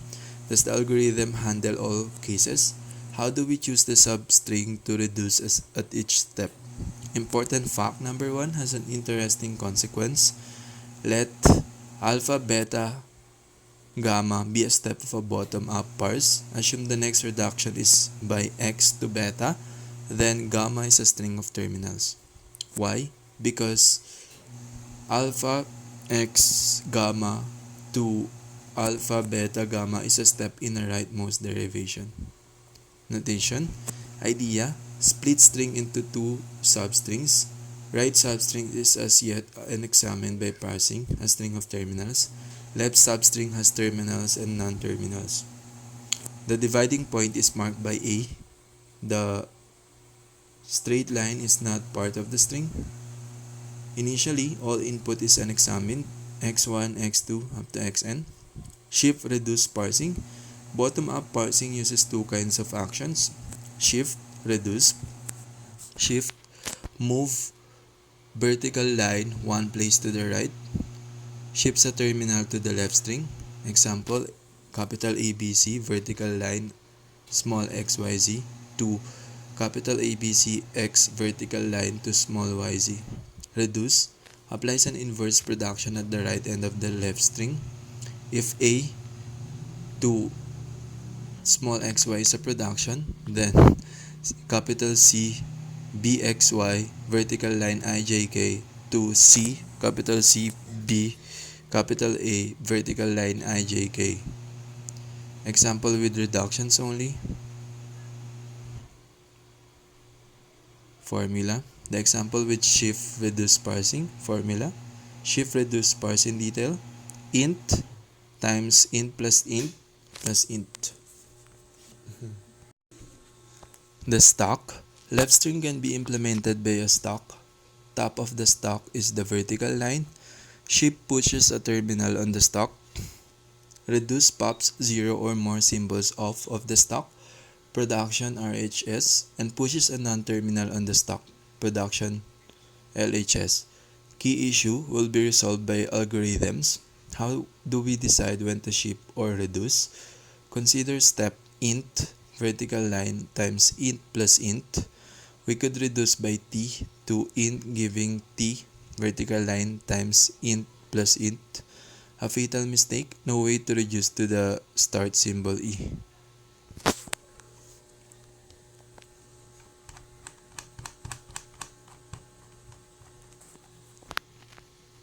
Conflicts. Generic shift reduce strategy.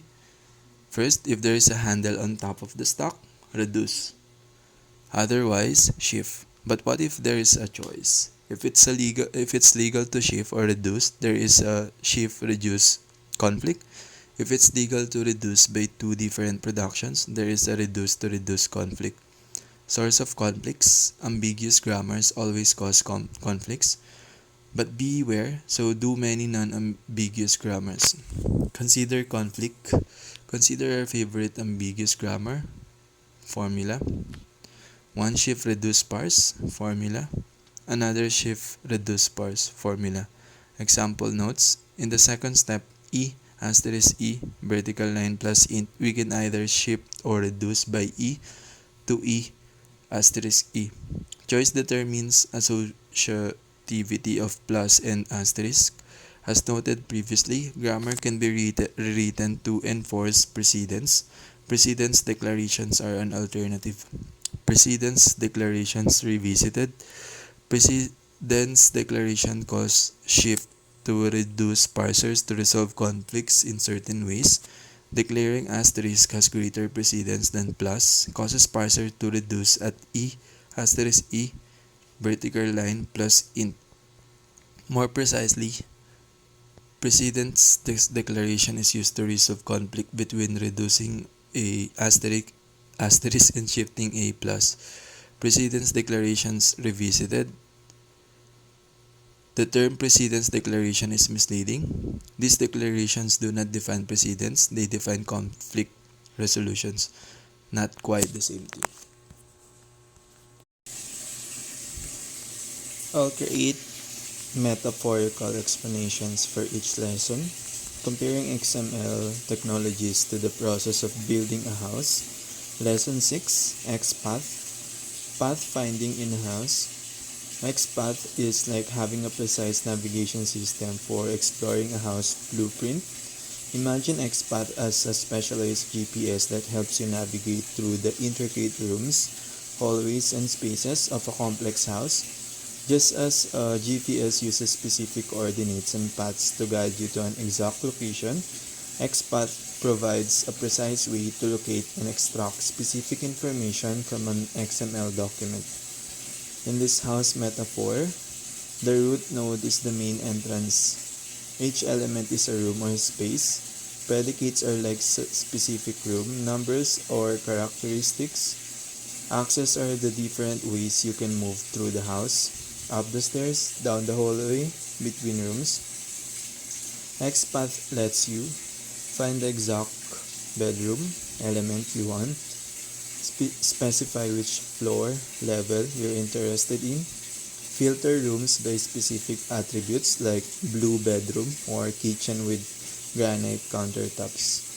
Lesson 5, using XML DOM, home construction and renovation. XML DOM is like having a comprehensive home renovation toolkit. It represents the processes and tools you use to modify, manipulate, and interact with the house structure.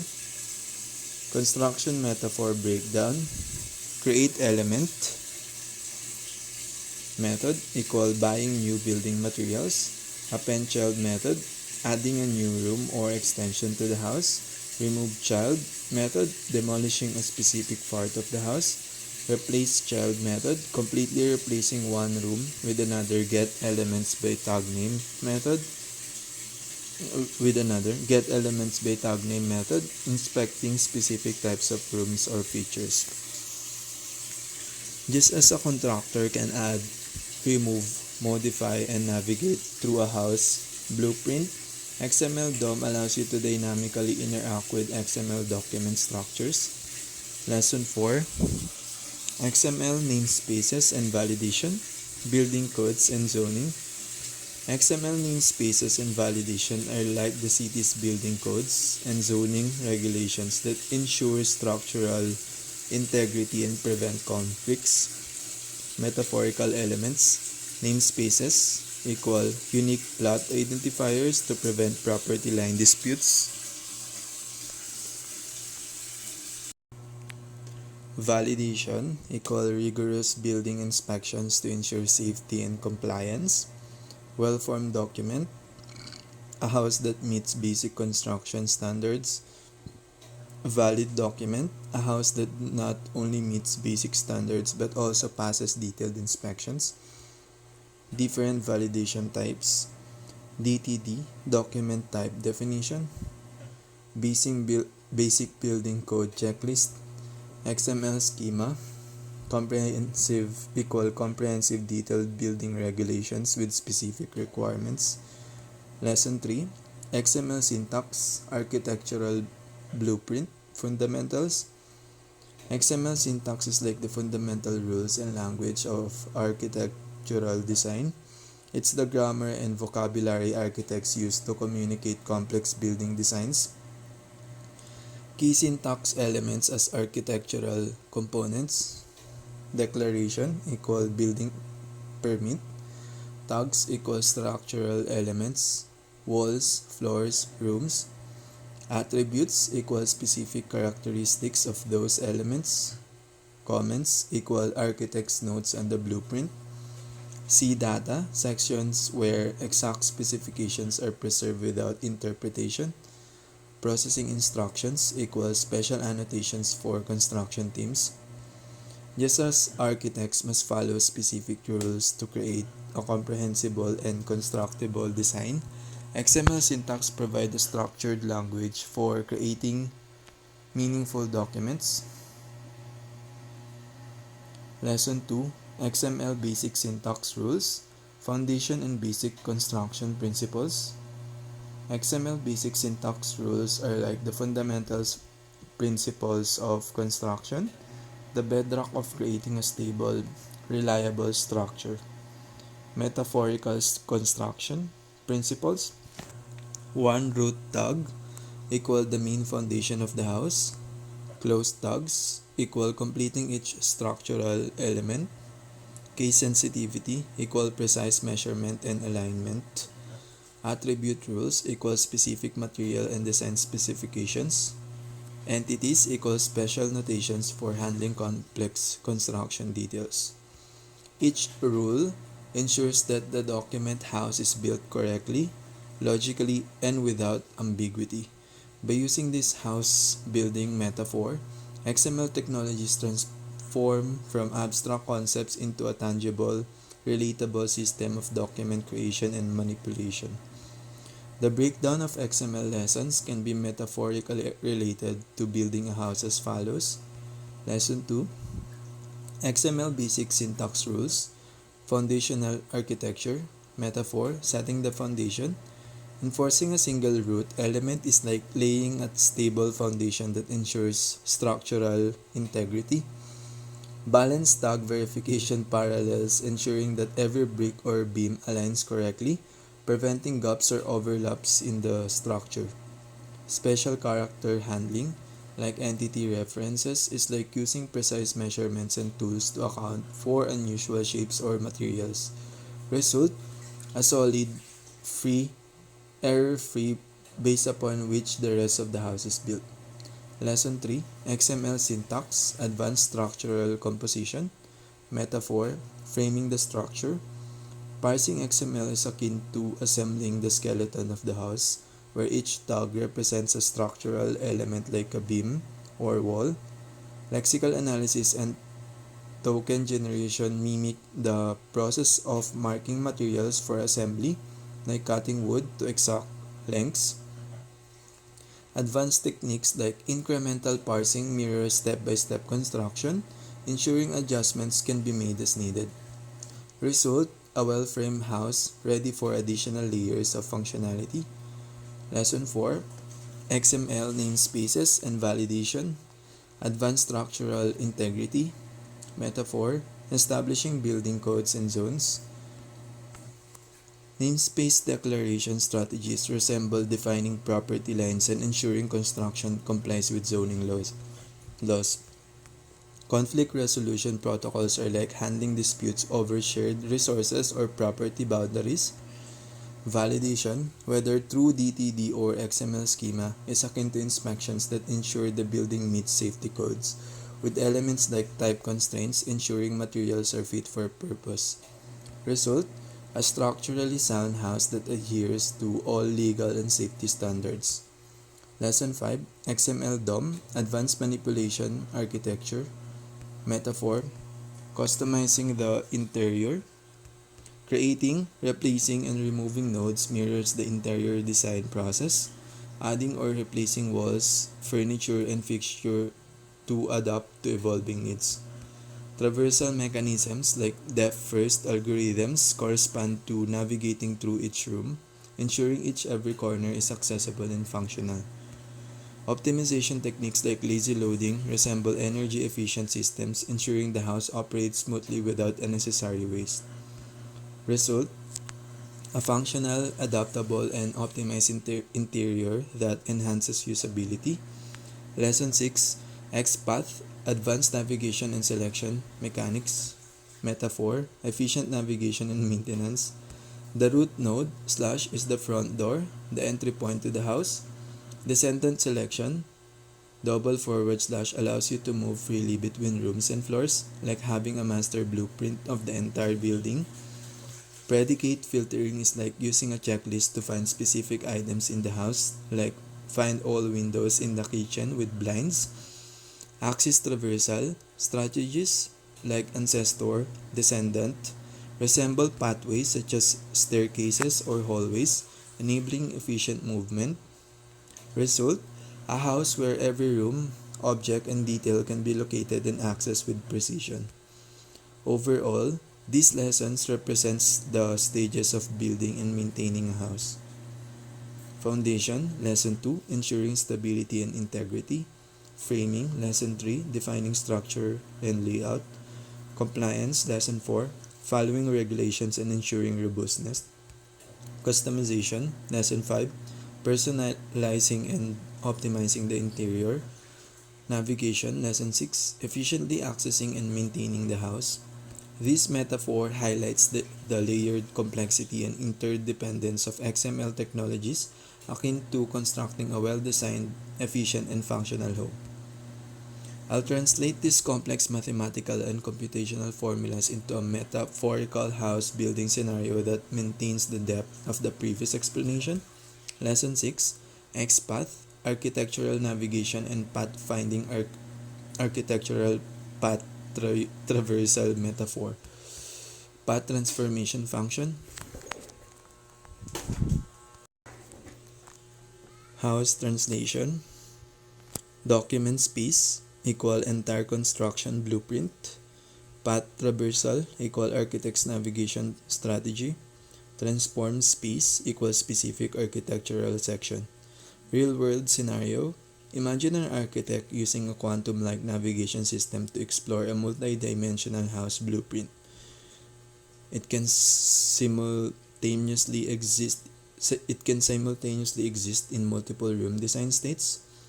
Probabilistically select optimal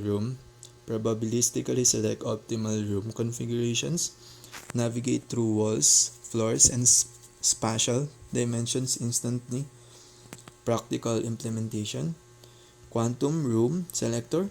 XPath copy /house /floor. Basement /room. Structural integrity 0.95 translates to find basement rooms with exceptional structural integrity. Probabilistic space mapping. Rooms exist in multiple potential configurations. Architect can collapse wave function to select optimal design. Each selection modifies entire house blueprint dynamically. Lesson 5, XML DOM, Structural Transformation Engine. Architectural mutation metaphor. Transformation operator. House translation. M. Document manifold equal original house blueprint. T. Transformation equal renovation and reconstruction process. M. Transform manifold equal modified architectural design.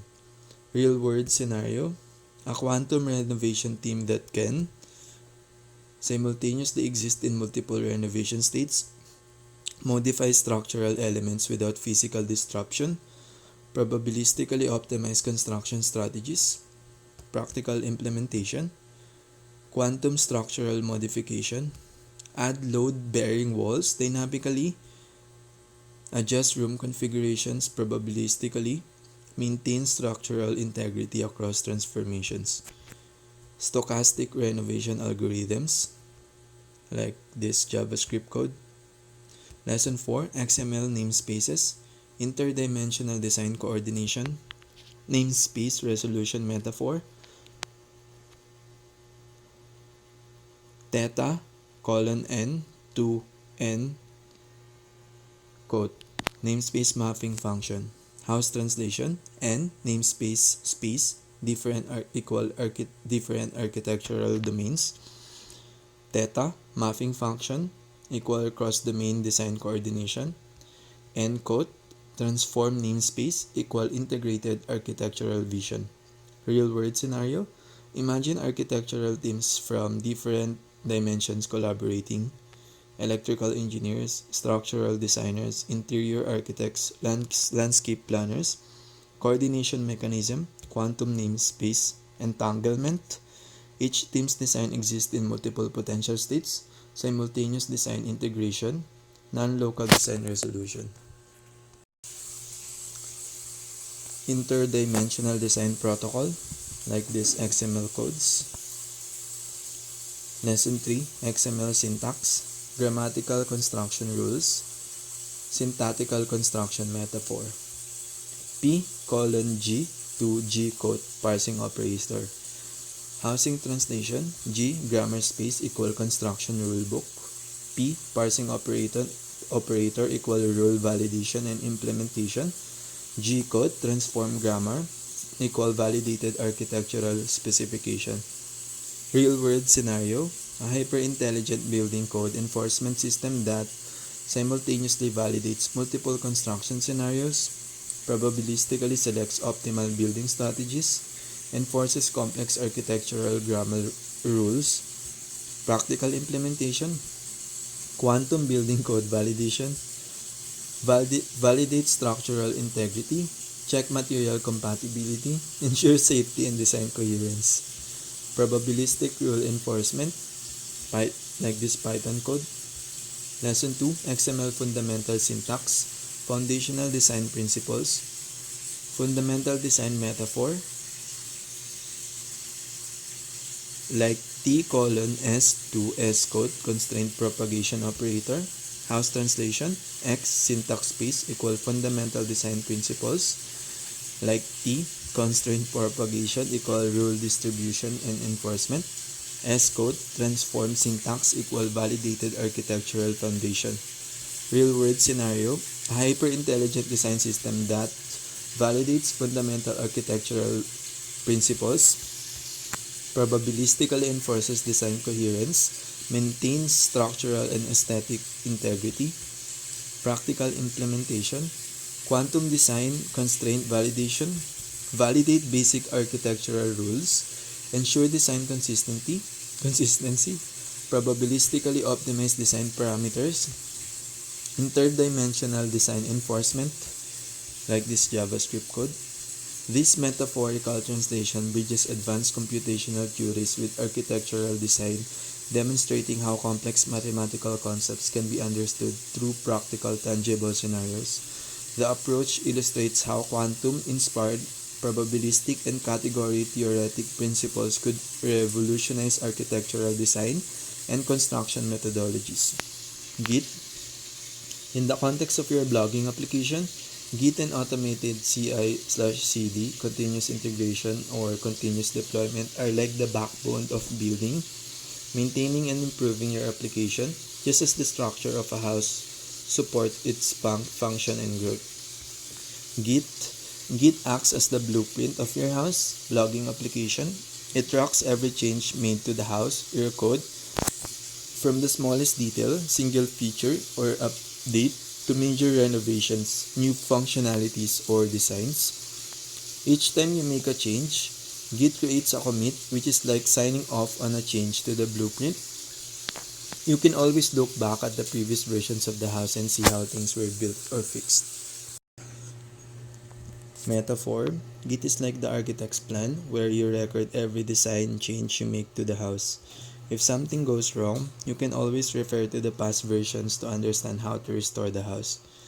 CI/CD, continuous integration and continuous deployment.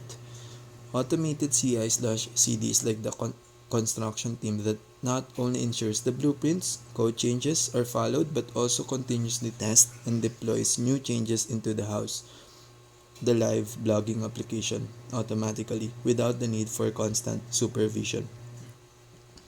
Continuous integration, CI, like a construction worker checking the quality and structural integrity of a house as each part is built. When you push your code changes to Git, CI tools automatically test it to ensure there are no mistakes or issues. This is like checking that the walls are straight and that the foundations remain solid as you add more rooms or features to the house. Continuous deployment, CD. After passing the test, CI/CD automatically deploys your changes to your live application, like a construction worker putting the final touches on the house and allowing people to enter it without further delays. Metaphor: CI/CD is like a construction manager who not only ensures everything is built correctly but also makes sure the house is always ready to be moved into without waiting. After every successful test, like checking plumbing or electricity, they immediately update the house for residents, users to enjoy. How Git and CI/CD relate to your blogging app. Git allows you to track changes, collaborate with others, and ensure that every step in the development process is documented. CI/CD ensures that any changes you make, no matter how small, are tested for quality and deployed automatically, making your blogging application live and functional at all times. Together, they help you manage your code efficiently, Git as your blueprint, and ensure that the application remains smooth and operational.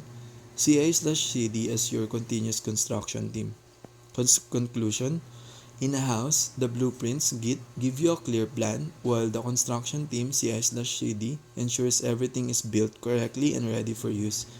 When used together, they provide an organized, streamlined process for building and maintaining your blogging application. The concepts in this PDF on bottom-up parsing can be metaphorically compared to building a house as follows. The parse tree as the house structure. In the bottom-up parsing, the process starts from the leaf nodes and works upwards. Similar to a house is constructed from the foundation, ground level, up to the root node. Each component is added sequentially, ensuring a strong base for the final structure. Shift reduce parsing as laying bricks.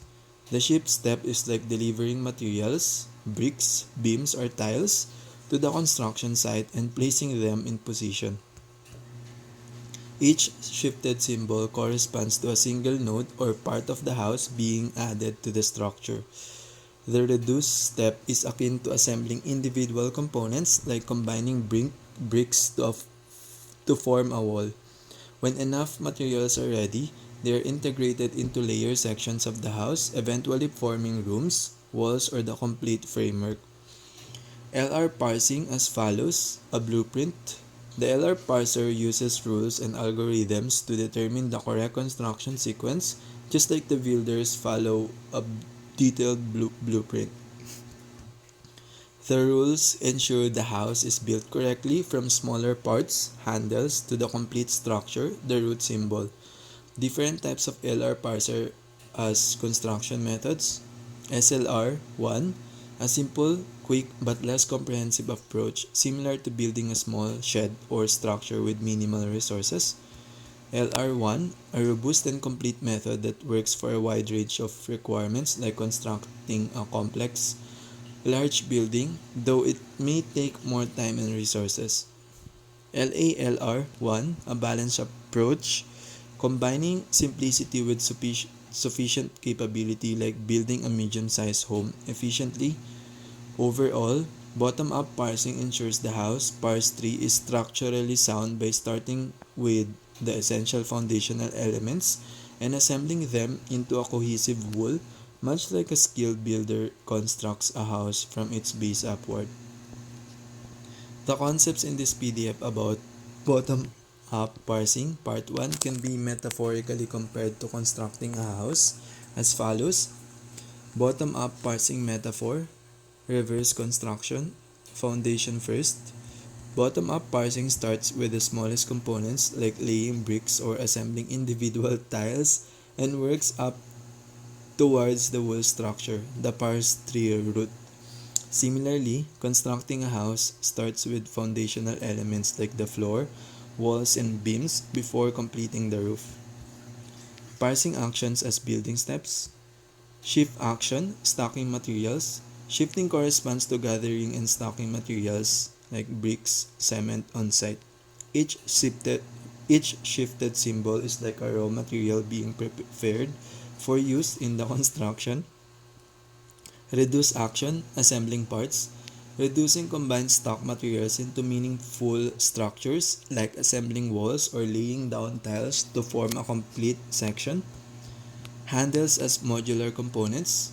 A handle in parsing represents a reducible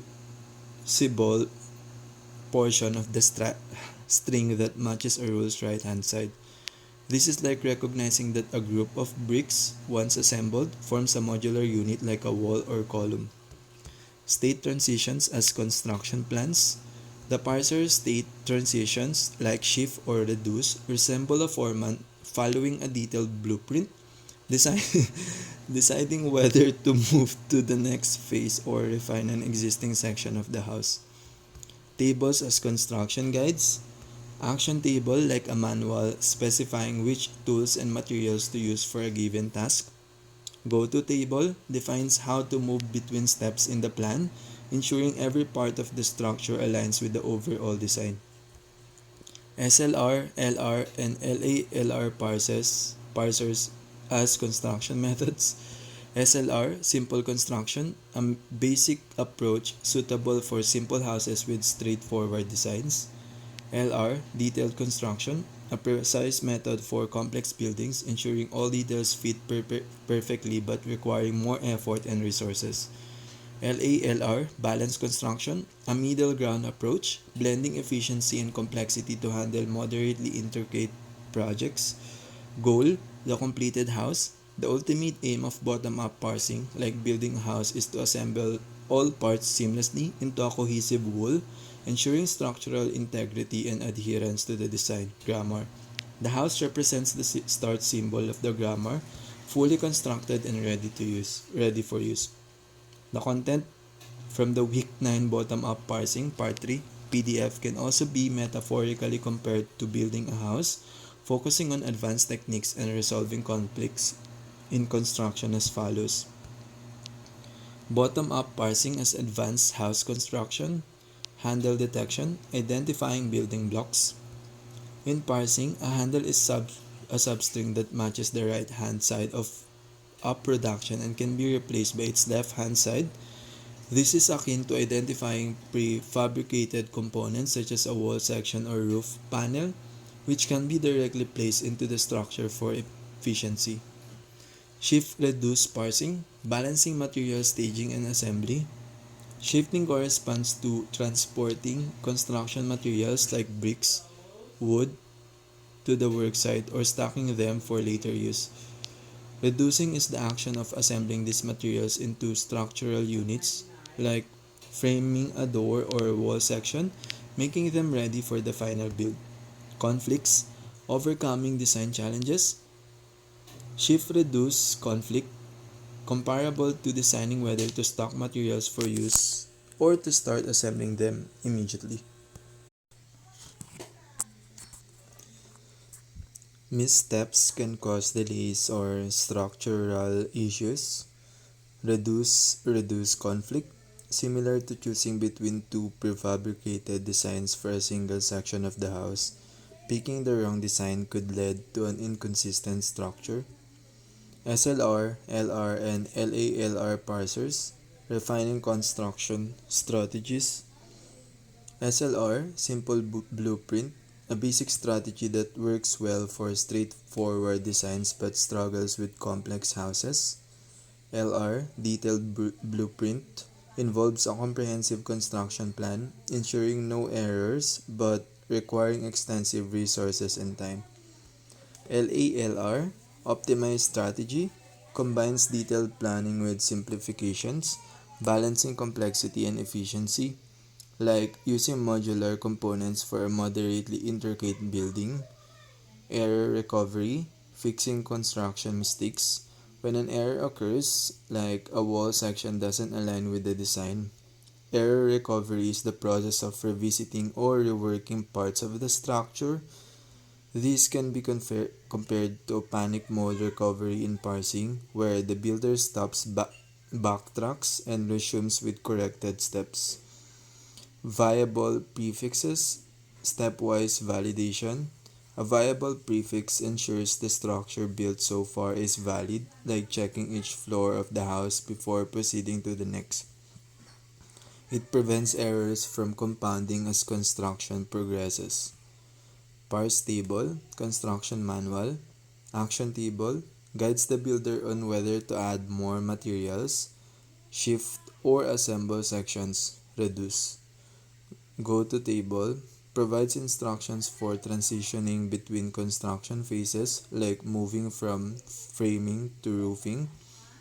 Error-free parsing, building a robust house. Just as an LR parser avoids wrong steps during construction, careful adherence to parsing rules ensures a structurally sound house that meets all design specifications. The overarching goal of bottom-up parsing, like advanced construction, is to create a flawless structure from foundational elements while handling complexity and resolving conflicts through well-designed processes and tools. Imagine semantics as the architectural blueprint and interior design of language. Just as house is constructed from various components, language is built layer by layer. Morphemes are like the individual bricks and beams, the foundational elements with specific purposes and meanings. Lexical semantics is like choosing materials and understanding their individual properties. Just as a builder knows the strength of a wood, concrete, or steel, a linguist understands the nuanced meanings of words, their sensory qualities, their relationships like hyponyms and hypernyms, and their subtle connotations. Compositional semantics is like the actual construction process where these individual components are assembled. How you place the bricks, connect the beams, and arrange the rooms determines the overall structure and meaning, just like how the words are combined to create phrases and sentences. Thematic roles are comparable to the different functional spaces in a house. An agent is like the architect directing the construction. A theme is the material being worked on. A recipient is the final destination, and an instrument is the tool used to build. Understanding truth, conditions, and entailments is like ensuring the house's structural integrity. If one fundamental truth holds, other related truths must also be true. Just as a house is more than just its raw materials, meaning in language is more than just individual words. It's about how those words are structured, combined, and interpreted. I'll expand on the metaphor, diving deeper into how the process of semantic analysis parallels building house. Morpheme level, foundation. Just as a house begins with a solid foundation of concrete and rebar, language starts with morphemes, the smallest units of meaning. Each morpheme is like a specialized building block. Some provide structure, like ed for past tense, while others contribute core meaning, like cut or run. Just as a foundation supports different architectural styles, Morphemes can be combined in countless ways to create rich, complex meanings. Lexical semantics level, material selection. Think of words as construction materials, each with unique properties. Some words are like versatile materials, synonyms, similar but with subtle differences. A couch and a sofa are like different grades of lumber. Functionality, similar but with distinct characteristics. Semantic properties are like material specifications, plus human dash adult plus male are like listing a material strength, flexibility, and composition. Hyponyms and hypernyms are like the relationship between building materials and wood. Specific types always belong to a broader category. Compositional semantics level, construction. This is where individual words, like materials, are assembled into meaningful structures, sentences, or buildings. Just as poorly constructed buildings can collapse, incorrectly combined words can create nonsensical or structurally unsound meanings. Entailment is like the load-bearing principles of construction. If one part is true, related parts must also be true. If a house has a roof, it must have walls. Thematic roles, level, room function. Thematic roles are like the functional spaces in a house.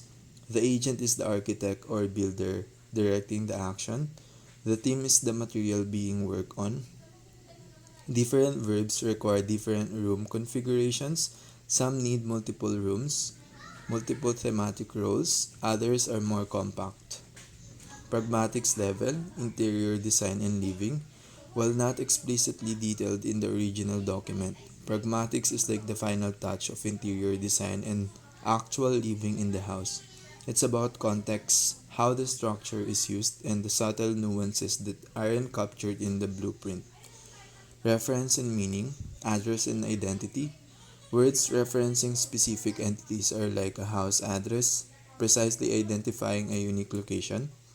Abstract words without a direct referent are like architectural concepts or blueprints, existing in thought but not necessarily in physical reality.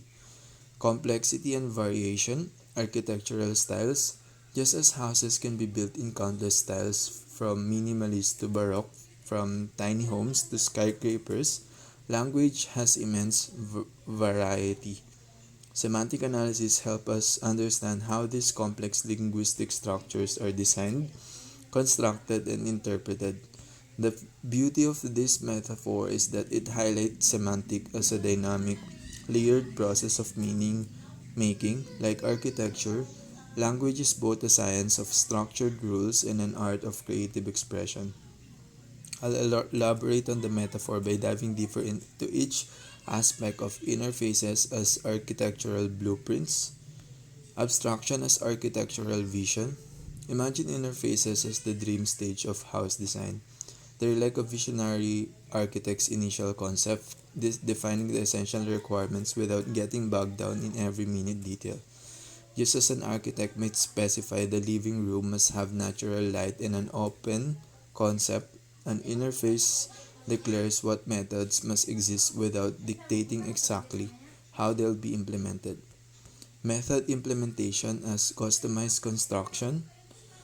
Consider how different builders might interpret the same blueprint. One construction team might create a kitchen with sleek, modern appliances. Another might opt for a rustic, traditional approach. Yet both are following the core blueprint's fundamental requirements. This mirror how different classes can implement the same interfaces uniquely. Example JavaScript code. Multiple inheritance as collaborative design. Think of implementing multiple interfaces like bringing together specialists. A structural engineer defines load-bearing requirements. An efficiency expert specifies insulation standards. A smart home technologist adds automation specifications. An interior designer contributes aesthetic guidelines. In Java, This might look like Java code, example Java code, interface extension as progressive design. Extending interfaces is like evolving a blueprint. Basic architectural plans might define room dimensions. Advanced plans and add electrical and plumbing specifications.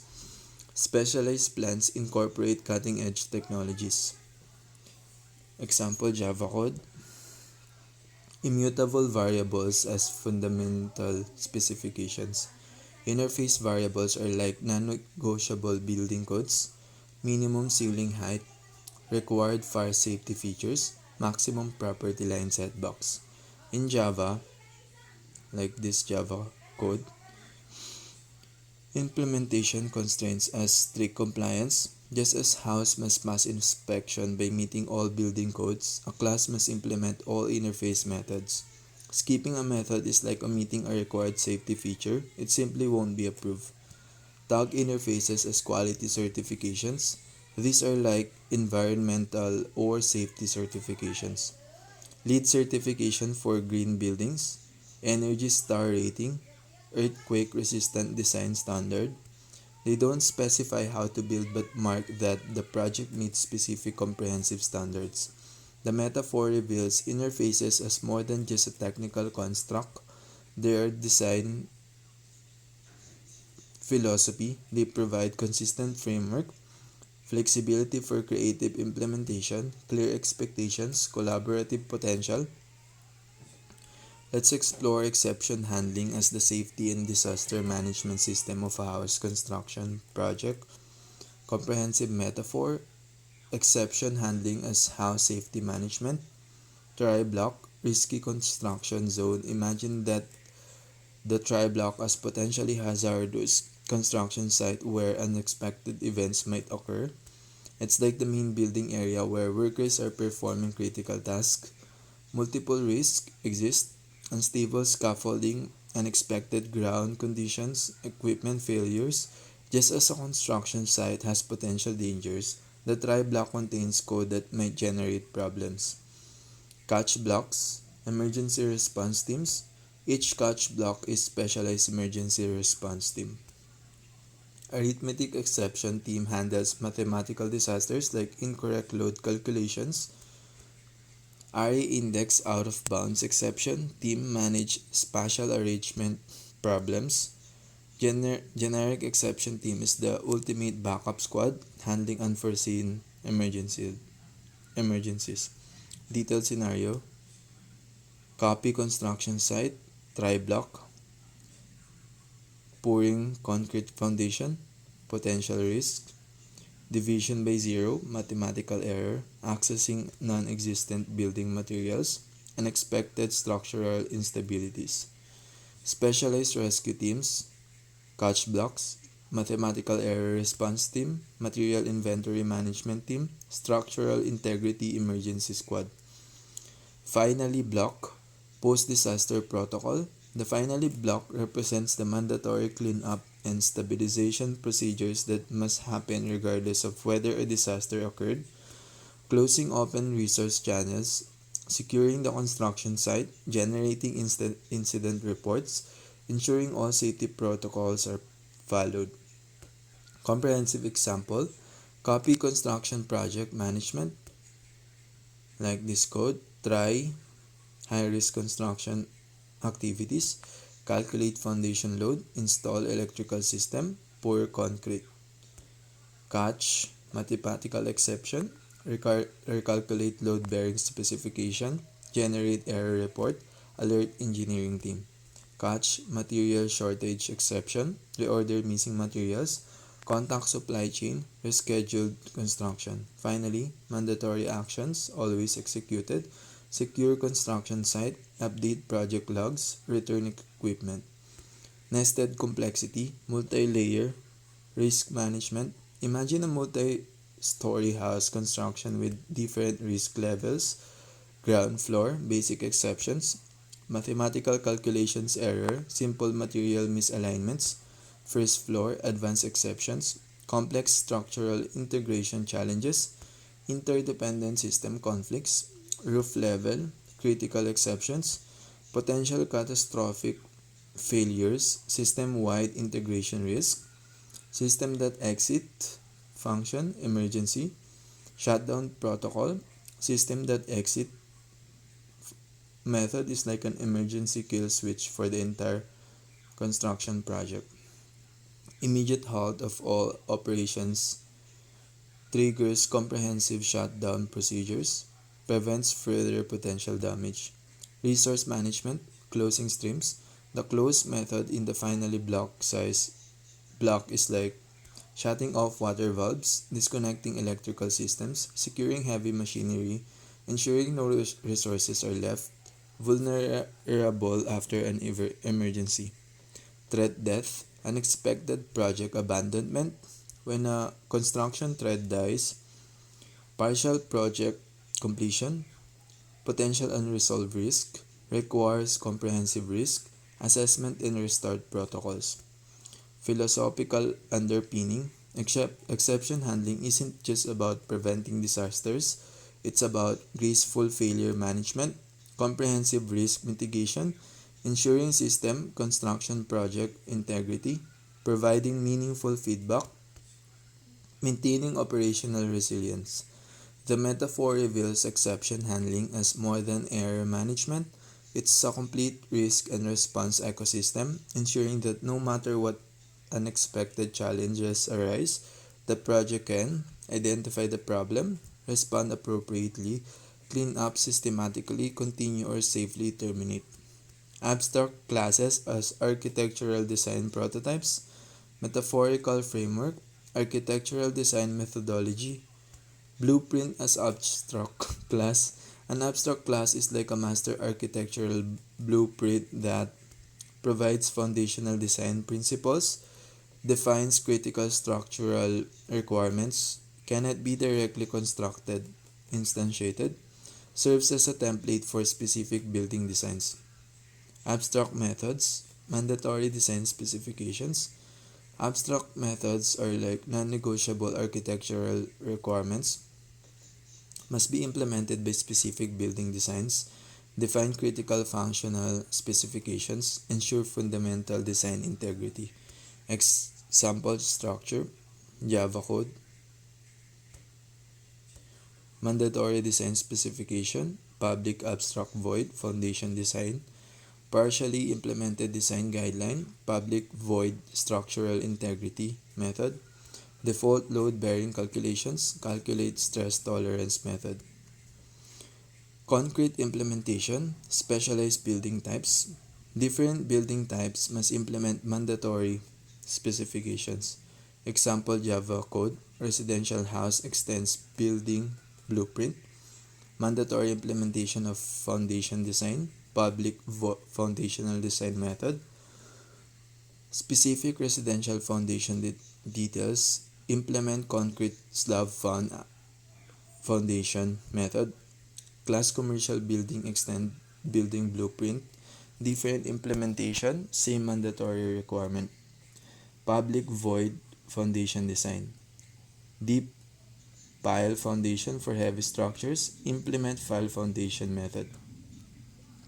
Design philosophy layers, architectural design abstraction hierarchy, base level, abstract class, universal design principles, structural integrity, safety requirements, basic functional specifications, intermediate level, partial implementation, shared methodologies, common calculation frameworks, generalized design strategies, specialized level, concrete classes, specific implementation details, unique architectural expressions, tailored design solutions.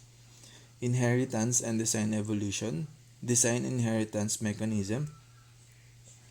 Parent blueprint defines core requirements, child designs inherit and specialize, ensures consistent design language, prevents arbitrary uncontrolled variations. Instantiation restrictions, preventing incomplete designs, why abstract blueprints can be directly built, incomplete specification, lack of comprehensiveness implementation, potential structure vulnerabilities, requires specialized refinement. Metaphorical analogy: abstract class equal architectural concept, concrete class equal actual building construction, abstract method equal critical design requirement, inheritance equal design specialization process. Complex design scenario: example Java code, energy efficient structure, mandatory energy performance specification, public abstract double, calculate energy efficiency method.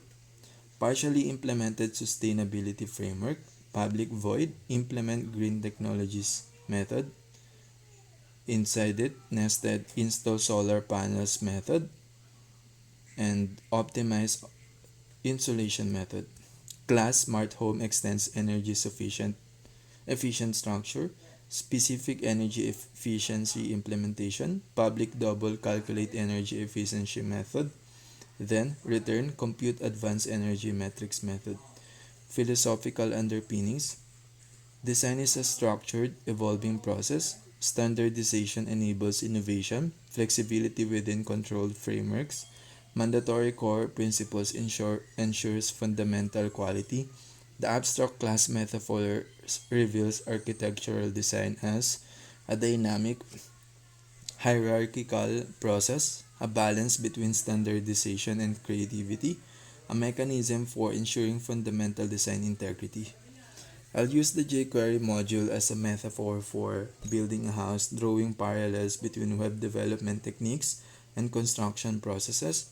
Imagine jQuery as a sophisticated toolset for home construction where traditional manual labor is transformed by a revolutionary set of power tools and precision instruments. Metaphorical construction breakdown. Foundation, $document that ready method. Just like ensuring the construction site is fully prepared before laying the foundation, $document that ready method is the moment when all building materials are assembled and workers are ready to begin. It's the critical checkpoint where everything is checked, double checked, and primed for construction. Blueprint selection and targeting, selecting HTML elements. Think of selecting HTML elements like choosing specific areas of your house to modify or work on, just as a contractor might use. $P, working on all paragraph sections like standardized wall segments. $header, focusing on a specific room with a unique identifier. $.net navigation dash item, targeting a specific type of architectural feature like all windows of a certain style. Construction methods, jQuery methods. Each jQuery method is like a specialized construction tool. .val method, like a precise measuring tape, extracting or setting exact measurements. .hide method / .show method, similar to sliding barn doors or removable wall panels. .fade in method / .fade out method, resembling elegant window treatments that smoothly transition. .slide up method / .slide down method, like mechanized room dividers that elegantly move. Event handling, responsive construction techniques. Event handlers are equivalent to smart home automation systems. .click method, like a light switch that triggers specific room functions. .mouse over method, similar to motion sensors that detect and respond to proximity. .dbl click method, comparable to a two-step security system activation. Complexity comparison, traditional JavaScript construction is like building with hand tools. Slow, requires intricate manual work, high potential for human error. jQuery construction is like having power tools, laser-guided precision instruments, automated assistance, reducing manual complexity. Advanced metaphorical layers, imagine jQuery as a master builder who understands multiple architectural languages, can quickly adopt blueprints, simplify complex construction processes, ensures consistent quality across different construction sites, like browsers. Deeper technical parallel, just as modern construction uses a prefabricated modules, modular designs, and standardized components. jQuery provides reusable code modules, standardized interaction methods, cross-platform compatibility. The metaphor extends beyond simple tool comparison. It's about transforming the entire approach to web development construction. jQuery doesn't just make things easier, it fundamentally reimagines how web interfaces are conceived, designed, and implemented. Like a master architect with an advanced toolkit, jQuery empowers developers to create more complex, responsive, and interactive digital structures with less effort and greater precision. I'll break this down into a comprehensive exploration of the jQuery construction metaphor, event handling metaphor, the responsive smart home. Imagine event handlers as sophisticated home automation systems with multiple layers of interaction. Dot click method, doorbell system, triggered by specific intentional interaction, immediate response to direct engagement. Example, pressing a doorbell that activates multiple home systems simultaneously. That mouse over, proximity sensors, detects potential interaction before full engagement, prepares systems for potential action, like motion activated lighting that illuminates pathways before you fully enter a room. That DB click method, advanced security protocols, requires more complex validation, two-step authentication for critical home functions, similar to high security entrance, requiring both a keycard and biometric verification. Technical parallels, construction ecosystems, coding structure, construction equivalent. Variables, building materials inventory, functions, specialized construction teams, libraries, jQuery, advanced toolsets, event listeners, adaptive building systems, detailed mapping, like this JavaScript code, jQuery event handler, $door lock dot click function, then nested inside $this dot unlock specific, which is the specific action. Construction equivalent, specific tool, click method, targeted component, door lock, predefined action sequence.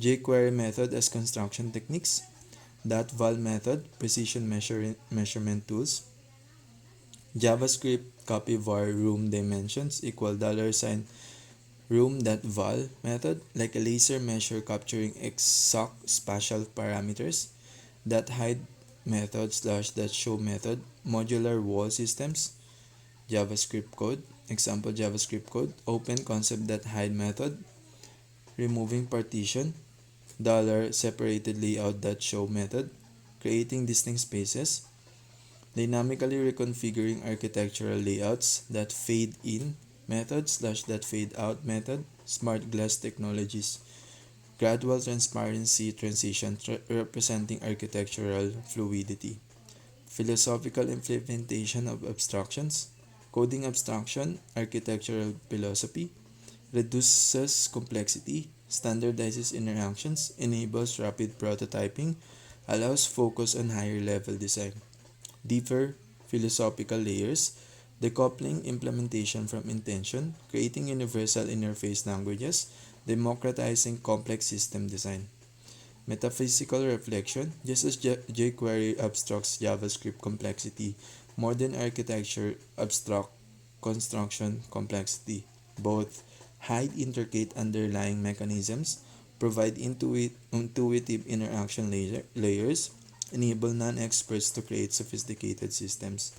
Advanced conceptual mapping, coding concept, architectural parallel, modularity, prefabricated building components, inheritance, architectural design patterns, polymorphism, adaptive building technologies.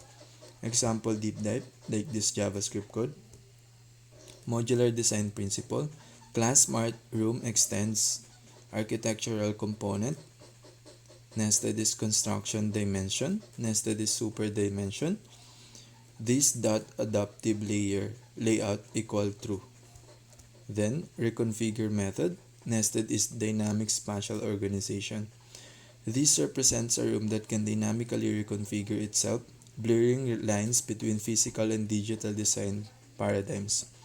Emergent design principles, shared characteristics, minimalism, efficiency, adaptive complexity, user-centric design. The metaphor transcends mere tool comparison. It's about reimagining design as a fluid, responsive ecosystem where boundaries between creator and creation blur, complexity becomes elegantly manageable, innovation emerges from systemic abstraction.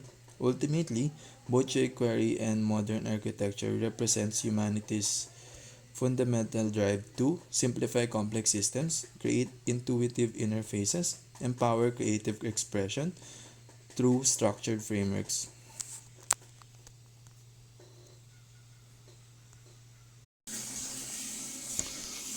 Git Basics in Practice.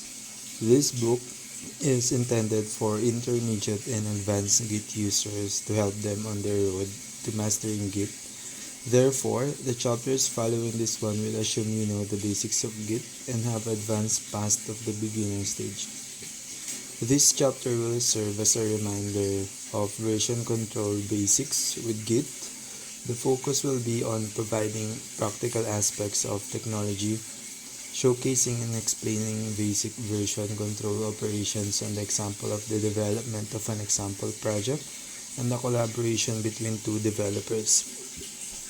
In this chapter, we will cover the following: a brief introduction to version control in Git, setting up a Git environment and Git repository, init and clone, adding files, checking status, creating commits, and examining the history, interacting with other Git repositories, pull and push, creating and listing branches, switching to a branch and merging changes, resolving a simple merge conflict, creating and publishing a tag. Technical requirements. To follow the examples shown in this chapter, you will need Git, https git-sem.com. You will also need an interactive shell, for example, Git Bash. If you are using MS Windows, a text editor or an IDE for a web development for editing JavaScript and HTML in a web browser. A brief introduction to version control in Git. A version control system, sometimes called revision control, is a tool that lets you track the history and attribution of your project files over time, stored in a repository, and helps the developers in the team to work together. Modern version control systems give each developer their own sandbox, preventing their work in progress from conflicting, and all the while providing a mechanism to merge changes and synchronize work. They also allow us to switch between different lines of development, called branches. This mechanism allows the developer to change, for example, from working on introducing a new feature step by step to fixing the bug in an older release version of the project. Distributed version control systems such as Git give each developer their own copy of the project's history, which is called a clone of a repository. This is what makes Git fast because nearly all operations are performed locally. It is also what makes Git flexible because you can set up repositories. It is also what makes Git flexible because you can set up repositories in many ways. Repositories meant for development also provide a separate working area or a work tree with project files for each developer. Git's branching model enables cheap local branching, allowing the use of branches for context switching by creating sandboxes for different tasks. It also makes it possible to use a very flexible topic branch workflow for collaboration. The fact that the whole history is accessible allows for a long-term undo, rewinding to the last working version, and so on. Tracking ownership of changes automatically makes it possible to find out who was responsible for any given area of code and when each change was done. You can compare different revisions, go back to the revision a user is sending a bug report against, and even automatically find out which revision introduced a regression bug with Git bisect.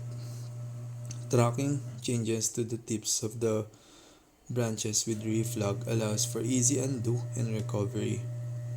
A unique feature of Git is that it enables explicit access to the staging area for creating commits, new revisions, that is, new versions of a project.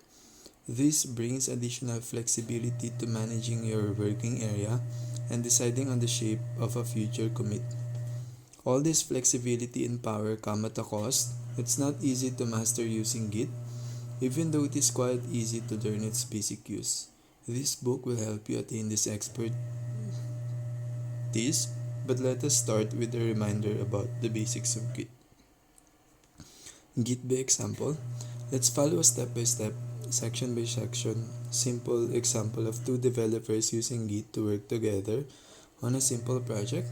You can find all three repositories for two developers and the bare server repository with the example code files for this chapter, where you can examine the code, history, and reflog at https://github.com in a sample-project.zip archive. Following the example, to follow this example of the team development process on a single computer, you can simply create three folders called, for example, Ali/Bob and server/ and switch to the appropriate folder when following work done by Alice, Bob, and Carol, respectively. There are few simple changes you need to make for this same simulation to work. When creating a repository as Carol, you don't need to create the repository's local configuration either with the git config command without the --user option or by editing the .git/config file in the appropriate repository. In place of the https git.company.com/random repository URL, which does not exist, simply use the path to the server repository /server/random.git. Additionally, if you plan on moving the directory while Alice/Bob and server/subdirectories, you will need to edit the origin repository URL that is stored in repository config files by changing it from the absolute path to a relative path, namely /server/random.git. Setup and initialization. A company has begun work on a new product. This product calculates a random number on an integer value of a specified range. The company has assigned two developers to work on this project, Alice and Bob. Both developers are telecommuting to the company's corporate headquarters. After a bit of discussion, they have decided to implement their product as a simple web application in JavaScript and HTML and to use Git 2.41.0, git-sem.com for version control. Note, this project and the code are intended for demonstration purposes only and will be much simplified. The details of code are not important here. What is important is how the code changes and how Git is used to help with the development. Repository setup. With a small team, they have decided on the setup shown in the following diagram. Important note, this is only possible setup with a central canonical repository and without a dedicated maintainer responsible for this repository. All developers are equal in this setup. It is not the only possibility. Other ways of configuring repositories will be shown in Chapter 6, Collaborative Development with Git. Diagram. Repository setup for a sample project using a centralized workflow. Creating a Git repository. Alice gets the project started by asking Carol, an administrator, to create a new repository specifically for collaborating on a project to share work with the whole team. mkdir-p/srv/git cd/srv/git /srv/git $git init --bear random.git. Initialize empty git repository in /srv/git/random.git. Important note, command line examples follow the Unix convention of having user at host directory at the beginning of the command prompt. To make it easier to guess from first glance who performs a command on what computer and in which directory, here the tilde denotes the user home directory. This is the usual command prompt setup on Linux. A similar looking prompt is used by Git Bash. You can configure your command prompt to show Git specific information such as the name of the repository, the subdirectory within the repository, the current branch, and even the work tree status. See Chapter 13, Customizing and Extending Git. I consider the details of server configuration to be too much for this chapter. Just imagine that it happened and nothing went wrong, or look at Chapter 14, Git Administration. You can also use a tool to manage Git repositories, for example, Git to Lite. Creating a public repository on a server would then, of course, look different. Often, though, it involves creating a Git repository with Git init without --bear in your own home directory and then pushing it with an explicit URI to the server, which would then automatically create the public repository.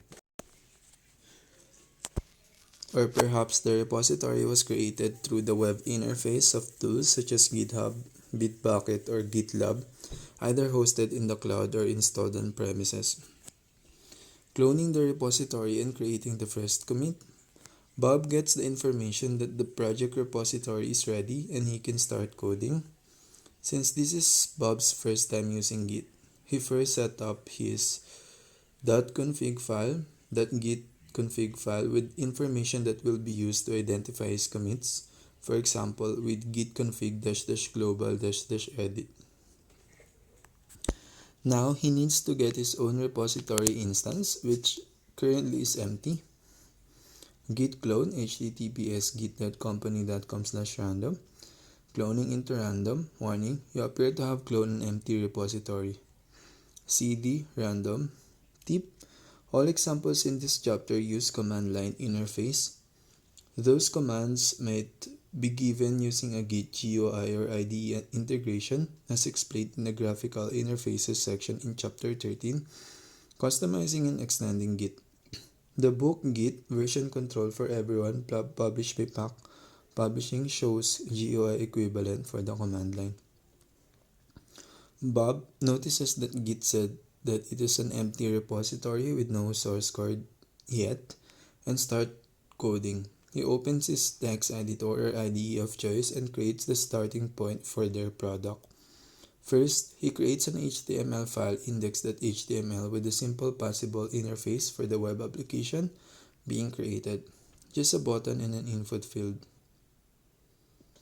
Then Bob writes JavaScript source code, random.js, that is responsible for web application behavior, in this case, generating and displaying a random integer number within a given range from 1 to a configurable maximum, inclusive. Function getRandomIntMax, return math.floor, etc. Typically, for most initial implementations, this version is missing a lot of features, but it is a good place to begin. Before committing his code, Bob wants to make sure that it looks alright and that it works correctly. He opens the index.html file in a web browser or uses a live preview feature of his IDE as shown in figure 1.2.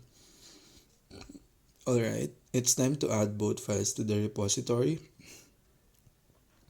Git add index.html space random.js. Bob uses the status operation to make sure that the pending change set, the future commit, looks proper. We use a short form of git status here to reduce the amount of space taken by examples. You can find an example of a full status output further in the chapter. Git status --short. Now it's time to commit to the current version. Git commit -a-m code initial implementation.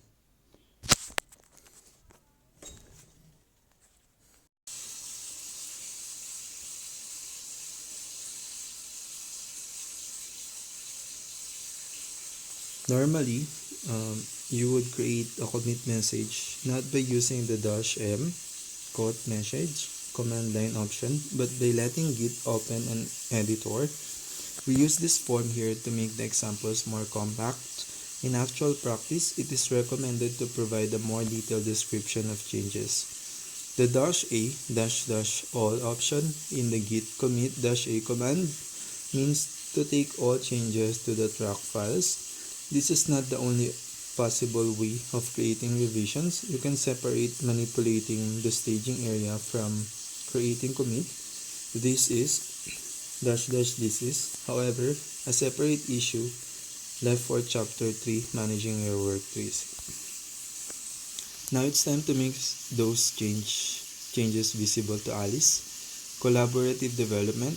One of the main goals of a version control system is to help developers work together on a common project. With a distributed version control system such as Git, this involves an explicit step of publishing changes to be visible to others. Publishing changes. After finishing working on the initial version of the project, Bob decides that it's ready to be published, to be made available for other developers. He pushes the changes as follows. Git push and tip, note that depending on the speed of the network, Git could show progress information during remote operations such as clone push and fetch. Such information is omitted from examples in this book, except where that information is actually discussed while examining the history and viewing changes. Also, if you use an older Git version, it could require setting a push.default configuration variable. Since it's Alice's first time using Git on her desktop machine, she first tells Git how her commits should be identified. Git config --global space user.name quote Alice developer. Git config --global user.email alice@company.com. Now Alice needs to set up her own repository instance. Git clone https git.company.com/random, cloning into random. Alice examines the working directory cd random ls-al capital F. The .git directory contains Alice's wool copy clone of the repository in Git internal format and some repository specific administrative information. See the Git repository -layout 5 main page for details of the file layout, which can be done, for example, with the git help repository -layout command. She wants to check the log to see the details to examine the project history. Git log. Naming revisions.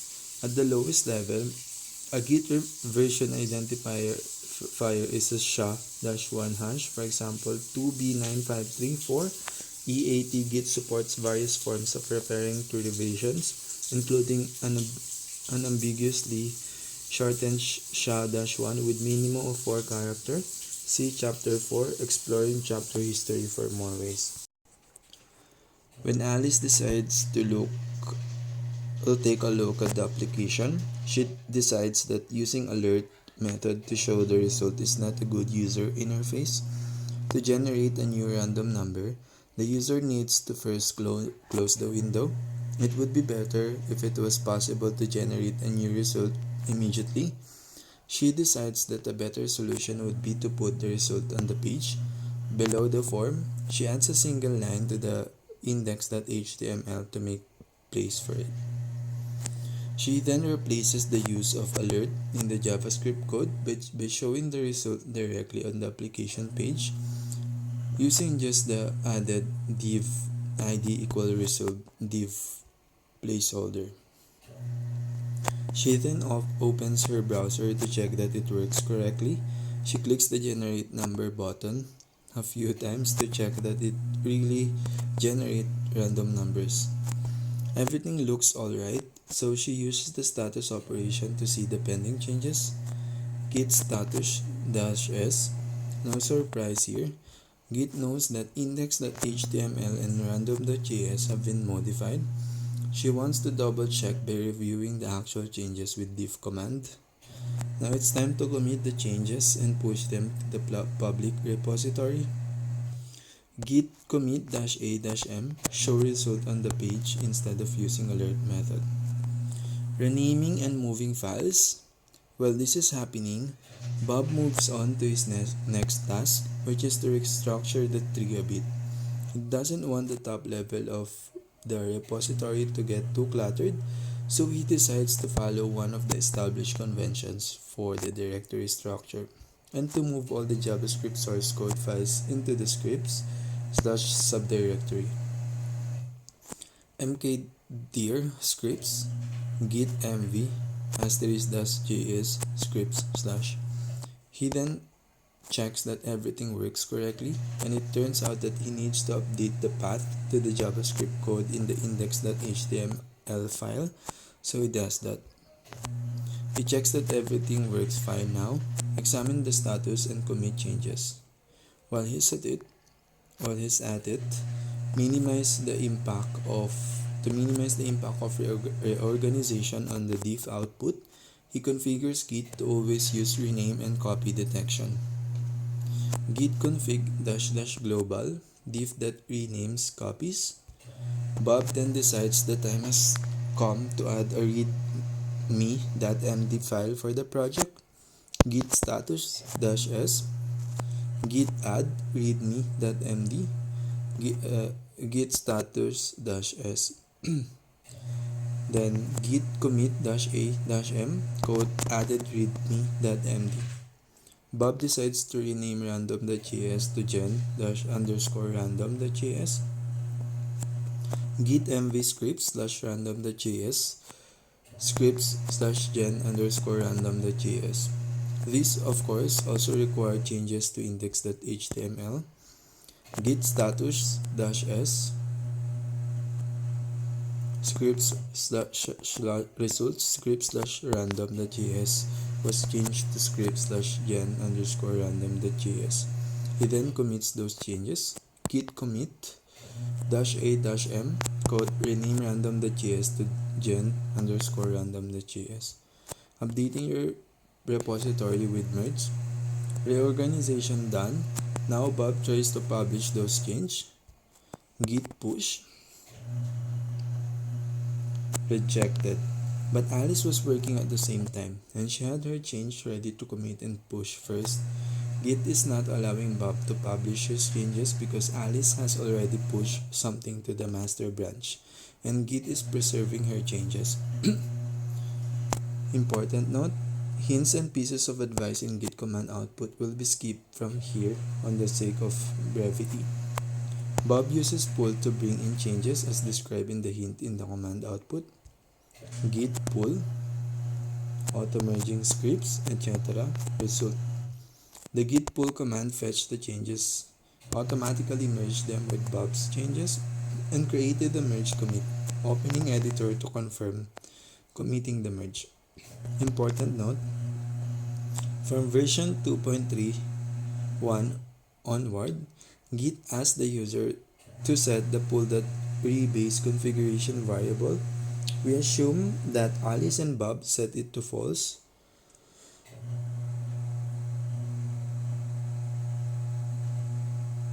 Between using merge commits and using rebasing to combine changes. Everything now seems to be good.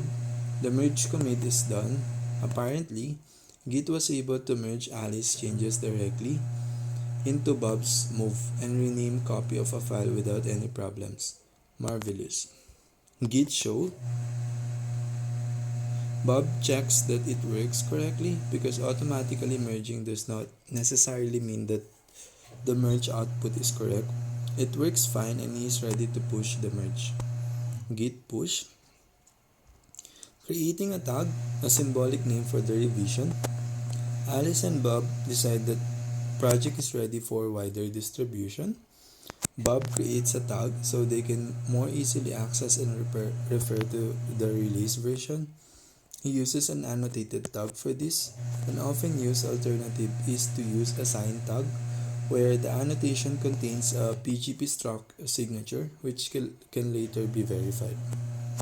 git tag dash a dash m code random v0.1 v0.1 git tag dash dash list git log dash 1 dash dash 1 line dash dash decorate. Of course, the v0.1 tag wouldn't help if it was only in Bob's local repository. He therefore pushes the just created tag. Git push origin tag v0.1.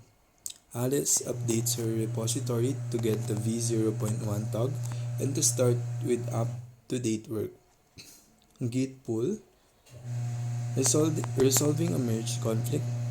Alice decides that it would be a good idea to add a piece of information about where the result of the random number generator would appear. Grand, let's see that it works correctly. Good. Time to commit the change. Git status -s. No problem here. Meanwhile, Bob notices that if one has JavaScript disabled in the web browser or uses a text browser without support for JavaScript, the web application as it is now does not work. Without explaining why, it would be a good idea to notify the user about the issue. Git pull. Result already up to date. He decided to add no script tag to explain that JavaScript is required for the application to work. Git status -s. Git diff. Bob uses the W3M text-based web browser to check that no script works as intended. He then checks in a graphical web browser or a live preview that nothing changed for JavaScript-capable clients. He has his change ready to commit and push first. So, when Alice is ready to push her changes, Git reject them. Bob must have pushed a new change set already. Alice once again needs to pull and merge to combine Bob's change with their own. Git pull conflict merge conflict in index.html automatic merge failed. The merge didn't go quite as smoothly this time. Git wasn't able to automatically merge Alice and Bob's changes. Apparently, there was a conflict. Alice decides to open the index.html file in her editor to examine the situation. She could have used a graphical merge tool via Git merge tool instead. Git has included both Bob's code between the less than head symbol and equal conflict markers, and Alice code between equal and greater than markers. What we want as a final result is to include both blocks of code. Git couldn't merge it automatically because those blocks were not separated. Alice's work adding result can simply included right before no script added by Bob. After resolving the conflict, the changes look like this. Git diff. That should take care of the problem. Alice refreshes the web application in a web browser to check that it works correctly. She marks the conflict as resolved and commits changes. Git status -s. Git commit -a-m merge mark output plus no script. And then she tries the push, git push, and done. Adding files in bulk and removing files. Bob decides to add copyright file with a copyright notice for the project. There was also a news file planned but not created, so he uses a bulk to add all the files. Git add -v. Result nothing specified, nothing added.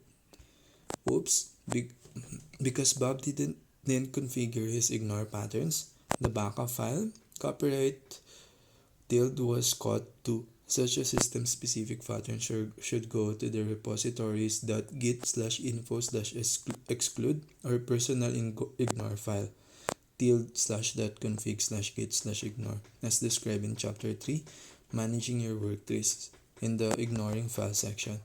Let's remove this file. Git status -s. Git rm copyright. Let's check the status and commit the changes. Git status -s. Git commit -a-m code added copyright. Result successful. Undoing changes to a file. A bit bored, Bob decides that their web application looks bland and adds the Bootstrap CSS library to the index.html header. He checks how much source code it changed. That looks alright. However, the application doesn't look that much better without further changes, and now it requires access to the internet. Bob decides that it's not the time to move to the Bootstrap CSS framework and does the changes to index.html.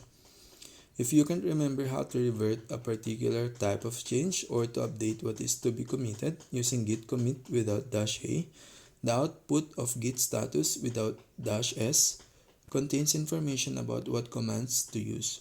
This is shown in the following example. Git status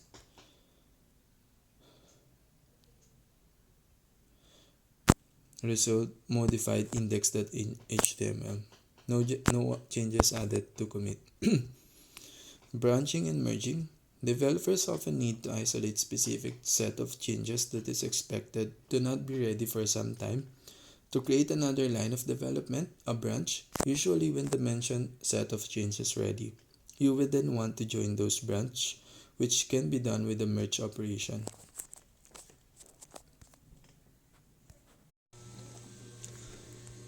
Creating a new branch. Alice decides that it would be a good idea to provide a way for the user to configure the lower bound of the range the random number is chosen from, currently set to 1, that is, make both the minimum and maximum of the generated number configurable. She needs to add a new input to the index.html file. Alice notices that labels for inputs needs to be adjusted too. Then, Alice needs to adjust the JavaScript code to read another input and to generate random integer between two given values, inclusive. Alice then checks that everything works correctly. However, during testing, she noticed that the application does not ensure that the minimum is smaller than or equal to the maximum value and does not behave correctly if the input's order is switched. She decides to try to fix the issue. However, to make each commit small and self-contained, ensuring that the application works sanely in such cases when, for example, the user provides 10 and 5 as the minimum and maximum respectively, will be done as a separate change. To isolate this line of development from other changes and prevent integrating the feature that is not fully ready, she decides to create her own branch name min-max. See also chapter 8 advanced branching techniques and switch to it. Tip: instead of using the git checkout -b min-max or git switch --create min-max shortcut to create a new branch and switch to if in one command invocation. Alice could have first created a branch with git branch min-max, then switch to it with git switch min-max. She commits her changes and push them, knowing that push will succeed because she is working on her private branch. Alright, Kit just wants Alice to set up a remote origin as the upstream for the newly created branch. It is using a simple push strategy. This will also push this branch explicitly. Tip: if she wants to make her branch visible but private so nobody but her can push to it, she needs to configure the server with hooks or use Git repository management software such as Gitolite to manage it for her. Merging branch, no conflicts. Meanwhile, over in the default branch, Bob decides to push his changes by adding the copyright file. Okay, Alice was busy working at making the minimum value of the range configurable to choose random integers from and resolving a merge conflict, and she pushed her change first.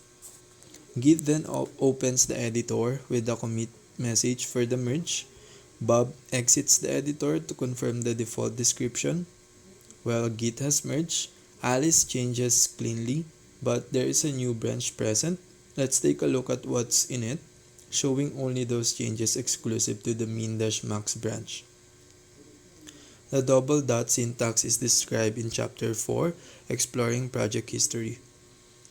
Interesting, Bob decides he wants that, so he asks Git to merge stuff from Alice branch, which is available in their respective remote tracking branch, into the default branch. Git merge origin/min-max. Undoing an unpublished merge, Bob realizes that it should be up to Alice to decide when the feature is ready for inclusion, and hears that it is not ready yet. He decided to undo a merge because it is not published. It is as simple as rewinding to the previous state of the current branch. Important git reset --hard at 1. Important note, this example demonstrates the use of the flag for undoing operations. Another solution would be to go to a previous pre-merge commit following the first parent with head instead of at 1. Bob then pushes his changes. Summary.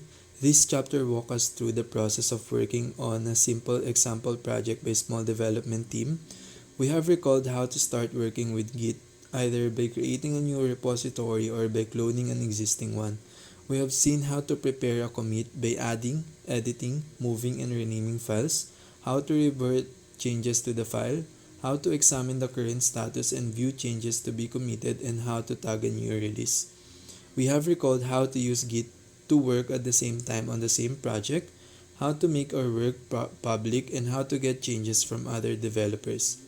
Though using a version control system helps with simultaneous work, sometimes Git needs user input to resolve conflicts in work done by different developers.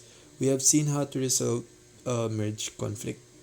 We have recalled how to create a tag marking a release and how to create a branch starting an independent line of development. Git requires tags and new branches to be pushed explicitly, but it fetches them automatically. We have seen them how to merge a branch.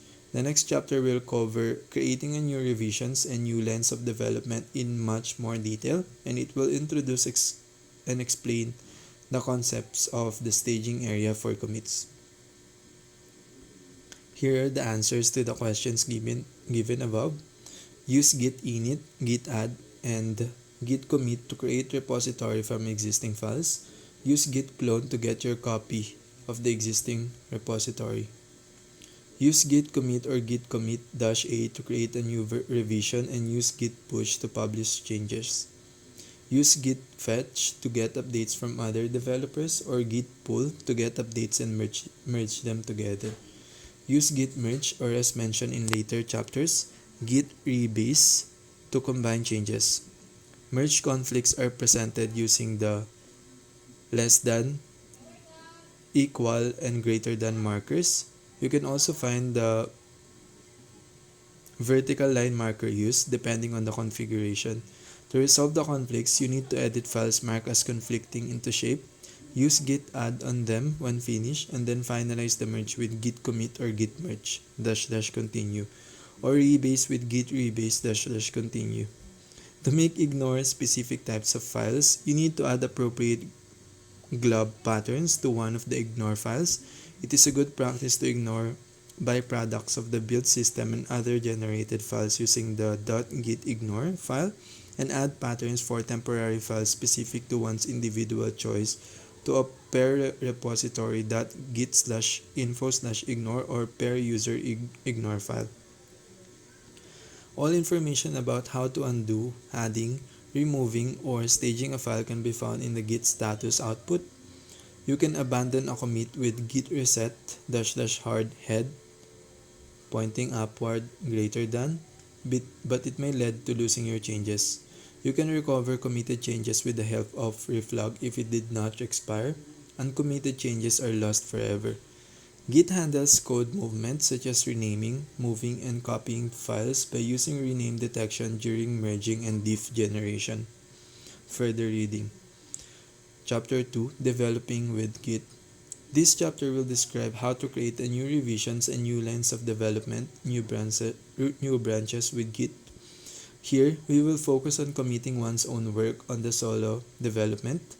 The description of working as one of the contributors is left for Chapter 6, Collaborative Development with Git, while Chapter 9, Merging Changes Together, will show how to join created lines of development and how Git can help in maintainer duties.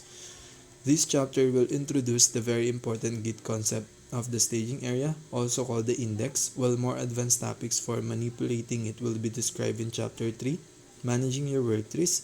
It will also explain in detail the idea of a detached head, that is an anonymous unnamed branch. Here, you can also find how Git describes the differences between two versions of the project or changes to the project, including a detailed description of the so-called extended unified diff format. The following is the list of the topics we will cover in this chapter: the index, a staging area for commits, examining the status of the working area and changes in it, how to read the extended unified diff that is used to describe changes, selective and interactive commit and amending a commit, creating, listing, renaming, and switching to branches and listing tags. What can prevent switching branches and what you can do then? Rewinding a branch with git reset, detach head, that is a name branch, for example, a result of checking out a tag. Creating a new commit. Before starting to develop with Git, you should introduce yourself with a name and an email, as shown in Chapter 1, Git Basics in Practice. This information will be used to identify your work, either as an author or as a committer. The setup can be global for all your repositories with git config --global, or by editing the /.gitconfig file directly, or local to a repository with git config, or by editing the .git/config file inside the given repository. The per repository configuration overrides the per user one. You will learn more about this in Chapter 13, Customizing and Extending Git. Multiple identities. You might want to use your company email for work repositories but your own non-work email for public repositories you work on. This can be done by setting one identity globally for the user and using the local repository config for setting alternate identity for exceptions. Another possible solution would be to use conditional includes with the include if section, using it to include appropriate configuration files with per directory identities. The relevant fragment of the appropriate config file could look like the following example: user name equal Joe R. Hacker, email equal joe@company.com. How a new commit extends a project's history. Contributing to the development of a project usually consists of creating new revisions of said project.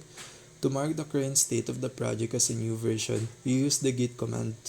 Git will then ask for a description of changes, commit message, and then extend the project history with the newly created revision. Here's what is happening behind the curtain. It is useful to understand this to better use advanced Git techniques. In Git, the history of the project is stored as graph of versions, where each revisions point to the previous version it was based on. The git commit command simply creates a new node in this graph, a commit node, extending it.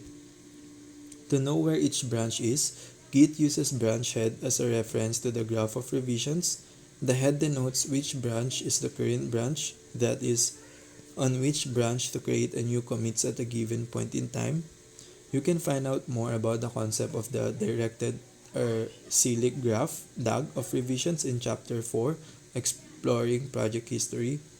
Creating a new commit adds a new node to the graph of revisions and adjusts the position of branch tips heads as shown on the following figure. Figure 2.1, the graph of revisions for an example project before and after creating a new commit on the master branch.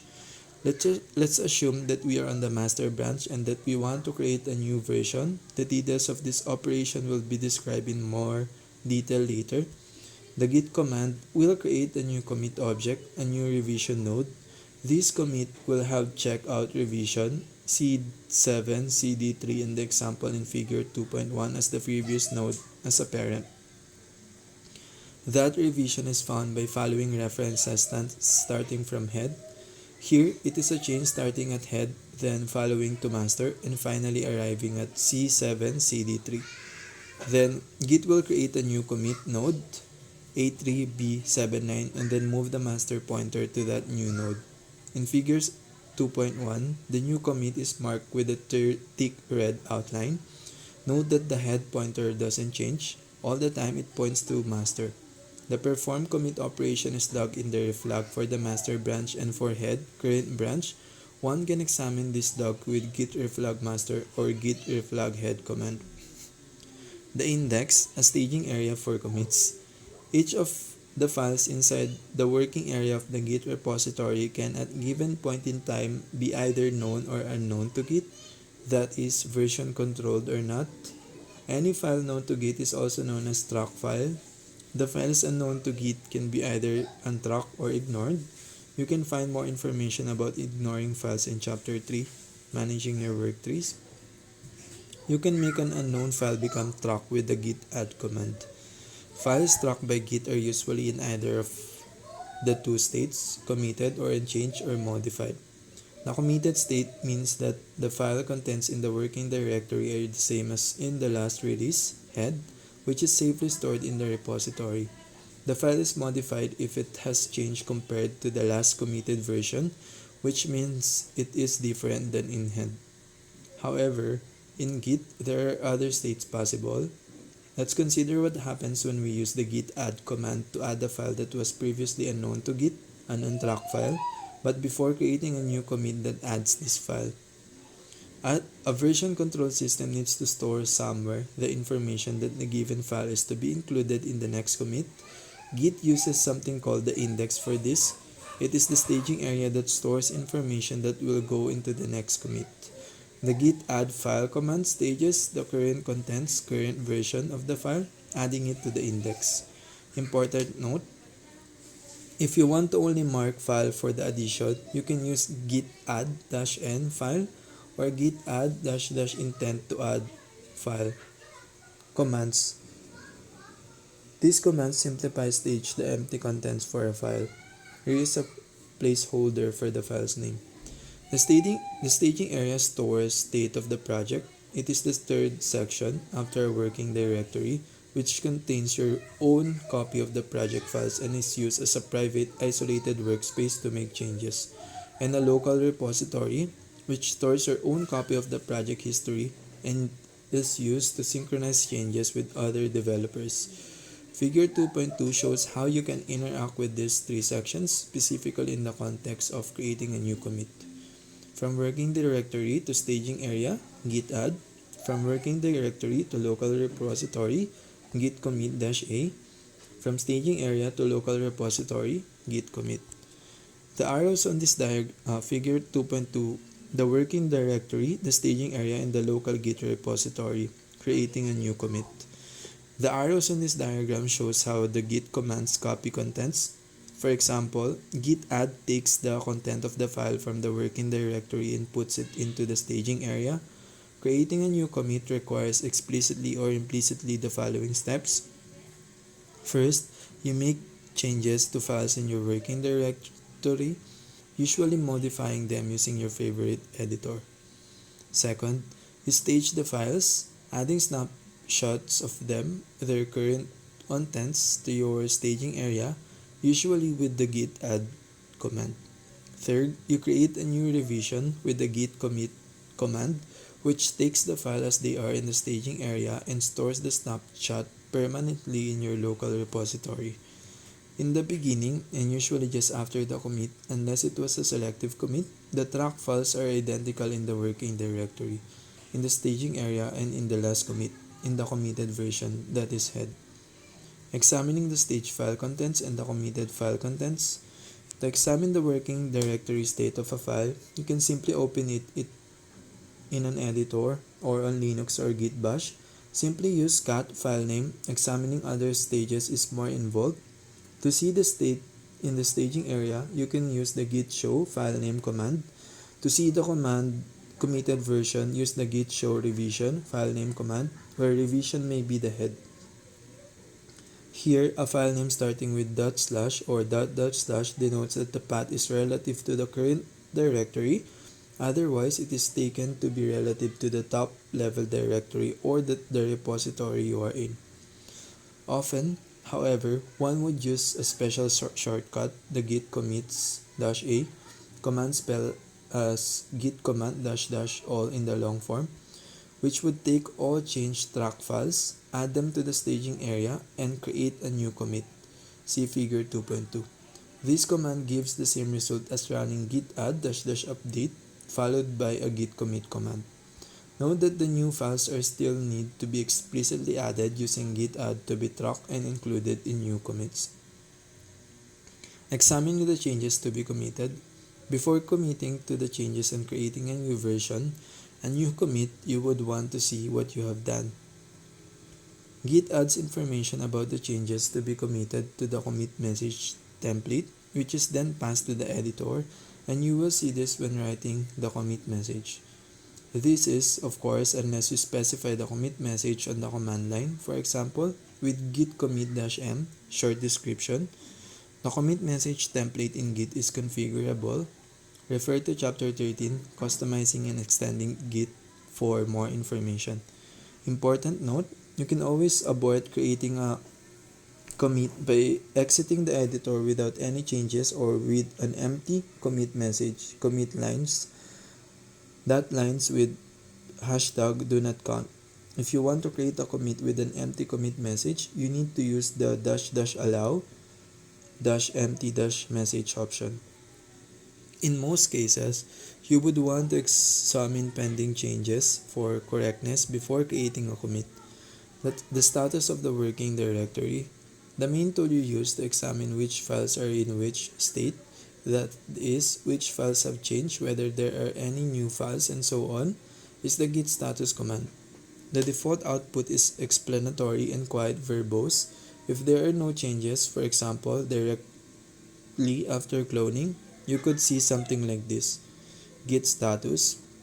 If the current branch, which in this example is the master branch, is a local branch intended to create changes that are to be published and to appear in the public repository and is configured to track its stream branch, origin/master, you would also see the information about the track branch.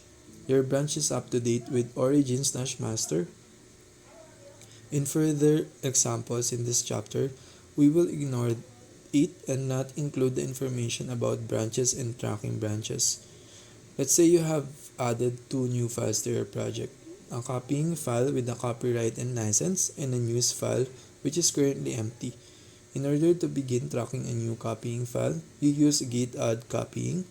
Accidentally, you remove the readme file from the working directory with rm readme. You also modify the make file and rename run.c to random.c with git env without modifying the file. The default long format is designed to be human readable, verbose, and descriptive. Git status. Older versions of Git will suggest using different commands than git restore. As you can see, Git not only describes which files have changed but also explains how to change their status, either include it in the commit or remove it from the set of pending changes. More information about commands shown in the git status output can be found in Chapter 3, Managing Your Work Trees. There are up to 3 sections present in the output. Changes to be committed. This section is about the stage changes that would be committed with git commit without the -a/-- all option. It lists file that was snapshot in the staging area is different from the version from the last commit head. Changes not staged for commit. This section lists the files whose working directory contents are different from their snapshots in the staging area. Those changes would not be committed with git commit but would be committed with git commit -a as changes in the track files. Untracked files. This lists the files unknown to Git that are not ignored. Refer to Chapter 3, Managing Your Work Trees, for how to use git ignores to make files be ignored. These files would be added with the bulk add command, git add. If run in the top directory of the project, you can skip this section with the --untracked -files equal no -uno for short option.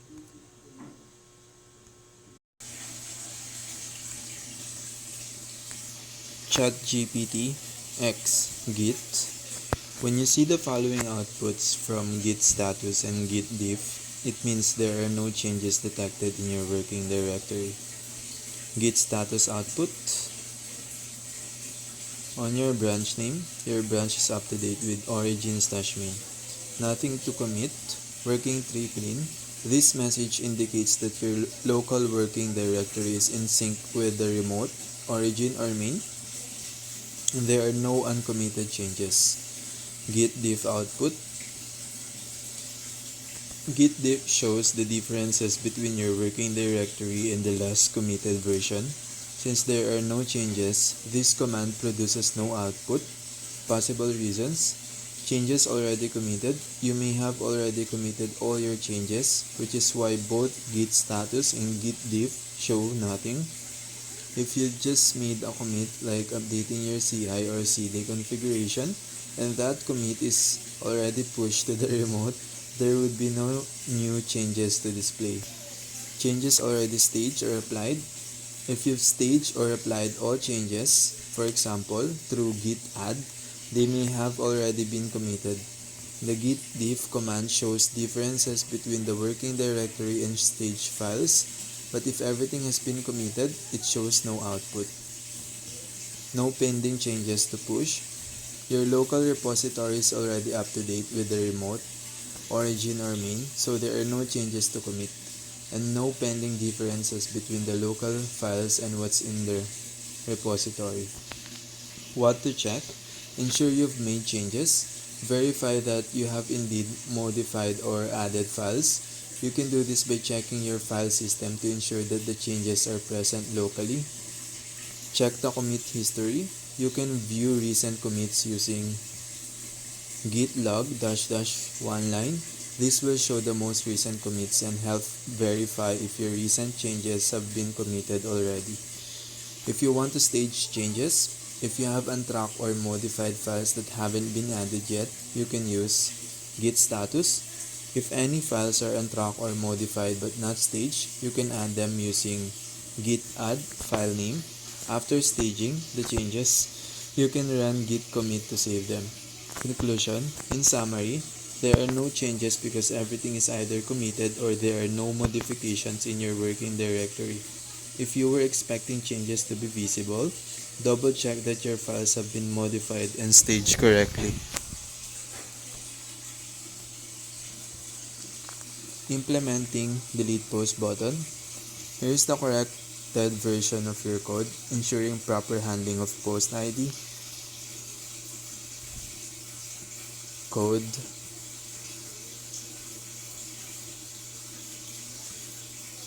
Explanation of fixes.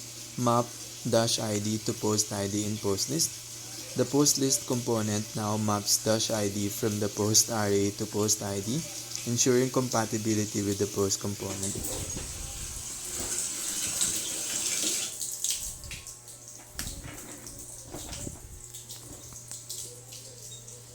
This resolves the issue where post ID was undefined. Debugging console.log added. Log for post in post list and post ID in post are included to ensure data is flowing correctly. Prop types validation improved. Added validation for -id in post list. Define post ID as a required string in post. Structure data flow. Ensure that delete post button receives post ID as a prop correctly. This should resolve your undefined issue when passing post ID to delete post button. Let me know if you need further help. The error indicates that the post ID is not being correctly passed to the API as shown by the request URL http localhost 3001/api/v1/post undefined. The undefined in the URL means that the post ID is not being passed correctly when the delete request is made. Let's go step by step to debug and fix this. Likely cause: the post ID being passed to the delete post button component is undefined. This could happen if the post ID is not correctly mapped from the post object in the post list or post components. The backend uses -id for the post ID and it is not being explicitly passed or mapped as post ID. There's an issue in the props being passed through the component hierarchy. Steps to fix: first, check the post structure in postlist.jsx.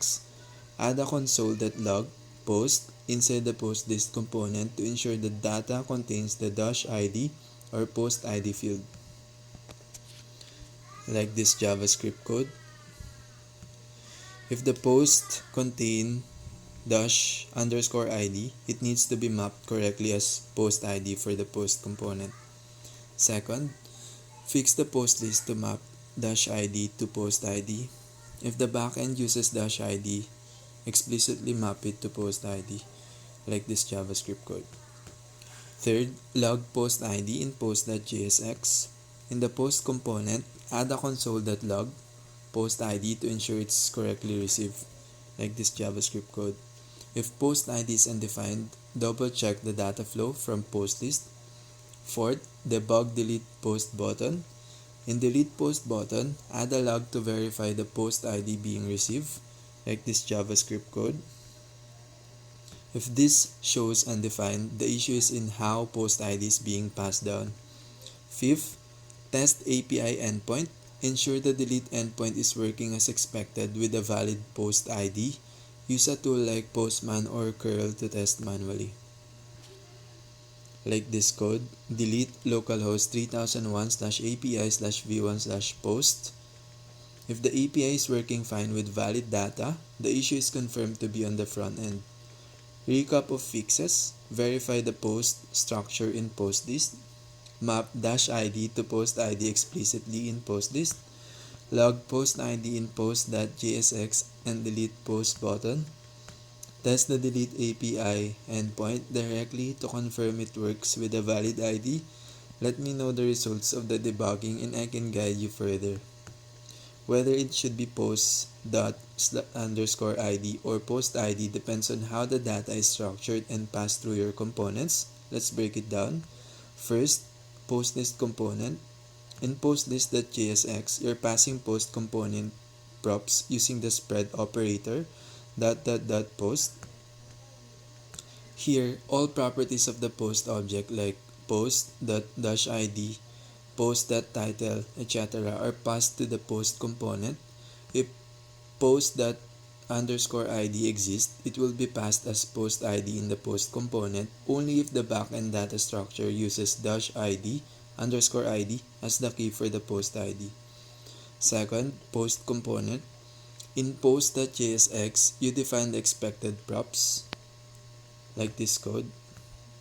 Here, post ID is destructured from the props. To work correctly, the post object in post list must include _ID, map to post ID, or explicitly provide post ID in its structure. Third, backend data. Check the data structure being fetched by your front end. If the API sends something like this JavaScript code, then you need to map -id to post ID explicitly when passing data to the post component. Fourth, fix based on data. Here's how you can adapt based on the situation. If the backend uses -id for post IDs, you should pass post ID explicitly in post list, like this JavaScript code. Or you can use the spread operator and ensure post._id is passed as post ID automatically, like this code. If the backend already sends post ID, you don't need to make changes. Post ID will automatically be passed when spreading the post object, like this JavaScript code. Debugging steps: add a console.log posts in post list to see the structure of each post object, like this JavaScript code. Add a console.log post ID in post.jsx to ensure it's being received, like this JavaScript code. If post ID is undefined, check if the backend sends _ID instead of post ID. You're correctly passing _ID as post ID from post list. Let me know what your post data looks like and I'll guide you further. From the console logs, it seems you're encountering multiple issues. 500 errors. The 500 HTTP status code indicates a server error. This is happening on your fetch request, possibly when trying to delete or fetch post. It's crucial to debug the backend API to identify why it's failing. undefined in the pre-flight request. The undefined 204 pre-flight logs indicate that the course pre-flight request sent by the browser to verify if the API allows cross-origin requests are succeeding, but the subsequent fetch calls return undefined values. Key insights: the post ID being passed to the API is likely undefined, causing the server to fail. 500. Fetch requests to post seem to work fine, like 200 fetch indicates success. Steps to debug and resolve. First, debug the post ID. In post.jsx, confirm the post ID being passed by logging in, like this JavaScript code. In postlist.jsx, log the post array to ensure it contains the expected structure. Second, check the API request. Look at the fetch call in your code, possibly post.js. If you're sending the post ID as part of the request, log it before making the request. Like this code. Confirm the value of post ID before sending it to the backend. Third, inspect backend logs. Check your backend logs for why the server returns 500. Common causes: missing post ID in the request, a validation error on the server, a database issue when looking for a post by ID. Fourth, validate post structure. Ensure the post array in postlist.jsx has the correct structure. Each post object should contain _ID or the property you use as post ID, title, contents, etc. Like this code. Fifth, check the backend route. If you're making a delete request to /API/post ID, confirm that your backend route matches this, like this code. 6. Handle undefined IDs. Add a safeguard in the front end to avoid making API calls if post ID is undefined, like this JavaScript code. Expected debugging results. After applying the steps, you should see what post ID is being passed from post.jsx to the API. Backend logs should confirm whether the issue lies in the received post ID or elsewhere. The undefined post ID problem should no longer lead to a 500 server error once fixed. Let me know what you find and I can help further. To debug the issue, let's go step by step. First, checking post ID via console.log. Add a console.log post ID post ID line in post.jsx inside the post component. Here's how you do it, like this JavaScript code. Viewing the output in the browser console, open your application in a browser, open the developer tools, usually F12 or right click, inspect console tab. Look for the post ID logs in the console. If you see undefined for post ID, the issue is in how post ID is being passed from the post list to post. Second, checking the network logs. To confirm what post ID is being sent to the backend, go to the network tab in developer tools next to the console tab. Click the delete post button in your app. Find the API call, like delete request to something like /API/v1/post/post ID. Click on the request to view its details. Check the request URL to confirm if the correct post ID is being sent. For example, this code, request URL https or api/api/v1/post/12345. If the post ID is undefined, the issue lies in the front end. Third, fixing the postlist.jsx issue. The error you're seeing in Visual Studio might be related to this line, like this code. The problem is most likely due to post._ID not being defined. Check the following. Is post._ID correct? If post is an array of objects, each object must have an _ID field. For example, this code. The unique identifier is named something else, like ID instead of _ID. Update the fragment key to match, like this code. 3.2. Validating props for post. Ensure the object passed to post contains all required props, especially post ID. For example, like this code. Fourth, prop types shape error in post list. The prop types that shape post.prop types in post list can sometimes cause issues if post.prop types has nested or optional props that don't match. Fix, provide a custom prop types that shape. Instead of using post.prop types directly, define the shape explicitly in post list like this code. Fifth, debugging the issue in post list. Add a console.log post in post list.jsx to confirm the structure of the post array being passed, like this code. Summary of steps. Add a console.log in post.jsx and post list.jsx to trace the flow of post ID. Check the structure. When I refer to post ID being correctly passed from the front end, I mean ensuring the post ID is consistently passed through all components involved in rendering the post and invoking the delete functionality. Let's break this down step by step based on your provided code. Components to check. First, post list component.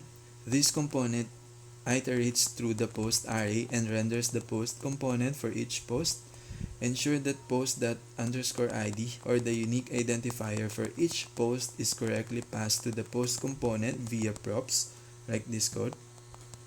In this line, the post object is destructured and its properties like title, contents, author, and post ID are passed to the post component. Important, verify that post._id exists in the post array. If it doesn't, the post component will receive undefined as post ID. Second, post component. This component renders the post details and passes post ID to the delete post button component, like this code. Third, delete post button component. This component receives the post ID from the post component and uses it in the delete post mutation. Important, ensure that post ID is correctly passed to the delete post button component. If post ID is undefined, the delete post function will fail, like this code. Debugging tip, add a console.log post ID in delete post button to confirm whether the correct post ID is received, like this code. Backend functionality, delete post. Ensure that the delete post function in ./api/post.js receives the correct post ID, like this JavaScript code. Debugging workflow in post list. Log the post array to ensure post._id exists for every post, like this JavaScript code. Log the post ID received by the component, like this JavaScript code. In delete post button, log the post ID passed to the delete post mutation.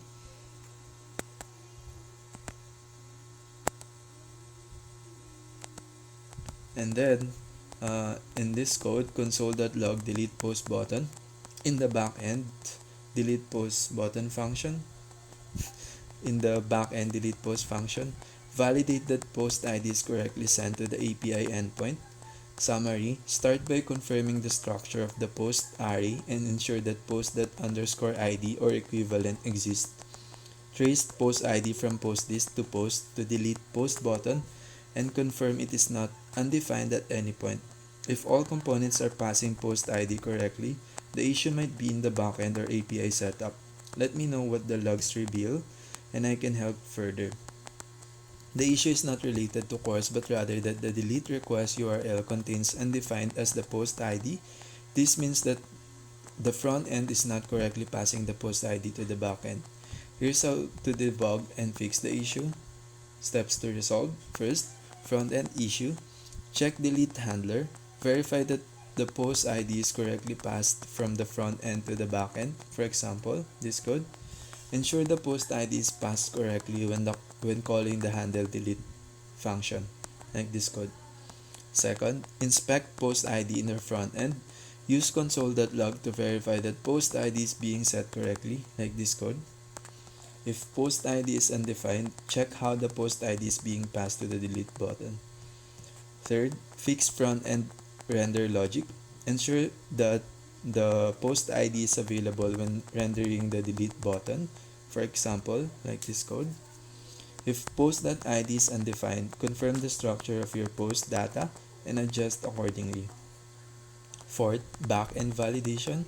Update the backend to handle invalid ID values more gracefully, like this code. Fifth, CORS check, optional. If CORS might be causing the issue for some requests, ensures that your backend includes proper CORS middleware, like this code. Test the above changes and let me know if you encounter further issues. The 500 internal server error status indicates something went wrong on the server side when processing your delete request. Here's how to debug and resolve the issue. Step to troubleshoot. Check your backend logs. Look at the server logs for details about the error when handling the delete request. Common causes include missing or invalid data being sent, database constraints, or unhandled exceptions in the backend. Inspect the network request. Open the network tab in the browser's developer tools. Click on the failed delete request to view the request payload and the response details. Check request headers and body. Ensure post ID or other required data is being sent correctly. Response message. The backend may return an error message with clues. Verify backend endpoint. Ensure the endpoint used for deleting post is properly implemented and correctly matches the front-end request. Example of a typical delete handler in Node.js-Express is this code. Handle concurrency. Clicking delete post multiple times rapidly may send simultaneous requests, potentially causing conflicts. Ensure the server gracefully handles simultaneous requests. You can also disable the delete button temporarily after the first click. Cross-origin resource sharing. If the pre-flight request, like status 204, is followed by a 500 error, it might be related to CORS misconfiguration on the server. Ensure the server allows delete methods for your front-end origin. Test with Postman/Insomnia. Use Postman or Insomnia to manually send a delete request to the server with the required post ID and see if it works outside of your front-end code. Front-end adjustments. If the issue is related to missing post ID, verify that it is correctly passed to the delete handler. For example, like this code. Backend fixes. Ensure post ID is validated before processing the request. If the post does not exist, return a proper 404 status. If exclamation post, return res.status 404.json, error, post not found. Check these areas and share the specific backend error message if the issue persists. The issue here is deleted to the prop types definition in your code. It seems that the prop types object definition is outside of the component function or incorrectly structured. Here's how you can fix it. Replace this part of your code with this correct prop types assignment. Full corrected code is this. Explanation. Prop types definition. Prop types should be defined as a static property or using component name.prop types syntax as shown. Correct semicolon placement. Ensure semicolons are used correctly at the end of statements or object definitions. Structure of code. Keep the prop types definition after the component function for readability and adherence to conventions. Apply this fix and your error should be resolved. Let me know if you face any further issues. To restart Visual Studio Code, VS Code, follow these steps. Using the File menu, click on the File menu at the top of the screen or the Code menu. Select Exit or Quit Visual Studio. Once the application is closed, reopen it by double-clicking the VS Code icon on your desktop or by using your preferred method.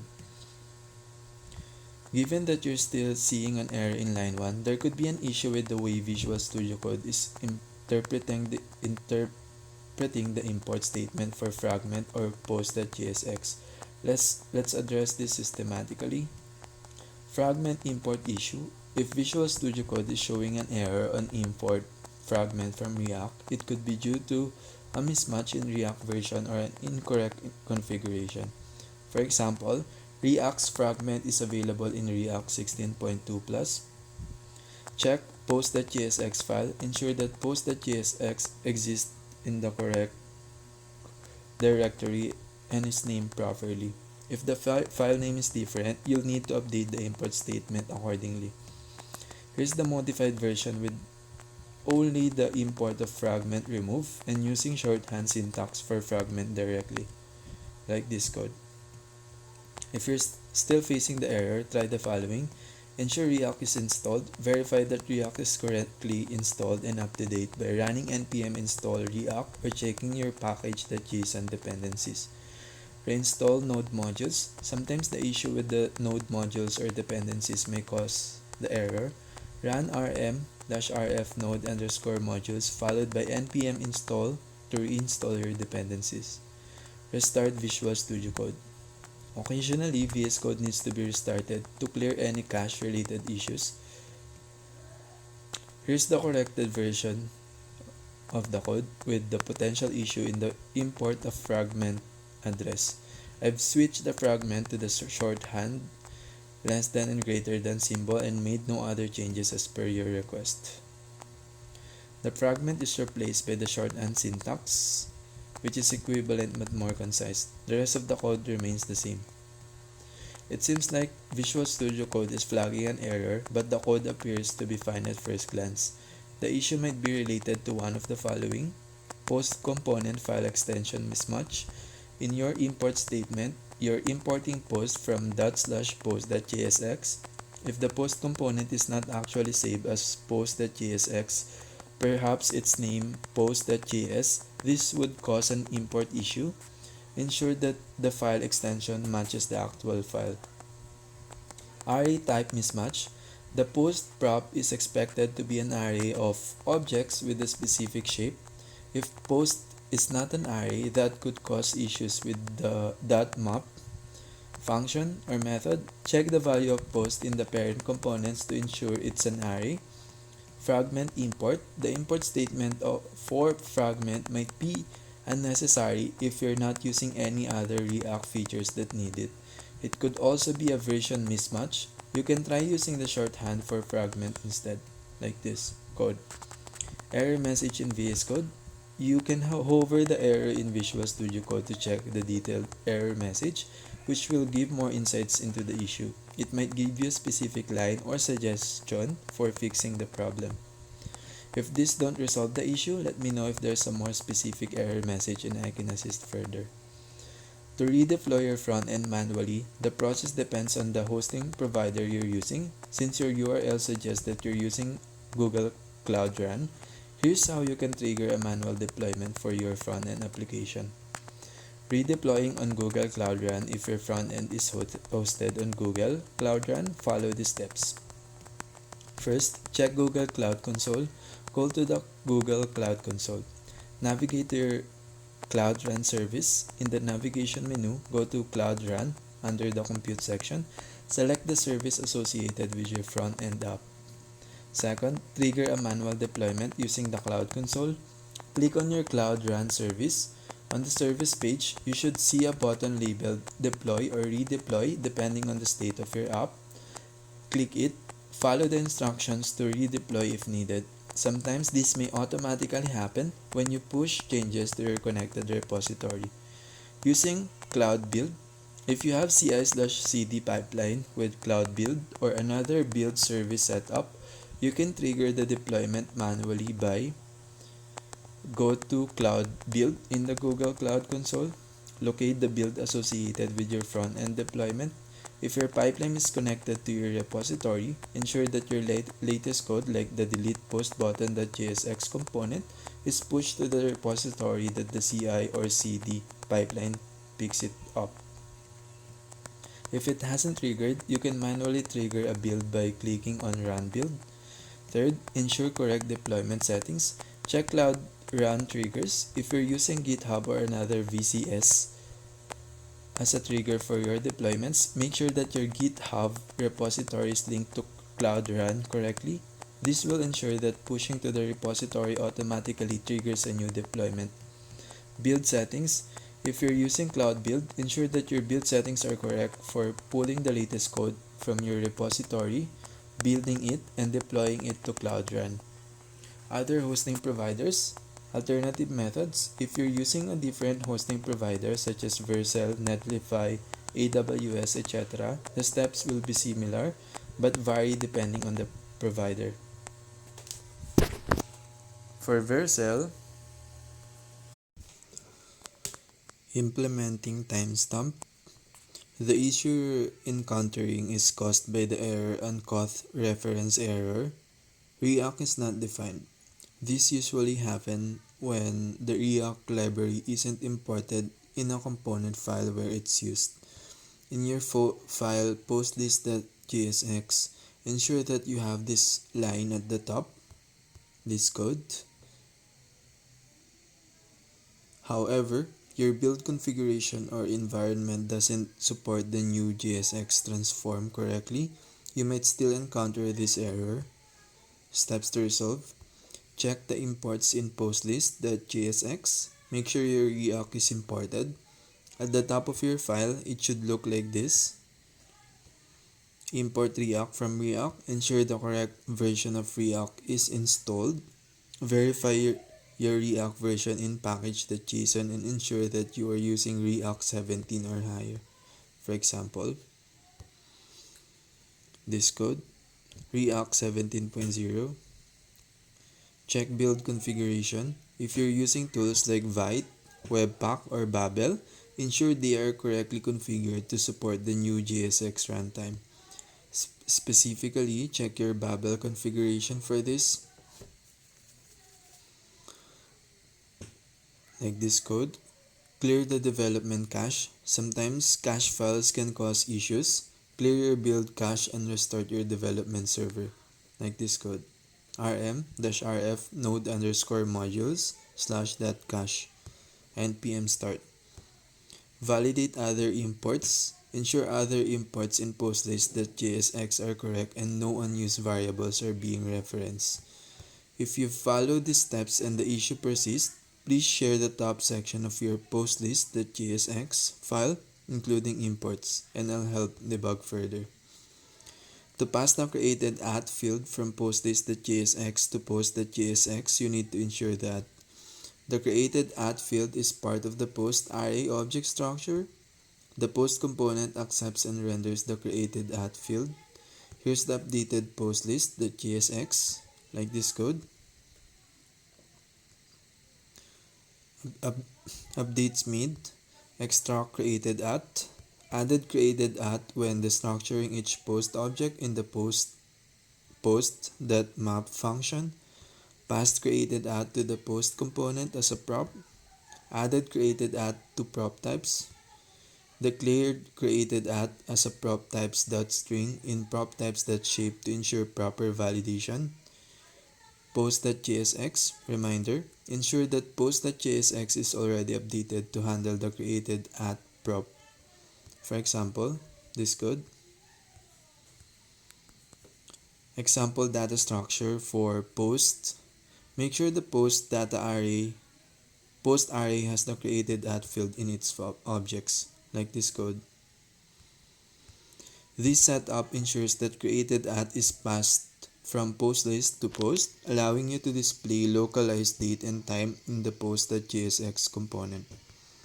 To localize the formatting of dates in your post.jsx file while keeping the existing structure, you can modify it to include a created @ or similar timestamp field, along with a library like date-fns or intel.datetime-format for localization.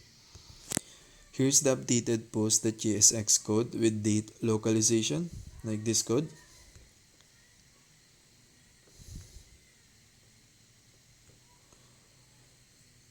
Changes made, created a prop, added created @ as a prop to display the date and time when the post was created, default to unknown if the created @ value is not provided, formatting dates. Use date-fns to format the date with format new date created @ pp double capital PP small capital PP. Example formats: December 5, 2024, double capital PP December 5, 2024, double capital PP, small capital PP December 5, 2024, 2:38 p.m. Optional prop types. Created at is declared as prop types that string to expect ISO 8601 date strings. Updating postlist.jsx. Ensure you pass the created at field from postlist.jsx to post.jsx. Here's an example, like this code. Result.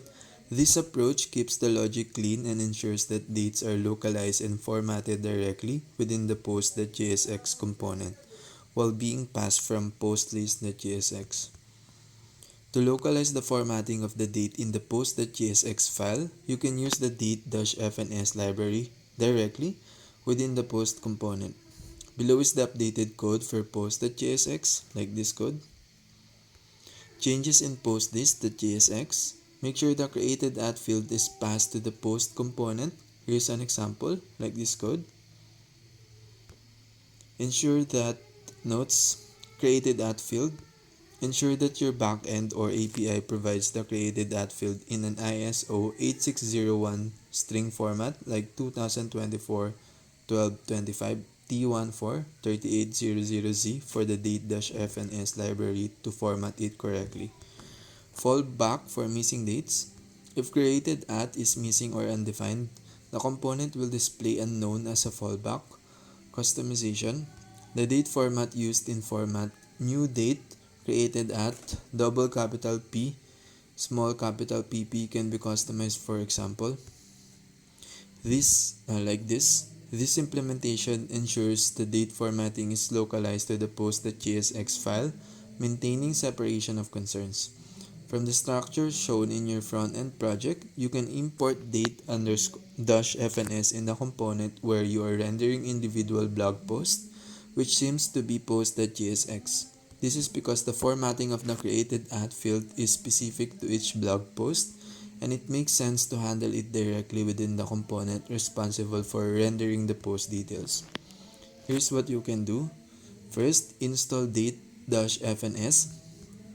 Run the following command in your project directory if you haven't installed date-fns yet, and npm install date-fns. Second, modify post.jsx.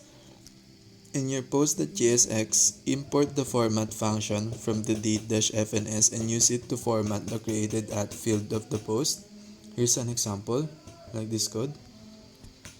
Third, ensure postlist.jsx passes the created at field. Make sure your postlist.jsx component passes the created at field along with the rest of the post data to each post component. For example, like this code. Fourth, optional, format in the parent component. If you want to keep the post.jsx component simpler, you can format the created at field in the parent component, postlist.jsx, before passing it to the child component, like this code. Summary, import date-fns in post.jsx if you want to format the date directly in the individual post component. Alternatively, import date-fns in postlist.jsx to format the date before passing it down. The first approach keeps formatting localized, while the second one centralizes it, depending on your preference. To display the publication date and time of each blog post beside the blog post content, you need to include the created at field in your response and format it for a user-friendly display. Here's how you can implement this step by step. Backend. Ensure created at is returned. Your current backend automatically includes created at and updated at in the responses because of timestamps true in your schema. No additional changes are needed in the backend for this file. Example responses. Response from /API/view1/post. Like this code. Front end. Format and display the date and time. First, fetch post. No change needed. Ensure the front end fetches blog post from your /API/v1/post endpoint. Each post object already contains created at. Second, format the created at field. Use a library like date-fns or moment to format the created at field. Here's an example using date-fns. Install date-fns and npm install date-fns. Third, render the date in the UI. In your front-end component, format and display the created at date beside the blog post content, like this code. Fourth, map over post. If you're displaying a list of posts, map over them and render the blog post component for each post, like this code. Example output on the front end. Each blog post will now display timestamp. Custom styling. Add CSS to style the date and time, making it visually distinct. Let me know if you'd like help with the CSS or additional improvements. To implement the timestamp functionality in your existing codebase for the Burn blogging application, you can utilize the timestamps through feature in Mongoose. Your model already has this functionality enabled. Required changes to use the timestamp. Since you already have timestamp through in your post schema, the created at and updated at fields are automatically managed by Mongoose. You only need to retrieve and display these fields in your routes. Updated backend code routes. Here's how you can modify your post routes to include the timestamps. Ensure created at and updated at are sent in responses. In your existing services/post.js methods, the created at and updated at fields are already part of the return data. If you're directly using the Mongoose model, you don't need additional code for this unless you're explicitly excluding these fields. Below is your post routes code with no changes required in this regard, as the timestamps will automatically be included. Sort by timestamp.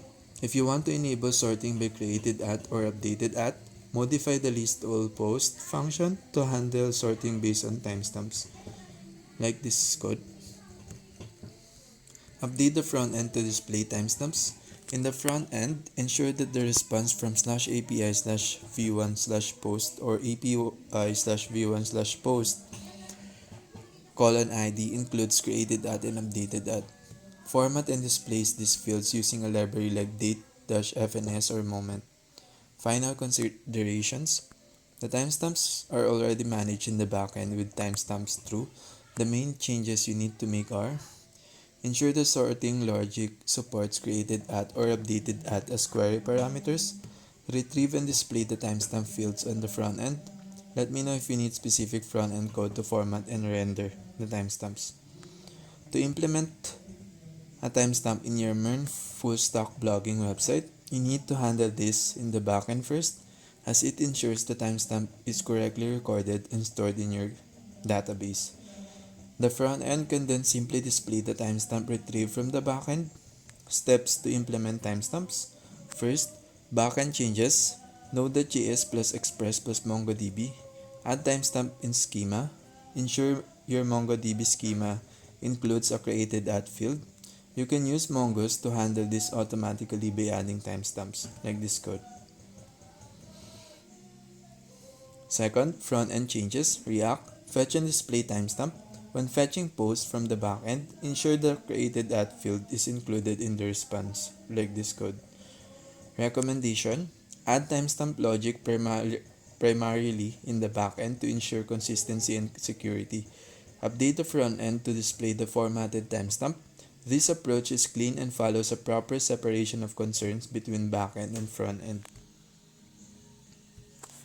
Fixing CSS issue on blog up.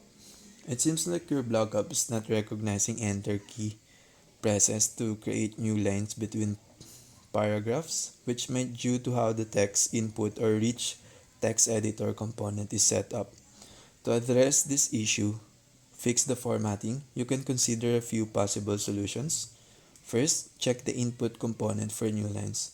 If you're using a simple text area or input field in React, it may not support multi-line input by default. Ensure that you're using a text area or a rich text editor that supports paragraph breaks, new lines, like this code. If the enter key is not creating a new line, check that the value is properly updated with /n new line characters and that they are properly rendered. Second, rich text editor.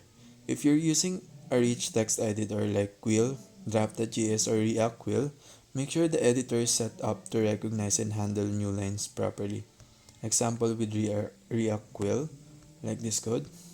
Third, backend considerations. Make sure that the backend is handling and storing the new line characters properly. If you're storing the blog content in a database, the new line characters should be preserved as /n or br tags depending on your desired output. Markdown or HTML rendering. If you're allowing HTML input, ensure that you're properly sanitizing the content before rendering it. If you're using a markdown, convert it to HTML when rendering. Example for handling the rendering in HTML, like this code. Fourth, front-end styling. You may also want to check your CSS for the pre or p tags. Ensure that the content is wrapped in proper tags and the CSS doesn't collapse multiple spaces or new lines, like this code. Fifth, ensure text is saved correctly. Make sure that your editor saves the content with the new lines preserved as /n or p tags depending on your setup.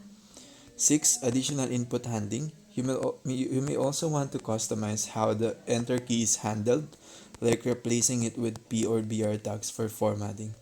This is particularly useful for custom editors or when handling complex formats like Markdown. By making these adjustments, you should be able to ensure that new lines and paragraph breaks are correctly handled in your blog app.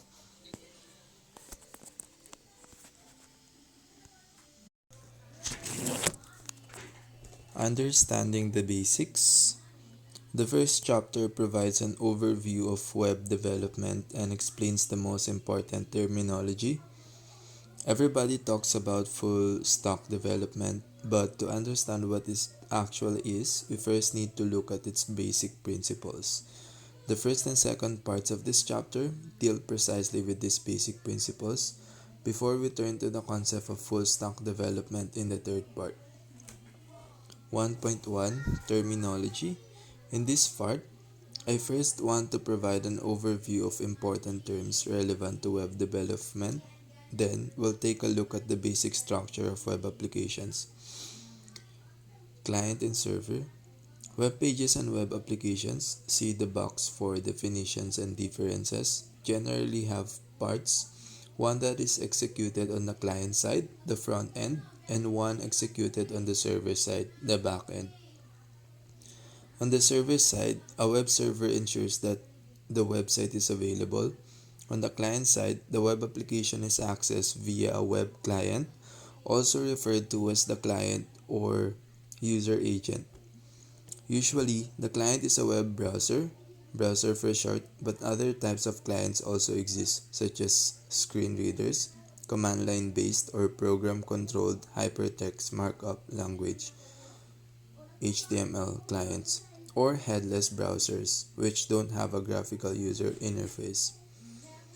When you call a web page in the browser, the following procedure is executed. On the client side, the user enters an address into the address bar of the browser, a uniform resource locator URL, discussed further in section 1.1.2, and confirms the loading of the web page by clicking the corresponding browser button. The browser then generates a request in the background that is sent to the server via the HTTP protocol. This request is also referred to as the HTTP request. On the server side, the web server receives the request and generates an appropriate response, HTTP response, to send back to the client. The browser, in turn, receives the response and renders, that is, visualizes the web page. The browser automatically loads any required resources such as image so that they can be displayed. Definition of terms. Throughout this book, I use the terms web page, website, and web application, which are often incorrectly used interchangeably. For this reason, let's briefly clarify these terms. A web page refers to a single HTML document that can be accessed at a specific URL, whereas a website is a collection of several such individual web pages. For example, the websites for this book, fullstack.guide, and the publisher's website, www.rainwork-computing.com/5704. A web application, on the other hand, is a website that feels more like a desktop application. Examples include Google Documents and Google Sheets. A synonym for this interactive and sometimes complex web application is rich internet application. Relationship between URLs, domains, and IP addresses. As mentioned earlier, the address you enter into the address bar of the browser is referred to as a URL. Examples of URLs include the following. A URL consists of several different parts. Figure 1.2, Structure of URLs. Let's break down the parts of a URL as follows. Protocol or schema defines the protocol to be used. Possible protocols include HTTP. The HTTP protocol, or its secure variant, Hypertext Transfer Protocol Secure, is used to transfer web pages.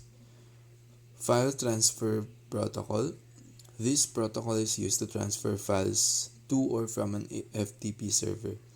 Simple Mail Transfer Protocol. This protocol is used for the transmission of emails.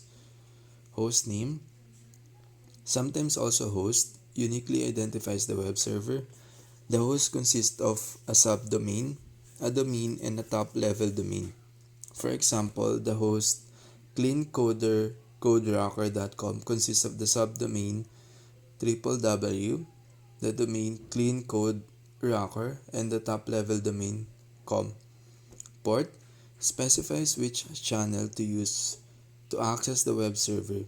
Usually you won't see this part when browsing normally because standard ports are used, for example, 80 for HTTP or 443 for HTTPS, and thus are not shown in your browser's address bar. However, for local development and especially for developing web services, see Chapter 13, you'll deal with custom ports more often. For example, a URL of a web service running locally on your computer might look like http localhost 8080/myservice/api/users. Path specifies the path on the web server to access the requested file, or more generally to the requested resource, because the item being served isn't always a file in the physical sense. For example, in the URL https://philipackerman.de/static/img/profile.jpg. The /static/img/profile.jpg is the path. The path separator is always a forward slash. Query string. This text can be used to pass additional information in the form of key value pairs, which the web server can then use to generate the HTTP response. A query string is introduced by a question mark. The individual query string parameters are connected by an ampersand, and the keys and their values are separated by an equal sign. For example, https://philipackerman.de/example ?search equal JavaScript and display equal list quote dot fragment. This text allows you to target a specific location within a web page so that the browser jumps directly to that location when the web page loads. This part is introduced by the number character. For example, https://philipackerman.de/example #chapter 5.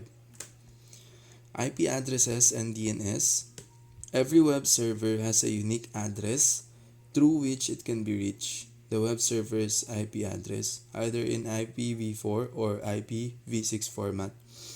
Technically, these values are 32-bit binary numbers for IPv4 and 128-digit binary numbers for IPv6. For example, 192.0.2.45 or 000FFF, etc. respectively. But since no one can memorize these cryptic-looking addresses, domain name system (DNS) servers contain mappings of host names to IP addresses and return the IP address of the corresponding web server for a host name. Thus, when you enter a URL and thus a hostname, the browser, before it can make a request to the actual web server, first asks a DNS server to retrieve the IP address of the web server based on the hostname you've entered. Only when this information is received does your browser make an actual request to the web server, as shown in Figure 1.3. Structure of web applications.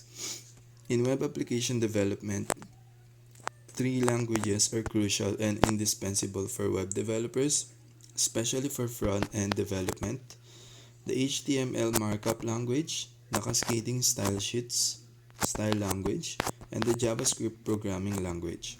In this section, I'll explain the relationship between these three languages, then we'll explore each of these languages in the chapters that follow. Creating web pages using HTML.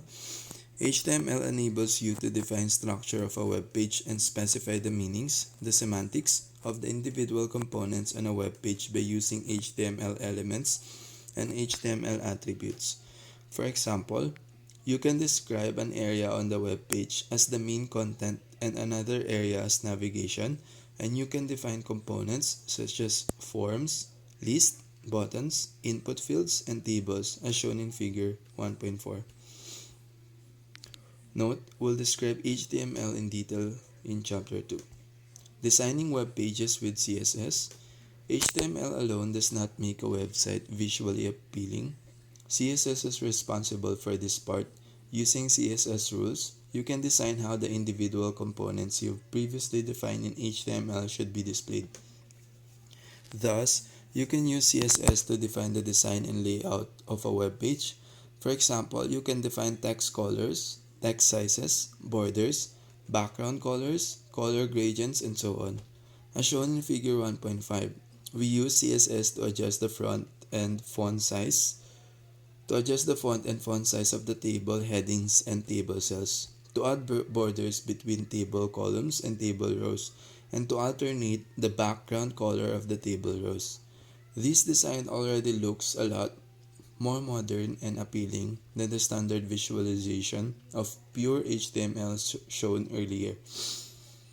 Figure 1.5, defining the layout and appearance of individual elements of web pages with CSS.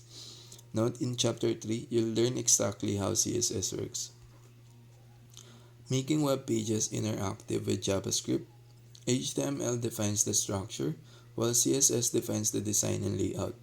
Contrary to common belief, neither is a programming language, since they don't allow you to implement application logic within a page, which is exactly where JavaScript comes into play.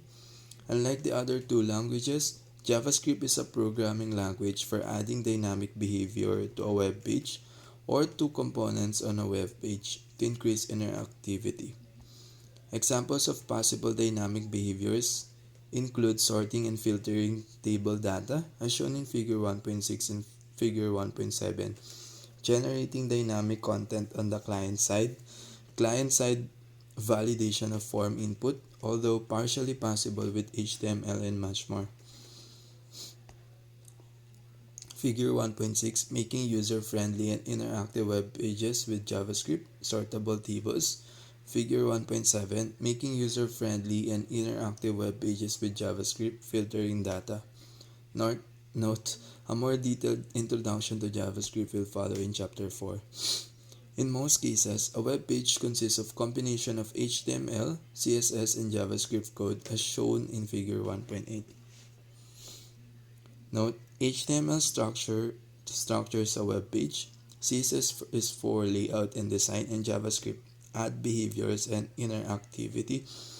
HTML and CSS aren't programming languages. HTML is a markup language and CSS is a style language. Of these three languages, only JavaScript is a programming language. Making web pages dynamic using server-side logic. As mentioned earlier, web pages have a part that runs on the client side and one part that runs on the server. Basically, however, a distinction must be made in this regard. With static web pages, the web server only provides static content in the form of files from its file system, like HTML, CSS, JavaScript, images, etc., as shown in Figure 1.9. Figure 1.9, the principle of static web pages. With dynamic web pages, on the other hand, the web server generates the content in the form of HTML code dynamically at runtime and sends this content back to the client. The data that determines what content is generated is usually retrieved by the web server from a database, as shown in Figure 1.10. The principle of dynamic web pages. Static web pages are usually not as complex to implement as dynamic web pages because their backends consist of simple web servers that simply send files to clients without any backend logic to implement. Dynamic web pages, on the other hand, can become pretty complex depending on the use case. Full stack development.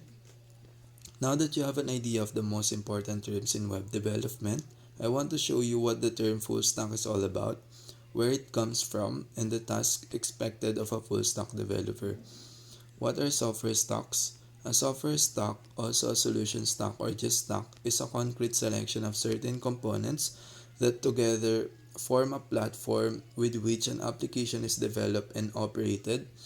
Individual components of a stack can include the following: the operating system on which the software or application runs, both the client-side and server-side operating systems. The classic operating systems are Linux, Mac OS, and Windows, but mobile operating systems such as Android or iOS are now commonplace. The web server that hosts the application, for example, Nginx or APIC HTTP server. The programming language that implements the application logic, for example, JavaScript, Java, C++, or PHP. The programming tools used during development, such as compilers to translate human-readable source code into computer-readable machine code. The libraries that are used, such as front-end libraries like Lodash or jQuery. The frameworks used, such as web frameworks like Express. The runtime environment under which the application is executed, for example, the JavaScript runtime Node.js, which allows JavaScript code to be executed on the server side as well. The database use, such as relational database like MySQL and PostgreSQL, or non-relational database, also NoSQL databases such as MongoDB. The term reflects how the individual components are arranged hierarchically in the platform and appear stacked on top of each other, as shown in Figure 1.11. Software stacks as a selection of specific components for the development of applications. In web applications, a distinction is also often made between a server-side stack, and a client-side stack, which can be fundamentally different. For example, a common practice is to use programming language like Java to implement the backend and use HTML, JavaScript, and CSS to implement the front end.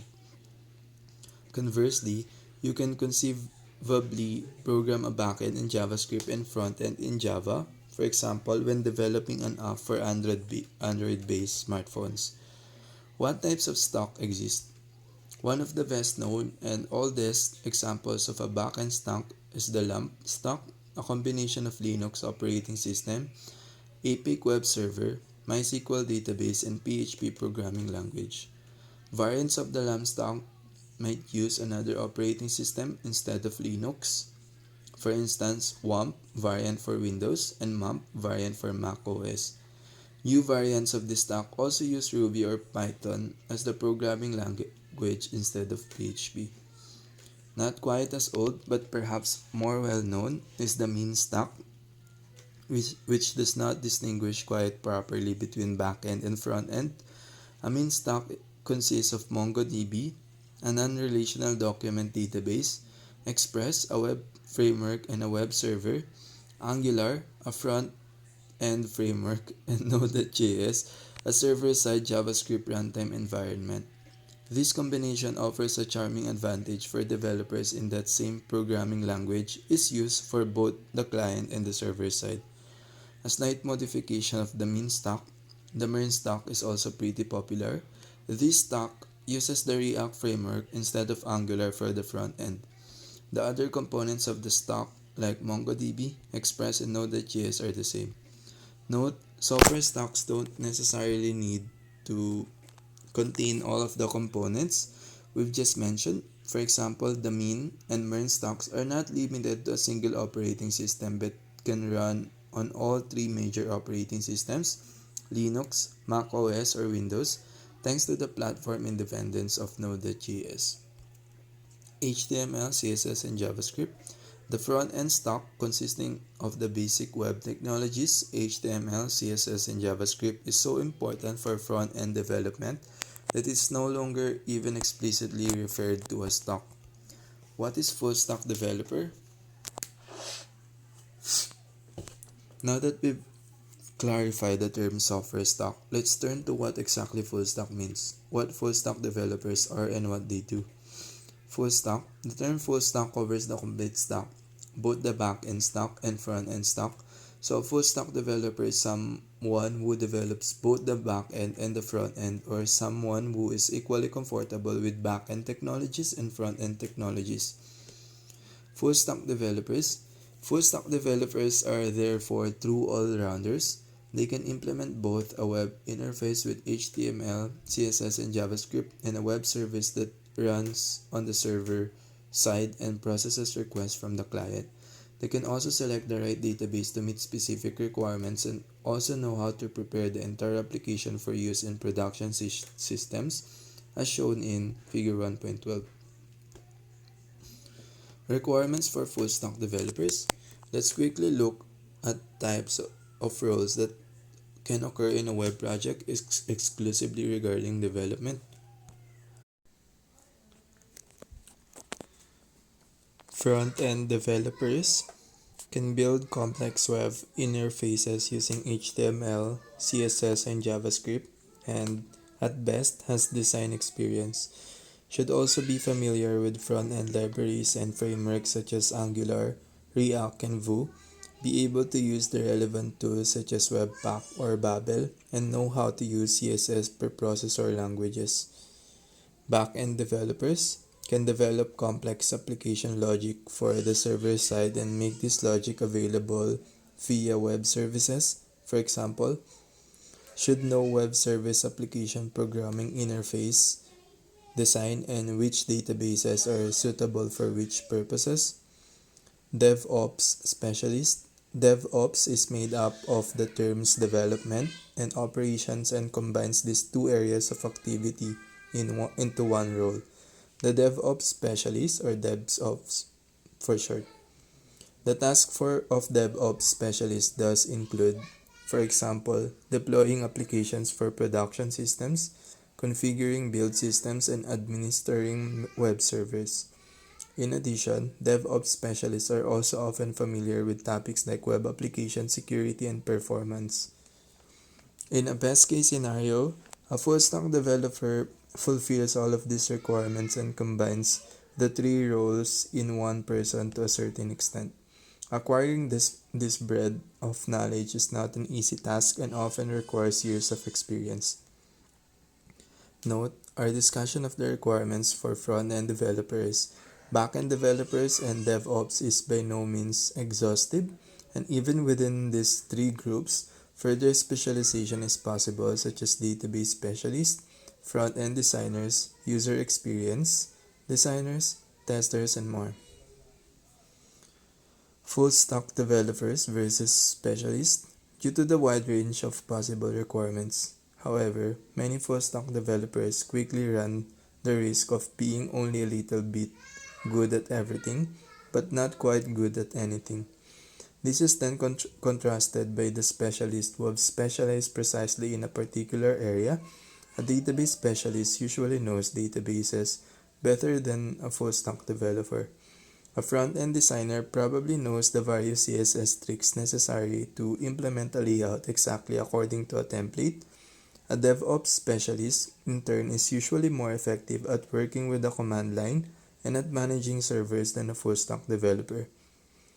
Large companies versus startups. In large companies or large software projects, entire teams frequently exist for different areas of the stack.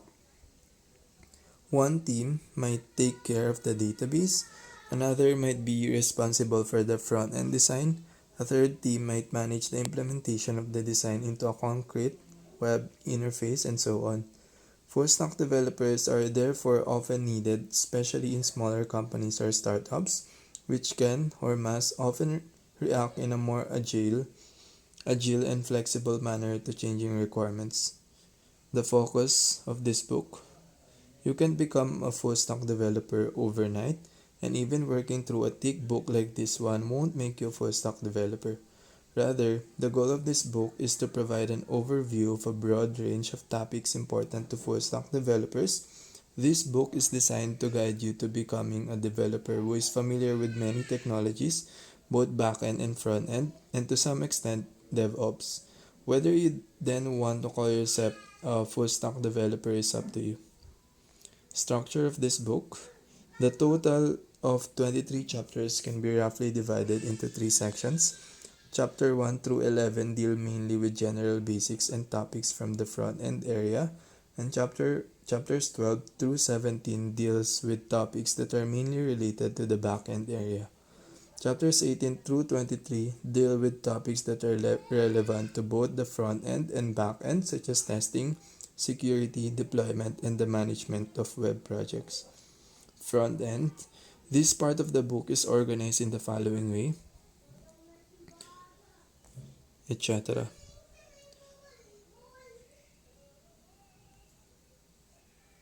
Overview: to highlight how each chapter fits in thematically with the whole book, you'll find a kind of roadmap at the beginning of each chapter, with the topic discussed in each chapter highlighted. Some topics are on the client side, for example, HTML or web APIs, and others on the server side, for example, web services and databases. One topic is in between, web protocols, and others. The cross-disciplinary topics are on both sides. Tools for full stack developers: for web application development, you need the right tools to make your work easier. Without the right tools, development would be a lot more time consuming. Throughout this book, I'll provide tips in this regard. At this point, however, I want to introduce you to the basic tools you absolutely need for development. Editors: even if a simple text editor is basically sufficient for developing web applications or implementing the associated source code, I recommend you install a good editor that supports you in writing source code and that is specially designed for development. Code editors can, for example, highlight the source code in colors, syntax highlighting, relieve you of typing with recurring source code modules, recognize syntax errors in your source code, and much more. Development environments: simply put, these powerful code editors provide common features like syntax highlighting, but also advanced features such as integrated debugging tools, version control, and so on. Browsers: of course, a browser is required for testing web applications. In particular, the developer tools available in most browsers have become indispensable parts of a web developer's toolbox. Editors: meanwhile, a whole range of good code editors are available for the development of web applications. Particularly popular are Sublime or Sublimetex.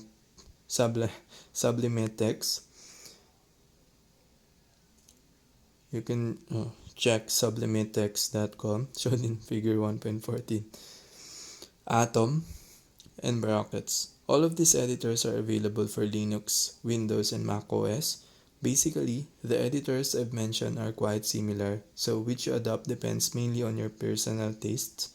Try out several to which one appeals to you the most. Development environments. More powerful than editors are development environments, often called integrated development environments. Compared to normal editor, development environments have special features for the development of software, such as synchronization with the version control system, the execution of atomic builds, or the integration of test frameworks. If one of these features is not installed by default, usually a corresponding plugin is available. Well-known examples of development environments, especially for web application development, include Microsoft Visual Studio Code and WebStorm by IntelliJ. Note: A good overview of plugin availables for VS Code can be found at its official website at marketplace.visualstudiocode.com/vscode. Browsers.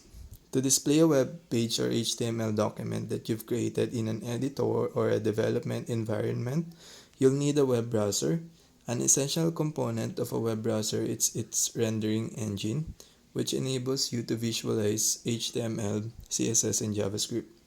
Tip: since the rendering engines of individual browsers differ in detail, i.e., sometimes resulting in different visualizations, you should always test a web page on several browsers. The 5 most popular browsers are the following: Google Chrome, Mozilla Firefox, Safari, Opera, Microsoft Edge. Besides these big 5 browsers, quite a few others exist. Most notable are Microsoft Aging Internet Explorer, the predecessor of the faster Microsoft Edge browser, which, to the chagrin of many developers, is still used by some companies today, and Brave, which was initiated by Brendan Eich, the inventor of the JavaScript language. If you're interested, you can find an extensive list of other alternatives at the links to Wikipedia pages mentioned in the box. Note: for an overview of the distribution of browsers, see wikipedia.com. As of today, February 23, with StatCounter statistics from December 2022, Chrome is by far 71.2% the most used browser, followed by Safari 15.1%, Microsoft Edge 3.7%, Firefox 3%, and Opera 1.3%. You can also compare various browsers based on criteria such as range of function, support for web technologies, etc. Additional information: to determine which browsers use which rendering engine, see this Wikipedia. In this context, we recommend reading How Browsers Works, Behind the Scenes of Modern Web Browsers at html5blocks.com/tutorials, which explain in detail the functionality of browsers and rendering engines. Which browser is the right one? Which browser is the right one? That is, which one you should use depends on various factors. Customer requirements. Does the customer have any special requirements? Often you'll encounter rather specific requirements about which browsers a web application must work for. Now and then, don't panic. This requirement can involve Internet Explorer. Features. Do certain features need to be supported? The individual browsers, or more precisely, the various rendering engines, support different features depending on their version, especially with the abundance of web APIs now available. The individual engines will differ. For a good overview of whether a feature is supported, check out the website caniuse.com. Functional scope. By now, all major browsers offer a similar range of functions. Of particular interest to developers are the developer tools, which you can use, for example, to adopt HTML and CSS or execute JavaScript for a web page that has already been rendered. Summary and outlook. In this chapter, you learned the most important basic concepts important for the rest of this book. To conclude this chapter, I'll provide an overview of the most important points and offer a brief outlook on what to expect in the following chapters. I'll do this kind of retrospective at the end of each chapter. Key points. The following key points were presented in this chapter. Web pages, websites, and web applications consist of 2 parts. One that runs on the client side, the front end, and one that runs on the server side, the back end. The address you enter in the browser's address bar is called a Uniform Resource Locator. Every web server has a unique address through which it can be reached. The IP address, which is in IPv4 or IPv6 format. Domain name system, DNS servers, map host names to IP addresses and return IP addresses for web servers associated with specific host names. The following languages are especially important in web development. Using hypertext markup language, HTML, you can define the structure of a web page via HTML elements and HTML attributes and determine the meaning, the semantics of individual components on a web page. The cascading style sheets, CSS style language, uses CSS rules to design how the individual components that you have previously defined in HTML should be displayed on the screen. You can add dynamic behavior to a web page using the JavaScript programming language. A software stack or stock is a concrete selection of certain components that together form a platform with which an application is developed and operated. For web applications, several well-known stocks are available such as the LAMP, WAMP, MAMP, MEAN, and MERN stocks. Full stack developers are familiar with all areas of stock and combine the roles of front-end developer, back-end developer, and DevOps. A full stack developer's toolbox consists of an editor or a development environment, one or more browsers in different versions, their browser developer tools, and other tools that we'll introduce later in this book. Output, Outlook. This book is divided roughly into three parts, and in the following chapters, I'll discuss the most important language of the web. The next chapter starts us off with HTML. Structuring web pages with HTML. Along with the cascading style sheets, CSS style language, and the JavaScript programming language, the hypertext markup language is HTML is one of the three major languages important for front-end development.